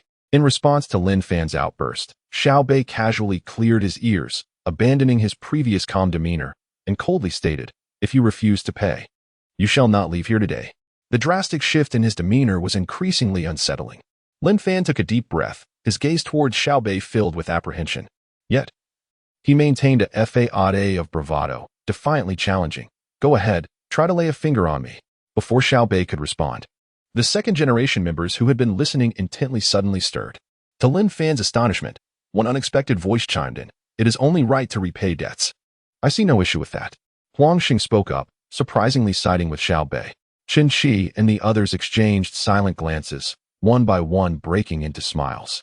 Well, while my matters with young Master Xiao remain unresolved, it seems SSC is now embroiled in internal conflict. What do you mean, Huang Sheng? Whose side are you on?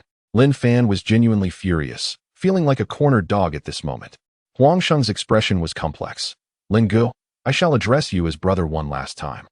We are all men of dignity. To play tricks over such a trivial sum is to tarnish the reputation of SSC, and by extension, my own. Therefore, I withdraw from SSC effective immediately. Lin Fan nearly choked on his rage. If you want to leave, then leave. Yet you speak so grandly. Putting me on the spot while pretending to be a gentleman. Huangxing's influence within the SSC club is certainly no less significant than that of Lin Fan. Indeed. With Huangxing's declaration, the remaining members of the SSC resolutely followed suit, one after another. This is meaningless. I shall withdraw as well. Together, let us disperse. How utterly spineless. Lin Fan turned to see 3 young members, each hailing from relatively well-off families, further exemplifying his growing isolation. Lin, unable to contain his frustration, cast another glance at Xiao Beih, who, to Lin's dismay, was smiling. It was not a derisive grin, but rather a composed, self-assured smile. As if he held all the cards. So you think you have me cornered, do you? Chapter 62. Xiao Beih takes action. Lin Fan, upon witnessing the situation, was consumed by fury, his eyes bloodshot and filled with rage as he fixed a piercing gaze upon Xiao Beih. Suddenly, he erupted into a manic laughter. A cacophony of madness. Turning to Huangxing, he exclaimed, "Today, I shall not pay the wager. If you wish to leave, I will not stop you. But the club membership fee shall not be refunded, not a single cent. And you, Xiao Beih, do as you please. I am not afraid of you." Lin Fan had abandoned any semblance of gentlemanly conduct, opting instead for a direct confrontation with Xiao Beih. Was he truly pushed to the brink of madness? Ready to cast aside all restraint? At that moment, all eyes were on Xiao Beih as Lin Fan had thrown caution to the wind. The audacity of Lin Fan was staggering. Once he ceased to care, he became an unpredictable force. Some suggested that a physical confrontation might resolve the issue. Yet such an approach would only provide Lin Fan an escape route.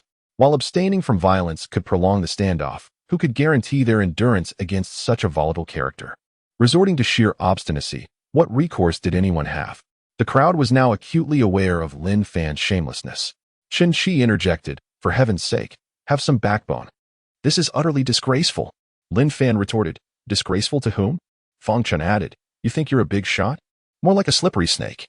Lin Fan shot back. "Am I biting you?" Zhang Honghua warned. "Stop with the antics. Don't push me to take action." Lin Fan defiantly replied, "Come at me. I'm afraid of you." At this moment, Lin Fan had fully engaged in a war of words, inciting laughter and disbelief among the onlookers. Anyone who dared to insult him found that he was utterly unfazed, retaliating with the ferocity of an unyielding cockroach. After a flurry of insults, the wealthy young men soon grew weary of the exchange, shifting their attention to Xiao Beih. Xiao Beih had remained silent for a considerable time, and rather than being underestimated, he was viewed with a mix of respect and trepidation. Had it not been for his presence, a group assault on Lin Fan may have ensued, though it would not have guaranteed any monetary gain. But now, with Xiao Beih in attendance, his calm demeanor and authoritative aura commanded respect, instilling a sense of unease among the crowd. They now turned their gaze to Xiao Beih, filled with an inexplicable anticipation. Xiao Beih addressed Lin Fan. "Are you certain you won't pay? If so, then go ahead and take a bite out of me, Zongsa." Lin Fan, undeterred, thought to himself that Xiao Beih could not suppress him. He resolved to seek revenge once he left this place. "Thank you for providing me an opportunity to unleash my fury," Xiao Beih replied coolly, before picking up his phone and stepping aside. The crowd did not follow, choosing instead to observe from a distance. Xiao Beih's method of handling the situation was straightforward. He had just perused Lin Fan's and his family's information, allowing him to formulate a strategy. Lin Fan's family, though powerful in Hangzhou and with connections in the political arena, was not without adversaries. At this moment, the newly appointed Director Qiao in Hangzhou is striving to achieve tangible results. Lin Bei promptly reached for his phone and dialed Qiao's number. "Hello, who is this?" Qiao inquired. "Director Qiao, do not ask me who I am. I possess information that I believe will pique your interest, which I have already sent to your email. After you review it, I trust you will know how to proceed," Lin Bei replied confidently. On the other end of the line, Qiao Yaoding furrowed his brow slightly. As he perused his emails on the computer, his tone turned frigid. "Who are you, and how did you acquire my number?" "First, review the documents," Lin Bei urged, assured of his advantage. In his office, Qiao Yaoding opened the file and his expression shifted to one of agitation as he discovered irrefutable evidence of tax evasion and bribery involving the Zhangtian group. "Who are you to possess such information?" he demanded. "Director Qiao, you cannot trace me. What you must do now is launch an immediate investigation into the Zhangtian group, or else someone will flee," Lin Bei asserted. "If you succeed in this endeavor, I believe we can discuss future collaborations, perhaps reminiscent of the events from 8 years ago in Shidu." Qiao Yaoding was momentarily taken aback, his lips quivering as he asked, "You know about that?" "Indeed. To uncover all the details, you must follow my instructions now," Lin Bei commanded. "Very well, but if you deceive me, you are aware of the consequences," Xiao cautioned. "My intentions are entirely sincere," Lin Bei replied before ending the call. After hanging up, Xiao Yaoding gritted his teeth and swiftly took action, coordinating with the Business Investigation Unit and the Discipline Inspection Commission as he exited the government building. Meanwhile, Lin Bei returned to the group, stating, "You may leave now, but I suspect you will be back to seek my assistance in half an hour." The others were taken aback by this unexpected turn of events. "Ha ha ha, kid. Unable to maintain your bravado, are you? I want to leave. I'll wait for you for half an hour," Lin Fan declared, returning to his car. "Beih, you're just letting him go like that?" Chen Qi voiced the collective concern of those present. "Some matters require patience," Lin Bei replied, intriguing the crowd as they anticipated how this elite young man would humble Lin Fan. Within just 20 minutes, both Lin Bei and Lin Fan received calls. The Zhongtian group had been thoroughly investigated, and the news was spreading. "All right," Lin Bei acknowledged. "What about that matter? I will come to find you," Lin Fan responded before ending the call. The gazes directed at Lin Bei transformed into wary glances, as it became evident that not only he and Lin Fan had received calls, others among them had also been informed of the investigation into the Zhongtian group. At that moment, Lin Fan realized the gravity of the situation, and the arrogance he once displayed evaporated, replaced by a look of sheer terror directed at Lin Bei. Lin Fan found himself standing directly before Xiao Beih. "Wait, young Master Xiao, please spare my family. I take full responsibility for this. It was my doing alone. I was young and foolish." As he spoke, the once proud Lin Fan knelt before Xiao Beih. The onlookers were left in utter astonishment. Who was Lin Fan? The pinnacle of the elite in Hangqing, reduced to kneeling at the whim of Xiao Beih with merely a phone call. What kind of power was this? "No one will forgive your youth," Xiao Beih replied coldly. "I might grant you leniency once or twice, but do you truly believe that I am merciful?" Ignoring Lin Fan, Xiao Beih turned his gaze toward the crowd from HCA, his eyes landing on Jin Yong, who appeared pale and trembling, his fear palpable as he looked at Xiao Beih. Xiao Beih offered a slight smile and extended a hand, beckoning him closer with a casual gesture of his fingers. Chapter 63. The Xiao family of the imperial capital. At this moment, Jin Yong had finally comprehended the words spoken by Chen Qi earlier. In truth, everyone present had grasped the gravity of Chen Qi's earlier remarks. Xiao Beih, truly formidable. Observing Xiao Beih beckoning him, Jin Yong felt a surge of trepidation. Yet he hesitantly approached. In the face of Xiao Beih, his previous defiance had evaporated entirely. When the disparity between them loomed as vast as the expanse between heaven and earth, even the courage to harbor jealousy had fled. "Xiao, young Master Xiao, I deserve to die," Jin Yong stammered, his gaze fixed in horror upon Xiao Beih. "Indeed, you do deserve to perish. Yet someone has already paid the price for your transgressions. Were it not for the long-standing friendship between our families, you would not be leaving here today." Xiao Bei's words struck a chord within Jin Yong, causing him to shudder internally, relieved that he was not to be dealt with harshly. "However, you have indeed provoked me. And if I do not take some form of action, I shall be left unsatisfied." Xiao Beih continued in a languid tone. "Young Master Xiao, you. Please, say the word." At that moment, Jin Yong recognized that any further protestations were futile. Even Lin Fan was on his knees, begging for mercy, let alone himself. In the face of absolute power, all schemes and deceptions became mere illusions. "From now on, I do not wish to see you in Hangqing again. Do you comprehend my meaning?" Xiao Bei's tone was calm, yet no one dared to disregard his words, least of all Jin Yong in his current predicament. "Understood. Young Master Xiao, I shall leave at once."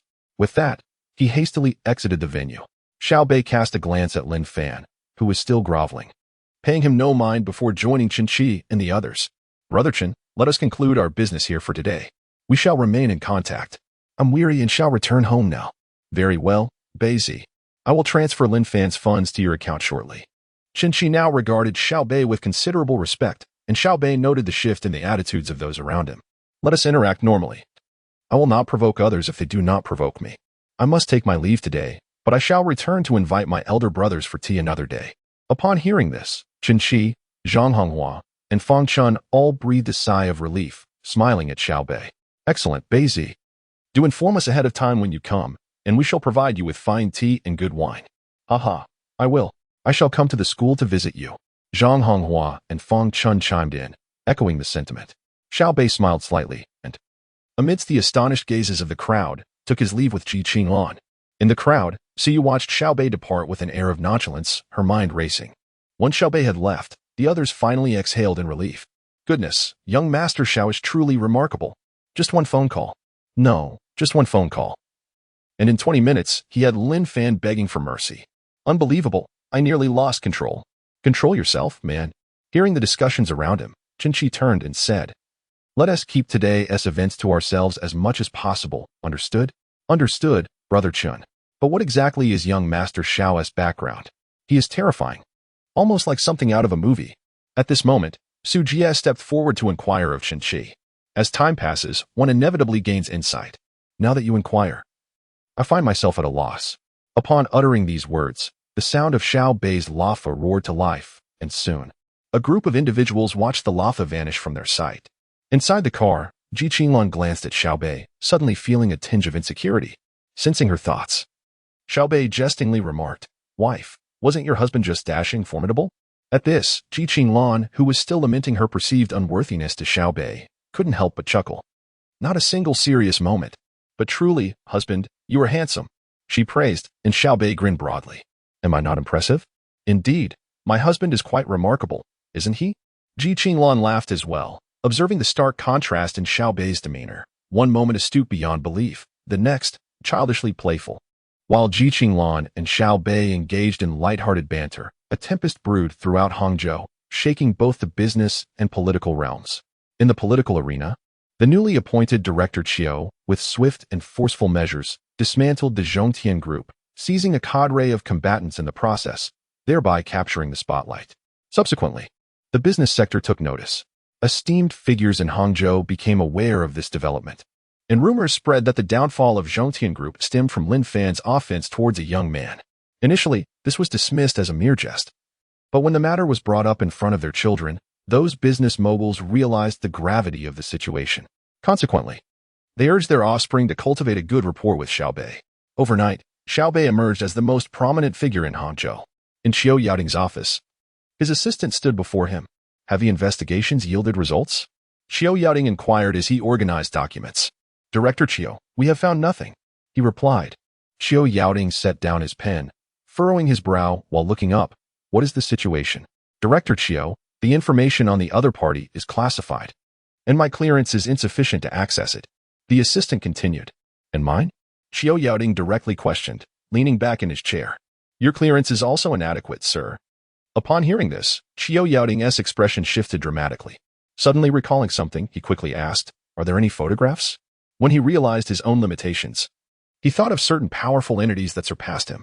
The surname of the other party is Xiao. Could it be that they belong to the illustrious Xiao family from the capital? We do have some recent information on Xiao Bei. Notably, he appears to possess a remarkable financial acumen, having made substantial profits in the stock market. As he spoke, the assistant handed the documents to Qiu Yaoting. As Qiu Yaoting perused the materials and listened to his assistant's report, he was momentarily taken aback upon seeing Xiao Bei's photograph.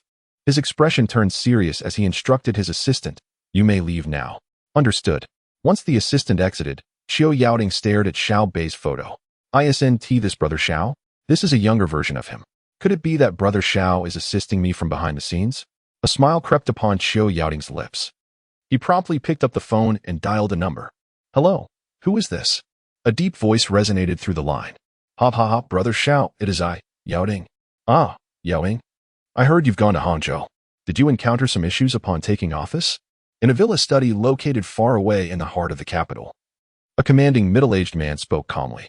Brother Xiao, thanks to your assistance, the information you provided has proven invaluable. I have established my footing. Yaoting, what are you talking about? I do not comprehend.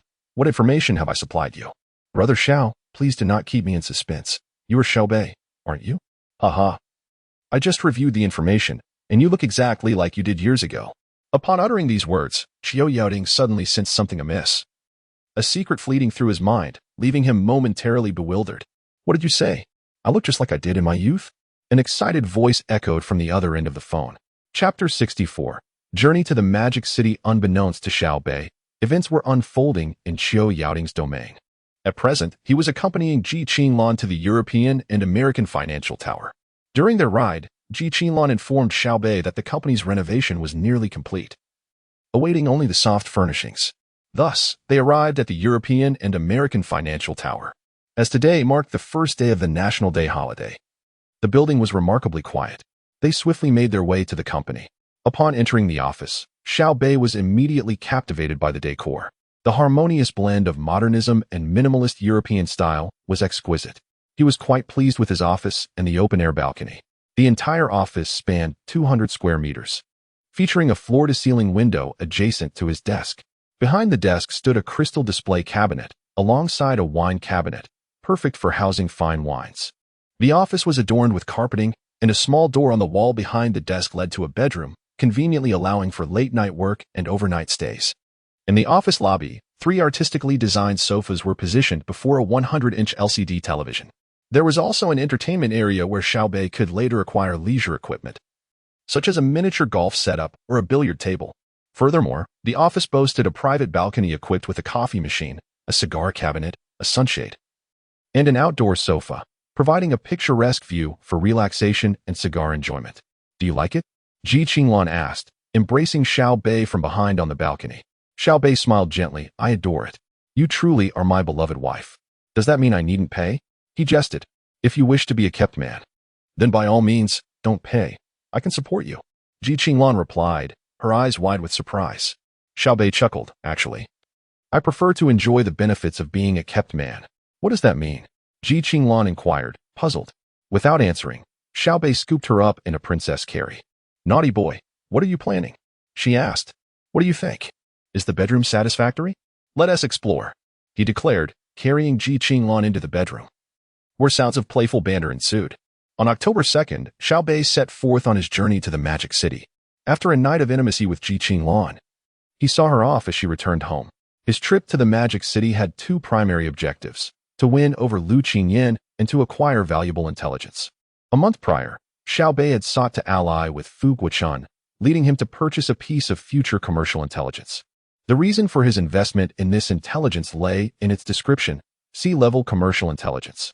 While B-level intelligence could yield profits, its duration was brief, thus categorizing it as C-level. Well-versed in the nuances of commercial intelligence, Xiao Beih understood its grading system, which ranged from D, C, B, A, to S and SS. D-level intelligence, priced at 100,000 wealthy points, had the potential for sustained earnings exceeding 1 million. C-level business intelligence, priced at 1 million, can yield long-term returns exceeding 10 million. B-level business intelligence, priced at 10 million, can yield long-term returns surpassing 100 million yet remaining below 2 billion. A-level business intelligence, priced at 100 million, can yield long-term returns exceeding 2 billion but under 5 billion. S-level business intelligence, priced at 1 billion, pertains to unicorn enterprises. SS-level business intelligence, priced at 5 billion, indicates corporate potential and dominance in the field, exemplified by organizations like Alibaba Group. Among the intelligence gathered by Xiao Beih is that of a gaming company named Jianyu Technology Company, Limited, located in the vibrant metropolis of Shanghai, which is currently seeking funding. An investment of 2 million would secure a 30% equity stake in the company, which plans to launch a game titled Niu Le Gunyo by the end of December. This game is poised to captivate the entire internet, potentially generating a profit of 20 billion within a mere 3 months. Xiao Beih aims to establish a reputation in venture capital and finance, and this project undoubtedly represents his most promising opportunity at present. The distance from Shanghai to Hangzhou is not far. A high-speed train journey takes just 1 hour. Initially, Xiao Beih intended to drive, but considering Shanghai's traffic restrictions, he opted for the train instead. He has been diligent in maintaining communication with Lu Qingyan and has not neglected her. This young lady surprisingly chose not to return home during the National Day holiday. Upon inquiring, Xiao Beih learned that she was preparing for a performance in early November in Jinling and needed to devote time to practice, hence her absence from home. In the business class of the high-speed train, Xiao Beih is engaged in a conversation with Lu Qingyan on his phone. "Lu Qingyan, Jr., now that you're in Shanghai, what are your plans for fun?" "Xiao Beih, I want to check out a bar." "Haha, I've never been to one before, feeling wronged." Lu Qingyan, "Humph. What do you want to do at a bar?" Rolling her eyes, "Xiao Beih, I just want to see the ladies. I've heard that the girls in Shanghai are quite beautiful." Xiao Beih intentionally made this remark to gauge Lu Qingyan's current feelings towards him. Lu Qingyan, "Humph. With a stunning beauty like me accompanying you, you still think of looking at other beauties? Typical of men. Xiao Beih. What do you mean by typical of men? Lu Qingyan. Men are creatures that think with their lower bodies. Xiao Beih. Actually, we can think with our upper bodies too, grinning. Lu Qingyan. Humph. Aside from the bar, where else do you wish to go? I need to make arrangements. By the way, have you booked a place to stay? Xiao Beih. Not yet. Can you help me out, senior? I wouldn't mind staying in the girls' dormitory. Sneaky smile. Lu Qingyan. Fine, junior. It's been a month since we last met, and your tongue has become quite flowery again. You may not mind, but I do. Xiao Beih, would you really let me wander the streets? Feeling wronged. Lu Qingyan, stop being cheeky. Why don't you find a hotel that is closer to my school? It would be more convenient for me to visit you. Lu Qingyan. What is your budget? I'll help you look. Xiao Beih, I don't have much of a budget. Any 5-star hotel will do. Lu Qingyan. Please speak properly, playfully hitting him. Xiao Beih genuinely was he trying to show off. Lu Qingyan's disbelief stemmed from their first encounter.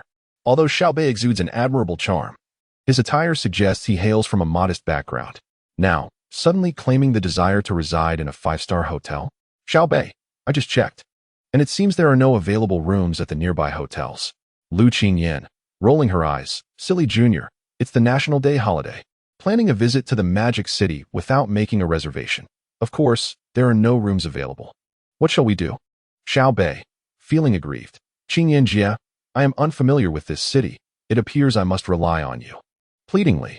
Lu Qingyan, smirking, when you need assistance. You call me Qingyan Jia, but when you don't, it's just senior. You truly are something, junior. Xiao Beih, well? Who could resist the charm of a beautiful and kind-hearted Qingyan Jia? Lu Qingyan, enough with the banter. I will find a solution for you. Are you almost here? Xiao Beih, I'm nearly there. Lu Qingyan, great. I am already at the high-speed train station. Just step outside, and you will see me. Smiling. Xiao Beih, why does it feel like a wife waiting for her husband to return home? Chuckling. Lu Qingyan. Chapter 65. Alas, I too shall succumb. At the high-speed train station in the magical city, 2 enchanting ladies stand at the exit. One of them is Lu Qingyan, while the other, a local of the magical city known affectionately as Big Girl, is Yi Xuanya. If Lu Qingyan is likened to a white moonlight, then Yi Xuanya is the quintessential tomboy.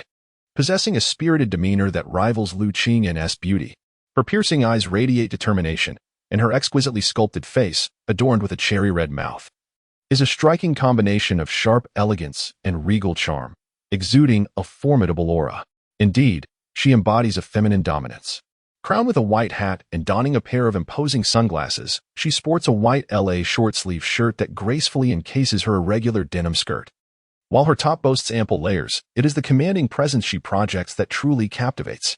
At this moment, Yi Xuanya gazes at Lu Qingyan, who is smiling at her phone, and rolls her eyes beneath her sunglasses. Sister, what is the deal? Is this junior named Xiao Beih truly that remarkable? Look at you. All aflutter, OMG. Early this morning, Lu Qingyan had insisted on driving Yi Xuanya to the high-speed train station in the magical city, leaving Yi Xuanya utterly astonished. She nearly snatched Lu Qingyan's phone to see who could possibly be captivating her friend's attention so. Her curiosity swelled. Who was this fool that could melt the icy facade of her sister? No, it must be someone truly extraordinary. Ah, Big Girl, what are you talking about? He is just a junior. Lu Qingyan blushed, her face adorably flustered. Yi Xuanya promptly pulled out her phone and, under Lu Qingyan's puzzled gaze, snapped a picture of her friend's face. What are you doing, Big Girl? Look at yourself. Your face is aflame with infatuation. You look as if you just emerged from a passionate encounter. Yi Xuanya exclaimed, holding the photo up for Lu Qingyan to see. I must send this to old Zhang and old Buddha. Let them witness the thawing of the ice princess. Lu Qingyan rushed forward to snatch the phone. Wow, Big Girl. If you dare to send that, I will. I will ignore you. The ice princess is willing to sever ties over a man. I must see this miraculous being who has bewitched you into uttering such blasphemous words. They playfully tussled at the exit. At that moment, the announcement of the train's arrival echoed through the station. All right, Big Girl, I concede. You 3 are my dearest sisters. A junior is merely a junior. But sisters are forever. Lu Qingyan, unable to withstand Yi Xuanya's teasing, reluctantly relented. That's more like it. Yi Xuanya beamed at Lu Qingyan, her heart brimming with curiosity about the unseen junior. Who could possibly dare to melt the heart of an ice princess? By the way, Big Girl, would you mind lending me your school's nearby apartment for a few days? What? Ice princess, are you serious? What are you talking about? Ice Cream asked, seemingly resigned to a fate of mutual destruction with her junior. Yi Xuanya gazed incredulously at Lu Qingyan. It's unexpected, Ice Cream. Are you truly prepared to plunge into chaos together? Oh dear, what on earth are you thinking so chaotically for? The main issue is that the junior is unable to secure a hotel for himself. But rest assured, you may use my linens. Just tell me whether you need to borrow them or not. Lu Qingyan pouted, playfully swatting Yi Xuanya. Yi Xuanya scrutinized Lu Qingyan, sensing something amiss. You're not quite right, my sister. You're in trouble. It seems you have succumbed to the throes of love. Enough of that nonsense. Will you lend them or not? Lu Qingyan demanded, hands on her hips, glaring at Yi Xuanya. Moreover, I must ensure your character is intact. Throughout the day, Yi Xuanya had been taken aback by Lu Qingyan countless times. She resolved that she must prevent Lu Qingyan from straying down the path of heartache. Just as the two were playfully bickering, Xiao Beih emerged from the high-speed rail station, exuding an air of sophistication in a pure black ensemble. He wore a Balenciaga crewneck knit T-shirt paired with Armani-S relaxed, draped cropped trousers, and sported a pair of LV Oberlampf high-top hiking boots. His shirt was tucked neatly into his trousers, elongating his silhouette, while his hairstyle was styled in a classic Hong Kong 2/8 part. On his wrist, he donned a Vacheron Constantin timepiece with a leather strap, complemented by a black LV leather backpack. His commanding presence drew admiring glances from the ladies nearby as he strolled from the station. Upon stepping out, Xiao Beih noticed a familiar figure. It was none other than Lu Qingyan. He observed her animatedly chatting and laughing with her companion. A smile crept onto his face as he ambled toward them. Just as he approached, he caught sight of Lu Qingyan's friend, momentarily taken aback by her striking beauty. He silently marveled at the wonders of the Shanghai Music Academy, wondering how a place could yield such exquisite individuals. The allure, the figure, the flawless skin, those long legs. At that moment, Xiao Beih could only wish to be reborn, choosing this very location as his starting point. Lu Qingyan and Yi Xuanya had just finished their playful exchange when they turned toward the high-speed rail exit, their expressions shifting to astonishment. Is that our junior? Lu Qingyan gasped. Though Xiao Beih had transformed into an exceptionally handsome young man, his features remained recognizable, and Lu Qingyan immediately identified him. Her heart raced with surprise. How had this charming and emotionally intelligent junior undergone such a remarkable transformation in just a month? Hearing Lu Qingyan's murmurs, Yi Xuanya followed her gaze and was equally stunned. Is he really not a celebrity? Suddenly, Yi Xuanya grasped Lu Qingyan's hand, demanding, Is that the junior you know? Yes. Why do you ask? Are you certain you are not the domineering CEO? What on earth? It's merely a junior. Could you refrain from being so base? My dear sister, I now comprehend why you have succumbed. Were I in your position, I too would fall prey. How utterly outrageous. Please, do not act recklessly. He is still just a junior, and you mustn't frighten him. Oh my, even before anything has transpired, you are already bending the rules. Look at how fiercely you guard your territory. What has he possibly fed you to cast such a spell? What do you mean? I have done no such thing. Do not speak nonsense. Chapter 66. The doubts of Yi Xuanya. Lu Qingyan playfully nudged Yi Xuanya. Despite Yi Xuanya's words, she harbored a sense of worry. The junior before her was clearly no ordinary individual. As a sister, Yi Xuanya would not allow Lu Qingyan to be deceived. If she couldn't extract any information, then she would refrain from asking, for there were still a few days until the National Day holiday to observe the situation gradually. In any case, she took it upon herself to prevent her dear friend from falling victim to deceitful schemes. At that moment, Xiao Beih approached Lu Qingyan, a smile gracing his face. Senior, I'm here, he exclaimed. Lu Qingyan, feeling a rush of shyness, glanced at Xiao Beih, sensing a hint of ambiguity in his words, and furtively stole a look at Yi Xuanya. Indeed, Yi Xuanya had removed her sunglasses and was scrutinizing Xiao Beih intently. Lu Qingyan felt a mix of helplessness and surprise, exclaiming, Junior, you've changed so much over this past month. Changed? In what way? Xiao Beih feigned ignorance. As his question lingered in the air, Yi Xuanya widened her eyes. Incredulous. Was he truly ignoring her presence and openly flirting with her dear friend? What a scoundrel. You've become handsome to the point that I hardly recognize you. Lu Qingyan said with an innocent grin. It's been so long since we last met. Aren't you going to give me a hug, senior? Xiao Beih looked at Lu Qingyan with an affectionate smile, just as she was about to approach him. Yi Xuanya would not allow this rogue to take advantage of her sister. Cough, cough, cough. Yi Xuanya intentionally cleared her throat several times. redirecting the attention of both Lu Qingyan and Xiao Beih towards her. "Who is this senior?" Xiao Beih inquired, glancing at Yishuanya. With a smile, Lu Qingyan replied, "This is my good sister, Yishuanya. Since you're here, she happens to have a car, so she came to pick you up." After introducing Yishuanya to Xiao Beih, she turned to Yishuanya and said, "Xiao Beih, this is my junior, Xiao Beih." "Hello, senior. I'm Xiao Beih," he said politely, extending his hand with a smile. Yishuanya regarded the rather rogue-like Xiao Beih coolly and responded, "Hello," though she did not reciprocate the handshake. Lu Qingyan, witnessing this, sighed in exasperation and apologized to Xiao Beih, Jr. "Please don't take offense. She has a rather brusque personality, a tomboyish demeanor, and tends to be unimpressed by everyone. She might have entered her midlife crisis prematurely." Upon hearing Lu Qingyan's words, Yishuanya's eyes widened, her mind filled with questions. Xiao Beih smiled faintly, unperturbed by Yishuanya's demeanor, and humorously remarked, "Perhaps I'm just not as cool as you, senior." "Haha." Lu Qingyan smiled slightly, while Yishuanya, though perceiving the polite and emotionally intelligent boy before her, remained guarded. After all, a perfect man did not exist. Nevertheless, her overall impression was not entirely negative. He left a decent first impression. "Let us go, get in the car." Despite harboring a slight suspicion that Xiao Beih might be a scoundrel, no egregious actions have yet transpired. His demeanor is quite proper. Perhaps I have been overly judgmental. Consequently, my attitude softened a tad. Thus, the three of them embarked on the journey. Yishuanya took the wheel, with Lu Qingyan seated in the passenger seat, while Xiao Beih occupied the rear. Yishuanya's vehicle was a striking red Mercedes-Benz C-Class, a clear indication of her family's affluence, having acquired a car even before graduating from university. Upon entering the car, Xiao Beih remained reticent, recognizing that conversation might flow more easily with Lu Qingyan if they were alone. After all, they were currently in her vehicle, and it would be ill-mannered to overshadow the host. At that moment, Lu Qingyan turned her head, smilingly addressing Xiao Beih. "Xiao Beih, where is your luggage?" He patted the bag beside him. "Right here." After a moment of contemplation, Lu Qingyan suggested, "You don't have much luggage, so why don't we take a stroll first? By the way, you mentioned yesterday that you have business to attend to in the metropolis. What is it about?" Her eyes, beautifully crescent-shaped, gazed at Xiao Beih. Meanwhile, Yishuanya caught a glimpse of Xiao Beih in the rearview mirror. "Let us head to the Jiangpu Road Entrepreneurial Park. I have a project I wish to explore." "Sounds good." Lu Qingyan did not think much of it. But Yishuanya harbored her own reservations. An entrepreneurial park? A project?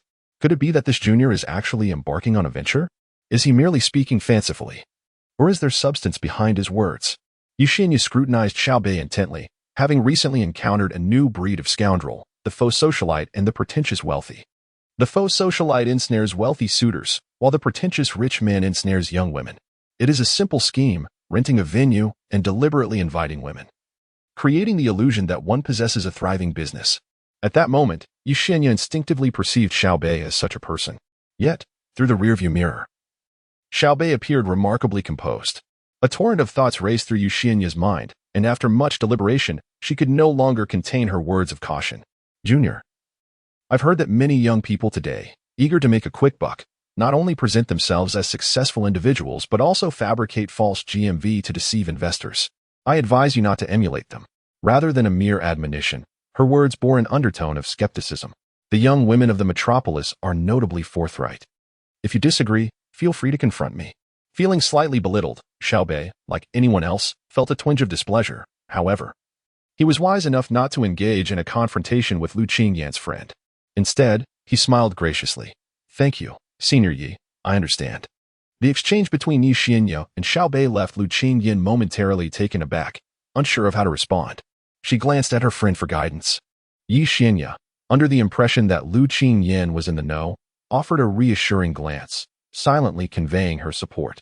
Subsequently, Yishuanya drove towards the Jiangpu Road Entrepreneurial Park, eager to discern what this junior truly intended to pursue.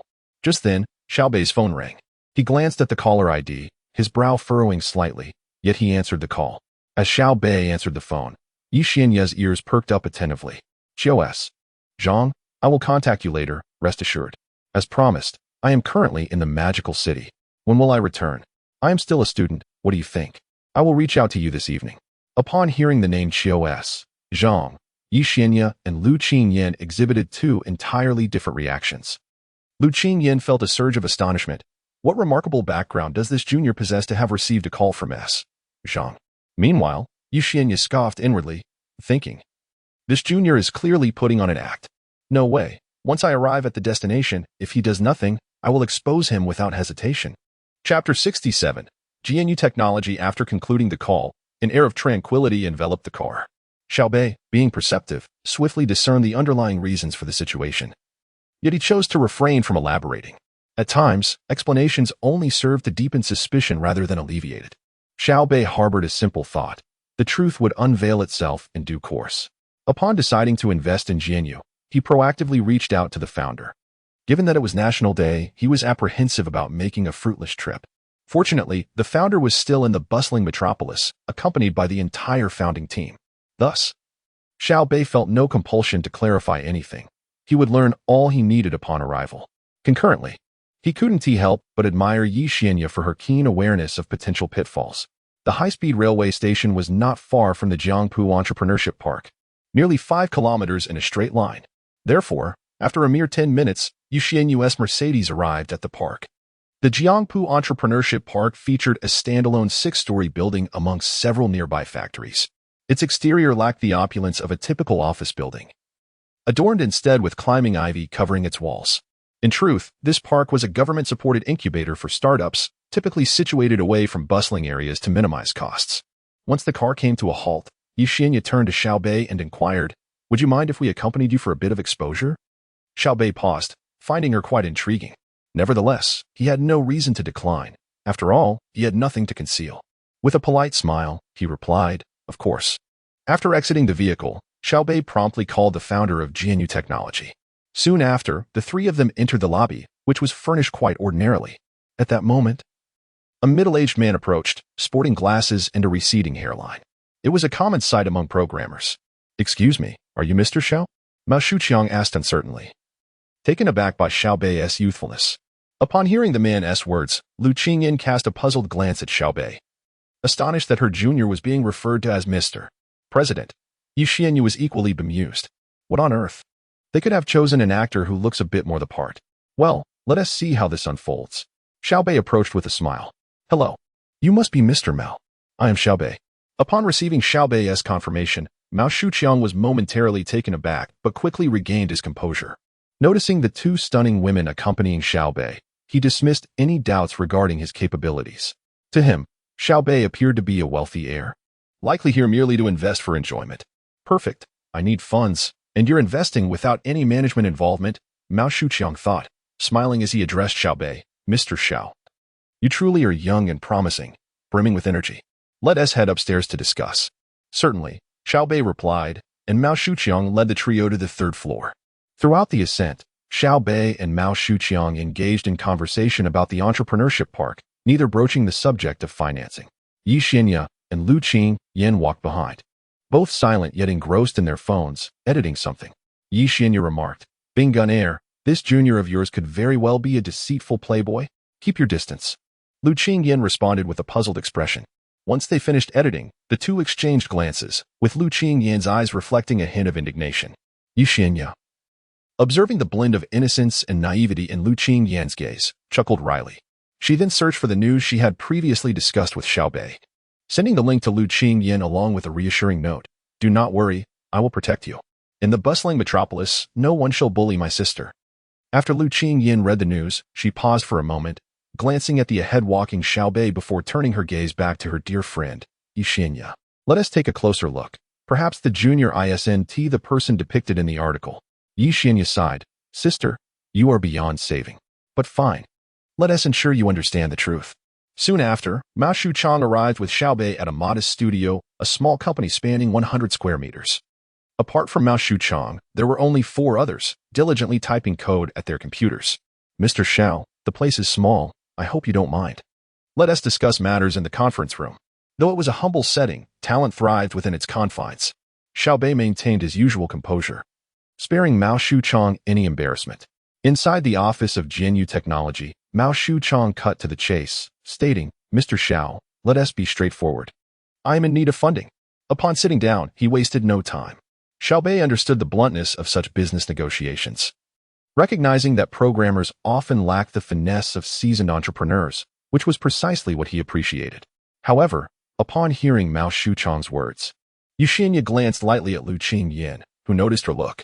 You just sat down and are already diving into business. Is this how negotiations are conducted? Yu Xianye remarked.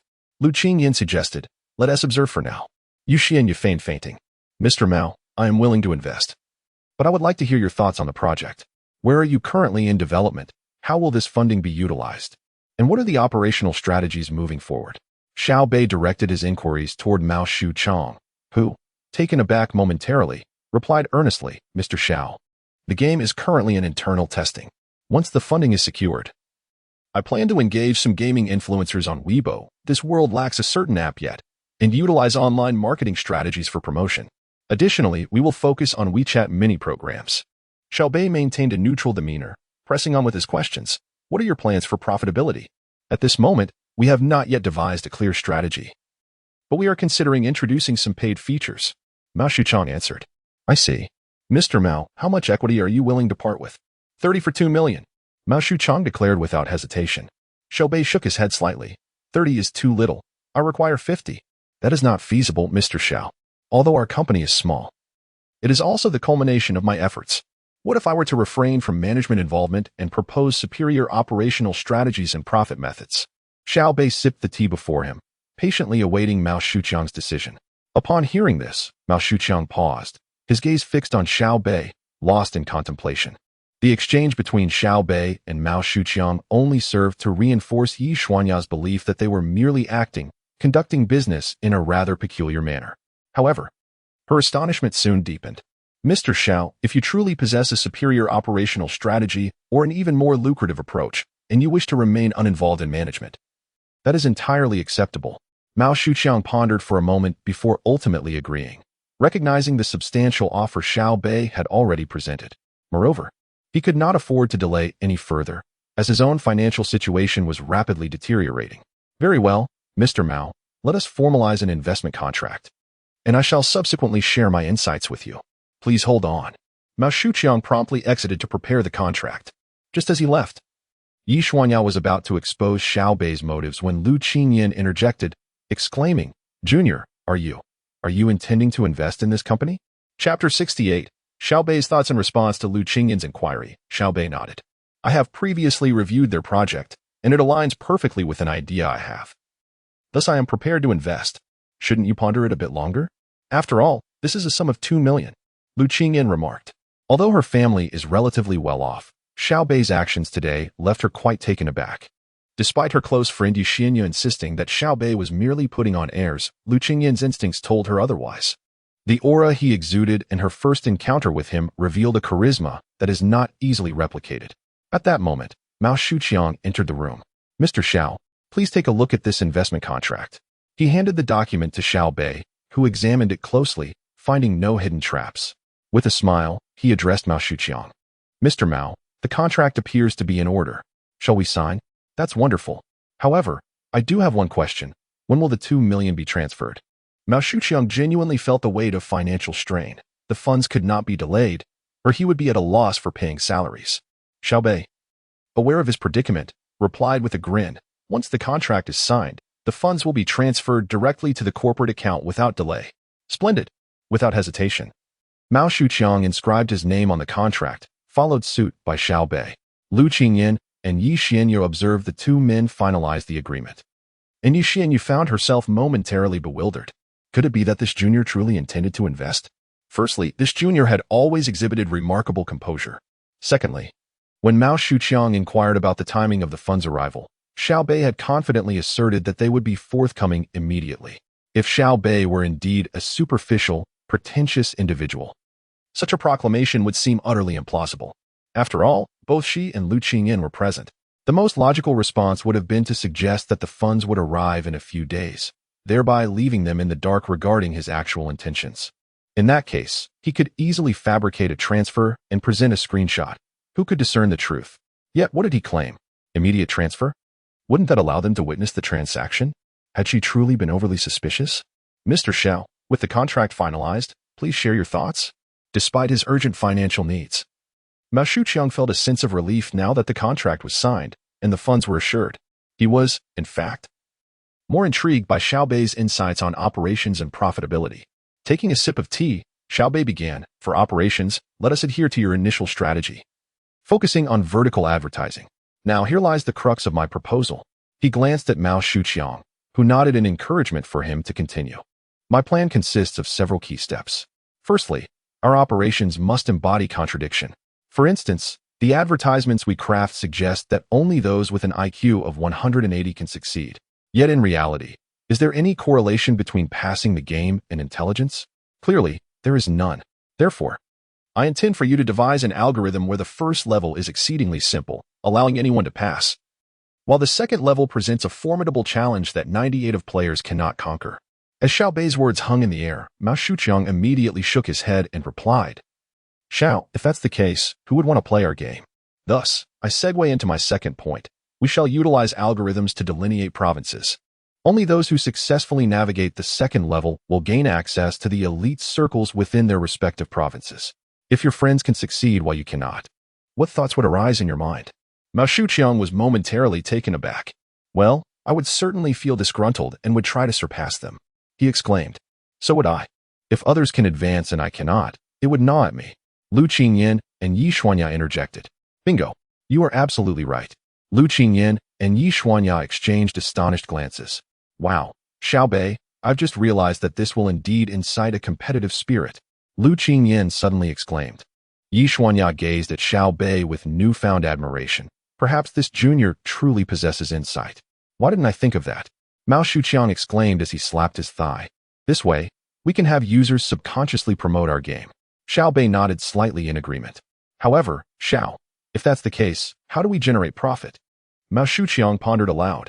Xiao Beih, unruffled, replied, "Weren't you initially planning to charge for certain items?" "Indeed.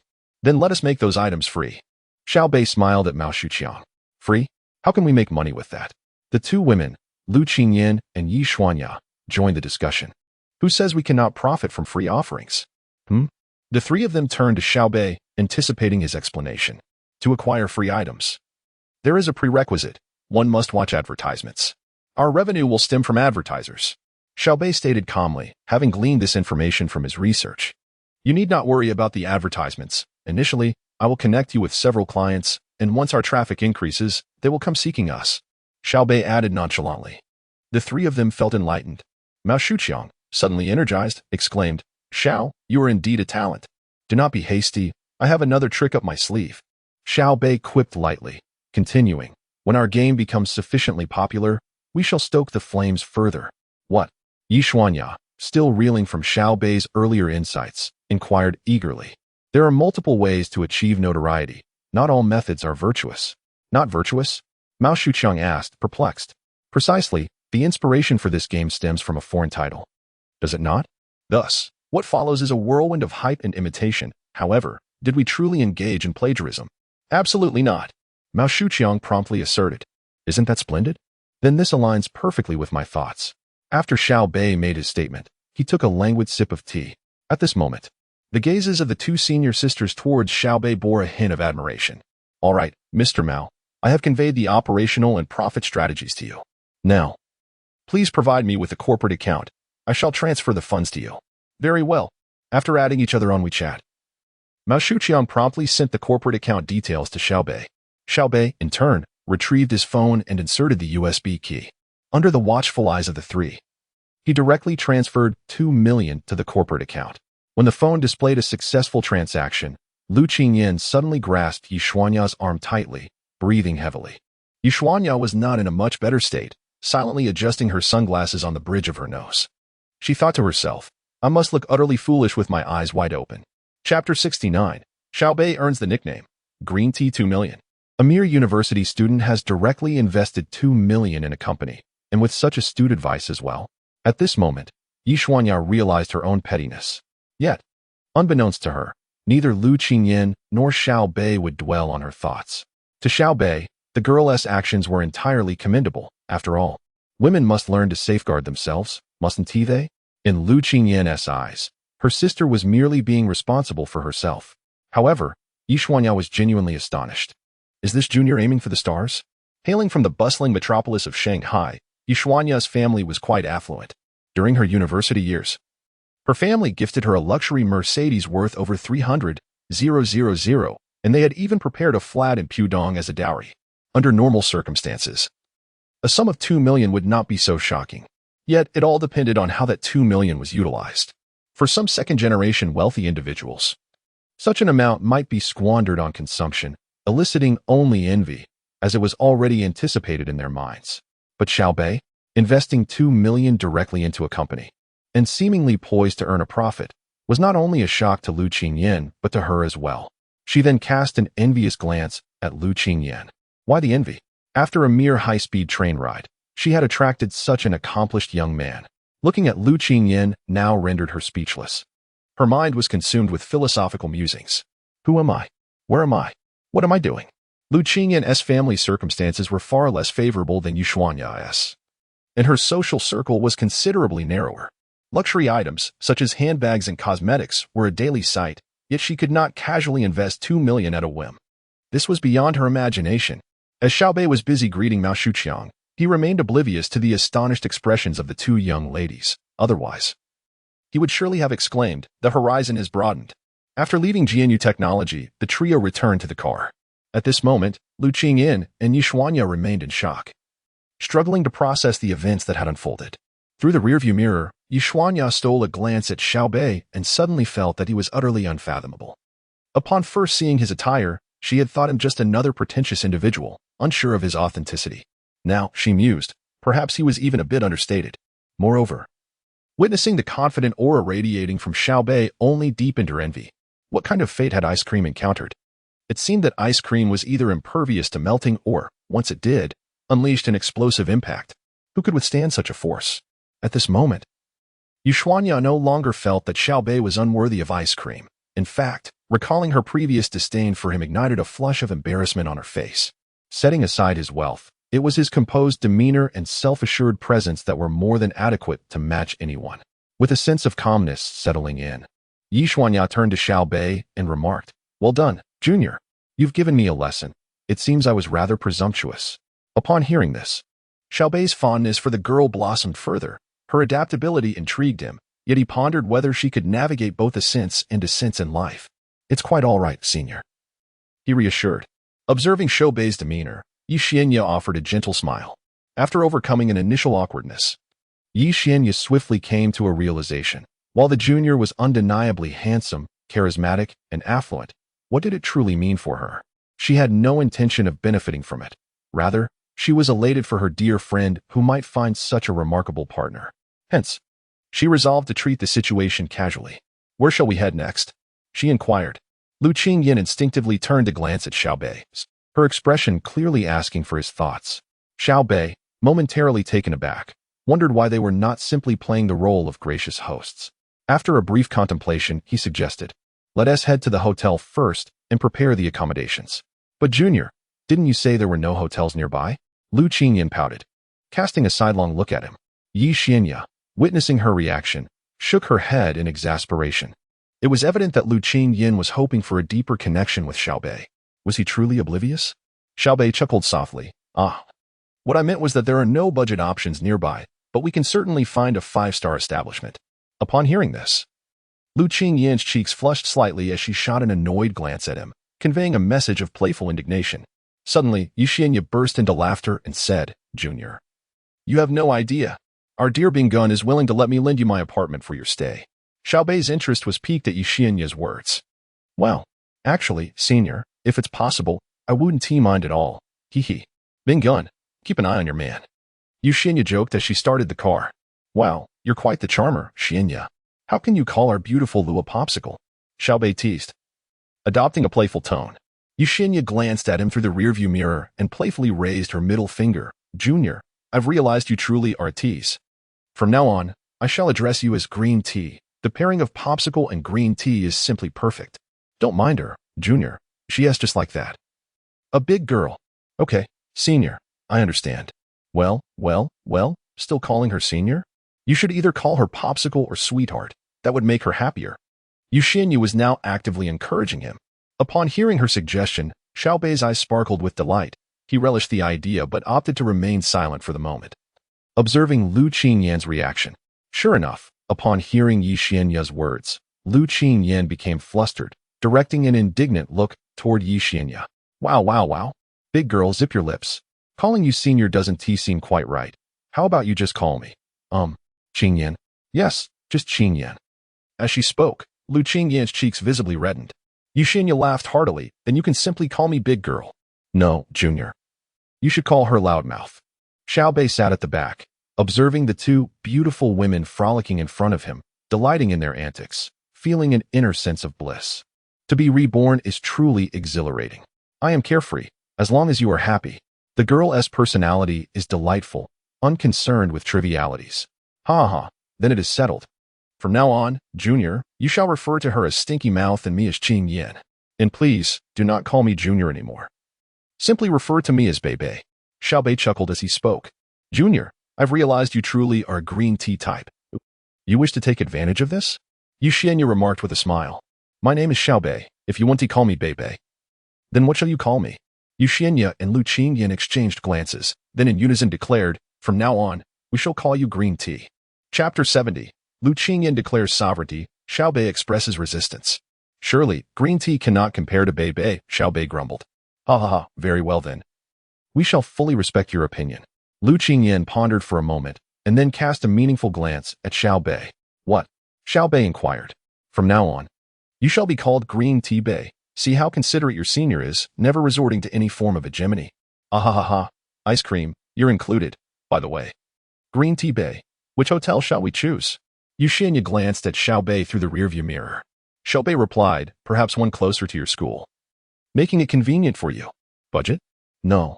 Ice cream. Are we still discussing the budget? Do you think Green Tea Bei needs to consider the budget? Yi Xianya remarked. Lu Qingyan then realized. I have been presumptuous. Xiao Bei smiled faintly, appreciating this manner of interaction, where one does not feel compelled to flatter another simply because of wealth. Such is the essence of friendship. I looked it up. Let us directly book at the Yangyun Amin Hotel. It is the only good hotel nearby, Xiao Bei stated nonchalantly. Upon hearing this, Yi Xianya became agitated. Ice cream. I genuinely feel like hitting someone. Hitting whom? Lu Qingyan asked. Green Tea Bei, being so ostentatious, I shall strike. And you won't be upset, will you? I shan't be upset. I will join you. Kiki. Xiao Bei found amusement in their banter. Protests. Protests are futile. The trio laughed and joked as they arrived at the Yangyun Amin Hotel. You two go ahead to check in. I will find a parking spot. Think about where we shall go later. Parking fees are exorbitant. After Yi Xianya finished speaking, she drove off in search of a parking space. Upon hearing Yi Xianya's words, Lu Qingyan's face flushed crimson, her foot stamping in distress. She waved her small fists, scolding the departing car. You foul mouth. Driving recklessly again. You two are going to check in? What a brazen statement. Lu Qingyan, with her rosy cheeks, furtively glanced at Xiao Bei beside her. Seeing this, Xiao Bei chuckled and said, Come on, little Qingyan, let us go check in. You. Ha ha. With that, Xiao Bei took Lu Qingyan's hand and led her inside. Lu Qingyan's hand, now in Xiao Bei's grasp, turned crimson as she lowered her head. If there were a third-person perspective at that moment, one would witness a man holding a woman's hand, the man confidently striding forward, while the woman shyly followed, her step small and hesitant, especially in a hotel. Onlookers might think, goodness, today the world has lost another innocent girl and gained a woman. Soon, they reached the revolving door. Lu Qingyan quickly pulled her hand away from Xiao Bei, casting a feigned fierce glare. Be careful. I fear losing my way. Xiao Bei smirked. It is my first time in such a grand hotel. I am nervous. Holding your hand calms my nerves. How annoying. Lu Qingyan exclaimed, playfully slapping him. I trust you as far as I can throw you. 2 million for an investment. And yet there is still panic? Wait, panic? Lu Qingyan's mind wandered into emptiness. Humph. Taking advantage of the situation, are you often exploiting the young ladies? Lu Qingyan inquired. Please, this is my first time holding hands. Look, my palms are sweating. If Ji Qinglan were here, she would surely cast a cold glance at Xiao Bei and say, Isn't my hand a hand? Lu Qingyan paused upon hearing Xiao Bei's words, momentarily taken aback that such a handsome young man was also experiencing his first hand-holding. Instantly, her shyness dissipated. After all, it was both their first times. Who was afraid of whom? In truth, Lu Qingyan harbored feelings for Xiao Bei, but she was constrained by pride, feeling that their progress was too rapid. If you truly feel nothing, dare to hold my hand and see what happens. If it feels uncomfortable, then go somewhere cool. With her heart racing from the simple act of holding hands, Lu Qingyan hurriedly changed the subject. Xiao Beih, how long do you plan to stay in the magical city? Unless something unexpected occurs, I'll be here for the entire National Day holiday, Xiao Beih replied nonchalantly. Hearing this, Lu Qingyan felt a flicker of joy within. The two then continued to hold hands as they approached the hotel front desk.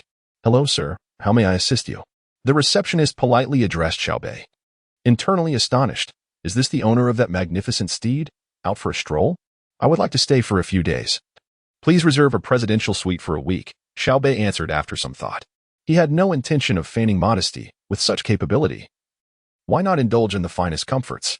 After all, he was in the magical city to enjoy himself, and he would not deprive himself. The receptionist, taken aback by his words, quickly clarified. Sir, you just mentioned a presidential suite for 7 days, correct?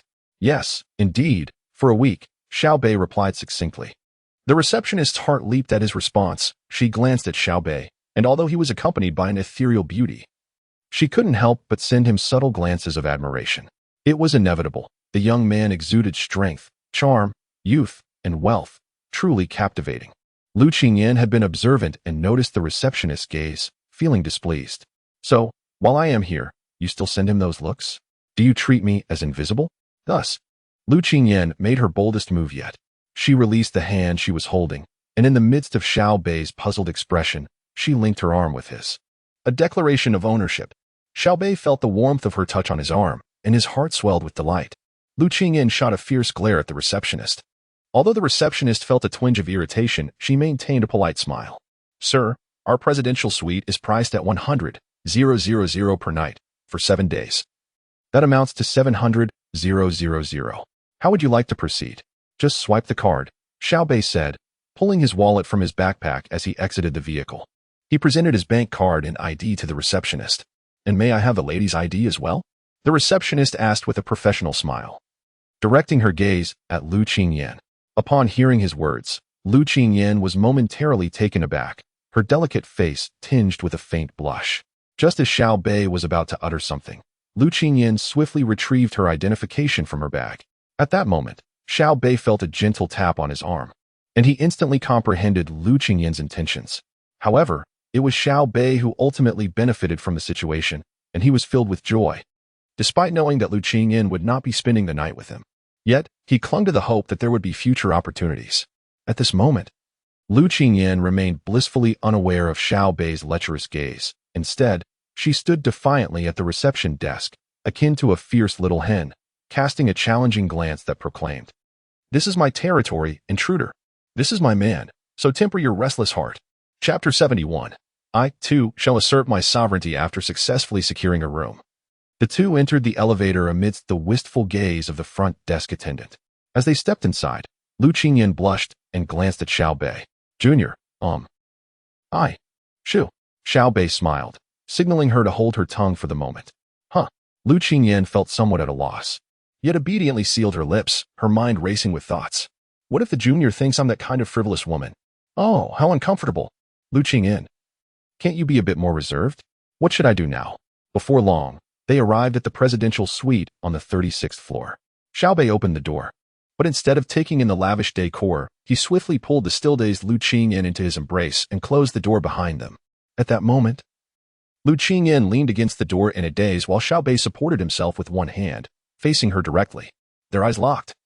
Xiao Beih's gaze filled with a fierce desire, while Lu Qingyan appeared flustered, her eyes darting around.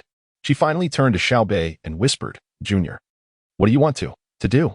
Xiao Beih looked at the shy Lu Qingyan, reminiscent of a timid kitten, a smirk playing on his lips. Then, to her astonishment, he lifted her chin with one hand. Senior, were you just asserting your claim? Lu Qingyan, avoiding his gaze, thought to herself, wow, the junior is so domineering. I quite like it, sob. However, she still feigned composure, stammering, and no. It's just, Before she could finish her sentence, Xiao Beih kissed her. When pursuing a lady, one must take the initiative. If she doesn't resist holding hands, it indicates she has feelings for you. Find the right moment and place, and boldly make your move. Of course, if even holding hands is met with rejection, It's best not to proceed, for you may end up on the receiving end of a beating or a visit from the authorities. Being proactive can lead to romance, while being overly aggressive can lead to trouble. Lu Qingyan was momentarily taken aback by Xiao Beih's sudden kiss, her large eyes fixated on his handsome face. For a brief moment, her mind went blank. Who am I? Where am I? Yet her body responded instinctively, reciprocating the kiss. Is this what kissing feels like? So sweet. After responding, Lu Qingyan shyly closed her eyes. The two embraced in a passionate kiss, just as she was about to wrap her arms around Xiao Beih's neck. A phone rang, startling her like a startled bird. She quickly opened her eyes and gently pushed Xiao Beih away, her cheeks flushed as she shot him a glare. Xiao Beih flashed a grin in response. Lu Qingyan took out her phone, took a deep breath, and answered the call. Where are you guys? Came Yishuanya's voice over the phone. We're on the 36th floor, in our room. Come on up. Lu Qingyan replied, patting her chest gently. Something seems off. You too? Yishuanya inquired, her curiosity piqued. Oh, come on. You always have a sharp tongue. Hurry up. Lu Qingyan retorted before hanging up. She then turned her fierce gaze towards Xiao Beih and approached him directly, hands on her hips. How could you do this, you big bad wolf? Seeing Lu Qingyan's charming demeanor, Xiao Beih pulled her closer. Junior, what are you? Please don't. The big girl is coming soon. Xiao Qingyan, you are so double standard. If you can stake your claim, why can't I? Xiao Beih boldly replied. Lu Qingyan's gaze met Xiao Beih's eyes, which were strikingly clear and bright. However, she thought, who declares their claim like this? Do you like it? Xiao Beih pressed on, placing the dilemma squarely on Lu Qingyan's shoulders. Internally, Lu Qingyan thought, yes, I do. Yet, as is typical for girls, she remained coy and bashful, casting shy glances at Xiao Beih, unsure of how to respond. At that moment, a knock echoed through the room. Lu Qingyan glanced at the door and gestured to Xiao Beih. He still did not release her, whispering, Xiao Qingyan, do you like it? Realizing Xiao Beih's audacity, Lu Qingyan huffed, Humph, you big rascal, I like it, okay? Now let go of me. The big girl is coming. Having received the answer he desired, Xiao Beih finally released Lu Qingyan. They quickly tidied themselves up, and Lu Qingyan dashed to open the door. As she swung the door open, Yishuanya scrutinized Lu Qingyan. Her cheeks flushed. My goodness, Ice Pop, the atmosphere between you two is rather peculiar. Not at all, you talk too much. Yishuanya stepped into the room, surveying the lavish decor. Is this what the world of the wealthy looks like?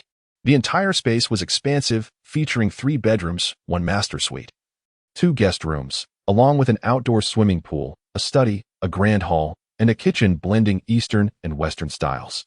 It was nothing short of opulent. Xiao Beih smiled slightly, choosing not to respond but rather heading directly to the refrigerator to see what drinks were available. Upon opening it, he spotted a row of Filico water. Without hesitation, he took out 3 bottles. Would you like some water?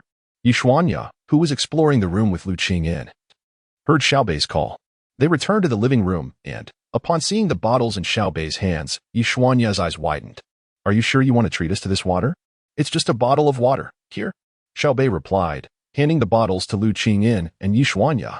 Wow, big girl. Does even the water in a presidential suite look this exquisite? Lu Qingyan gazed at the water in her hand, contained within a conical flask, adorned with a crown atop. She had initially presumed it to be a bespoke offering from the presidential suite.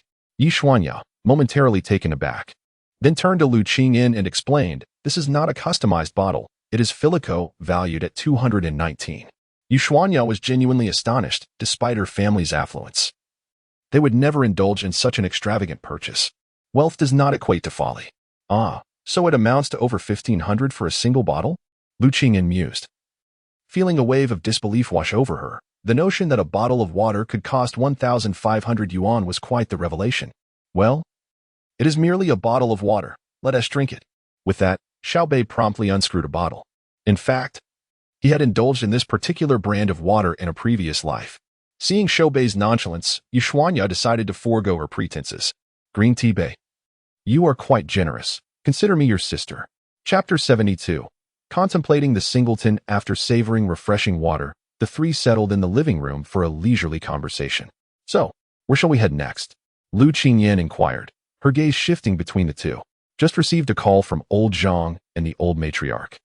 This evening marks our weekly gathering. Let us go out for dinner, Yishuanya replied nonchalantly.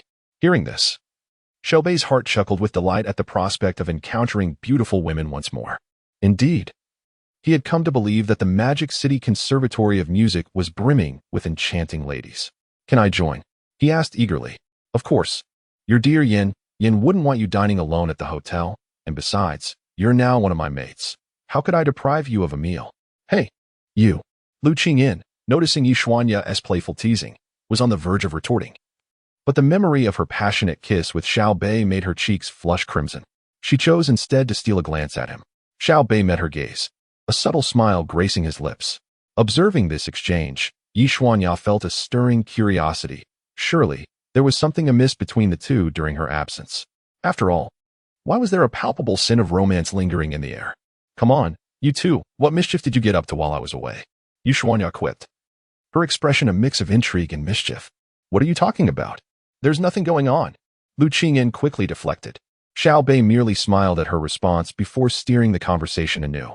So, shall we head out for dinner now? Green tea, Beih. I sense you're not merely interested in dinner. You're eager to see the ladies, aren't you? Yi Xuanya teased, her laughter ringing out, before adding, by the way, your other two roommates are quite the catch too.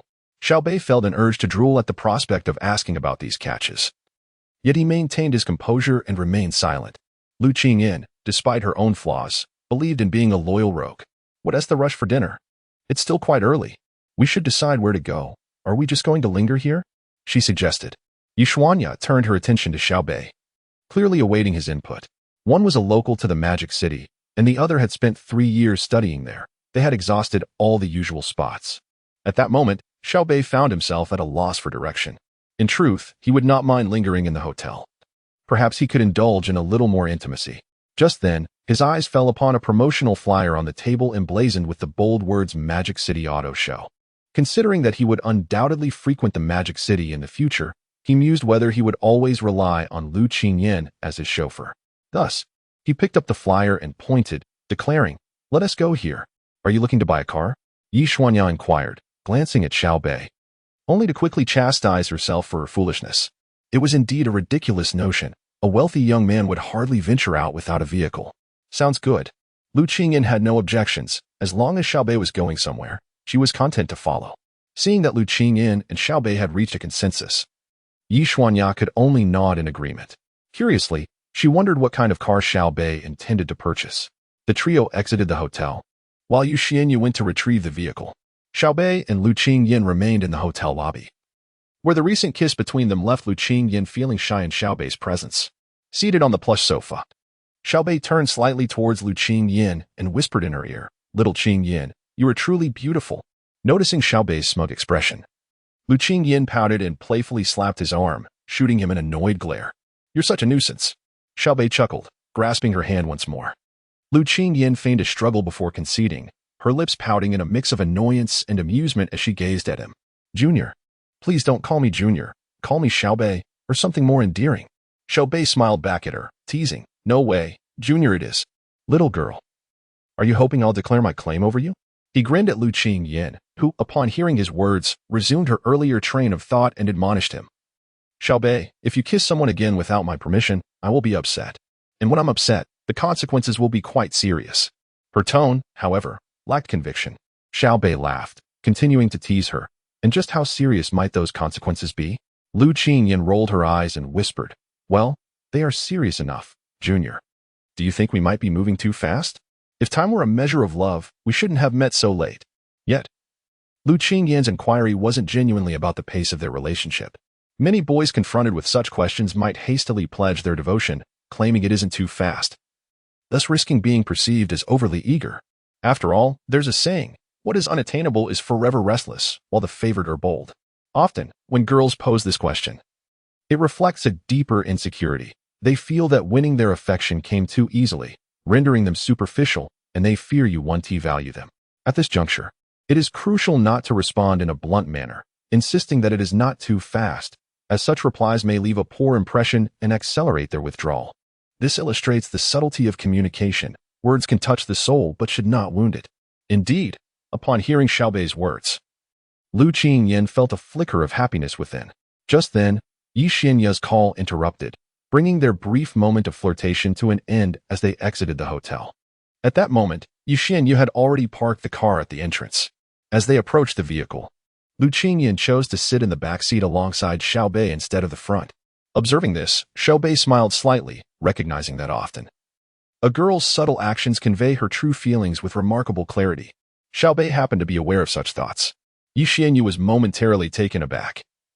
Through the rearview mirror, she caught a glimpse of Lu Qingyan's expression, then glanced at Xiao Beih. She could not help but exclaim, "Green tea paired with an ice pop, truly a perfect match." Upon hearing this, Xiao Beih chuckled, while Lu Qingyan, who would have previously countered, simply smiled and remarked, "What's wrong? Are you envious? Go find your green tea. No, you're foul-mouthed boy. Isn't that right, Bei?" After saying this, Lu Qingyan turned to Xiao Beih. Her cheeks slightly flushed, especially at the mention of Bei. Indeed. Yi Xianyu was overwhelmed by the display of affection, unable to suppress a grin. And with a swift motion, she pressed the accelerator and exclaimed, "If you wish to be lovey-dovey, then do so in bed tonight. Could you please consider the single dogs?" Chapter 73. It primarily depends on fate. Yi Xuanya should no longer be referred to as a girl, for when provoked, she exhibits a fierceness that rivals that of a northeast tiger. Perhaps she should be called Tiger Girl. Xiao Beih found it quite perplexing that a girl from Jiang and could possess such a fierce demeanor. Truly formidable. As they journeyed, the liberated Lu Qingyan, seated in the back, clasped Xiao Beih's hand.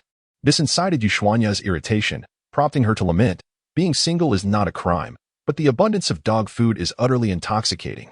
Half an hour later, at the underground parking lot of the Pudong Sports Arena, Yi Xuanya parked the car, and the trio made their way towards the open-air football field where the auto show was being held. It must be noted that the car exhibition in the bustling metropolis was indeed crowded. By the time they reached the entrance, throngs of people had already gathered. "Isn't it absurd for so many to attend a car show on such a hot day?" Yi Xuanya scoffed. "Ha!" Xiao Beih and Lu Qingyan burst into laughter simultaneously. Yi Xuanya looked at them and remarked, "Am I mistaken? Isn't it preferable to stay home, enjoying the air conditioning, indulging in watermelon, and binge-watching dramas?" "I concur with your latter point," Xiao Beih replied with a smile. "However, we disagree with your initial statement." Lu Qingyan interjected promptly after Xiao Beih finished speaking. "Why? We are not ill. It's you who should reflect on yourself." Xiao Beih chuckled. "Indeed, Green Tea Beih, you are certainly not a good person," Yi Xuanya retorted, sparking a playful banter with Xiao Beih. Lu Qingyan, witnessing this exchange, could only smile helplessly, caught between her prospective boyfriend and her close friend, unable to take sides. "All right. You two, cease your quarrel and let us proceed inside." Lu Qingyan assumed the role of peacemaker. As they entered the exhibition, a refreshing breeze enveloped them. Although in an open-air venue, the glass enclosure provided a cooling effect, with the air conditioning set to its lowest, creating a pleasantly chilly atmosphere. The sight before them was a sea of heads, densely packed like ants. Yet, it must be acknowledged that the auto show in this metropolis was indeed of high caliber, featuring a wide spectrum of vehicles, from the modest to the luxurious. Notably, some streamers were present, holding selfie sticks, broadcasting the grandeur of the event. The trio did not linger in the lower and mid-tier areas, but instead made a beeline for the high-end section. It was clear that Lu Qingyan and Yi Xuanya were in tacit agreement that Green Tea Beih would not be interested in the lower-end models. Before long, they arrived at the high-end area, where Yi Xuanya's attention was immediately captivated by the car models. She playfully nudged Xiao Beih, exclaiming, "Wow, this car is impressive." Initially, Xiao Beih genuinely thought Yi Xuanya was referring to the vehicle, but upon seeing her gaze, he chuckled, "Tiger Girl, are you admiring the car or the people? With so many bikini-clad beauties around, how can you not look?" Yi Xuanya adopted a mesmerized expression as she gazed at Xiao Beih, leaving him perplexed about how she was raised. "I'm not interested. I have little Qingyan, and that's sufficient." "Little Qingyan, did you hear that? Green Tea Beih wishes to see you in a bikini." Yi Xianya boldly instigated discord with Lu Qingyan. "What the heck, Tiger Girl? Are you accusing me unjustly? You really just speak without thinking? Go on, hit me, little Karami. Have you ever tried facing off against someone like me? Ice Pop. Your man has some inappropriate thoughts about me. You should deal with him." Lu Qingyan shot a glance at Yi Xianya, clearly unimpressed. "Do you take me for a fool?"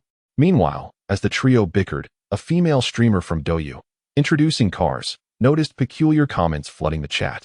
"Wow, look at that guy in front with two stunning beauties. How dare he hoard them? Let me have a turn. In Xia country, where the female population outnumbers males, how could he possibly monopolize two? Those figures and faces are far more alluring than bikini models. Oh my, that boy is quite handsome." The viewers urged the streamer. Hurry up and interview him. Let us know who he is. The streamer, Xiao Beih, an outdoor host on Douyu with 200,000 followers, decided to seize the moment. Spurred on by the chat. Alright, today I'll bravely put myself out there and ask, not just because the boy is handsome. She approached them directly. Hello. May I interrupt for a moment? Would you be willing to accept an interview? Upon getting close to Xiao Beih, Lu Qingyan, and Yi Xianya, she was momentarily taken aback by their striking appearances. The man was indeed handsome, and the women were truly beautiful. Are you live streaming? Yi Xianya asked without hesitation. Haha, yes, dear sister, I am. Xiao Beih replied. Would you three be so kind as to greet my viewers? Yi Xianya smiled. I'm all for it. Me too. Lu Qingyan added with a slight smile. With both beauties on board, Xiao Beih nodded in agreement. Xiao Beih then pointed the camera towards them. The moment the viewers saw the trio, the chat erupted with excitement. Oh my, those two ladies are absolutely gorgeous. Wow. The one on the left, Lu Qingyan, gives off a first love vibe. The one on the right, Yi Xianya, is my ideal type. Am I the only one who noticed how dashing that young man is? It was evident that beautiful people gravitated towards one another. After the three exchanged greetings, the viewers began urging Xiao Beih to pose questions. With a warm smile, she turned to them. Are you here to buy a car? Yi Xianya replied, kind of. But it's not for me. It's for my buddy. She pointed at Xiao Beih. Lu Qingyan nodded in agreement. We're just here to accompany him. Wow. This young man seems to be a brand name magnet. Handsome and wealthy. I wonder if it's genuine or just a fade. He looks like a university student. The chat buzzed with discussions as Xiao Beih approached Xiao Beih. Young man, do you have a particular car in mind that you wish to purchase? I noticed that this place is filled with luxury vehicles, such as BBA and supercars. What type of car are you considering? I haven't made up my mind yet. I'm just browsing for now. What is your budget? In fact, some of our viewers in the live stream possess extensive automotive knowledge and can offer you valuable insights. Xiao Beih sought to engage in conversation, but she was soon taken aback by a remark from Xiao Beih. A sentiment shared by the viewers in the live stream as well. Xiao Beih smiled and cast a long, contemplative gaze at the comments streaming in. In truth, the budget is of little consequence. What truly matters is the connection one feels. When something resonates with your preferences, seize the opportunity to acquire it. Chapter 74, Lamborghini SVEJ. Xiao Beifin's words left the host Xiao Beih and the audience in the live stream utterly bewildered. Lu Qingyan and Yi Xianya were already accustomed to such antics, yet they exchanged glances. One might argue that Xiao Beih is both intelligent and emotionally astute. However, his current demeanor resembles that of a foolish son from a wealthy family. If one were to label him as such, it would be fair to acknowledge his cleverness as well. He truly is an enigma. At this moment, the most astonished individuals were the viewers in the live stream. Goodness, this guy is quite the actor. Is it because I fancied the LaFerrari, which caught my eye, that I can just buy it without hesitation? Is he really that reckless? Suddenly, they realized how handsome he was. As for the ladies upstairs, they echoed the sentiment, but whether they could afford such luxuries remained uncertain. Let us not kid ourselves. It's evident he is just showing off. Look at the cars behind him: Ferrari, Lamborghini, McLaren, Porsche, and the least among them are the German luxury trio. The post-95 generation truly speaks with such bravado, seemingly oblivious to the value of money, thinking it's easily earned. The host urged, ask him which car caught his fancy. Xiao Beih, now aware of the situation, lifted her flawless face, her eyes filled with curiosity, and inquired, So, young man, is there a car here that appeals to you? Xiao Beih smiled faintly, yet his words resonated differently in the ears of the viewers. Determined to show off, I see. It's a pity for the two ladies. Typically, such claims come from those who cannot afford it, yet don't wish to lose face in the presence of beautiful women. Haha. Let us hope he doesn't end up at the car show without a car that truly captivates him. Ignoring the barrage of comments in the live stream, Xiao Beih, along with Lu Qingyan and Yi Xianya, continued onward without a glance back. Could it be that Xiao Beih cannot afford such luxuries? What a ludicrous notion. However, the trio chose not to elaborate, nor did they pay much attention to the comments. They walked ahead, while Xiao Beih contemplated whether to follow. The viewers in the live stream urged her to join them, and upon hearing this, she promptly trailed behind. The audience comprehended the trio's conversation quite well. Green Tea Bay. Does this mean you're considering getting a Ferrari 488? Yi Xianya remarked, eyeing the Ferrari display. Are you suggesting I purchase a Ferrari? Or are you more interested in the lady beside you? Xiao Beih shot her a glance. Ha, guess. What a ridiculous guess. I'm not buying. I already have one. Xiao Beih replied nonchalantly, leaving Lu Qingyan and Yi Xuanya momentarily dumbfounded. You already have one? What a bold statement. They thought to themselves. Wait, did he just say he owns a Ferrari? Come on, that's a Ferrari, not a humble Xiaoli. Yet, something about his words felt oddly credible. The discussion in Yang Bei's livestream had already begun to unfold. Bei, you already own a car. Why consider buying another? Lu Qingyan inquired, her brow furrowed in confusion. With the frequency of visits to the Magic City, we cannot expect the big girl to play chauffeur every time. In truth, Green Tea Bei. As long as you offer me a salary, I would be quite willing. Yi Xuanya chuckled, earning a disapproving glance from Xiao Beih. What a clever calculation she had. By the way, Green Tea Bei, after observing for so long, have you spotted any cars that catch your fancy? Lu Qingyan chimed in, Indeed. What kind of car has caught your eye? You ought to provide a reference price. While we know you are not short on funds, you cannot possibly claim to have an affinity for vehicles in the 5 to 6 million or even 10 million range. In response to the two women's inquiries, Xiao Beih merely shook his head with a slight smile. If I have no affinity for it, I won't buy it regardless of the price. If I do have an affinity, I will purchase it no matter the cost. With that, he strode further inside, leaving Lu Qingyan and Yi Xuanya feeling that his words carried an air of dominance, yet felt somewhat fantastical. However, Xiao Bei's grand proclamation did not sit well with the viewers in Yang Bei's livestream. Wow, such bravado. He claims he would buy any car he has an affinity for. But would he dare to buy a LaFerrari? The audience was left bewildered, remarking on the restlessness of today's youth. Did he truly think the auto show was his personal domain? While the crowd continued to speculate about Xiao Beih, Yang Bei herself was intrigued about what car he intended to purchase and whether his confidence was warranted. So, she followed suit, acknowledging that although it might not be proper, the inherent curiosity of her fellow countrymen would not wane. As Xiao Beih and the two women walked ahead, they soon arrived at the Lamborghini exhibit. Suddenly, Xiao Beih halted in his tracks. A sleek matte black sports car came into view. With a low stance, scissor doors, sharp geometric lines, a sci-fi-inspired rear, and an incredibly stylish interior, it exuded a fashionable allure. Its emblem resembled a powerful bull charging forward, perfectly complementing its design and showcasing an indomitable spirit. Of course, the car model was equally striking, a long-haired beauty clad in a sizzling bikini paired with black stiletto sandals, her curves highlighted to perfection. The stunning combination of car and model attracted a throng of onlookers, all fervently snapping photos. Absolutely stunning. Xiao Beih couldn't help but exclaim. Yi Xuanya chuckled and glanced at Lu Qingyan. Your man is admiring a bikini-clad beauty and still claims it's beautiful. Aren't you jealous? Why should I be jealous? He isn't admiring the model. Lu Qingyan retorted, pointing at Xiao Beih. Look, she gestured towards him, who had approached the model, gazing intently at the matte black supercar behind her. Wow, Green Tea Bei has his sights set on this car? Yi Xuanya stared in astonishment at Xiao Beih standing beside the vehicle. Big girl, is this really a Lamborghini? Lu Qingyan was equally captivated by the car's streamlined design. Before Yi Xuanya could utter a word, Yang Bei approached from behind and explained to Lu Qingyan, this is no ordinary Lamborghini. It is the limited edition Lamborghini Aventador SVJ, priced at over 10 million, and it's one of those rare gems with a market scarcity, with only 900 units produced worldwide. Ah, such an exorbitant price. Yet, it is undeniably stunning, Lu Qingyan replied, momentarily taken aback, before breaking into a wry smile. Quickly, let us ascend and inquire whether Bei has any affinity for it. Yi Xuanya, well aware of the car's prestige, was equally exhilarated. Lu Qingyan, glancing at Yi Xuanya with a hint of resignation, remarked, affinity is one thing, but could this car be too extravagant? Can Bei truly handle such a luxury? Yi Xuanya assessed Lu Qingyan for a moment before responding. Look at his composure. Does he appear overwhelmed by it? Chapter 75. The connoisseur subsequently. Lu Qingyan and Yi Xuanya approached. Yang Bei also followed suit, primarily driven by the curiosity of the viewers eager to discern whether the claims were mere bravado or grounded in reality. So, is this Lamborghini truly catching your eye?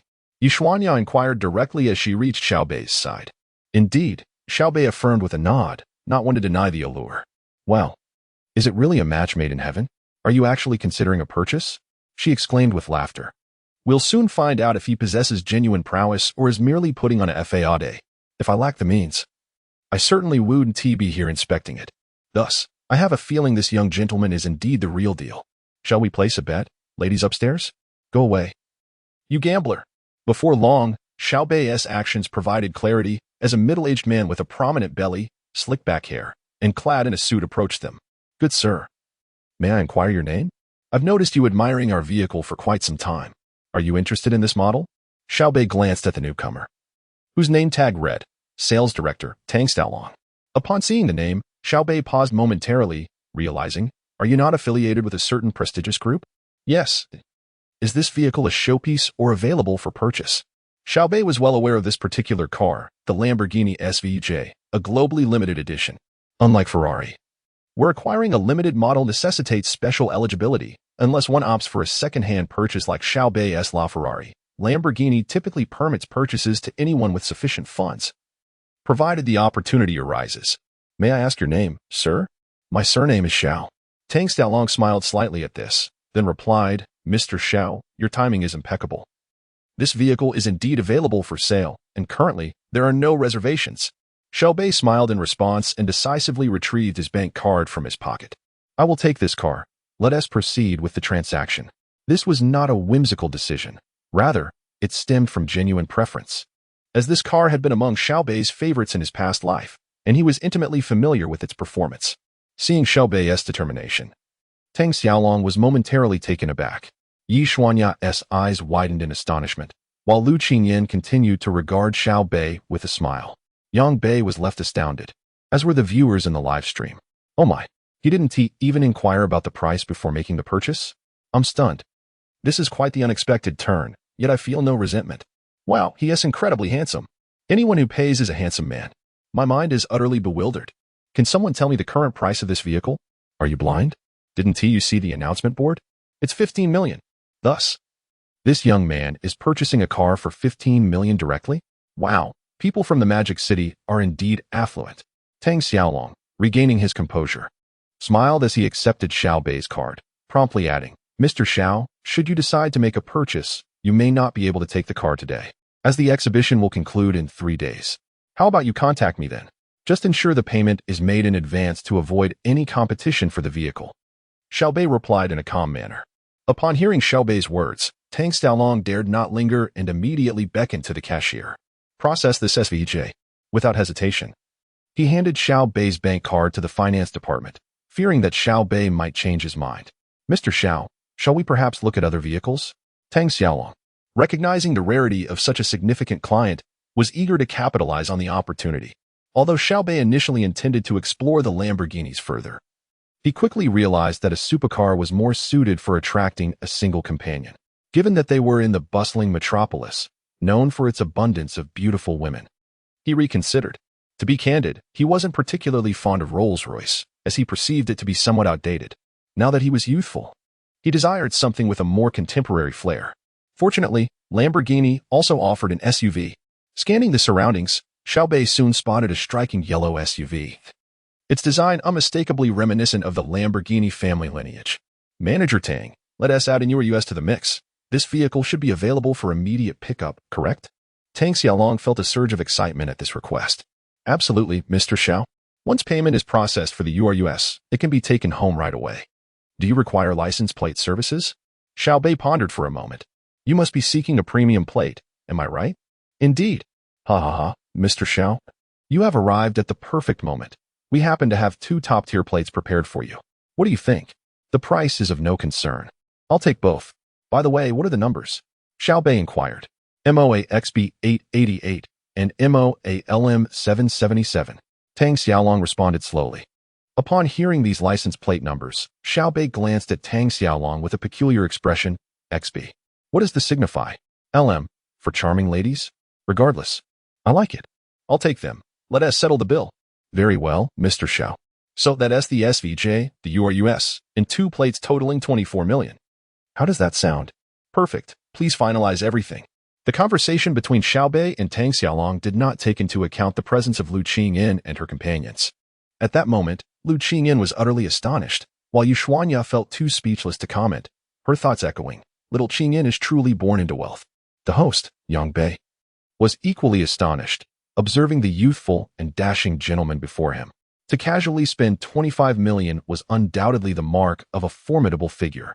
The viewers in the live stream, who had just been mocking moments before, now fell silent, each one typing the same phrase on the screen. Impressive. Today, they truly witnessed what it means to purchase a car as effortlessly as one buys groceries. Soon, the finance department approached with the invoice and the relevant paperwork for the two vehicles. Mr. Tang, the payment has been successfully processed. Mr. Xiao, here are the purchase documents and the keys. This one belongs to the SVJ, and this one to the URUS. All right. Xiao Beih accepted the documents. Young Master Xiao, shall we take the URUS for a wash, or would you prefer to relax in the lounge for a bit? That sounds agreeable. At that moment, Xiao Beih had no desire to linger further. Thus, he led Lu Qingyan and Yi Xuanya directly inside. As for Yang Bei, unfortunately, had she possessed a more striking appearance, Xiao Beih might have considered bringing her along. However, relying solely on a trendy visage, regrettably, that was not sufficient. He is a man of discernment, a connoisseur of tastes. Chapter 76. Legendary figures. Tang Xiaolong led Xiao Beih and others into an exclusive VIP room. Upon entering, Xiao Beih unexpectedly spotted a familiar face. Oh, Beizhi, you are here too? The individual was none other than Qin Shi. Among the familiar faces was Qin Shi, and the half-familiar one was Wang Shizong, who was seated at the same table. Upon seeing Qin Shi greet Xiao Beih, Tang Xiaolong immediately realized that this elusive Xiao before him must have a noteworthy background. He was well aware of who Qin Shi was. Anyone acquainted with him undoubtedly held significant stature. Brother Qin, you are here as well. What about Brother Zhang and Brother Fang? Xiao Beih approached with two ladies in tow. At that moment, the two ladies also caught sight of Wang Shizong. They exchanged glances, with Yuxuanya filled with questions. What on earth? Is the circle of juniors this prestigious? I came alone since they couldn't make it. Had I known you were coming, I would have joined you. After saying this, Qin Shi's attention shifted to the two beautiful women accompanying Xiao Beih. He subtly gestured towards them. Xiao Beih offered a faint smile. Allow me to introduce you, Beizhi. This is Wang Shizong. I need not elaborate. Qin Shi took on the role of intermediary, commencing the introductions. Shizong, this is the younger brother I mentioned earlier, quite formidable. You could share your thoughts with him. Truthfully, when Qin Shi greeted Xiao Beih, Wang Shizong had already glanced at him. He found Xiao Beih strikingly handsome, exuding an extraordinary presence, and the two beautiful women by his side were equally stunning. Honestly, he felt a twinge of envy, not for Xiao Beih's wealth, but for his looks. Internally, he mused, if only I possessed such charm, could Sun Yining ever refuse me? Shaking off his thoughts, Wang Shizong stood and extended his hand. Hello, Xiao Beih. I have heard much about you, Wang Shizong. Hello, Wang Shizong. Xiao Beih reciprocated the handshake. And soon the group engaged in further introductions before taking their seats. Wang Shizong's courteous demeanor towards Xiao Beih stemmed from Qin Shi's prior introduction. A car owner of a LaFerrari, with 500 million in funds to procure supercars, and a single phone call that dismantled Lin Fan's family. This level of influence was something even Wang Shizong lacked. If one were to categorize the second-generation elite in Xia country, there would be three types. The first includes affluent families like Wang Shizong's, the pinnacle of the second generation. The second encompasses the offspring of high-ranking officials, also known as the official second generation. The third consists of individuals whose families are both commercially successful and politically entrenched, embodying a blend of both the official and wealthy second generations. In Qin Shi and Wang Shizong's eyes, Xiao Beih represented this third category, and such individuals are either mediocre or extraordinarily impressive. Clearly, Xiao Beih belonged to the latter, which warranted Wang Shizong's respect. Surprisingly, Xiao Beih felt no inner excitement upon encountering a legendary figure from his previous life. Perhaps it was because, in this life, he had grown stronger, thus facing Wang Shizong with a sense of ease. However, Lu Qingyan and Yi Xuanya remained oblivious. What they witnessed was a top-tier young master, Wang Shizong, showing such deference to the seemingly ordinary Bei. It is evident that the background of Green Tea Bei is anything but ordinary. Wang Xiao, your name is indeed quite renowned. After taking a seat, Xiao Beih remarked with a smile. Wang Shizong offered a modest smile in return, stating that it was not worth mentioning. By the way, Xiao, since you are a friend of Qiguo, that makes you my friend as well. Let us connect on WeChat. You may simply call me Shizong. Haha. And you need not address me as Xiao. Like Qinggu, you may call me Beizhi. After exchanging pleasantries, Qin Shi suddenly had a thought. Beizhi, are you in Magic City to purchase a car? Not at all. Primarily, I am here to invest and, secondly, to see my woman, Xiao Beih said candidly, unbothered by Qin Shi's casual remarks. At their level, who has only one girlfriend? However, this statement caused a momentary pause for Lu Qingyan upon hearing it. My woman? What do you mean, Junior? When did I become yours?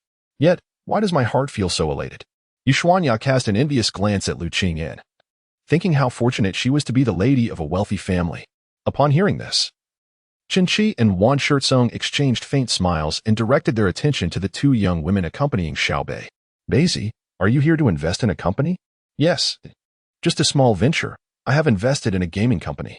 Xiao Beih replied with a smile. So, you also have an investment company? Qinqi remarked with a meaningful look at Xiao Beih. Indeed, I just got started. What is the matter? Ha ha ha, that is splendid.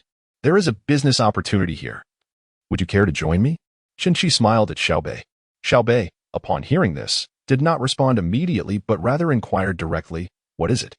Qinqi glanced at Wang Shirtsong and then looked at Xiao Beih with a smile, saying, Shirtsong has a project that is currently seeking investment. It seems promising. Wouldn't you like to hear about it? Upon hearing this, Xiao Beih turned to Wang Shirtsong. Brother Wang, what project is it? Please enlighten me.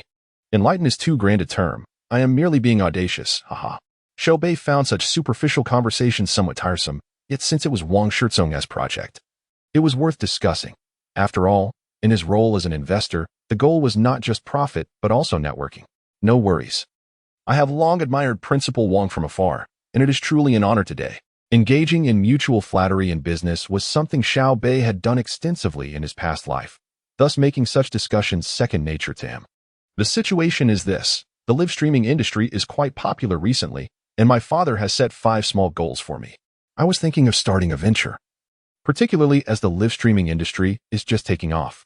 Since Qi Guo's family is involved in media, I thought, why not establish a live streaming platform? He can provide the talent, and we can acquire a live streaming company. Once we generate GMV, we could attract venture capital and see if we can go public. Wan Shirtsong explained to Xiao Beih. Upon hearing this, Xiao Beih immediately understood Wang Principal's intentions.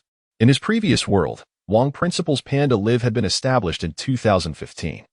And it was surprising to find that in this world, it had been delayed by 2 years. At that time, Xiao Beih had reviewed the case of Panda Live, where the primary issue lay in inadequate platform regulation, resulting in incidents akin to gambling and fraudulent activities, compounded by the subsequent resale of streamers. Ultimately, the platform collapsed. Albeit it had been quite profitable in its early stages, Xiao Beih contemplated the possibility of investment. Recalling that Panda Live had secured 10 rounds of financing and amassed substantial capital, he merely needed to cash out at the pinnacle of its success. But tell me, Wang, what are your plans for collaboration? Xiao Beih inquired casually.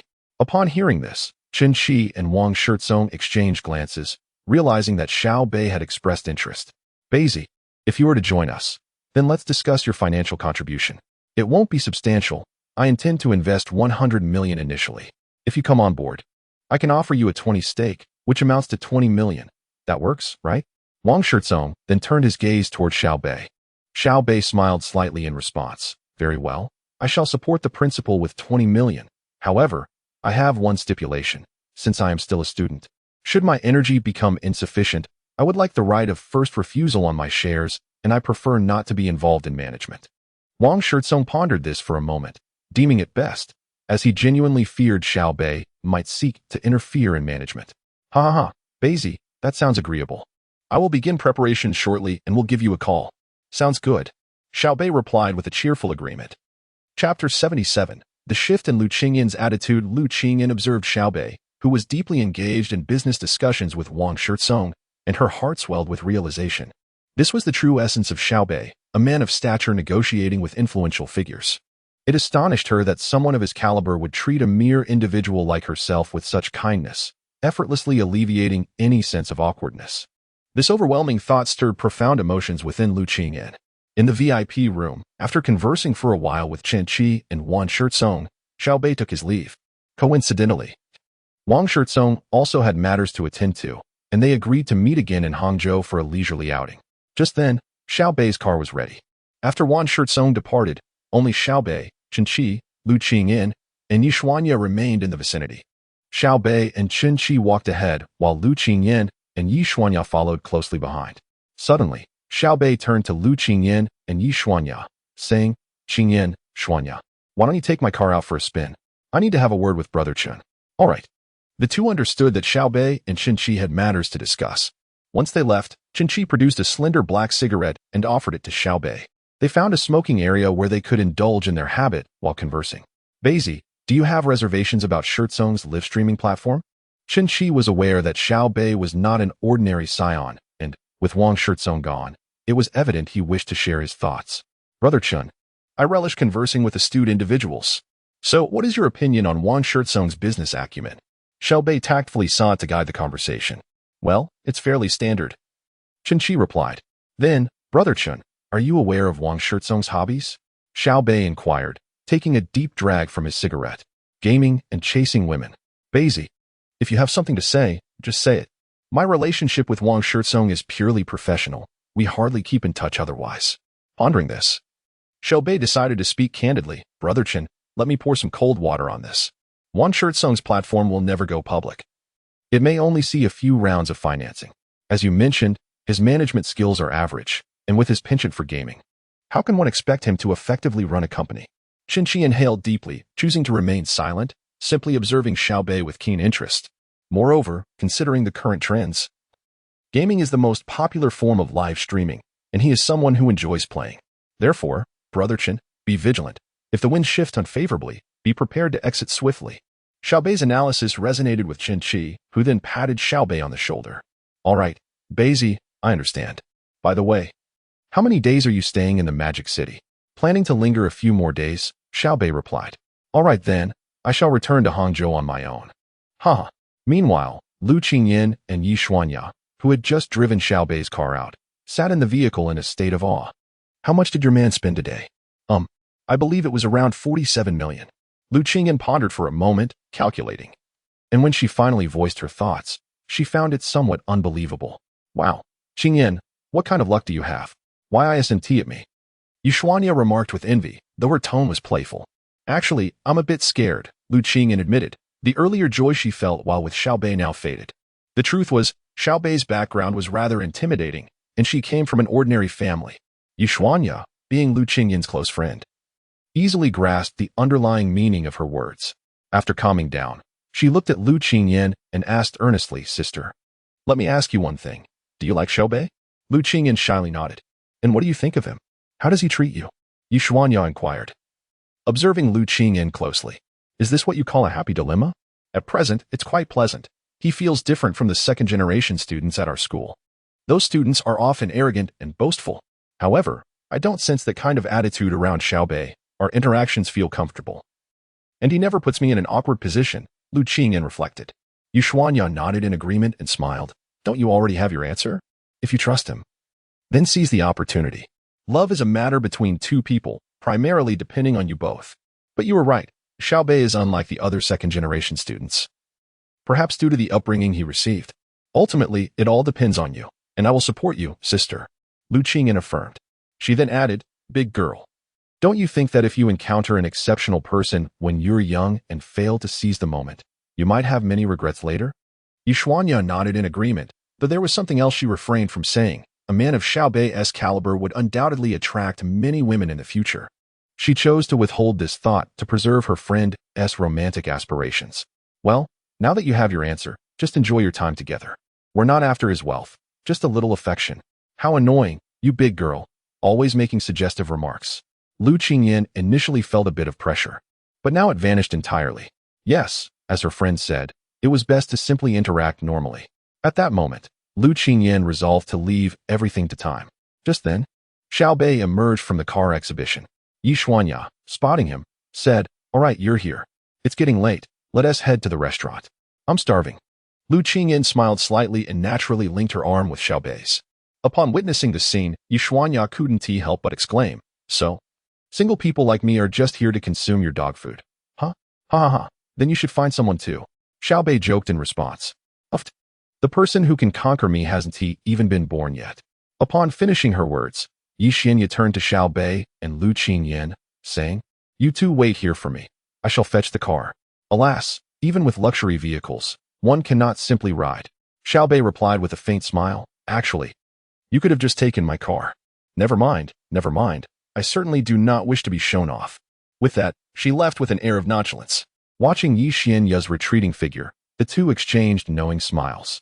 Little Qingyan, let us embark. Brother shall take you for a spin. Humph, getting cheeky again. I shall strike you. Do you truly have the heart to do so? Indeed, I do. The two playfully bickered as they entered the vehicle. Lu Qingyan instinctively took her seat in the passenger side. At that moment, Xiao Beih leaned closer towards Lu Qingyan, sensing his intentions. She realized he was up to mischief once more. Yet this time, she offered no objection and simply closed her eyes. However, after a prolonged silence, she opened her eyes to find Xiao Beih fastening her seatbelt, a smile gracing his lips as he gazed at her. Realizing she had misinterpreted the situation, Lu Qingyan's cheeks flushed with a rosy hue. Just as she prepared to utter something, Xiao Beih leaned in and kissed her. Lu Qingyan did not resist. In fact, she embraced him, wrapping her arms around his neck as she fervently reciprocated the kiss. Chapter 78. Cooking rice until it is done? The two continued their passionate kiss until they were breathless, finally pausing. Lu Qingyan's delicate face flushed, her large, glistening eyes fixed on Xiao Beih. She gently licked the corner of her mouth and smiled at him. Despite her playful demeanor, a hint of nervousness lingered within her. Fearing that Xiao Beih might abruptly kiss her again, she could already feel her lips swelling slightly. You've made my lips puffy, you rascal. Really? Xiao Beih feigned disbelief. His gaze locked onto her rosy lips. The atmosphere began to shift uneasily. Suddenly, a sharp sound echoed as Xiao Beih felt a light slap on his arm. Why did you hit me? What are you thinking? Cut it out. As if you know what I'm thinking. Of course I do. Then tell me. Not a chance. But I know. Come on, say it. If you guess right, I'll admit it. Get off me. You pest. Lu Qingyan, feeling flustered, was annoyed by Xiao Beih's teasing thoughts. Everyone could see through his mischievous intentions, but she found it too embarrassing to voice them. Just then, a beeping sound came from behind them, through the rearview mirror. They spotted Yuxuanya's car. Yuxuanya swiftly turned her vehicle to the right, positioning herself next to the Lamborghini Urus. Lu Qingyan hurriedly pushed Xiao Beih back into the driver's seat. Just as he settled in, Yuxuanya lowered her passenger window. Xiao Beih followed suit. Gazing down at Yuxuanya, his eyes widening in surprise. At that moment, Yuxuanya was leaning toward the passenger side, and from Xiao Beih's elevated vantage point. The sight was rather striking. He couldn't help but swallow hard. Yet, he quickly regained his composure, inwardly chuckling at the irony of Yuxuanya, the tomboy, possessing such a well-defined figure. Yuxuanya's eyes immediately caught the lipstick smudge on Xiao Beih's lips, and she reacted like a startled hen. Seriously? You two are this reckless? I just went to grab a car, and you couldn't resist? Don't wrong the innocent.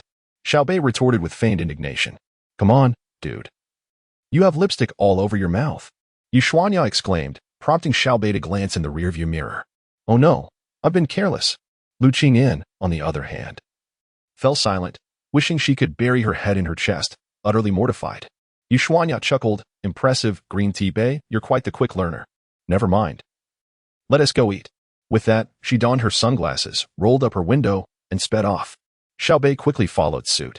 At that moment, Lu Qingyan suddenly lifted her head, glaring at Xiao Beih with pouty lips. This is all your fault, you bad person. That was so embarrassing. What is there to be embarrassed about? Soon everyone will know about our relationship.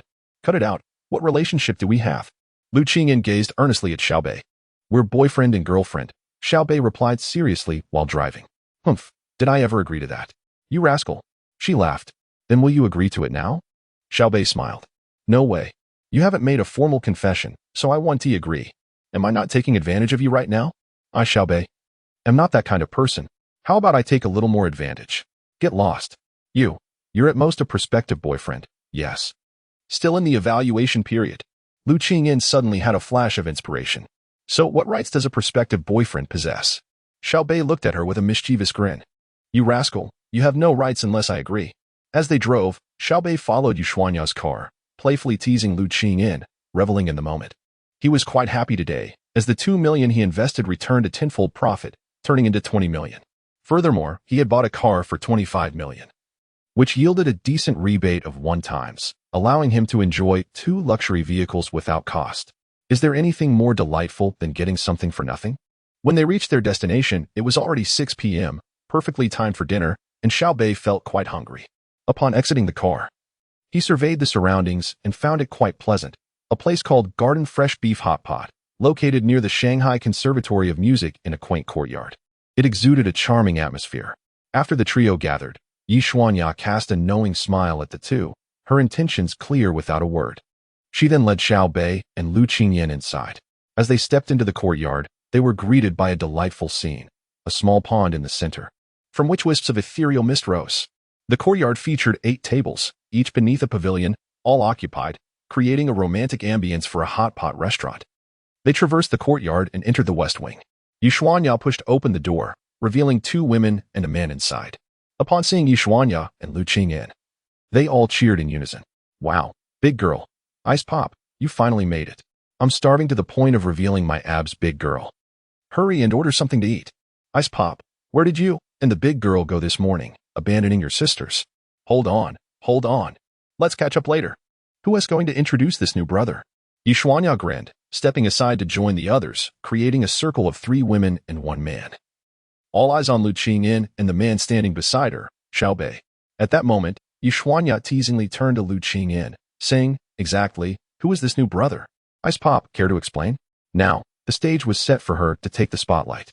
If it had been in the morning, Lu Qingyan might have felt shy under the scrutiny of Yishuanya and the others, but now upon reflecting on the events that transpired today involving Xiao Beih, Lu Qingyan felt a sense of relief. As Xiao Beih had remarked earlier in the car, the truth would inevitably come to light. However, Lu Qingyan was certainly not inclined to publicly declare that Xiao Beih was her boyfriend. Thus, with a slight grimace and a blush adorning her cheeks, she introduced him, saying, this dashing gentleman is Xiao Beih, a junior of mine who happens to be visiting the bustling metropolis, so I thought I would show him around. Initially, Lu Qingyan intended to convey that he was her quasi-boyfriend, but she found such phrasing rather ungraceful, leading her to articulate this alternative. Oh, Ice Pop. Whom are you trying to fool? Honesty is the best policy. Yishuanya chimed in, clearly dissatisfied with Lu Qingyan's introduction. Almost immediately, Xiao Beih turned to the girl seated beside a young man, retorting, wait a minute. Ice Pop, are you attempting to pull a fast one?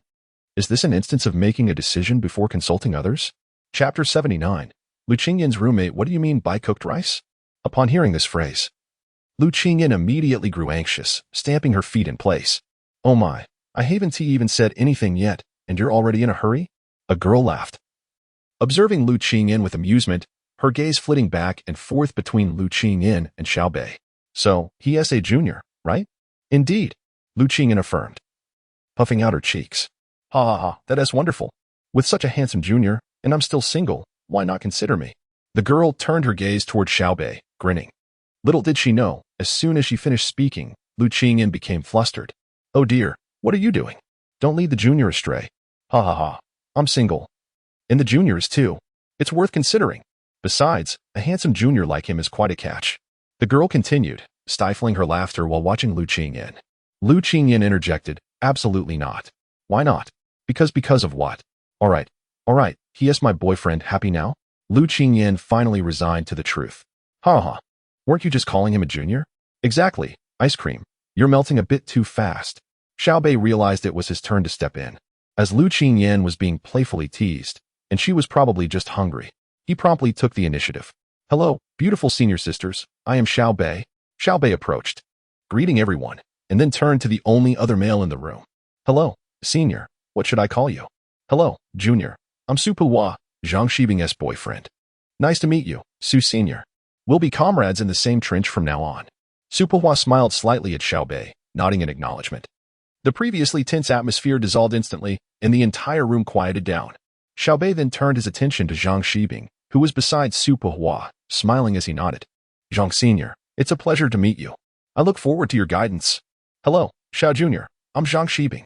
The girl giggled, leaning on Su Puhua's shoulder while sizing Xiao Beih up, internally surprised, goodness, has ice cream found a gym? As Zhang Shibing appraised Xiao Beih, he too took a moment to observe the couple before him. Su Pinghua, like Xiao Beih, stood at 1.8 meters tall, quite handsome, reminiscent of the actor Ping Yuyan from his past life. Zhang Shibing was equally beautiful, likely from the north, resembling a classic northern beauty, tall with fair skin. However, when she spoke, her accent revealed a hint of a coarse tone. Then, Xiao Beih turned his gaze toward the girl sitting with Yixian. Hello, you must be Hani, the senior sister. Earlier, in the car, Lu Qingyan had mentioned the dormitory dynamics, identifying Zhang Shibing as having a boyfriend and the single one as Hani Reina. Hani Reina was the very girl who had been playfully teasing Lu Qingyan. The young woman possesses a distinctive charm, prompting Xiao Beih to nearly exclaim Daraba. Upon their first encounter, she bears a striking resemblance to the renowned actress, with high cheekbones and deep-set eyes, embodying the quintessential features of a Middle Eastern ethnic minority. Nicknamed the Empress Dowager, she greeted Xiao Beih with a warm and playful smile. "Thank you, dear Hani and Zhang, for taking such good care of our little Qing Yan. I must insist on treating you tonight. Your kindness towards her has not gone unnoticed," Xiao Beih articulated with a high emotional intelligence, deftly alleviating the initial awkwardness of their introduction with his eloquent words. Hani, pleased with Xiao Beih's demeanor, responded generously. "It's nothing. We are all sisters here." "Oh, since dear girl has allowed you to call her that, it shows you are quite amiable. You needn't call me Hani anymore. Simply refer to me as Empress Dowager." Xiao Beih smiled and nodded in agreement. "Then you shall call me Old Zhang, and him Old Su," Zhang Shi Bing added with a grin. This camaraderie stemmed from the warmth exuded by their mutual friend, as her demeanor signified the collective sentiment of their dormitory. Moreover, Xiao Beih was now in a relationship with Lu Qingyan, thus intertwining their social circles further.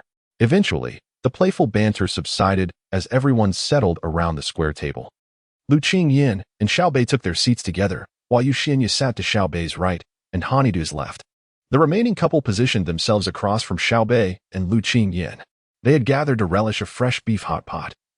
And Xiao Beih learned that the dormitory held a monthly gathering, as friendship was indeed a precious bond.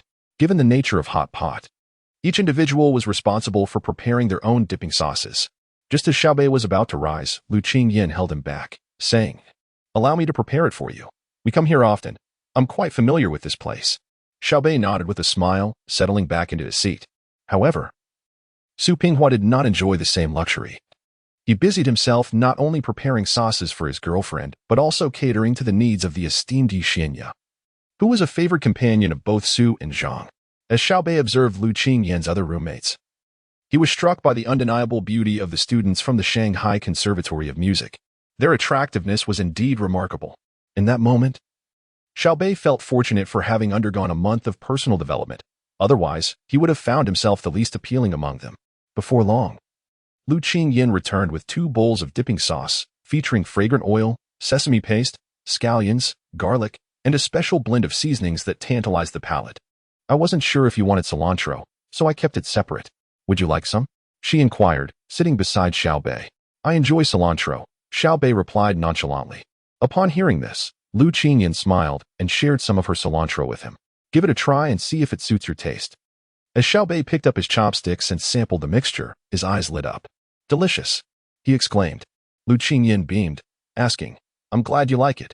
The delightful exchange between the two left the other young women utterly astonished. "Ah, the esteemed Beibei, you truly possess remarkable skills. The ice pop is the treasure of our dormitory. We could never bear to treat her that way. Remarkably, she seems quite willing at present. The ice pop typically exhibits a strong aversion to males. How is it that you have achieved this in such a brief span of time?" Xiao Beih chuckled softly, feigning ignorance. "Huh? What? TSK? How tedious. Truly cunning." Only Su Penghua cast an envious glance at Xiao Beih, silently giving him a thumbs up. Chapter 80. Genuine admiration. As the sumptuous dishes were served, the gathering indulged in hearty feasting. Everyone was attentive to Xiao Beih and Lu Qingyan, and gradually, through their conversations, they became more familiar with one another. Just as the atmosphere reached its zenith, Yuxian could no longer contain herself. "Dear sisters, you have no idea how utterly astonished I was today. What happened? Did we miss some remarkable scene?" Zhang Shibing inquired, playfully picking up a piece of meat that Su Pinghua had served him.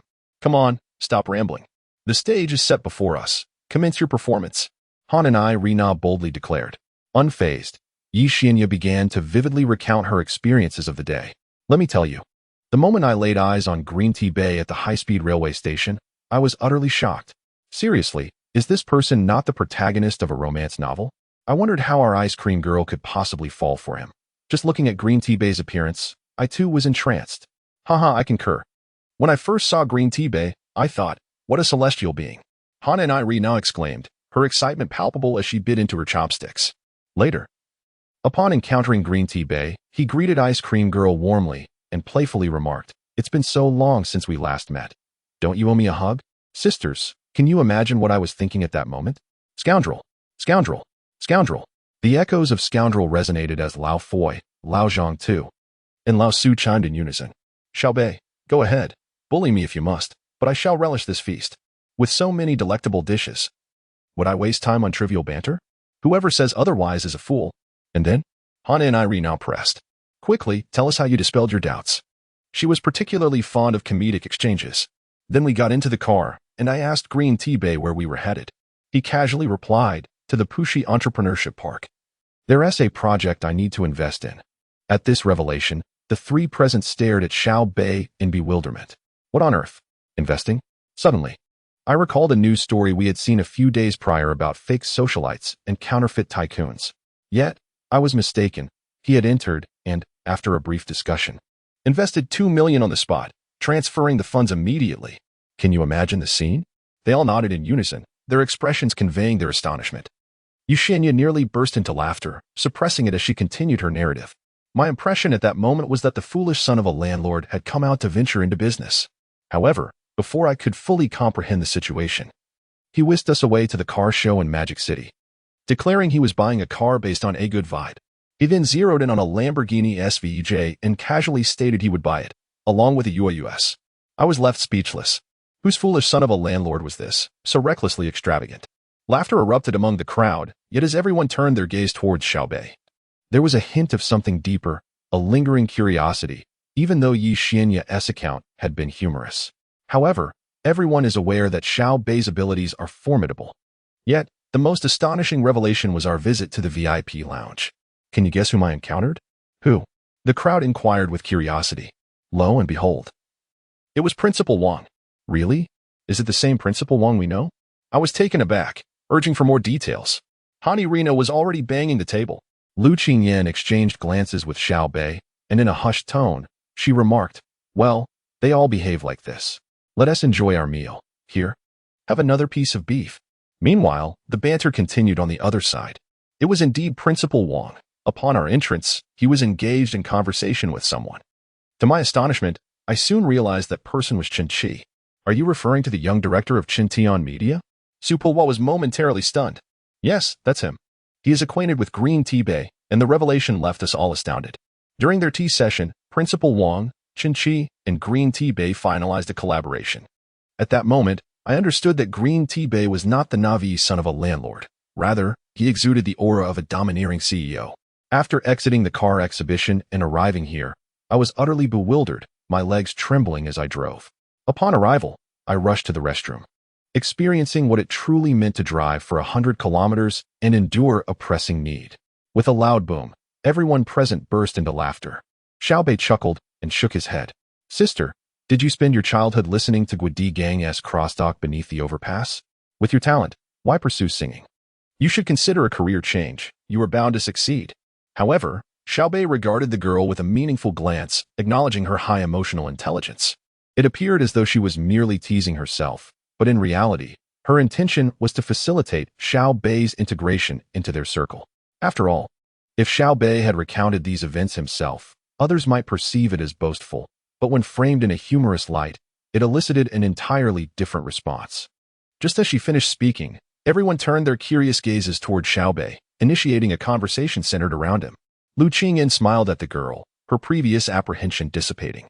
She had feared that Xiao Beih's presence would create an awkward atmosphere among familiar faces today.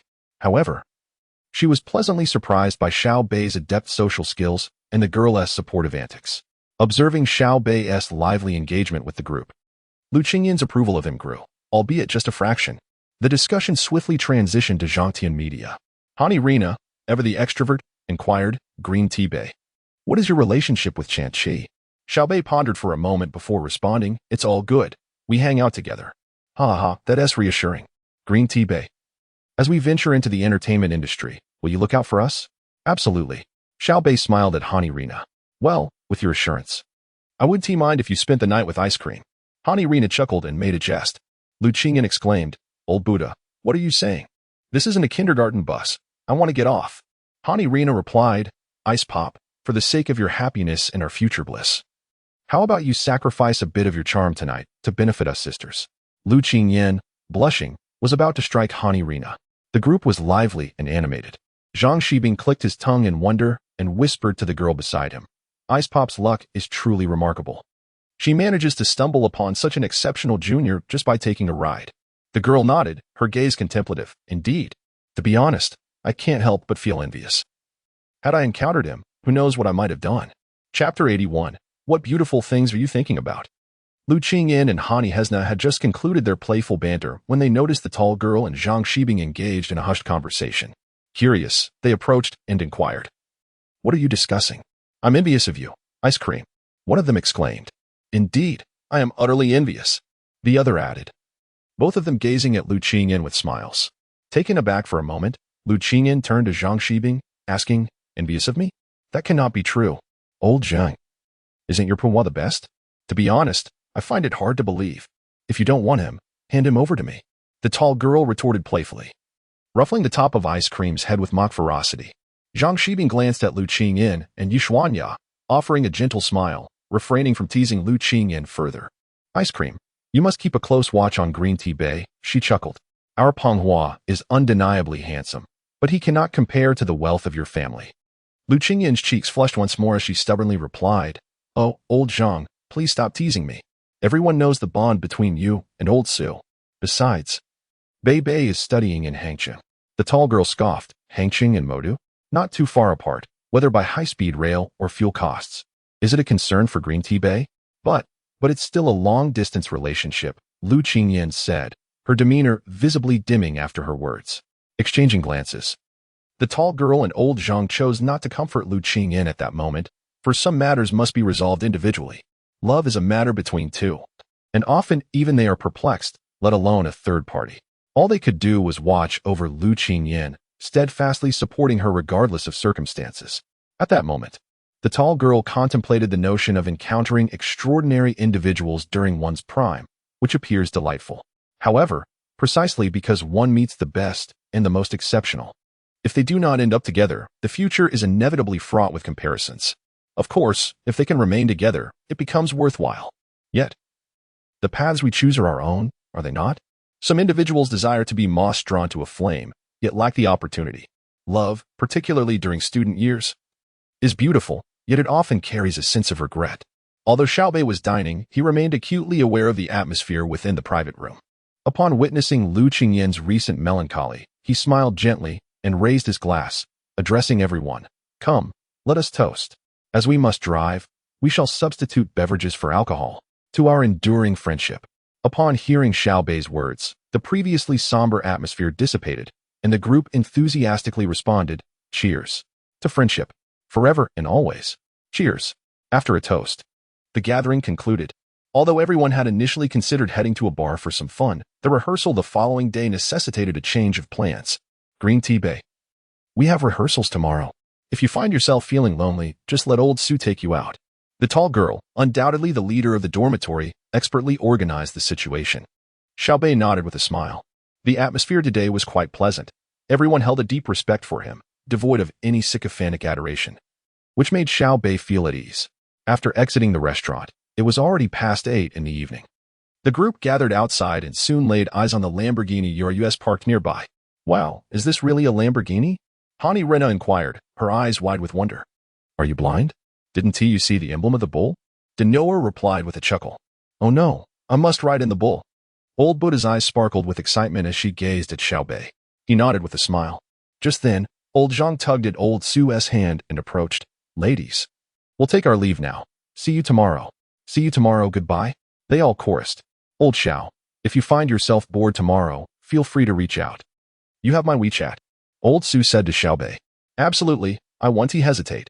The couple bid farewell to the rest and departed.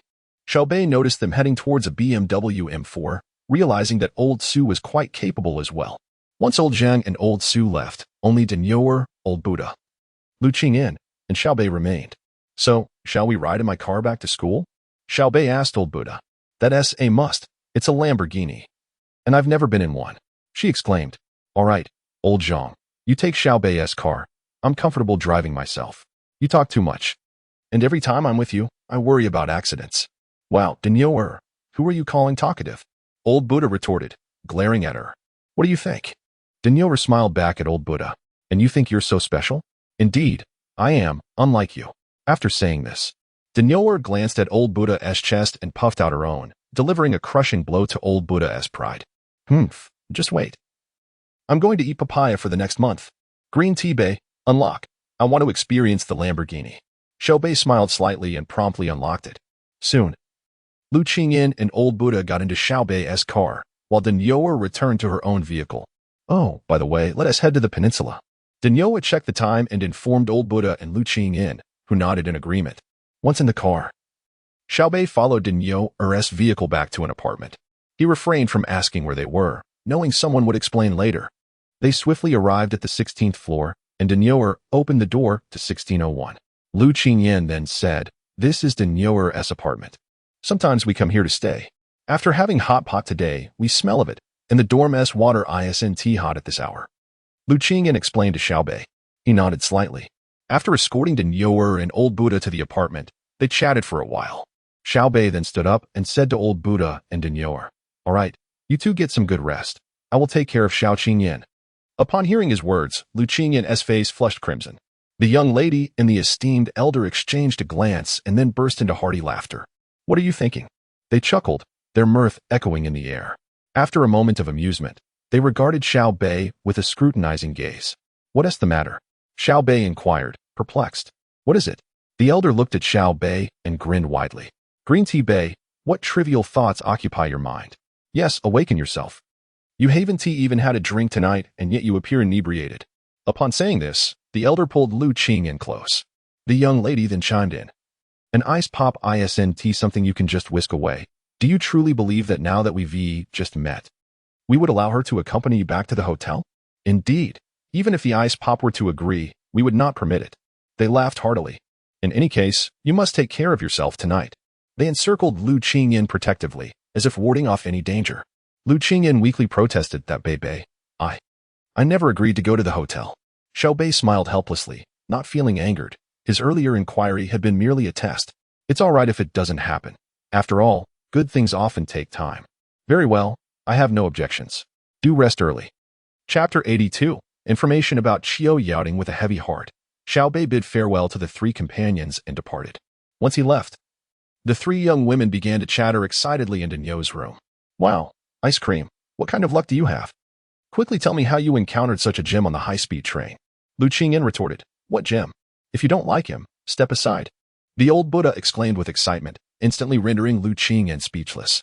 To be fair, Green Tea Beih is quite impressive. He is a wealthy second-generation individual. Yet unlike many in his circle, he is remarkably easy to get along with. Exactly. That's what I wanted to say. He truly possesses grace. Just now at dinner, he exhibited such poise and composure, so steady. Denyo added, "His emotional intelligence is remarkable. Compared to some self-important seniors at our school, he is far superior." Both Denyo and the old Buddha gazed enviously at Lu Qingyan. A subtle smile graced Lu Qingyan's lips. To have her boyfriend praised by her friends was indeed a point of pride. However, she remarked, "I think he is just average." "Ice cream, you're being modest. You should sleep in the living room tonight." The old Buddha said, hands on her hips, then suddenly had a thought and looked meaningfully at Denyo. "Denyo, you seem a bit off today." Denyo, who had been smiling at their playful banter, was taken aback by the old Buddha's comment. "What do you mean I'm off?" she asked, puzzled. "Denyo, the way you looked at Green Tea Beih today was rather peculiar." The old Buddha observed astutely. "Are you out of your mind?" How absurd. Denyo was internally shocked but maintained a calm facade. "Ha ha ha, see? I hit the nail on the head. Are you planning to silence me? Ice cream? Save me." The old Buddha playfully hid behind Lu Qingyan. "Wow, old Buddha, your words are outrageous. You can't just say whatever comes to your mind. Please. I'm merely stating the truth. Just admit it." The old Buddha insisted, "Ice cream. Denyo is trying to steal your man." Lu Qingyan smiled gently and replied, "First of all, who doesn't he know that Denyo likes muscular men? Moreover, with Beih's qualities, he will undoubtedly attract many women in the future. It would be ideal if they were friends." Suddenly, the living room fell into silence. The old Buddha looked at Lu Qingyan in disbelief, then reached out to touch her forehead. "You're not feverish. Why are you speaking nonsense?" "Oh, I'm serious." Lu Qingyan chuckled at the two. In truth, during dinner, she had noticed that Yi Xianya's gaze toward Xiao Beih was somewhat unusual. It wasn't just her. The old Buddha had noticed it as well. However, she refrained from commenting, knowing that being with Xiao Beih might lead to challenges in the future. Seeing this, Denyo smiled softly. "All right, let us not make such jokes. Everything will unfold in due time. Perhaps we are merely admiring him." As the words of the young lady faded, the trio returned to their previous atmosphere. They placed greater faith in friendship than in deceitful men. Gradually, their conversation expanded beyond the confines of Xiao Beih. Subsequently, they each attended to their personal routines and retired for the night. After settling into bed, Lu Qingyan sent a WeChat message to Xiao Beih, yet received no response for an extended period. A wave of uncertainty washed over her. Would Xiao Beih blame her for not visiting the hotel? Or was he simply preoccupied? Perhaps he was bathing or had already fallen asleep. Did he truly harbor sincere feelings for her? An array of anxious thoughts swirled in her mind. Eventually, amidst her musings, Lu Qingyan drifted into slumber. This is the nature of women. When not in a relationship, they navigate life with ease. Yet once love enters the fray, they become prone to overthinking. After departing from the apartment, Xiao Beih drove directly back to the hotel. Upon arrival, he promptly entered the bathroom and enjoyed a refreshing shower. Emerging and reclining on the bed, he surveyed the empty room and felt a tinge of melancholy, though he quickly reassured himself. Despite being a cad, he resolved to remain steadfast in his folly. A rogue is not to be feared, but rather a lecherous scoundrel. He vowed to eschew such lasciviousness. At that moment, a message from Lu Qingyan appeared on his screen. He intended to respond immediately, but a phone call interrupted him. Upon seeing the caller ID, Xiao Beih smacked his forehead in realization. How could he have forgotten this matter? The call was from Director Qiao. Xiao Beih swiftly answered the phone. Soon, a composed voice resonated from the other end. Xiao Beih, are you resting now? Hearing Director Qiao's address took Xiao Beih by surprise. When had their relationship grown so amicable? However, he dismissed any further contemplation and replied apologetically, My apologies, Director Qiao. I just returned to the hotel and was about to call you. On the other end, Director Qiao's demeanor had shifted from authoritative to one of mentorship. Xiao Beih, I will send you an email. Rest assured, everything is proceeding well. Although taken aback by the director's affability, Xiao Beih promptly dispatched the email. During the Hangzhou International Competition, Qiao Yaoding had come to Xiao Bei's aid regarding a matter linked to his past, specifically the tragic accident that befell Qiao Yaoding 8 years prior. For someone of Qiao Yaoding's stature, having adversaries is commonplace. 8 years ago, he was a rising star, serving as the deputy director in Jinling City, basking in the glory of his promising career. With the impending retirement of the senior director, he and another executive deputy, Zhao Dongli, were the most likely candidates for promotion. However, in a bid to secure that position, Zhao Dongli dispatched an assassin to orchestrate a fatal accident while Qiao Yaoding was on a countryside excursion with his family. The assailant drove them off a cliff, resulting in Qiao Yaoding miraculously surviving. Yet his wife perished in the crash, and their 2-year-old daughter vanished without a trace. All indications suggested that this was no mere accident, yet concrete evidence remained elusive. This revelation came to Xiao Beih after he acquired information about Qiao Yaoding. Upon discovering this, Xiao Beih resolved to invest 20 million in divine points to procure insights into Qiao Yaoding's future. Within this foresight, it was revealed that Qiao Yaoding would only uncover the clues behind the perpetrator of the accident and locate his daughter when he reached the age of 60. However, Xiao Beih provided not only the lead regarding the driver but also irrefutable evidence of the true culprit and current information about his daughter. This explains why Qiao Yaoding, a man of steadfast principles, would consent to Xiao Bei's request. Additionally, another reason for Xiao Bei's choice was Qiao Yaoding's integrity as a diligent official. Otherwise, Xiao Beih would not have selected him. Chapter 83.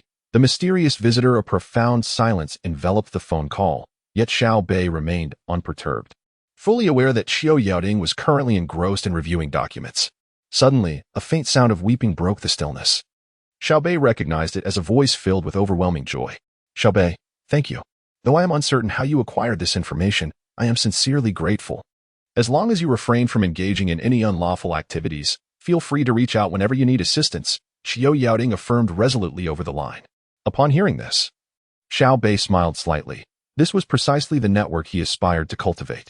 You're too kind, Uncle Qiao, he replied, adeptly embracing the familiarity in their exchange.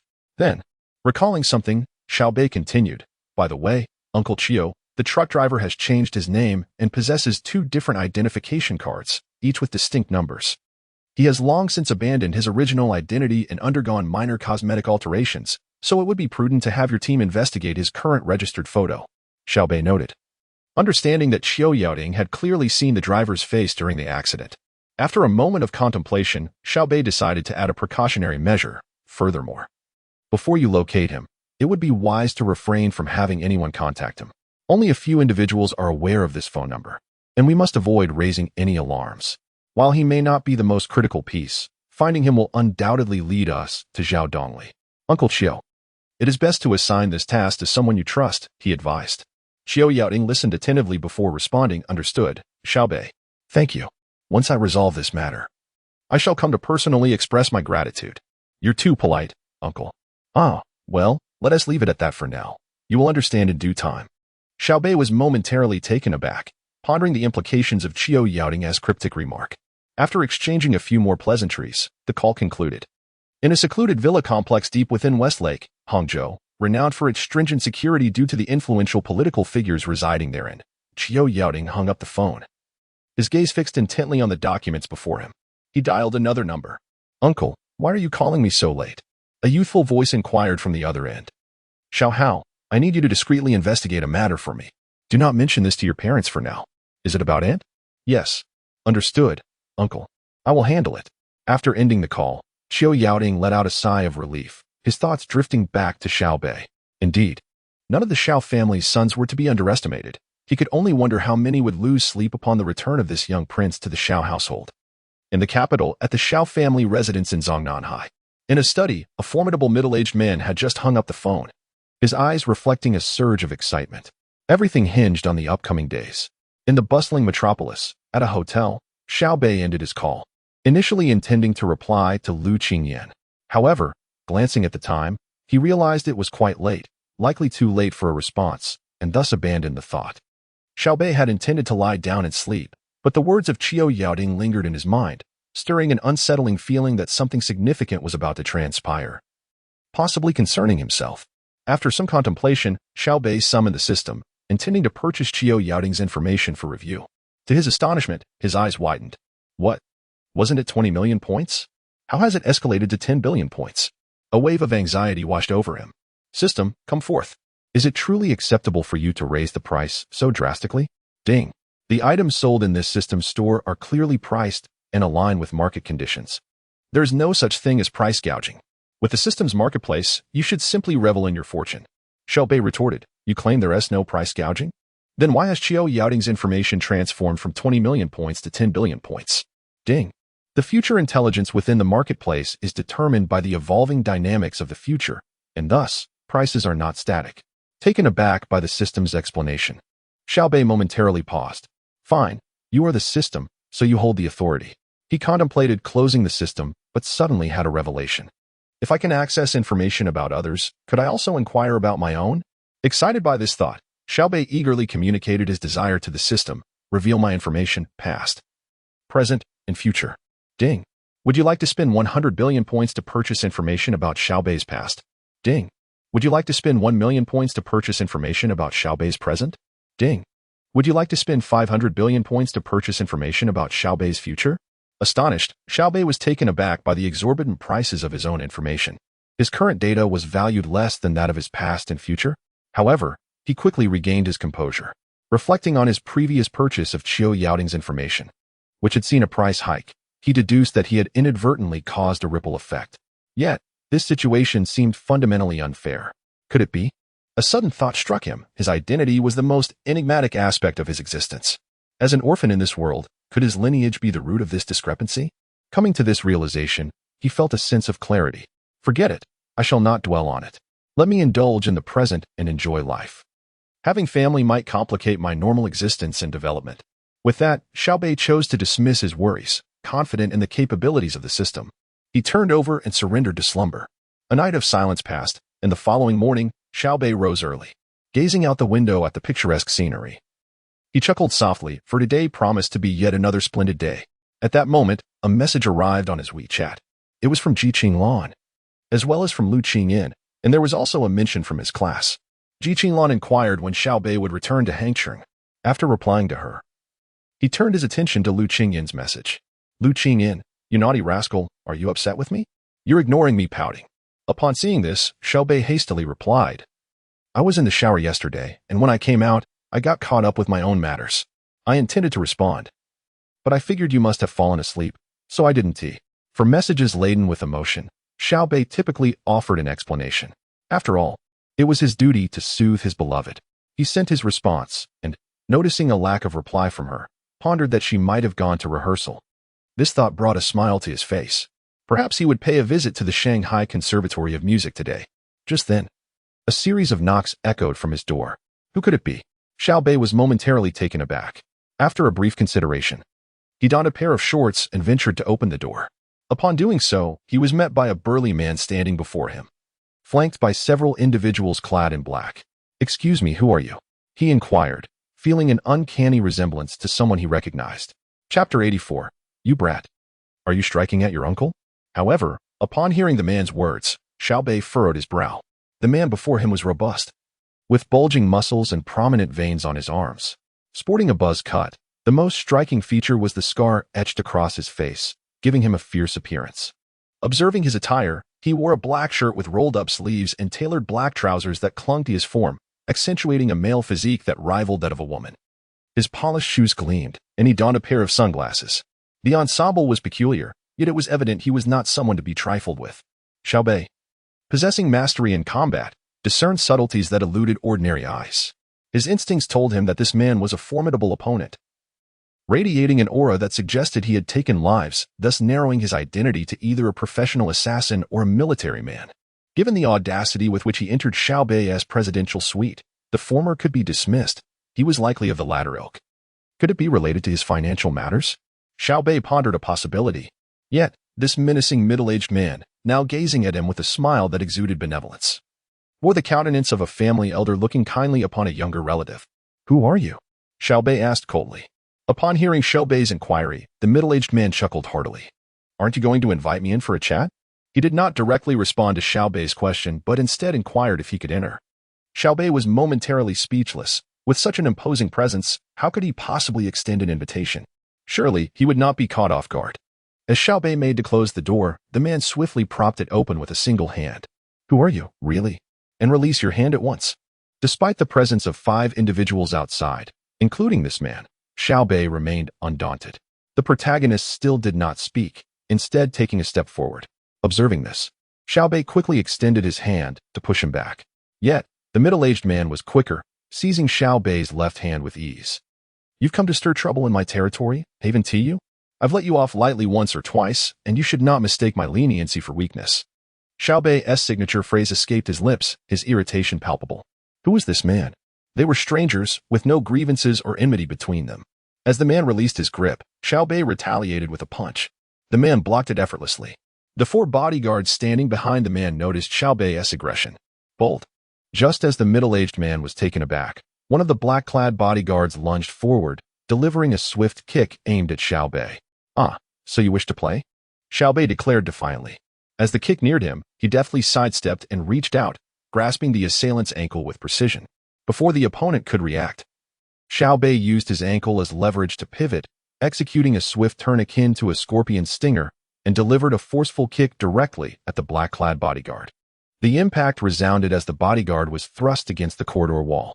Witnessing their leader being struck by Xiao Beih, the remaining 3 bodyguards advanced without hesitation. One of them shielded a middle-aged man behind him, while the other 2 flanked Xiao Beih, launching a coordinated assault from both sides. Xiao Beih adeptly countered their moves, intentionally exposing a vulnerability. One bodyguard, sensing an opportunity, aimed a strike toward Xiao Bei's chest.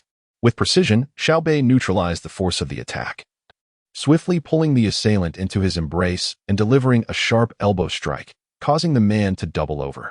Using the bodyguard's back as support, Xiao Beih leapt into the air, executing a scissor kick that ensnared the head of another assailant, propelling both of them to the ground. At that moment, the last bodyguard, still protecting the middle-aged man, erupted into hearty laughter. "Ha ha ha, indeed, you are a true son of the Xiao family." "Halt, Xiao Beih, I am your third uncle." Xiao Beih, filled with ire, retorted. "What? You old rascal, taking advantage of me. If you are my third uncle, then I must be your father." His eyes burned with fury as he glared at the man claiming to be his third uncle. "Oh, ha ha ha. You are the first to dare speak to your third uncle in such a manner." The middle-aged man chuckled heartily, evidently pleased with Xiao Bei's spirit. "Listen here. You rascal, I truly am your third uncle. Is it convenient to speak privately?" Xiao Bei's gaze turned cold, and he remained silent. Observing Xiao Bei's wariness, the middle-aged man shook his head with a wry smile and continued, Xiao Beih, 18 years old, a freshman at Hangqing University, a native of Ningqing, and an orphan since childhood. But you are no longer an orphan. You are a third-generation heir of the Xiao family. As he spoke, the middle-aged man retrieved an identification card from his pocket and tossed it to Xiao Beih. Confused, Xiao Beih picked up the document and scrutinized the man. The middle-aged man offered a slight smile, urging Xiao Beih to examine it. With vigilance, Xiao Beih glanced at the others and opened the document. Name, Xiao Xian. Position, Commander of the Imperial Capital Military District. Rank, Major General. Upon seeing this identification, Xiao Beih was momentarily taken aback. What? Commander of the Imperial Capital Military District? This buzzcut man? No, good sir. Xiao Beih believed that the man would not jest about such matters, and he held a deep respect for military personnel, especially someone of such high stature. May I enter now? Xiao Xian inquired with a smile. Certainly. Xiao Beih replied respectfully. Xiao Xian smiled faintly and proceeded inside. Surveying the body sprawled on the ground, his expression darkened. All of you, out. Commander, that's not appropriate. One protested. Not appropriate? Look at you all. You claim to be special forces, yet it seems you are sorely lacking in training. Return and ensure you train diligently. Commander, I don't wish to repeat myself. Understood. With that, the four bodyguards exchanged glances with Xiao Xian and Xiao Beih before reluctantly exiting. After a few individuals had departed, Xiao Xian cast a glance at Xiao Beih and promptly approached him. Extending his hands, Xiao Beih was about to take action but ultimately refrained. A faint smile graced Xiao Xian's lips as he patted Xiao Beih on the shoulder, saying, You rascal, do you still wish to strike your third uncle? Third uncle? Xiao Beih was momentarily taken aback. Little Beih, you have endured much over the years. Indeed, I am your third uncle. And you are now the legitimate heir of the Xiao family. Commander, this just is far from amusing, Xiao Beih replied, still struggling to comprehend the revelation. You must be joking. I am an orphan, and you claim I am the crown prince of the Xiao family in the imperial capital? This seems utterly ludicrous. How could I be a prince and still be an orphan? I understand your disbelief, but the very fact that I, your third uncle, have come to find you signifies that your identity has been confirmed, Xiao Xian declared, handing Xiao Beih a document. Chapter 85. The Origin of Xiao Beih. Xiao Beih picked up the document in his hand and opened it directly. It was a paternity test report. Upon reaching this point, Xiao Beih's heart began to race. He did not bother to read the extensive text above and swiftly turned to the final page. The results stated, Son, Xiao Beih. Father, Xiao Tian, DNA test result, 99. 99 similarity. Conclusion, the two are father and son. When Xiao Beih read this, he was momentarily stunned. He then incredulously turned to Xiao Xian and asked, How could you have tested this without my DNA? With your identification, we can access your database. Xiao Xian replied nonchalantly. Is this truly the case? Xiao Beih felt no excitement, only a sense of displeasure. What had once been a solitary life now introduced a newfound relative, which left him perplexed. Are you wondering why your parents did not come to claim you? Noticing the displeasure etched on Xiao Beih's face, Xiao Xian posed the question directly. Xiao Beih remained silent, watching Xiao Xian closely, knowing that he would eventually reveal more. As anticipated, Xiao Xian spoke again. Take a look at your father's name. Instinctively, Xiao Beih glanced down and saw Xiao Tian. Initially confused, memories began to flood back, and he soon realized the gravity of the situation. Xiao Tian. A thunderous realization struck as memories surged into Xiao Beih's mind. Xiao Tian, Secretary of SW in the Imperial Capital, member of the Standing Committee of the Summer Nation. This was an extraordinary lineage. After all, he was the true successor of the Summer Nation, the future heir to the ranks of 1 to 7. Are you grasping the significance? Xiao Xian chuckled. Xiao Beih found it hard to accept that he had suddenly become a quasi-prince. He chuckled in disbelief. This unexpected identity was indeed alarming. If he was now considered a third generation, then this uncle before him and the father he had never met were both second generation. The second generation had nearly reached the pinnacle of power in the Summer Nation.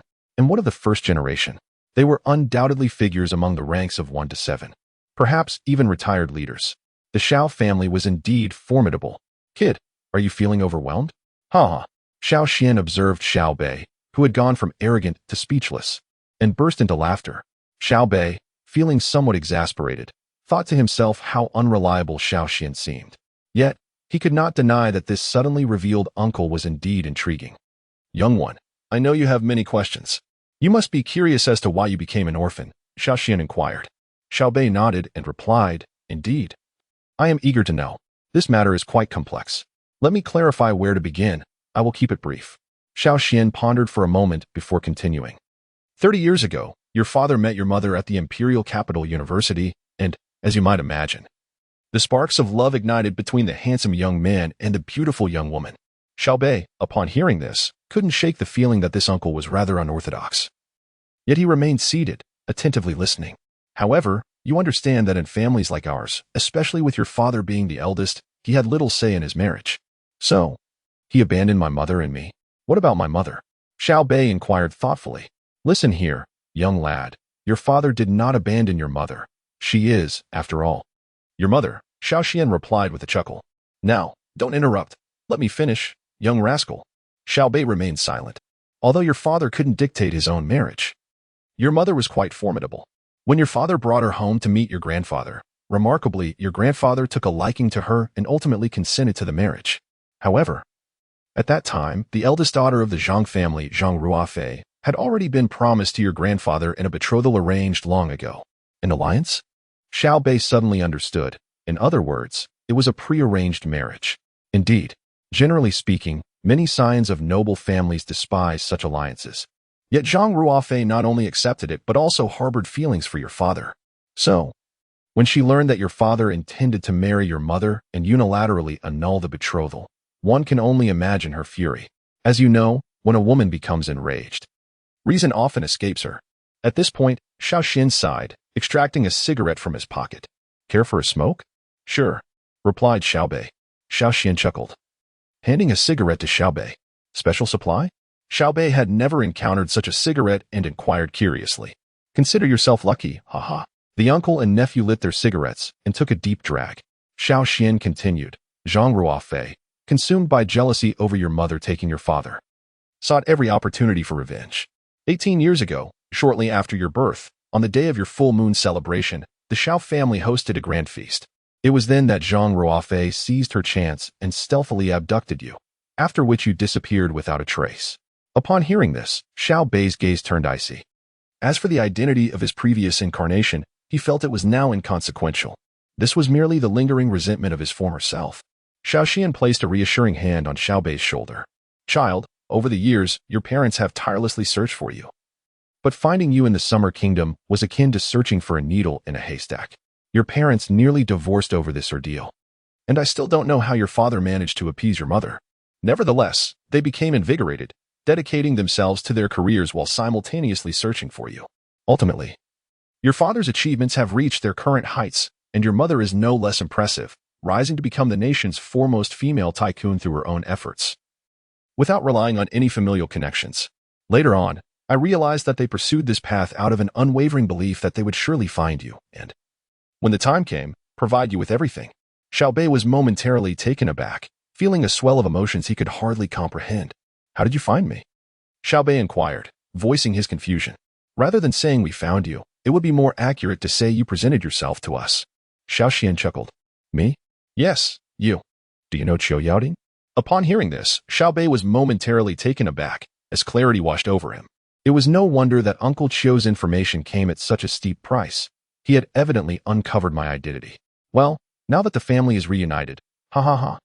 By the way, this visit was shrouded in secrecy. Your father did not inform anyone, not even your mother. He merely sent me to confirm your situation, and now, as your third uncle, I have done so. Child, you have endured much hardship over the years. As Xiao Xian finished speaking, he glanced around the presidential suite. No. It seems you have been living quite well, ha ha ha. At this moment, Xiao Beih felt an urge to exclaim, or rather, to convey on behalf of his predecessor. Oh, my dear horse, do you have any idea how I have managed all these years? Chapter 86. What does love bring? Xiao Beih, I am going back to speak with your father. If all goes as planned, he will visit Hangzhou in November and will seek you out then. Xiao Xian remarked to Xiao Beih. We shall discuss it later. My mind is a tumult at the moment. Xiao Beih was not being overly dramatic. He was genuinely feeling quite disoriented. He had been living a carefree life, but suddenly he found himself with parents, both of whom were formidable figures. How was he to approach this reality? Despite such a prestigious lineage, Xiao Beih could assert that he could traverse summer country with ease. Yet, fortune is seldom bestowed without effort. While enjoying the conveniences, one must also be prepared to make sacrifices. In truth, Xiao Beih wished his father and mother were merely top-tier tycoons of summer country. But what was the reality? His father occupied a prominent position within the power hierarchy of the nation, which meant he would inevitably have to navigate the complexities of the political sphere. Xiao Beih harbored a deep aversion to politics, viewing it as a realm inhabited by cunning individuals. If he were to describe it, he might not survive a single episode. However, what has transpired, so he might as well embrace it. Perhaps it is not entirely a misfortune. All right, third uncle, I understand. Xiao Beih had come to terms with his heritage and recognized that his parents had not abandoned him deliberately. Thus, he would accept these relatives. There could only be benefits to this situation, no detriments. Xiao Beih, here is my contact information. Should you encounter any issues, do not hesitate to call. We shall meet in the imperial capital. With that, Xiao Xian rose, giving Xiao Beih a reassuring pat on the shoulder. Subsequently, Xiao Beih escorted Xiao Xian to the door. He understood that someone like Xiao Xian, burdened with numerous official duties, would not linger in his presence for long. After bidding farewell to Xiao Xian, Xiao Beih returned to his room, stored his uncle's number in his phone, and then accessed the system. At that moment, both his intelligence and Qiao Yaoding's intelligence had dramatically risen to 100 million points. This confirmed Xiao Bei's earlier speculation. Exiting the system, he smiled slightly. So, has my brother truly become a prince? With this thought, a grin spread across Xiao Bei's face. After leaving Xiao Bei's residence, Xiao Xian returned to his car and promptly retrieved a phone, dialing out. The call was answered swiftly. Third brother, how did it go? A tremor laced the voice on the other end. Eldest brother, indeed, he resembles you in your youth. Ha ha ha, splendid. Splendid. My prodigal son has returned. Laughter erupted from the phone, vibrant and hearty. Perhaps only family could fathom the immense burdens carried by one who appeared so unyielding in the eyes of the world. At the Imperial Capital Music Academy, Bing Gun observed her friend Lu Qingyan, who seemed somewhat dejected. What is the matter? You seem off today. Lu Qingyan replied. I am fine, just. Are you perhaps thinking of that green tea Xiao Beih? At that moment, Hani Reno approached, playfully exclaiming, Oh dear, you are quite bothersome. Well then, I must attend to my violin. We shall converse later. Lu Qingyan offered them a faint smile before gracefully descending from the performance stage. At that instant, her heart felt desolate. After Xiao Bei's departure the previous night, he had not responded to her messages on WeChat. Lu Qingyan, feeling perturbed by Xiao Bei's silence, had made two mistakes during the morning rehearsal, an unfortunate occurrence that was somewhat alleviated by the fact that it occurred during practice. Watching Lu Qingyan walk away alone, the girl glanced at Hani and Zhang Shibing. Could it be that the couple had a quarrel? This morning, ice cream seemed off. Do you think it's because she didn't accompany Green Tea Beih to the hotel yesterday? Hani Rena pondered, then inquired. If that is indeed the case, then Green Tea Beih is even less worthy of trust. The girl reflected for a moment before glancing at Lu Qingyan. Let us go, we must follow her. We cannot let anything happen. Thus, the three of them made their way to the stage below, shortly followed by the four entering the lounge together. Just as they were about to inquire about Lu Qingyan's situation, they noticed her returning to her spot.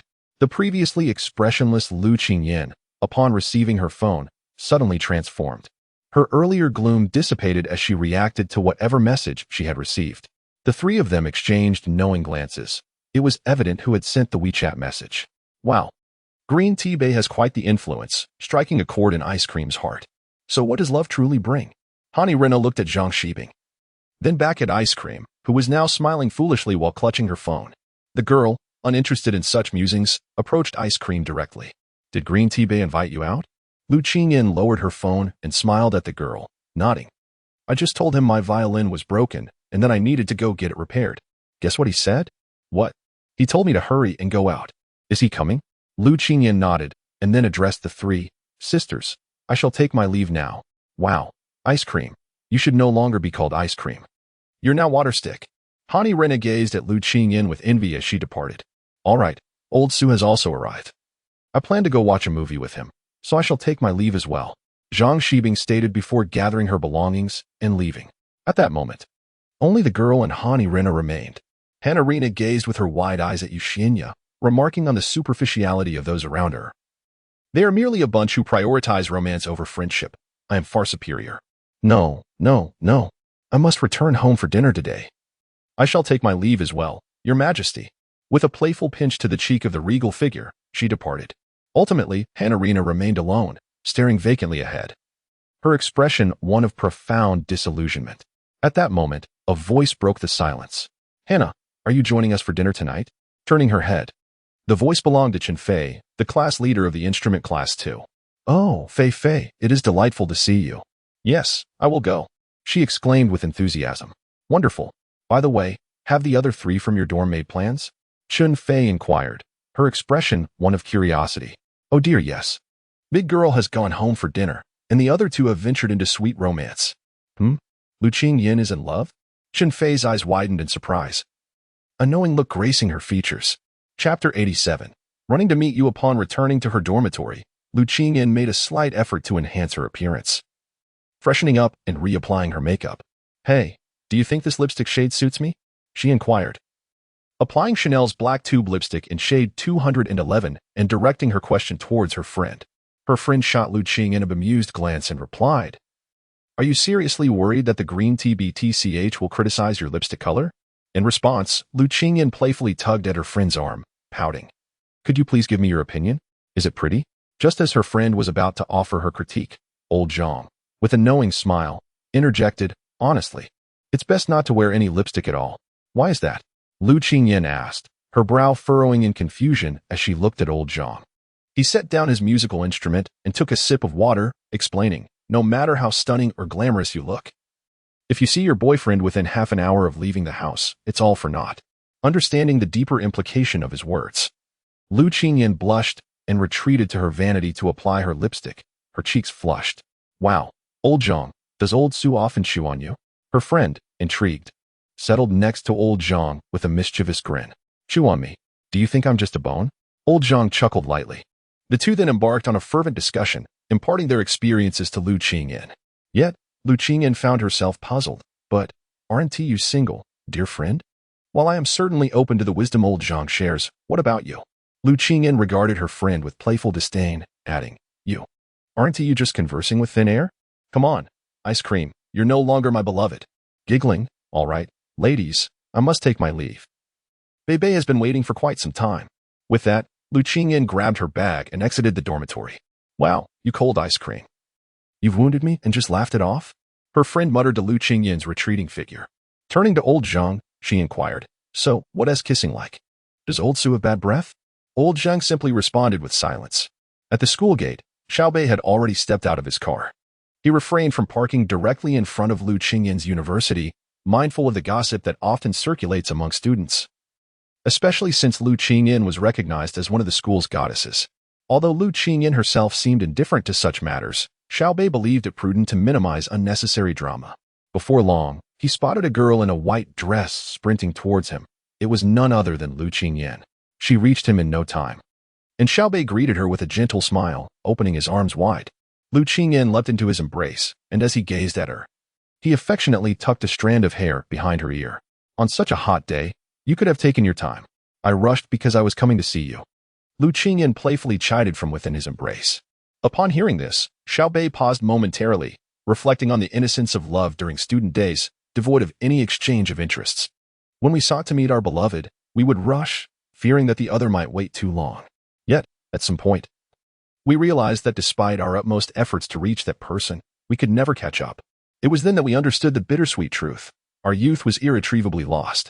Much like playing hopscotch, one might slow down to jump through the squares they once traversed, but there is no returning to that youthful exuberance. In a past life, Xiao Beih too cherished a girl deeply, only to find that his pace had faltered, leaving him to softly utter, My youth has come to an end. Perhaps tinged with a hint of regret, he would add, Forgive me, for I have not achieved greatness in my youth. Regaining his train of thought, Xiao Beih embraced Lu Qingyin tightly. Little Qingyin, are you a bit distracted today? Lu Qingyin, nestled in Xiao Bei's arms, blinked in surprise before breaking into a sweet smile. Indeed, some people are ignoring me. But here I am, let us go. Today, my time is yours. Humph, you wicked rascal, does that mean today is entirely mine? All right, it's all yours. With laughter, they clasped hands and made their way to the car. Xiao Beih opened the passenger door for Lu Qingyin, letting her enter first. Once she settled in, he feigned fastening her seatbelt while subtly adjusting the electric seat. Soon, Lu Qingyin sensed something amiss as the seat moved forward, bringing her face dangerously close to Xiao Bei's. Noting the mischievous glint in his eyes, she realized his playful intent. As their faces drew near, their noses nearly touching, Lu Qingyan shyly smiled and leaned in for a kiss. In that moment, she recalled old Zhang's earlier words, "In half an hour, your lipstick will be gone." But now, there was no half hour to spare, just a few fleeting minutes, and her lipstick would vanish. "You rascal, always up to mischief." After the kiss, Lu Qingyan playfully tapped Xiao Bei's shoulder. "You've called me a rascal, so how could I not live up to that title?" They playfully tussled in the front seat for a while before Xiao Bei declared, "Let us go. I'll take you to get your violin repaired." The Yiqing Pavilion is a renowned establishment recommended by many instructors at the Shanghai Conservatory of Music, specializing in musical instruments. After parking, Xiao Bei took Lu Qingyan's hand in one of his while carrying the violin case in the other. It was only today that he discovered Lu Qingyan studied the violin. "Ah, splendid. It is such an elegant form of music." As they entered the shop, they were greeted by a refreshing coolness, a stark contrast to the summer's sweltering heat outside. The proprietor possesses a distinct personality, operating a musical instrument store, yet exudes a decidedly rock-inspired aura. He is a middle-aged gentleman, adorned with long hair, leather trousers, leather shoes, and vibrant short-sleeved shirts. To be frank, Xiao Bei occasionally finds it difficult to comprehend the sartorial choices of those immersed in the arts. While one might deem him fashionable, he often appears somewhat incongruous. Conversely, when he graces the stage, he emanates an undeniable charisma. Thus, the essence of trends is truly not something that can be easily grasped by the average individual. "Brother Yi, my violin's tone is off, and the tuning peg is slipping. Let me take a look. Brother Yi, this is my boyfriend, Xiao Bei. Xiao Bei. This is the cousin of Daniel, Yifeng." Chapter 88. The treasure boy Xiao Bei was taken aback to discover that this distinctly stylish young man was actually Yi Xianya's brother. However, recalling Yi Xianya's personality, he soon came to terms with it. "Hello, Brother Yi," Xiao Bei greeted, extending his hand, but Yifeng merely cast a fleeting glance at him, devoid of warmth. Perceiving a palpable hostility emanating from the man before him, Xiao Bei chose not to probe further. Instead, he picked up the nearby violin and remarked, "A Suzuki violin. Quite impressive." Lu Qingyan had also noticed the apparent discord between Yifeng and Xiao Bei, and she cast a tentative look at Xiao Bei. He smiled faintly, signaling that all was well.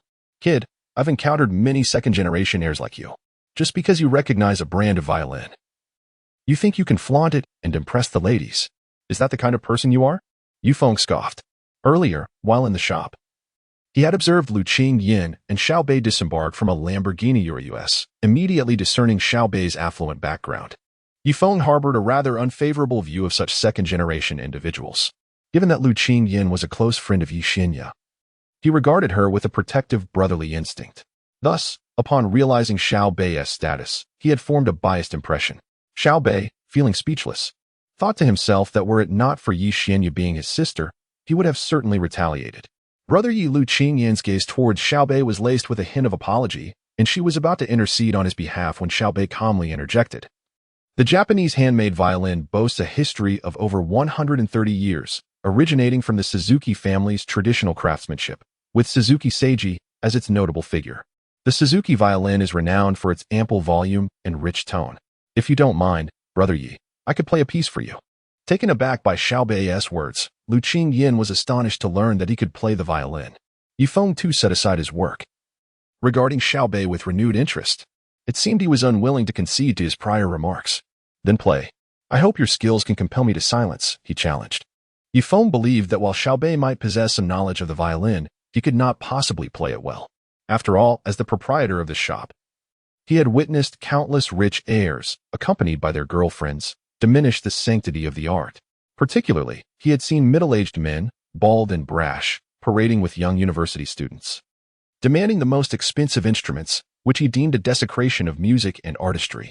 "Well then, Brother Yi, I shall not hold back," Xiao Bei replied with a slight smile. Lu Qingyan, sensing the tension between the two, felt increasingly out of her depth. She tugged gently at Xiao Bei's arm. "Bei, Brother Yi is not only the owner of this violin shop, but was also the principal violinist of the National Orchestra. You do not worry. This is perfect, as it allows Brother Yi to provide guidance."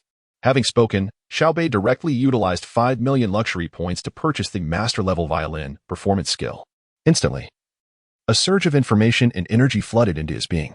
Previously ignorant of the violin, he now felt as though he had practiced for decades. Not only did he possess a profound understanding of the instrument, but he also harbored a unique interpretation of it. A master violinist represents the pinnacle of artistic achievement on this planet. Renowned violinists are all masters. The reason their performances evoke vivid imagery is due to their distinctive insights. Much like singing, where a fresh-faced performer may sing a song adequately, yet an artist like Eason Chan can imbue it with depth and narrative, the same principle applies here. Observing Xiao Beih's confidence, Lu Qingyan refrained from discouraging him. Her curiosity piqued as to whether he truly possessed this talent. "All right, I shall reveal my inadequacies," Xiao Beih declared, preparing to perform the first part of Paganini's 24 Caprices. After uttering this, he positioned the violin against his left jaw and shoulder. Often, a connoisseur can discern proficiency from the very posture taken. Lu Qingyan was momentarily taken aback by the standard of his hold on the instrument, while Yifeng, though initially skeptical, felt a flicker of intrigue, knowing all would hinge on the execution, especially with such a demanding piece. And so it began. With a smile, Xiao Beih addressed the pair and slowly began to draw the bow across the strings. As the sound of the violin resonated, Lu Qingyan instinctively covered her mouth, astonished at Xiao Beih's genuine ability. Since it was just the beginning, Yifeng maintained his composure. However, as the performance reached its crescendo, the pace quickened. At that moment, Xiao Beih executed a small jump bow, seamlessly transitioning to an octave harmonic. "Perfect chord change," Yifeng exclaimed. Lu Qingyan, equally startled, quickly retrieved her phone to capture the moment, eager to document Xiao Beih's performance. Though throwing the bow is fundamental, achieving such rapid execution as Xiao Beih was no small feat as the performance soared to its peak. An array of dazzling techniques unfolded before Yifeng and Lu Qingyan. Even music enthusiasts browsing the shop paused to watch. At that moment, the entire music store held its breath, all eyes fixed upon Xiao Beih. The most astonished of all was Yifeng, who could no longer afford to underestimate Xiao Beih. He found himself internally chuckling at his previous arrogance, realizing that his self-righteousness applied to himself. Lu Qingyan, still a student, could only perceive about 70 to 80% of the performance's brilliance. Yet Yifeng, as one of the country's elite violinists, possessed a discerning eye. He could clearly see that Xiao Beih was navigating the piece with remarkable ease, something he himself struggled to achieve. In the melodies woven by Xiao Beih, he discerned the essence of his demeanor. It was a manifestation of the adage that while all others succumb to intoxication, he remains sober. A spirit that embodies the ambition to ascend to the pinnacle and gaze down upon the mountains below. 15 minutes later, Xiao Beih's performance drew to a close. The final note executed with impeccable precision, as if it were meant to be handled in such a manner. Once Xiao Beih concluded his recital, the patrons in the establishment erupted into applause. Lu Qingyan, disregarding the astonishment of the crowd, rushed forward to embrace Xiao Beih. "Beih," she exclaimed, "what have you been concealing from me? Are you the blue fatty? Is there nothing you cannot do?" Xiao Beih longed to retort, "Do not idolize me. I merely possess a system, a mere legend." At that moment, Yifeng emerged from the reverie induced by Xiao Beih's artistry and approached him directly. "Master Xiao," he said, "I was reckless earlier, and I offer my sincerest apologies. I should not have held myself in such high regard." Chapter 89, if you like it. By it at this moment, in Yifeng's eyes, Xiao Beih had already ascended to the level of a master violinist. Upon hearing Yifeng's words, Xiao Beih was momentarily taken aback. He quickly responded, "Brother Yi, you flatter me. I merely made a fool of myself. If that qualifies as making a fool of oneself, then what should we consider our own efforts?" Yifeng replied with a wry smile. Lu Qingyan observed the interaction between the two and smiled gently before adding, "All right. You both should stop being modest. You are both far superior to me." Upon hearing Lu Qingyan's words, Yifeng and Xiao Beih exchanged a glance and smiled, dispelling any previous discomfort.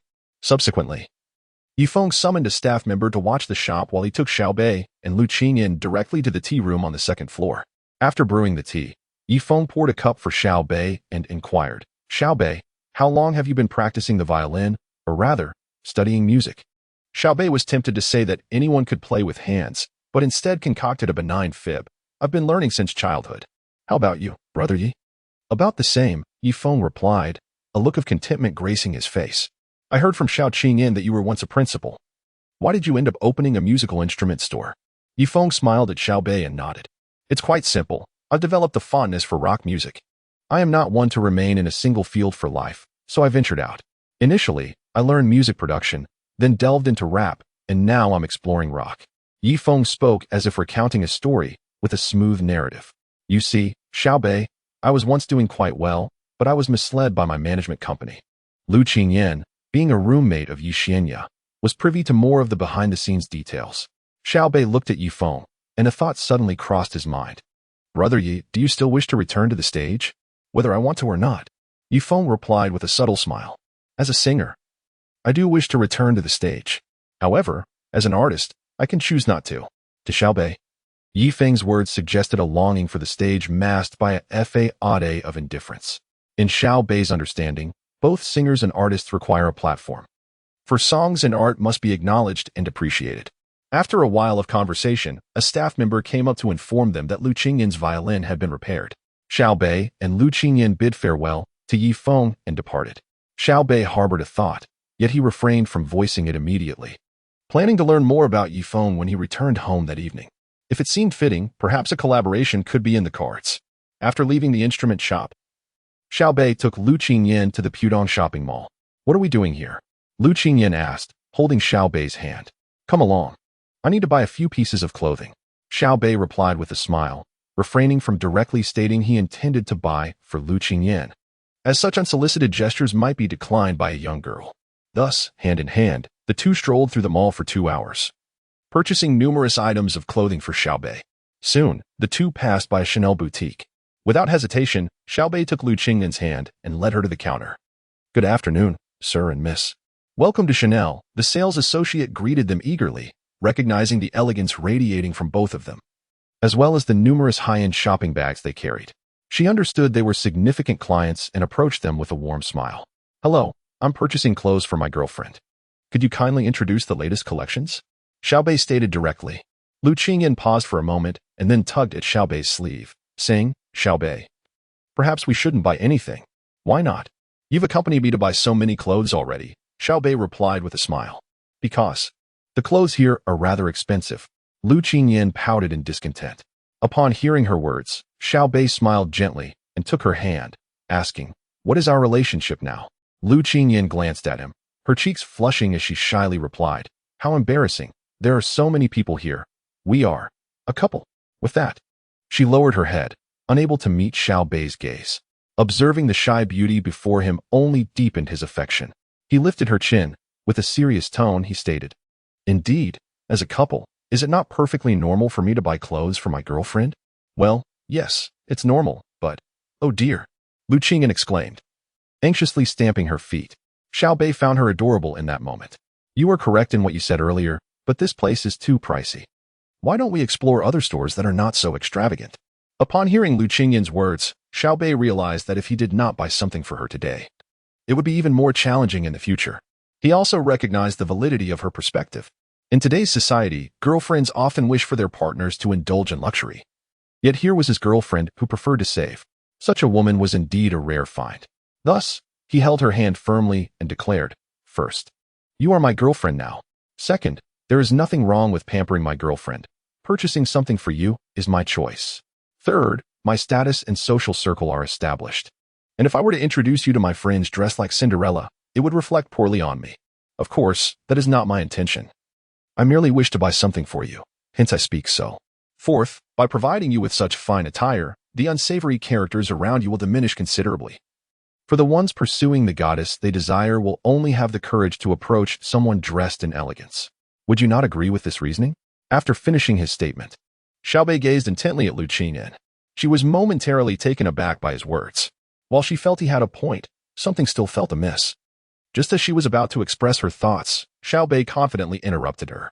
If you refuse my gift, it implies that you think little of me or harbor no affection. Upon hearing Xiao Bei's words, Lu Qingyan felt a surge of anxiety. She promptly grasped Xiao Bei's hand and shook it, exclaiming, Silly, I surely like you, and I will love you immensely. Now that you have professed your love, will you still reject my affection? Xiao Bei fixed his gaze on Lu Qingyan and queried. At his words, Lu Qingyan's spirit deflated, and she pouted, saying, All right, I will buy it. After all, it's not my money, so I shall treat you to it. With that, she waved her arm playfully.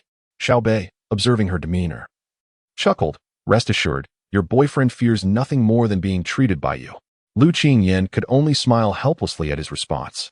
Xiao Bei then took Lu Qingyan's hand, and they wandered through the Chanel store. Soon, He spotted a white pleated dress and imagined how exquisite it would look on Lu Qingyan. He beckoned to his salesperson. "Good day, sir. How may I assist you? Please fetch that dress for me. I would like my girlfriend to try it on." "Certainly." The salesperson, enviously glancing at Xiao Beih, acknowledged the request. It was well known that this dress was the latest seasonal design and quite pricey.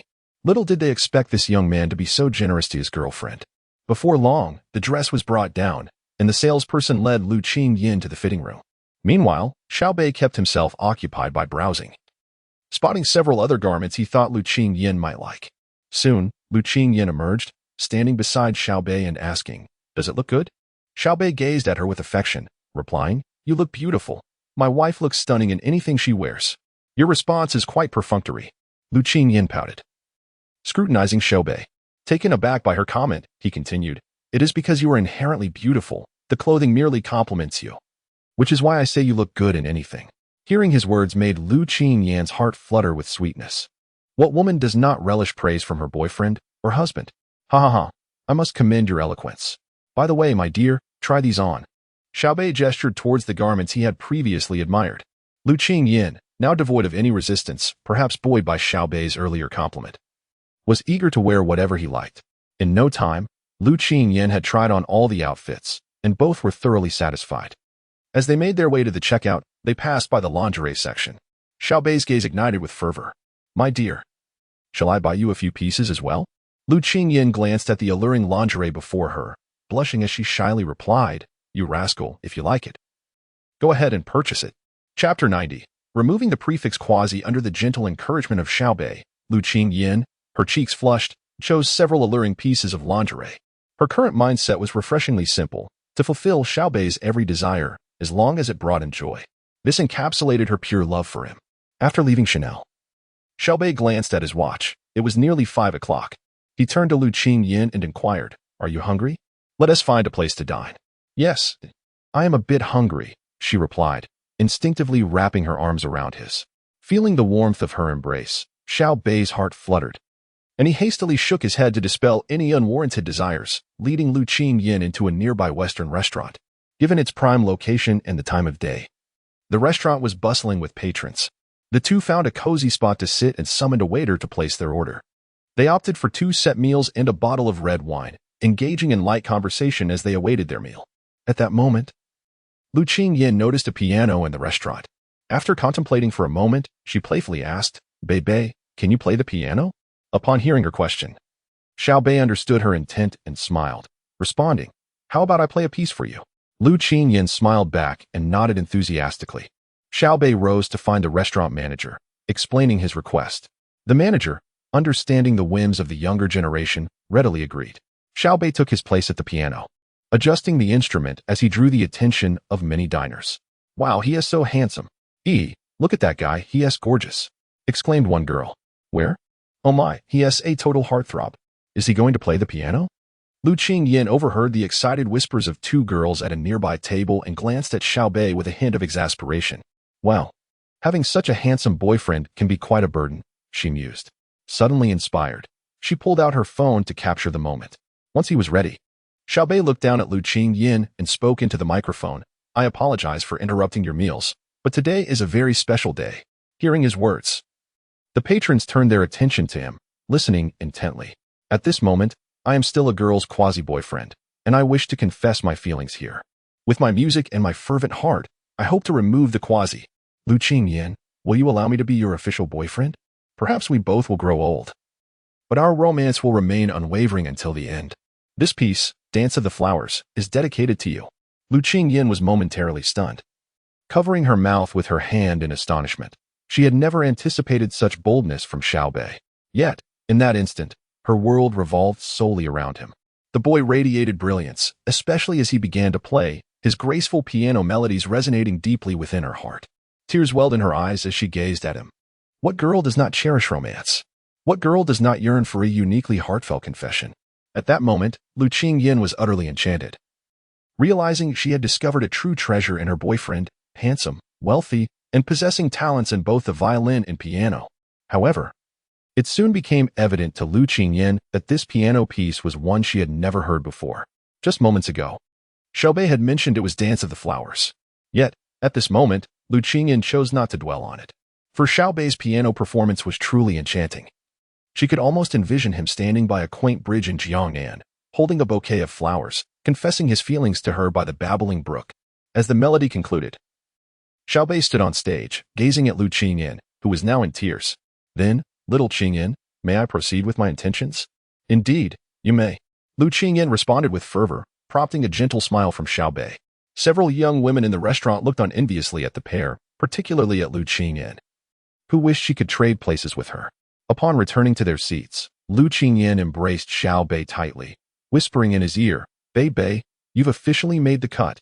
Xiao Beih smiled softly in response. The two then shared a delightful meal in the restaurant, basking in each other's affection.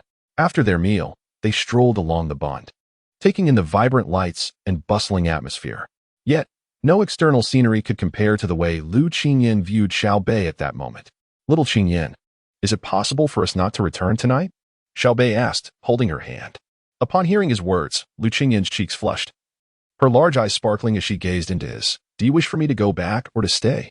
"Stay, of course," Xiao Beih replied, his gaze fixed intently upon her. Lu Qingyan, entranced by his words, shyly nodded in agreement. Upon returning to their hotel, Xiao Beih immediately enveloped Lu Qingyan in his arms. As he held her close, he marveled at her slightly flushed face, her tempting lips, and the delightful pressure of her form against him. Unable to resist leaning down to kiss her enticing mouth, Lu Qingyan transitioned from initial shyness to a more liberated demeanor, quickly finding herself cradled in Xiao Beih's arms as he carried her into the room. At that moment, she resembled a flower poised to bloom. Bei, turn off the lights," Lu Qingyan commanded. "Ah?" Xiao Beih replied, a hint of recognition in his voice. "Am I not to be taken seriously, you foolish man?" Ji Qinglan interjected.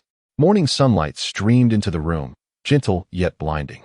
Xiao Beih awoke to find it was still before 8 a.m., with Lu Qingyan peacefully asleep in his embrace. Carefully extricating his numb arm, he inadvertently stirred the sleeping beauty. "What time is it?" Lu Qingyan mumbled, her eyes still hazy with slumber. Seeing her awake, he playfully pinched her adorable little nose, saying, "From this moment on, you must call me husband." Upon hearing Xiao Bei's words, Lu Qingyan's cheeks visibly reddened, yet she sweetly responded, "Husband." In the morning, amidst such an enchanting atmosphere, could anyone remain indifferent to a beautiful woman calling them husband? One could fill volumes with what follows. By 11 a.m., under Lu Qingyan's wistful gaze, Xiao Beih escorted her back to school. Unable to do otherwise, the two originally desired to indulge in each other's company. However, due to Lu Qingyan's rehearsal obligations, her gaze now bore a hint of melancholy. After escorting Lu Qingyan to school, Xiao Beih found himself at a loss regarding his next destination. Returning to his car, he contemplated whether to call old Su to have him bring over the drone when his phone suddenly buzzed with 2 WeChat notifications. One was from Ji Qinglan. "Darling, the company has been registered and we just received the business license. When will you return? Perhaps I should come to the magical city to see you." The other message read, Xiao, are you still in the magical city?" Chapter 91. Another legendary figure upon receiving 2 messages on his phone. A smile crept upon Xiao Bei's lips. Before departing from Hangzhou, he had instructed Ji Qinglan to register a company for him, aptly named Stellar Venture Capital. In his previous life, Xiao Bei dabbled in the realm of industry, but was acutely aware of the terrifying power of capital. In this lifetime, he aspired to be the Buffett of Xia country, yet he would not emulate anyone. He would forge his own path. His ambition soared towards the vast expanse of stars and seas. Xiao Bei chose not to respond to Ji Qinglan via WeChat. Instead, he directly placed a call. "Hello, dear." A melodious voice resonated from the other end. It was none other than Ji Qinglan. "My love, have you missed me lately?" Xiao Bei, far from being a stereotypical man, artfully sidestepped direct inquiries about business matters. After all, she had tirelessly run around, and now that he had finally called, he dove straight into the subject. Indeed. Upon hearing Xiao Bei's words, Ji Qinglan felt a sweet warmth within her heart, and she coyly replied, "I do. Oh, how I miss you." "Well, what do you miss about me?" he teased. "Everything. I long for your return, to sleep in your embrace," Ji Qinglan playfully exclaimed. At her words, a fire ignited in Xiao Bei's belly, and he nearly succumbed to the temptation of rushing back to Hangzhou for an impassioned encounter. However, he managed to restrain himself. "Be good. Once I settle matters in the bustling city, I will return to be with you." "How long will that take?" she queried, her voice tinged with a hint of grievance as she lounged in her office courtyard in Hangzhou. If any employees were to witness this scene, they would surely be astonished. Their usually stoic Xiao was now behaving like a delicate woman, indulging in playful banter. By the way, my dear, are you free at the moment? What is it, darling? Are you plotting something mischievous? Xiao Beih was momentarily taken aback. What on earth? You are Ji Qinglan, the aloof campus belle. What has gotten into you? You're being rather flirtatious. What about your usual disposition? Just wait until I return. I shall have my way with you. But for now, there are pressing matters at hand. I am free. Go ahead and speak, Ji Qinglan replied, knowing full well that Xiao Beih had something serious to discuss. Her playful teasing was merely a bait to draw him in.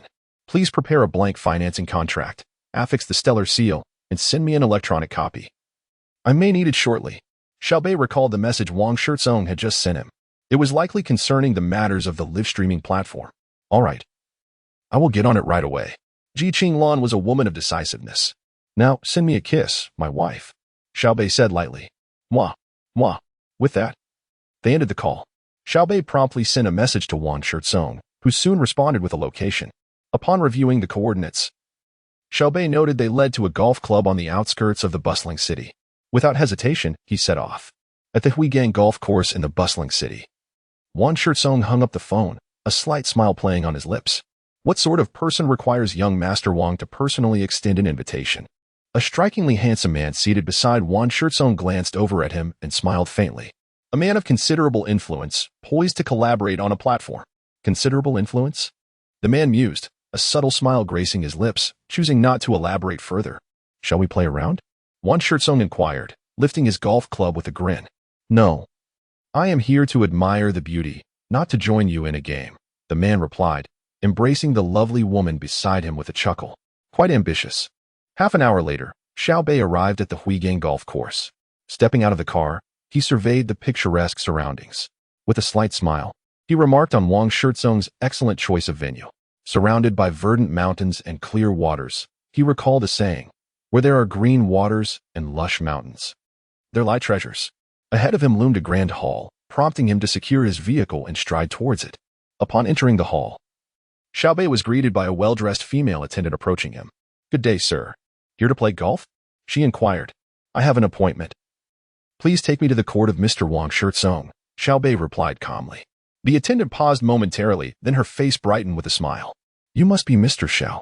This way, please. Mr. Wang has already informed us of your arrival. Very well, lead the way, Xiao Beih responded, following her to the golf course. Upon exiting the hall, they boarded a shuttle for visitors. Seated at the rear, Xiao Beih gazed at the surrounding scenery, feeling a profound sense of tranquility.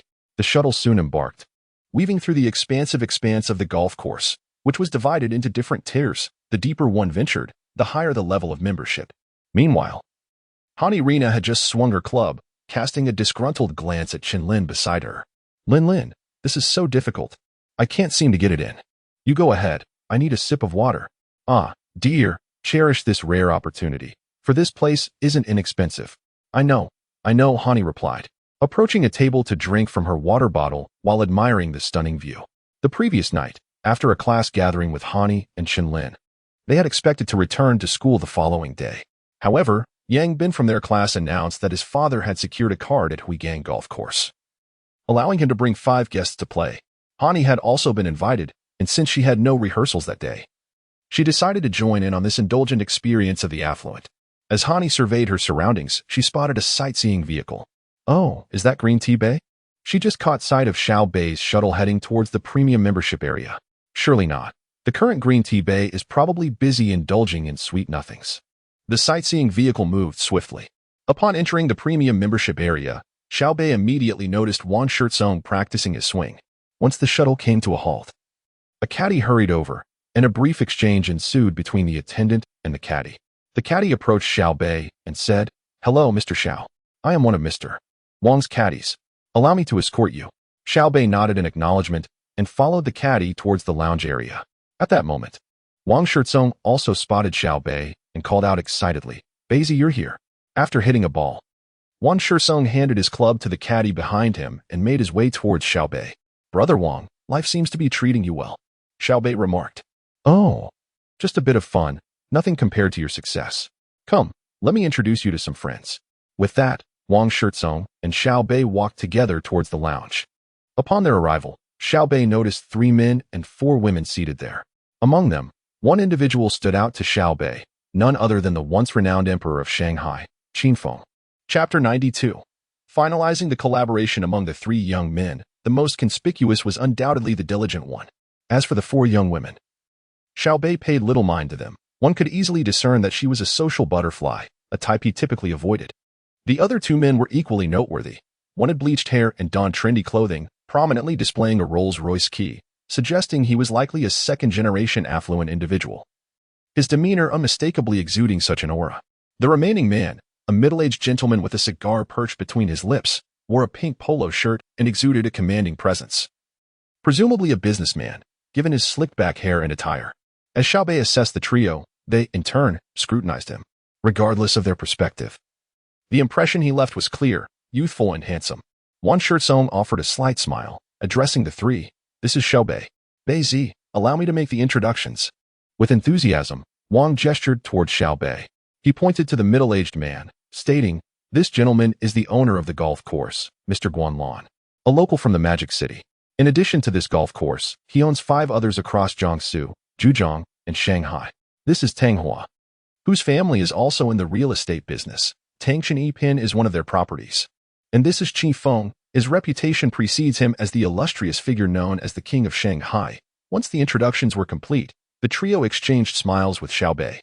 As the saying goes, one does not strike a smiling face. Thus, Xiao Beih reciprocated their greetings before taking a seat beside Wang Shizong. Beih, the reason I summoned you today primarily concerns our previous discussion. Chen Shi has returned to Hangqing, and we have successfully established a partnership. Once my platform is operational, he will send artists to join us, Wang Shizong conveyed, his gaze fixed on Xiao Beih. The venue has already been secured at the financial hub of Pudong. As for the shareholders, they are myself, Chen Shi, and Tang Hua. Now, we only await your involvement. I have no objections, Xiao Beih replied nonchalantly. Excellent. That is precisely what I was hoping to hear. However, in addition to your investment, I must trouble you with another matter, Wang Shizong remarked, glancing between Xiao Beih and Qin Feng. Go ahead, Xiao Beih said, producing a pack of cigarettes and offering one to each person. While sharing a cigarette seemed inconsequential. The trio paused momentarily upon receiving Xiao Beih's offering. The cigarettes were sourced directly from his uncle, Xiao Xian. Xiao, your influence is substantial. This is quite the special supply, Tang remarked, his previous disdain dissipating as he regarded Xiao Beih with newfound respect. Qin Feng merely smiled, maintaining a cheerful demeanor, though his gaze lingered on Xiao Beih, revealing his contemplative thoughts. Only Guanlan and Wang Shizong were not merely taken aback but genuinely astonished. As a seasoned businessman, Guanlan had some understanding of special supplies. The privilege of receiving such cigarettes was not afforded to just anyone. They were typically reserved for individuals of considerable power and influence. At that moment, Guanlan's expression towards Xiao Beih shifted to one of cautious regard. A young master of such stature was not someone to be trifled with. Wang Shizong, having lived long in the imperial capital, was also aware of the significance of such exclusive cigarettes. It appears I underestimated Xiao Beih. In truth, Xiao Beih did not anticipate that a mere cigarette would significantly alter the attitudes of several individuals. Nonetheless, even if their attitudes did not change, it mattered little to him. If they could play along, then they would, and if not, they could simply disperse. He had nothing to lose. Beih, as you are aware, running a live streaming platform necessitates not only having hosts, but also a capable guild. My vision is for you, along with Qin Feng and Boss Guan, to establish a guild together. As a shareholder and co-founder, during the initial phase, the platform can offer you an 80 rebate, and once the platform flourishes, we could split the profits evenly. Wang Shizong continued, and upon hearing this, Xiao Beih furrowed his brow slightly. The fact that he could invest in this platform was already a favor to Wang Shizong, or rather, to Chen Shi. After some contemplation, Xiao Beih replied, I will simply invest in the company. In the initial rounds, I may even lead the investment, as I wish to enter through my venture capital firm. The company currently has no intention of investing in a guild. Xiao Beih articulated his reasoning with clarity, ensuring he did not offend anyone while still expressing his viewpoint. Although he had come to understand his identity, it did not grant him the liberty to act recklessly. It was precisely because of his background that he needed to exercise caution. After all, one cannot betray their own family. At the very least, Xiao Beih intended to avoid provoking trouble, but should anyone provoke him, that could not hold him accountable. This was a source of considerable frustration for him. Had his third uncle not sought him out, Xiao Beih could have easily declined without needing to utter any grandiloquent excuses. Upon hearing Xiao Beih's words, Wang Shizong, rather than being offended, was instead elated. Their initial discussion centered around investment, yet now Xiao Beih suggested leading the financing round. This was far preferable to having Xiao Beih manage the guild. Very well, Beih, since that's your perspective, let Qi Feng and Boss Guan take charge of the guild. Wang Shizong decisively stated. Subsequently, Xiao Beih and Wang Shizong negotiated an investment of 25 million for a 25% stake in the guild. Thus, Wang Shizong's Panda live streaming platform had an initial investment of 100 million, with Wang contributing 55 million for a 50% stake, Xiao Beih with 25 million for 25%, and Qin Shi with 20 million alongside talent investments for another 25%. This perfectly amounted to the required 100 million in startup capital. Xiao Beih also signed the contract with Wang Shizong on the golf course, of course, entering the investment under the name of Xingchen Venture Capital. After finalizing the agreement, the group engaged in further discussion. Just then, Qin Feng's phone rang. He glanced at his phone and answered, "Hello, what's up? All right, bring them over. Just come right in." After hanging up, Qin Feng smiled and said, "A little brother is bringing a few girls over for dinner this afternoon." The others had no objections. "Beih, I heard you bought a LaFerrari?" Qi Feng inquired with a grin, looking at Xiao Beih. Xiao Beih felt a bit puzzled. This should have been Qi Feng initiating conversation with him since he arrived here. "Yes, I bought one," he replied. "Have you driven it today?" Qi Feng continued to ask. "It's gathering dust in Hangzhou." Xiao Beih sighed in resignation and remarked, "I heard from Qin Shi that you are acquiring vehicles." "Indeed, does Qin Gu possess a car?" Qin Feng glanced at Xiao Beih and replied, "I do not, but I am currently in the UAE for an auto show, where a remarkable vehicle is said to be featured. Are you interested?" "Remarkable? How remarkable?" "Only 7 exist globally. Can you guess which one it is?" "Lycan?" Xiao Beih pondered for a moment and could only come up with that model. "Yes, if you are interested, we could go together next month." "Let's discuss it then. I will see if I can take leave next month, for I am still a student." A chorus of laughter erupted. "Ha ha ha, Beih, after our lengthy conversation. You seem quite composed. I never imagined you were still in school." "Guan Ge, I am much like you. I thought Beih merely appeared youthful." "My apologies. I neglected to mention that our Beih is still a university student." Chapter 93. Xiao Beih, save me upon hearing the words. Xiao Beih could only manage a bemused smile. At that moment, a diligent young man approached the industrious fellow, cheerfully suggesting, "Brother Qin, the ladies tonight are of exceptional quality. Shall we go take a look?" They've already been brought to the private room. With a faint smile, Qin turned to the group and declared, "Let us go. It's time for dinner. I'm utterly exhausted." Soon, under the guidance of this man, they arrived at the clubhouse of the golf course. As Xiao Beih stepped inside, he found himself at a loss for words. The room was filled with women clad in scanty attire, each casting flirtatious glances at Wang Shizong and Qin. In truth, Xiao Beih felt neither aversion nor particular fondness for such scenes. In his past life, he had preferred pursuits of a more challenging nature. He had little interest in this monetary indulgence. Typically, gatherings of affluent second-generation elites were replete with women, and whether one could take someone home depended solely on one's abilities. This clubhouse, to put it plainly, resembled a more upscale KTV. After settling down, they ordered some food and commenced their revelries.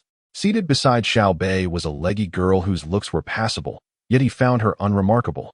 At that moment, Guanlon approached Xiao Beih and initiated a conversation. "Beih, do you have a moment to chat?" Feeling a bit bored, Xiao Beih smiled and replied, "Brother Guan, what would you like to discuss?" "You mentioned you own a venture capital firm?" Guanlon inquired with a smile. "Indeed. Please, feel free to share your thoughts," Xiao Beih responded with a nonchalant smile.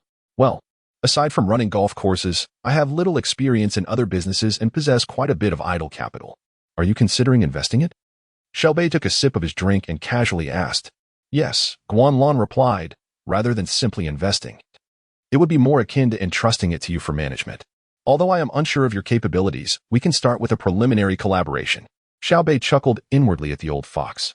A wealthy individual who has successfully managed numerous golf courses in the Yangtze River Delta surely has his own investment channels. Would anyone believe otherwise? Xiao Beih certainly did not. It seemed likely that Guanlon sought to cultivate a relationship with him.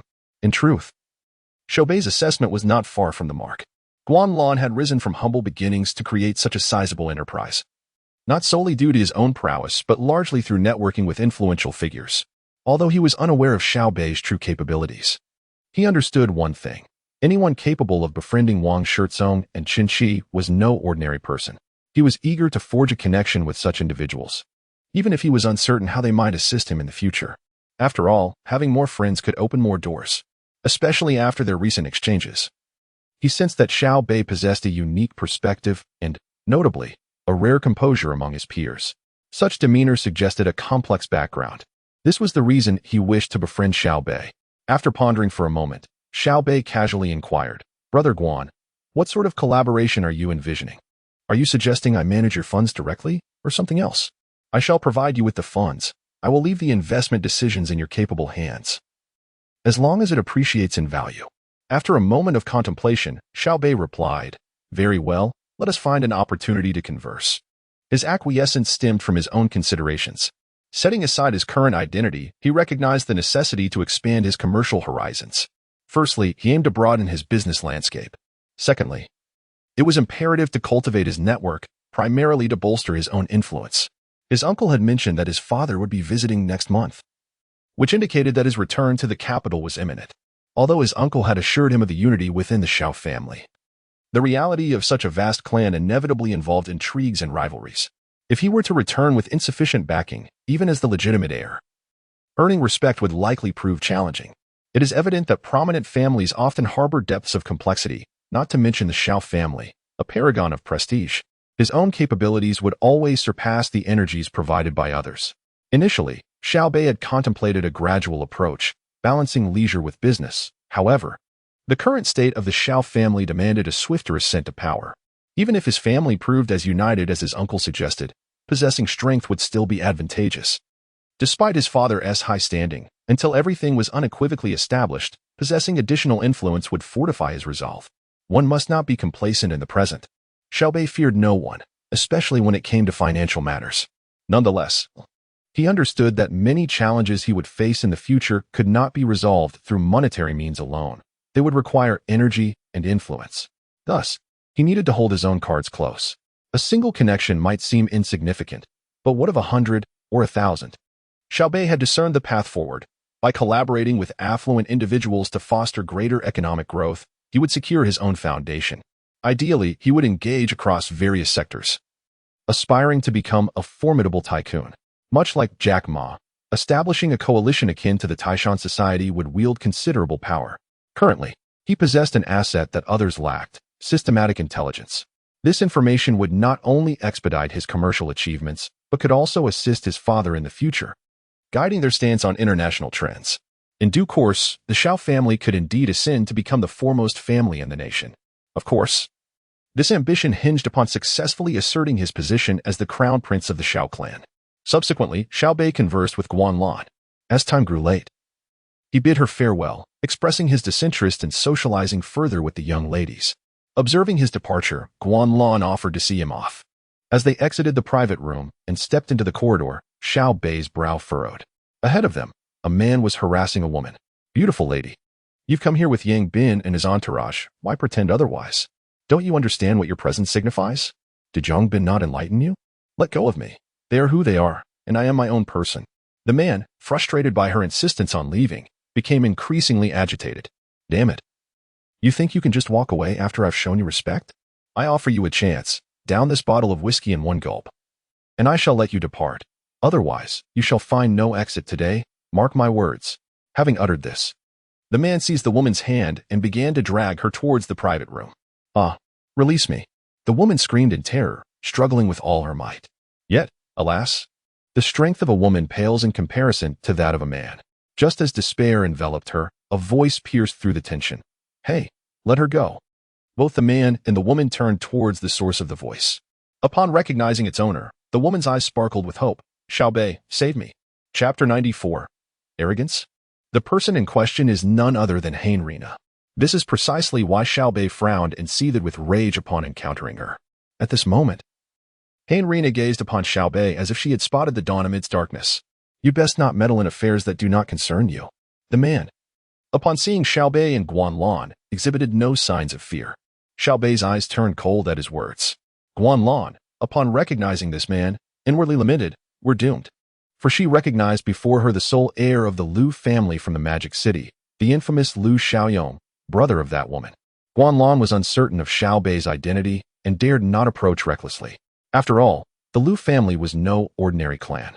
Even Wang Shizong dared not act arrogantly in their presence.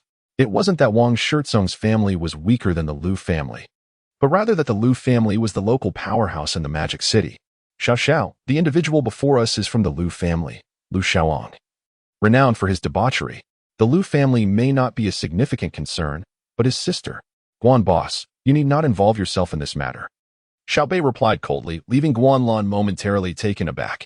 She realized she had inadvertently put Xiao Beih in an awkward position, having previously referred to him as Brother Guan and now as Boss Guan. However, Guanlan found herself powerless. The Lu family was backed by a colossal force. In that brief moment, Lu Xiaoyong, noticing Xiao Beih's silence, smirked.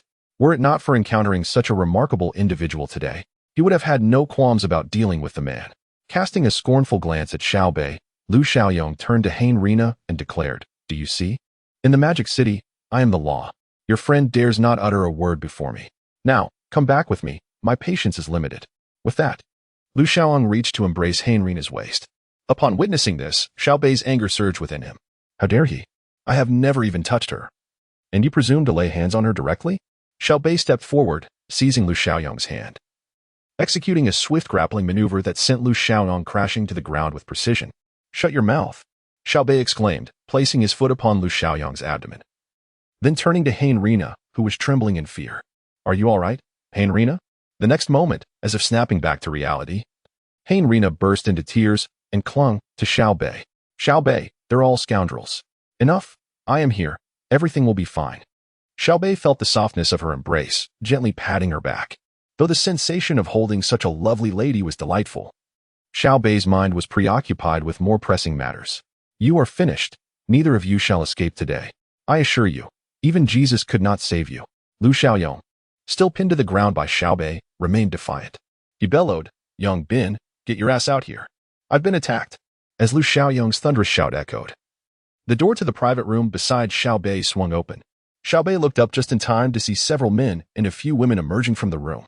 The women's faces were flushed, their eyes glazed, clearly indicating that they had not engaged in virtuous activities within. The leading figure among them, a man with bleached hair named Yang Bin, upon spotting Lu Xiaoyong sprawled on the floor beneath Xiao Beih, suddenly shook off his drunken stupor. Lu stopped shouting. "First, take care of this brat. If anything goes awry, I will take responsibility." Lu Xiaoyong, lying on the ground, glared furiously and shouted, "What the hell? You've got guts to lay hands on Lu Xiaoyong? Get him." Yang Bin called to the young men behind him.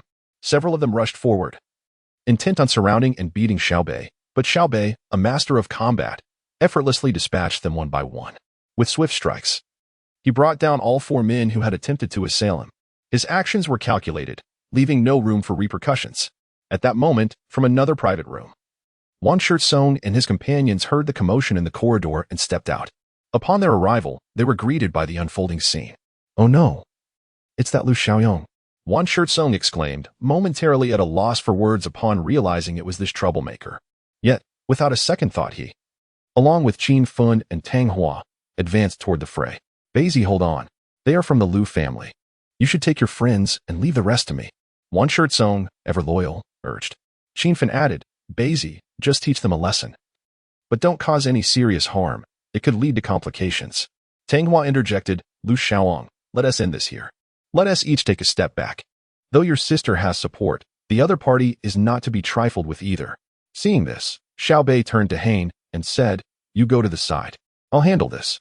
Hein, unaccustomed to such scenarios, trembled slightly, looking at Xiao Beih with concern.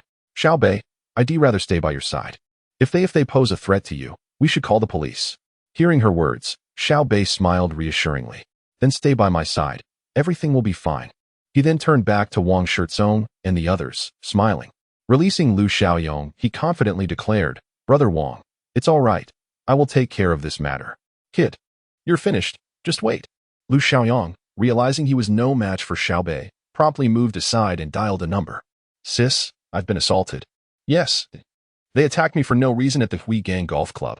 Hurry up. If you don't arrive soon, I might just get beaten to death." The onlookers in the corridor were speechless upon hearing Lu Xiaoyong's words. Clearly, he was the instigator of the chaos, yet he claimed to have been attacked without cause. At that moment, Wang Shizong stepped forward and said, "Beih, do not falter later. I refuse to believe that the person behind her sister would disregard our dignity and deal with you. You are finished once my sister arrives. You will all face the consequences." Tang Hua's expression suddenly darkened. "Lu Xiaoyong, do not presume that with your sister backing you, you can dare to shout at me. Your sister is merely an ordinary friend of that person. Does she truly consider herself significant?" Lu Xiaoyong's countenance shifted immediately, and he let out a cold laugh. "Do not concern yourself with who I am. Rather, you should ponder this. If a conflict arises between us today, will your family spare you? Tang Hua, you are well aware that in the presence of that individual, your family is hardly impressive." Chapter 95, Dare or Not? Upon hearing Lu Xiaoyong's words, Tang Hua's expression darkened instantly. He cast a glance at Lu Xiaoyong's arrogant face, his hands clenched tightly. Yet, he found himself at a loss for words. Lu Xiaoyong was indeed correct. He was nothing more than a mere buffoon in Tang Hua's eyes. However, should he take action against Lu Xiaoyong, he would have to consider the formidable figure behind his sister. In comparison to that individual's influence, Tang Hua felt woefully inadequate. In truth, Tang Hua was not fearful of that person. Being young, one inevitably harbors a bit of fiery spirit. The worst-case scenario could be a mutual demise. But what would follow? How would his family contend with the inevitable retaliation? Tang Hua was acutely aware that if he dared to act, that individual's family could effortlessly bring his own conglomerate to ruin in an instant. Thus, in this predicament, despite his disdain for Lu Xiaoyong, he found himself utterly powerless. At this moment, he could only close his mouth in a sullen silence, his eyes betraying a hint of frustration. Similarly, Qin Feng felt the weight of the situation. Were it not for that individual standing behind, they would not even regard Lu Xiaoyong as a threat, let alone the Lu family. At this moment, Xiao Beih discerned that the figure behind Lu Xiaoyong's sister was no ordinary person. Had he encountered such a dilemma previously, he might have dealt with it as he did with Lin Fan. However, now that he was aware of his own TZ identity, he felt an undeniable sense of confidence. He still had his uncle's number on his phone. Unless the other party belonged to the elite ranks of 1 to 7, they were simply not a match for him. Even if they were from 1 to 7, Xiao Beih believed he could extricate himself from the situation unscathed. His status far surpassed that of the Lu family. If the opposition was not foolish, they would not dare to offend him over a mere Lu. This was the source of Xiao Beih's current confidence. At that moment, Wang Shizong approached him. "Beih, do not worry. If it comes to it, I can always call my father." Although Wang Shizong spoke with bravado, he still felt a twinge of insecurity. In truth, both Wang Shizong and Qin Feng were astute.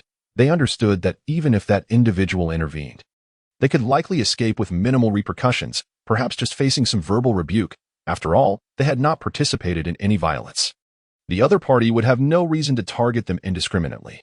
Furthermore, their relationship with Lu Xiaoyong was already antagonistic, and they had no desire to curry favor with that individual. Their actions were also motivated by a desire to gauge Xiao Beih's true standing. If Xiao Beih's background proved substantial, they would gain a formidable ally.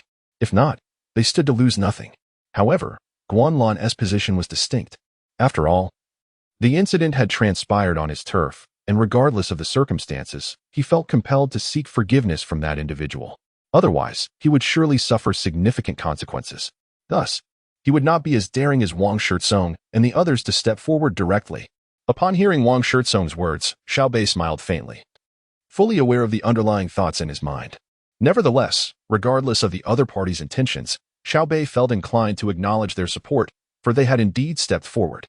Colleague Xiao Beih truly does not mind showcasing his prowess. Otherwise, leaving the other party to speculate would only lead to discontent should a partnership form, only for a betrayal to occur later. "Brother Wang, Brother Qin, Brother Tang, thank you. I shall take care of this matter," Xiao Beih declared. He then turned to the side and inquired of Hein Rina, "What is the situation today? Please enlighten me." At that moment, Hein Rina, standing beside Xiao Beih, felt an unprecedented sense of security. Thus she began. "Initially, yesterday, I was at a gathering with Chun Lin and the others from Class 2, planning to return to school early this morning. However, at that moment, that yellow-haired Yangbin claimed to possess a membership card for this place, allowing him to bring a few people for a round of golf. He insisted that we girls join him. At first, everything seemed fine. Everyone was playing golf. But later, Yang Bin received a phone call and let us hear. Upon entering, he mentioned that friends were waiting inside to sing. Yet, upon my arrival, I realized it was not as I had imagined. Yang Bin and Qin Lin were already acquainted, intending to ensnare me into their scheme to recruit me for Lu Xiaoyong's illicit endeavors at school. Upon hearing this, Xiao Beih maintained his composure, having heard of such antics from the second generation in his past life. However, Hain's subsequent remark ignited a fierce anger within him. Qin Lin had just mentioned that next time she would use the same method to bring popsicles. After Hain finished speaking, she glanced at Xiao Beih. He, however, wore a cold expression. He then coldly asked, "Who is Qin Lin?" Hain Rina pointed to a woman currently standing at the entrance of the private room. Without uttering a word, Xiao Beih approached Qin Lin. Under the gazes of her and her entourage, and with a swift motion, he delivered a resounding slap. Instantly, the corridor fell silent. Qin Lin, now clutching her face, looked upon Xiao Beih with a mixture of terror, her eyes seeking assistance from Lu Xiaoyong. I typically refrain from striking women, but you are no longer human. You are a demon. Do you realize how many lives you are ruining with your actions? Confronted by Xiao Beih's inquiry, Qin Lin dared not respond, for she understood that the Xiao Beih before her was not one to provoke. She could only wait for Lu Xiaoyong's sister to arrive, for that would be the moment for her revenge. Thus, she did not cry, merely covering her face, her eyes darkly fixed upon Xiao Beih. You truly believe you are someone of importance, do you not? Lu Xiaoyong, witnessing his accomplice being struck, immediately sought to confront Xiao Beih. At that moment, he had forgotten that just moments ago, Xiao Beih had him pinned to the ground. Hearing this, Xiao Beih turned, casting a cold glance at Lu Xiaoyong. And you? Do not be hasty. I shall deal with you today as well. Although Xiao Beih may be a rogue, he is sincere towards each of his women. It can be said that both Lu Qingyin and Ji Qinlan are his Achilles heels. This young man before him had already set his sights on Lu Qingyin.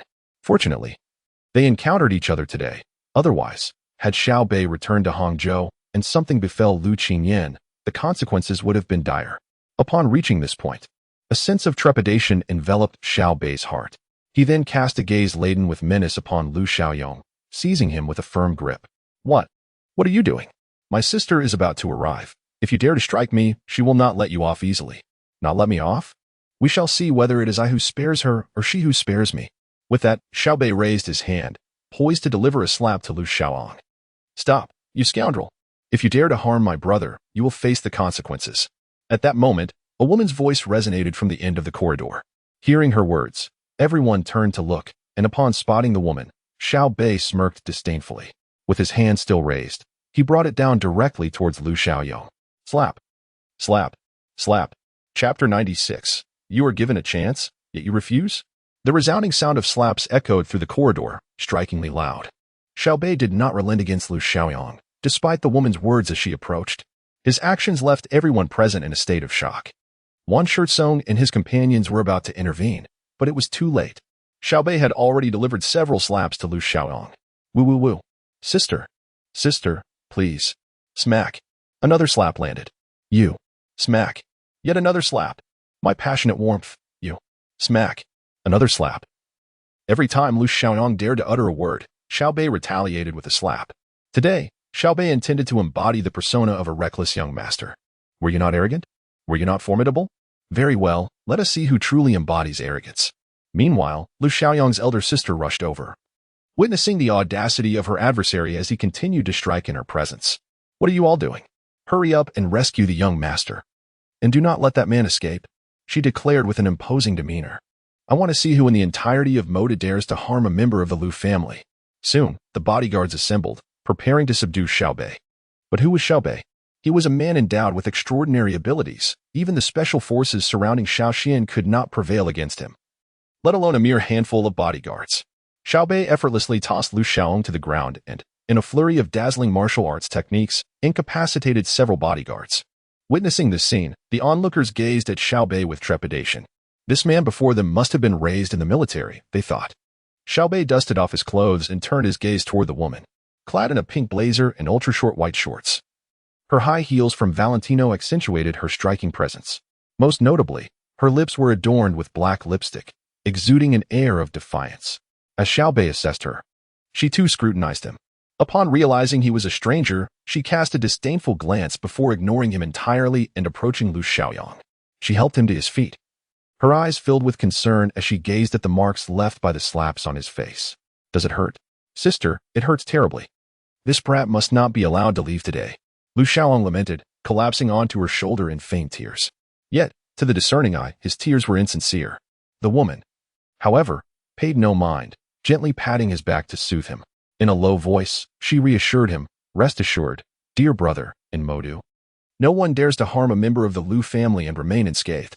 Sister, I want him dead. Lu Xiaoyong's words brought a flicker of joy to his sister's heart, and she gestured toward Xiao Beih. You too, support the young master. She commanded the bodyguards who had just regained their footing. As the two bodyguards assisted Lu Xiaolong to his feet, the woman turned her icy gaze toward Xiao Beih. Are you skilled in combat? She inquired. Mediocre, at best, Xiao Beih replied nonchalantly. What use is skill when one navigates this world? It's power and connections that truly matter. Do you possess either? Do you know who my brother is? I care not for your origins, your family, or your connections. In the bustling metropolis of Magic City, whether you are a dragon or a tiger, you will bow down before me. The woman spoke coldly, as if she had already determined Xiao Beih's fate. Lu Sipin, Xiao Xiao is my guest, Wang Shirtsong interjected. Silence. She snapped. Our grievances are ours alone. No one can intervene. Lu Sipin, the eldest daughter of the Lu family, a prominent figure in Magic City, was not only exceptionally talented but also possessed a ruthless nature. She displayed a fierceness towards her enemies and an even greater ruthlessness towards those vying for power, such as her stepmother. Though she was a woman, she bore the audacity of a man. Thus, when Wan Shirtsong attempted to defend Xiao Beih, she offered him no respect whatsoever. The Lu family of Magic City is quite arrogant, Xiao Beih remarked. Arrogance stems from confidence. In this world, the strong prey upon the weak. You can either sever your own limbs or await my associates to deal with you.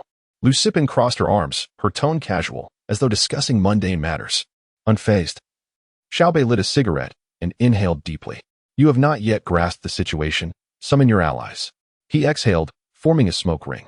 In my territory, you cannot flaunt your bravado. Even as a woman, that is unacceptable. After finishing his cigarette, Xiao Beih continued, as an older sister. It is your prerogative to defend your brother, but are you aware of his actions? Before Lu Sipin could respond, Lu Xiaoyong, still supported by the bodyguards, erupted in anger. How dare you speak of my sister? He exploded. What nonsense are you spouting? What have I done? Speak up. Do you think you can intimidate me? Do you even know who you are dealing with in Magic City?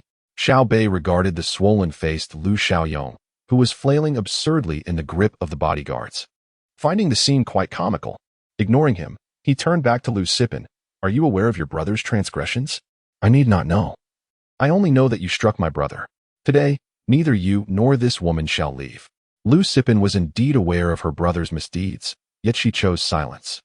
In this world, strength and connections allowed one to act with impunity, and dissent was best swallowed. At that moment, Pain Rina, standing behind Xiao Beih, felt the weight of Lu Sipin's imposing presence. Though fear gripped her, her face flushed with indignation, tears brimming in her eyes, she looked anxiously towards Xiao Beih. At this moment, she felt an overwhelming sense of regret, questioning her decision to come here. If she had chosen to stay away, would the events of today have transpired? Xiao Beih noticed Pain Rina's concern and offered her a gentle smile as he positioned himself protectively behind her, conveying a silent assurance that she need not worry with him by her side. He then turned his gaze towards the arrogant Lu Sipin and spoke softly. It seems there is nothing left to discuss, is there? Xiao Beih's tone was calm, devoid of any tremor. You have two choices, sever your own limbs, or I shall render you incapacitated. Lu Sipin's voice was icy. In response, Xiao Beih suddenly broke into a grin. I had hoped for a civil conversation, yet it appears you are unwilling to accept reason. Very well, summon those who stand behind you. Let me be clear, your Lu family holds no stature in my presence. I grant you the opportunity to make a call, but time is of the essence. You may dismiss my words as jest, yet should the appointed hour arrive with no one at your side, your family will suffer the consequences of your defiance. Mark my words. Chapter 97, the one behind. After Xiao Beih spoke, an aura of authority emanated from him, directly confronting Lu Sipin. Although the essence of such presence is intangible and imperceptible, it undeniably exists. Lu Sipin was momentarily taken aback, her gaze fixed upon Xiao Beih's eyes, which were as tranquil as a still pond, betraying no hint of concern despite her status as the eldest daughter of the Lu family. There are only two types of individuals who can maintain such composure. 1, an oblivious youth, and 2, someone imbued with formidable confidence backed by significant power. In Lu Siping's perspective, Xiao Beih could not possibly be the former. Firstly, the naive youth would never associate with the likes of Wang Shizong, Qin Fun, and Tang Hua. Secondly, a foolhardy individual would lack the commanding presence exhibited by Xiao Beih. Nevertheless, despite these contemplations, Lu Siping felt no fear. Perhaps the forces behind you are indeed more formidable than the Lu family, yet the thought of the influential figure supporting her instilled a sense of assurance within her. Xiao Beih observed Lu Siping, silently hoping that when that person arrives, she would still exude such calmness. Lu Siping harbored unwavering confidence in the individual behind her, not blind confidence. For that person was indeed a figure at the pinnacle of the pyramid in Xia country. Without further ado, Xiao Beih declared, "I shall await your supporter in the private room. Remember, you have only 10 minutes. With that, he took the hand of Hein Rina and strode towards the private room where Wang Shizong and the others were gathered. Wang Shizong, Qin Fun, and Tang Hua exchanged glances before following Xiao Beih into the room. At this moment, the corridor was left with only Lu Xiaoyong's group, Lu Siping, and the bystander Guanlan. Guanlan glanced at Lu Siping and spoke, "Miss Lu, it was my oversight that your esteemed son encountered trouble at my establishment. I will cover the subsequent medical expenses." Guanlan's intent in making this statement was to prevent Lu Siping from directing her anger towards him. He found himself in a precarious position, unwilling to align with either party, simply accepting his misfortune. Lu Siping regarded Guanlan with a cool gaze and then inquired meaningfully, "Mr. Guan, do you know the background of the other party?" At this, Guanlan found himself in a dilemma. Though Lu Siping appeared to be questioning him, she was, in fact, pressuring him to choose sides, a choice that was impossible to make. If he remained silent now, the Lu family would not spare him later. However, Guanlan had already slightly offended Xiao Beih. After a moment's hesitation, he replied to Lu Siping, "The individual is named Xiao Beih. I do not know his exact origins, but he is a friend of Wang Shizong and Chen Qi from Hangqing. By the way, there is something I am unsure of whether it is true." Guanlan seemed to recall something and continued, while chatting in the private room. Wang Shizong mentioned that Lin Fan from Hangqing was taken down by a single phone call from him. Upon hearing this, Lu Siping's previously indifferent expression suddenly darkened.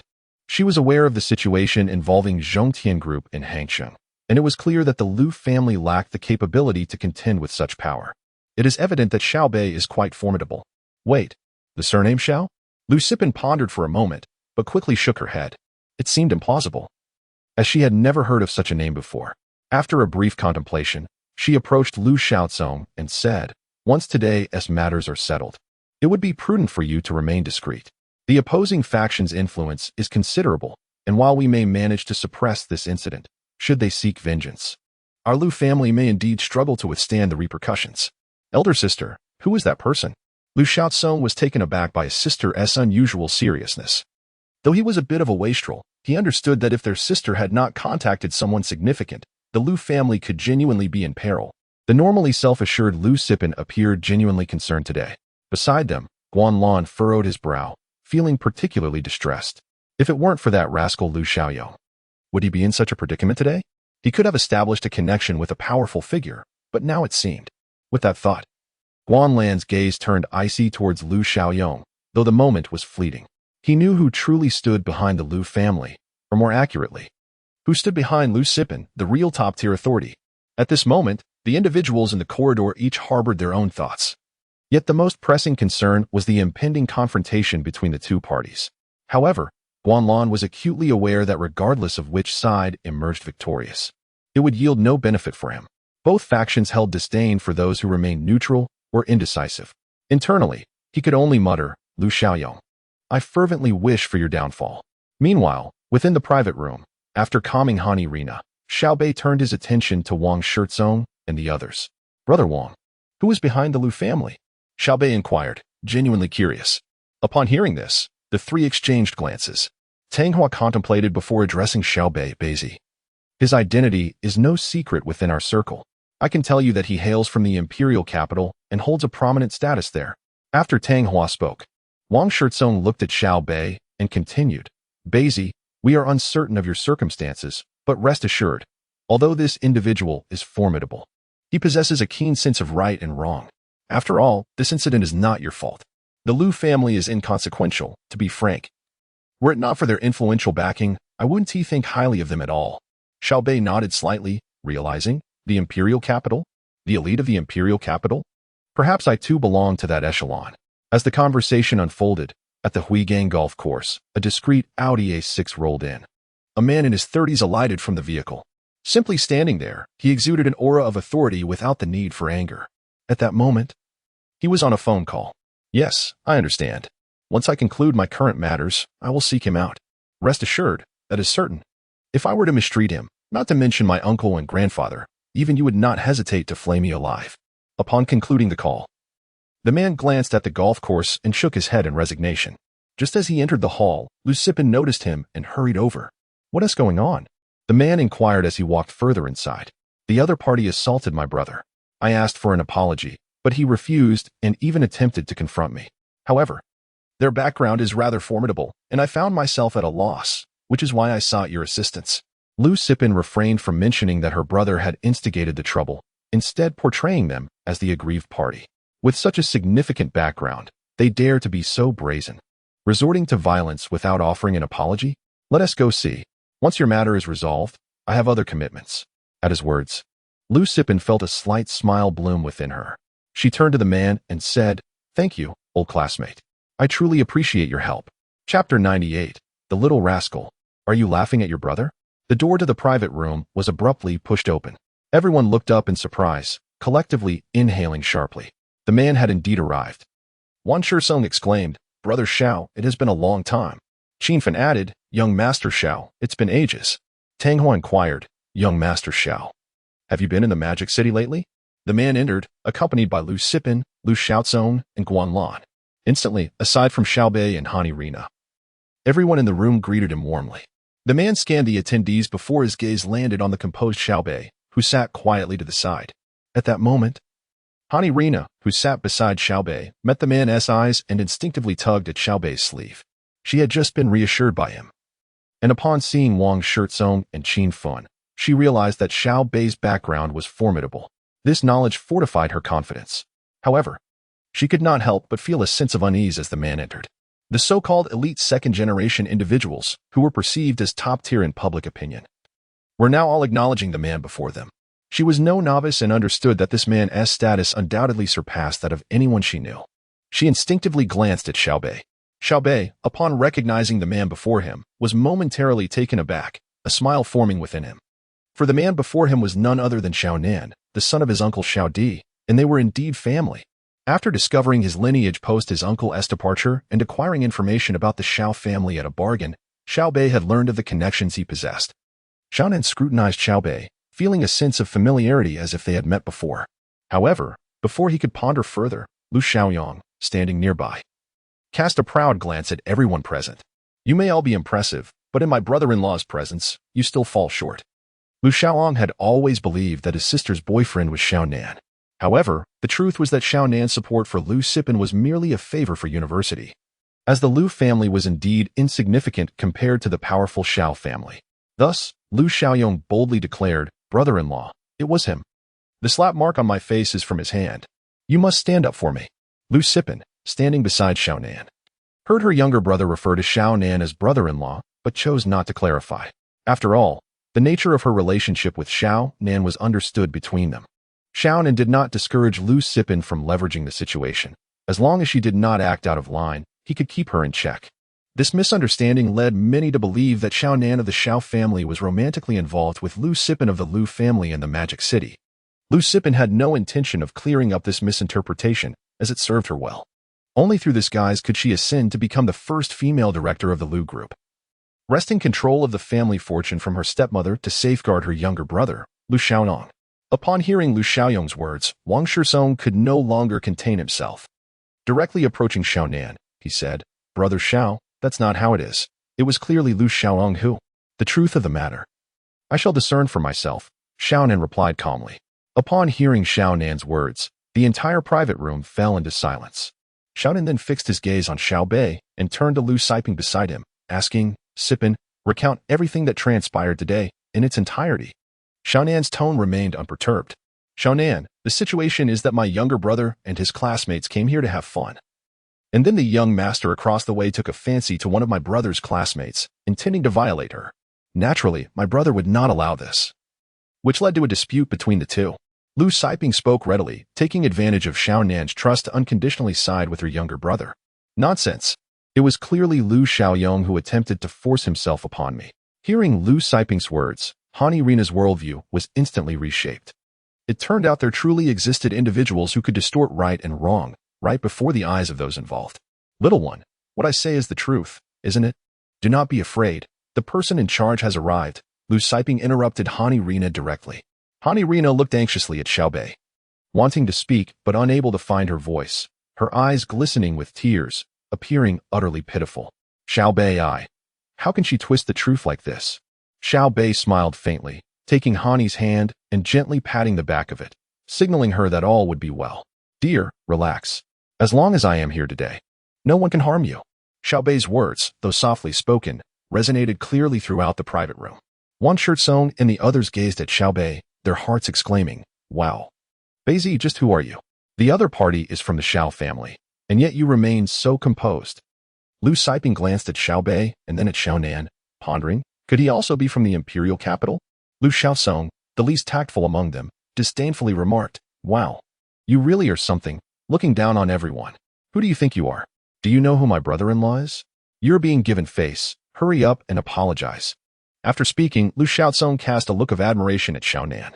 Upon hearing Xiao Bei's words, Xiao Nan shot him a glance, smiling as he looked at Xiao Beih. Then shook his head with a grin, for he had realized who stood before him. Initially uncertain, but upon hearing that girl referred to Xiao Beih, he understood that this familiar man was none other than Xiao Beih, his own cousin, and the TZ of the Xiao family whom he was about to seek out. Xiao Beih, upon encountering Xiao Nan, also smiled faintly. Brother-in-law, look at him. Doesn't he regard you at all? He. Slap. The sound of a resounding slap echoed throughout the private room, instantly shocking everyone present as they turned to stare at Xiao Nan. Lu Xiaozong looked on in terror at Xiao Nan, while Lu Siping's mind struggled to comprehend the scene before her. Staring at her brother who had just been struck by Xiao Nan, she incredulously gazed at Xiao Nan and exclaimed, Xiao Nan, you. Now, Lu Siping, apologize at once. Upon uttering these words, everyone was taken aback, gazing at Xiao Nan with profound astonishment. What does this mean? Were you not invited here by Lu Siping? Why is it like this now? For a moment, the crowd found themselves momentarily bewildered. Hearing this, Lu Siping, though uncertain of the reasons, complied and pulled Lu Xiaozong over, casting a complex look towards Xiao Beih, who was seated on the sofa. Xiao, we sincerely apologize. It is our fault. We should not have exaggerated the matter. Nor should we have acted recklessly. Xiao Beih remained silent, directing his attention towards Xiao Nan. Noticing this, Xiao Nan smiled faintly, you clever little rascal. It seems you recognized me from the very start, didn't you? So, what is your plan? Are you here to enjoy the spectacle of your brother's folly? Chapter 99, The Dust Settles Boom. As Xiao Nan's words resonated, every individual present was left in utter shock. Among them, the Lu siblings experienced the most profound astonishment. Lu Xiaoyong bent over, trembling, directing a fearful gaze towards Xiao Beih, who sat calmly on the sofa, beads of sweat forming on his forehead. What was he doing? Had he bullied Xiao Nan's brother? Even Lu Siping turned her astonished gaze towards Xiao Beih, whose demeanor exuded composure. She realized that she had indeed encountered a formidable opponent. Yet a thought flickered in her mind. Since Xiao Beih was Xiao Nan's brother, could this situation possibly be a misunderstanding? At that moment, Guanlan felt an intense mix of shock and inner turmoil. He mentally berated himself. Guanlan, you have missed a golden opportunity for ascendance. He then shot a cold glance at Lu Xiaoyong, realizing that this insufferable brat would soon find himself without Xiao Nan's protection. And he relished the thought of how the Lu family would fare then. The trio of Wang Shirtsong, Tang Hua, and Qin Fun were the most delighted. They exchanged astonished glances. Wang Shirtsong exclaimed, haha, we bet right. Tang Hua added, who would have thought? Qin Fun remarked, we should treat Beizi with more respect from now on. The three were secretly exhilarated, for they understood the significance of the Xiao family, even if they were unsure of Xiao Bei's exact standing within it. However, judging by Xiao Nan's current demeanor, it was evident that Xiao Beih held a position of considerable importance, at least equal to that of Xiao Nan. Upon hearing Xiao Nan's words, Xiao Beih smiled wryly. I too did not foresee our encounter in this setting. Just moments ago, my third uncle called me, asking me to meet you later. Yet here we are ahead of schedule. The exchange between the two bore no signs of discretion from the onlookers. All right, brother, we shall converse further later. For now, let us address the Lu siblings, who are rather audacious. I am unaware of your relationship with them, But brother, I must inform you that they have committed numerous misdeeds under the guise of the Xiao family's name. Just now, they even spoke falsehoods. Would you prefer to handle this? Or shall I? Xiao Beih spoke calmly, observing his cousin for the first time, curious about how he would respond. It was crucial for individuals of their stature to cherish their reputation. Simultaneously, Xiao Beih sought to discern whether Xiao Nan was merely a reckless scion or a person of discernment, as this would influence his future attitude towards him. With Xiao Bei's return to the Xiao family now a foregone conclusion, he needed to adopt the mindset of a member of the Xiao clan. Under the current circumstances, Xiao Beih would not tolerate any transgressions. He had encountered too many disheartening situations in his past life, such as the infamous "my father is Li Gang," and he would not permit a recurrence of such disgrace. Upon hearing Xiao Bei's words, Xiao Nan shook his head with a wry smile. Ah, you are forcing me to slap my own face, but who can blame you when you are the family's prized treasure? The room collectively gasped at the revelation of the family's prized treasure. It appears that Xiao Bei's status now seems to surpass that of Xiao Nan. Guan Lan maintains her usual indifferent demeanor, while Wang Shizong and the others are filled with exhilaration. Just one Xiao Nan could render them breathless. And now Xiao Bei's standing is even loftier.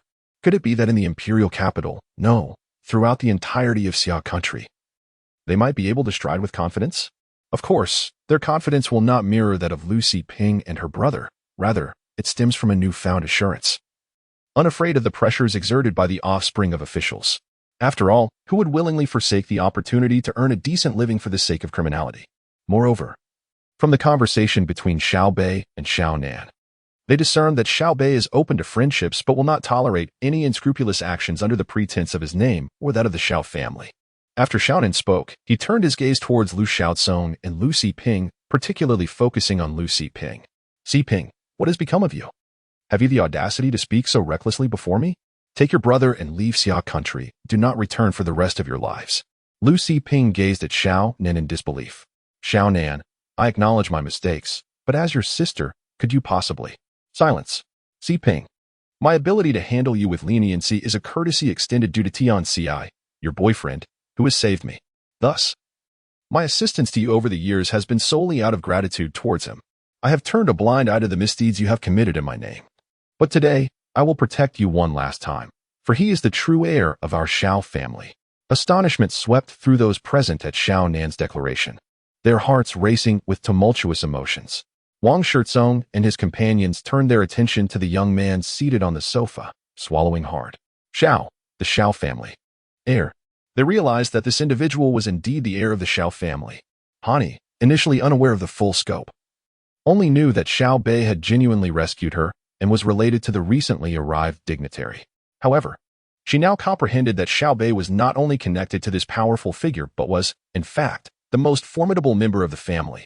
Instantly, a ripple of intrigue appeared in Hani's gaze towards Xiao Beih, as she marveled inwardly at what an extraordinary partner she had found. Lu Xiaolong suddenly knelt to the ground, trembling as he looked fearfully at Xiao Beih, understanding that his fate was sealed. Such a figure of influence would render the entire Lu family inconsequential. Lu Xiping, momentarily taken aback, subsequently cast a frightened glance at Xiao Beih, realizing that the young man before her was the heir of that formidable family. A bittersweet smile emerged as she addressed Xiao Nan. Thank you for your support over the years. I acknowledge that I have indeed overstepped. I will heed your advice and take my brother abroad, never to set foot in Xia country again. With that, she grasped Lu Xiaoyong's hand and bowed in apology to Xiao Beih. Young Master Xiao, this matter was solely my doing. Punish me as you see fit. My brother is merely a product of my indulgence. Please spare him. Lu Xiping understood that whether she could leave today depended entirely on Xiao Bei's consent. Upon hearing this, Xiao Bei let out a cold laugh. If I lack this background today, would you have me completely at your mercy? Lu Xiping opened her mouth, intending to respond, yet no words emerged. Brother, perhaps we should leave it at that. Previously, his boyfriend, Tianci, saved me. Otherwise, I would have perished. Xiao Nan, observing the situation, contemplated for a moment before speaking up. Xiao Bei glanced at Xiao Nan and replied nonchalantly, this matter is not solely mine to decide. It rests with my friend. He then turned to Hani Rina and inquired, how would you like to handle this? Do not feel burdened. I am here for you. Hani Rina looked at Xiao Bei, nodded slightly, and then shifted her gaze to the trembling Lu Xiaolong on the ground, as well as Lu Xiping, who was bowing in apology. Though resentment lingered in her eyes, she eventually stated, let us proceed as Brother Xiao Nan suggests. Allow them to leave the country. Upon hearing this, Xiao Beih furrowed his brow. His inclination was to eradicate the threat entirely. However, he had entrusted the decision to Hani Rina, and thus he chose to respect her choice. He then coldly addressed the Liu siblings, "Leave now. Today, my friend is granting you mercy. But remember this, should I discover that you have returned secretly, I assure you, you will not see the light of another day." Chapter 100. May I be your girlfriend? As Xiao Beih's words resonated, the farcical episode came to a definitive close. Lu Xiping cast a final glance at Xiaonan before departing with Lu Xiaoyong, a sense of despondency enveloping her. Once the duo exited, an eerie silence descended upon the private room, primarily due to the presence of two elite scions from the Xiao nation. One of them was none other than the esteemed TZ of the Xiao family, poised to become the future TZ of the Xiao nation. Consequently, none dared to break the silence. Even Wang Shirtsong and his companions exchanged glances, shaking their heads in a bittersweet acknowledgement. They were acutely aware that Xiao Beih's background was anything but ordinary, yet they had not anticipated the true magnitude of his prominence. Well then, shall we continue to linger here, or would you prefer that we find a more suitable venue to converse? Xiaonan inquired, gazing at his cousin seated on the sofa, a subtle smile gracing his lips. His curiosity about Xiao Beih was palpable. Having been away from the Xiao family for 18 years and raised as an orphan, the records indicated that his life was quite unremarkable until he entered university, where he flourished remarkably, showcasing exceptional talent in investment and finance. This revelation did not astonish the entire Xiao family, for Xiao Beih's mother, the elder aunt of Xiaonan, was a figure of considerable achievement, rendering it entirely plausible in their eyes. "Cousin, that sounds splendid. Let us find a place to chat. However, I must first escort her home," Xiao Beih remarked, glancing at the enchanting Hani Rina, who was seated beside him, hand in hand. "Ha ha ha, very well. First, let us return your young lady to her abode, and then the two of us can engage in a more thorough discussion," Xiaonan declared, his gaze lingering on the captivating young woman beside Xiao Beih, clearly impressed. Hani Rina, still in a state of bewilderment, felt a warmth creep across her cheeks upon hearing Xiaonan's words. Xiao Beih refrained from elaborating on his relationship with Hani. Instead, he naturally intertwined his fingers with hers. At that moment, Wang Shirtsong and his companions approached. "Beih, Xiaogu, I never would have imagined that you two were brothers," Wang Shirtsong exclaimed with a grin. "Indeed, I must confess, I was quite startled earlier, Beih. Who would have thought?" Qinfen remarked, eyeing Xiao Beih with newfound respect. "Ha ha ha, this is splendid. We are all kin now," Tanghua chimed in, brimming with joy. His elation stemmed from the fact that their family's business was now on par with that of the Liu family, previously bolstered by Xiaonan's backing. The Liu family had overshadowed them in every bidding endeavor, leaving them with no allies unless they turned to the larger and different families, who either dismissed them or demanded exorbitant prices. It was evident how dire Tanghua's circumstances had been in recent years, with only the Tangchen Yipin being a noteworthy asset of their conglomerate. However, the tides had now turned, with the Liu family no longer under Xiaonan's patronage. Their business held no competitive edge against Tanghua's enterprise. Moreover, he now counted the TZ of the Xiao family among his friends, at least in the future. One can conduct business with stability, free from the fear of malevolent spirits. Upon hearing this, Xiaonan glanced at the three individuals with a smile. He refrained from saying much, yet he would not proactively seek to befriend them, as these were Xiao Beih's resources. As an elder cousin, he truly disdained the notion of competing for them. However, the crux of the matter remained. Xiao Beih was paramount, for his return signified the unification of the third generation of the Xiao family. Xiao Beih smiled at the three and said, "Brothers, let us converse on another occasion. For today, this shall suffice." "Very well, Beih, there is no rush. You attend to your matters. I'll be in the Magic City for a while, so there will be ample opportunity," Wang Shirtsong replied with a grin. If Wang Shirtsong had previously perceived that his family's strength was comparable to that of Xiao Beih's, he would not have been so courteous. However, now enlightened, he understood the necessity of politeness. One must hold on tightly to such a significant ally. This sentiment was shared by both Qinfen and Tanghua. After bidding farewell to the trio, Xiao Beih departed alongside Hana and Xiaonan. Once they left, the three remaining in the private room exhaled a collective sigh of relief. They then turned their attention to the woeful Guanlan, who looked utterly beleaguered. "Boss Guan, how could you have erred so gravely?" In truth, Boss Guan had no choice but to navigate the situation delicately, as he could not afford to offend either side. The three gazed at the disheartened Guanlan, who was equally displeased. He lamented the lost opportunity to align himself with a powerful benefactor, directly soaring to success. All because of the Lu sisters. At that moment, he felt an unspoken bitterness. From this day forth, I, Guanlan, shall have no dealings with the Lu family, he declared, his frustration palpable. Then, a thought struck him, and he turned to the three, saying, "Esteemed gentlemen, I implore you to assist me. What Huazi said is true. I had no alternative." Guanlan lamented, still hoping to mend fences with Xiao Beih. After all, ignorance had clouded his judgment until now. Wang Shitsong exchanged a glance with Qinfen before responding, "Logically speaking, we should not assist you, as we are not yet well acquainted with Beizi. However, should our paths align in the future, we might put in a good word for you." Qinfen chimed in with a smile. They felt a tinge of sympathy for Guanlan, who had been unaware of Xiao Bei's true identity at the time. Their support for Xiao Beih stemmed from their ability to extricate themselves from the situation, a luxury that Guanlan did not possess. After leaving the golf course, Xiaonan spotted Xiao Bei's Lamborghini and was momentarily taken aback, followed by a wry smile at his own Audi A6. "You truly have it better as a businessman. Unlike your elder brother, who struggles." Xiao Beih was well aware of the point Xiaonan was making. As a politician, even though the entire political arena knew the Xiao family was financially secure, one must still avoid excessive speculation.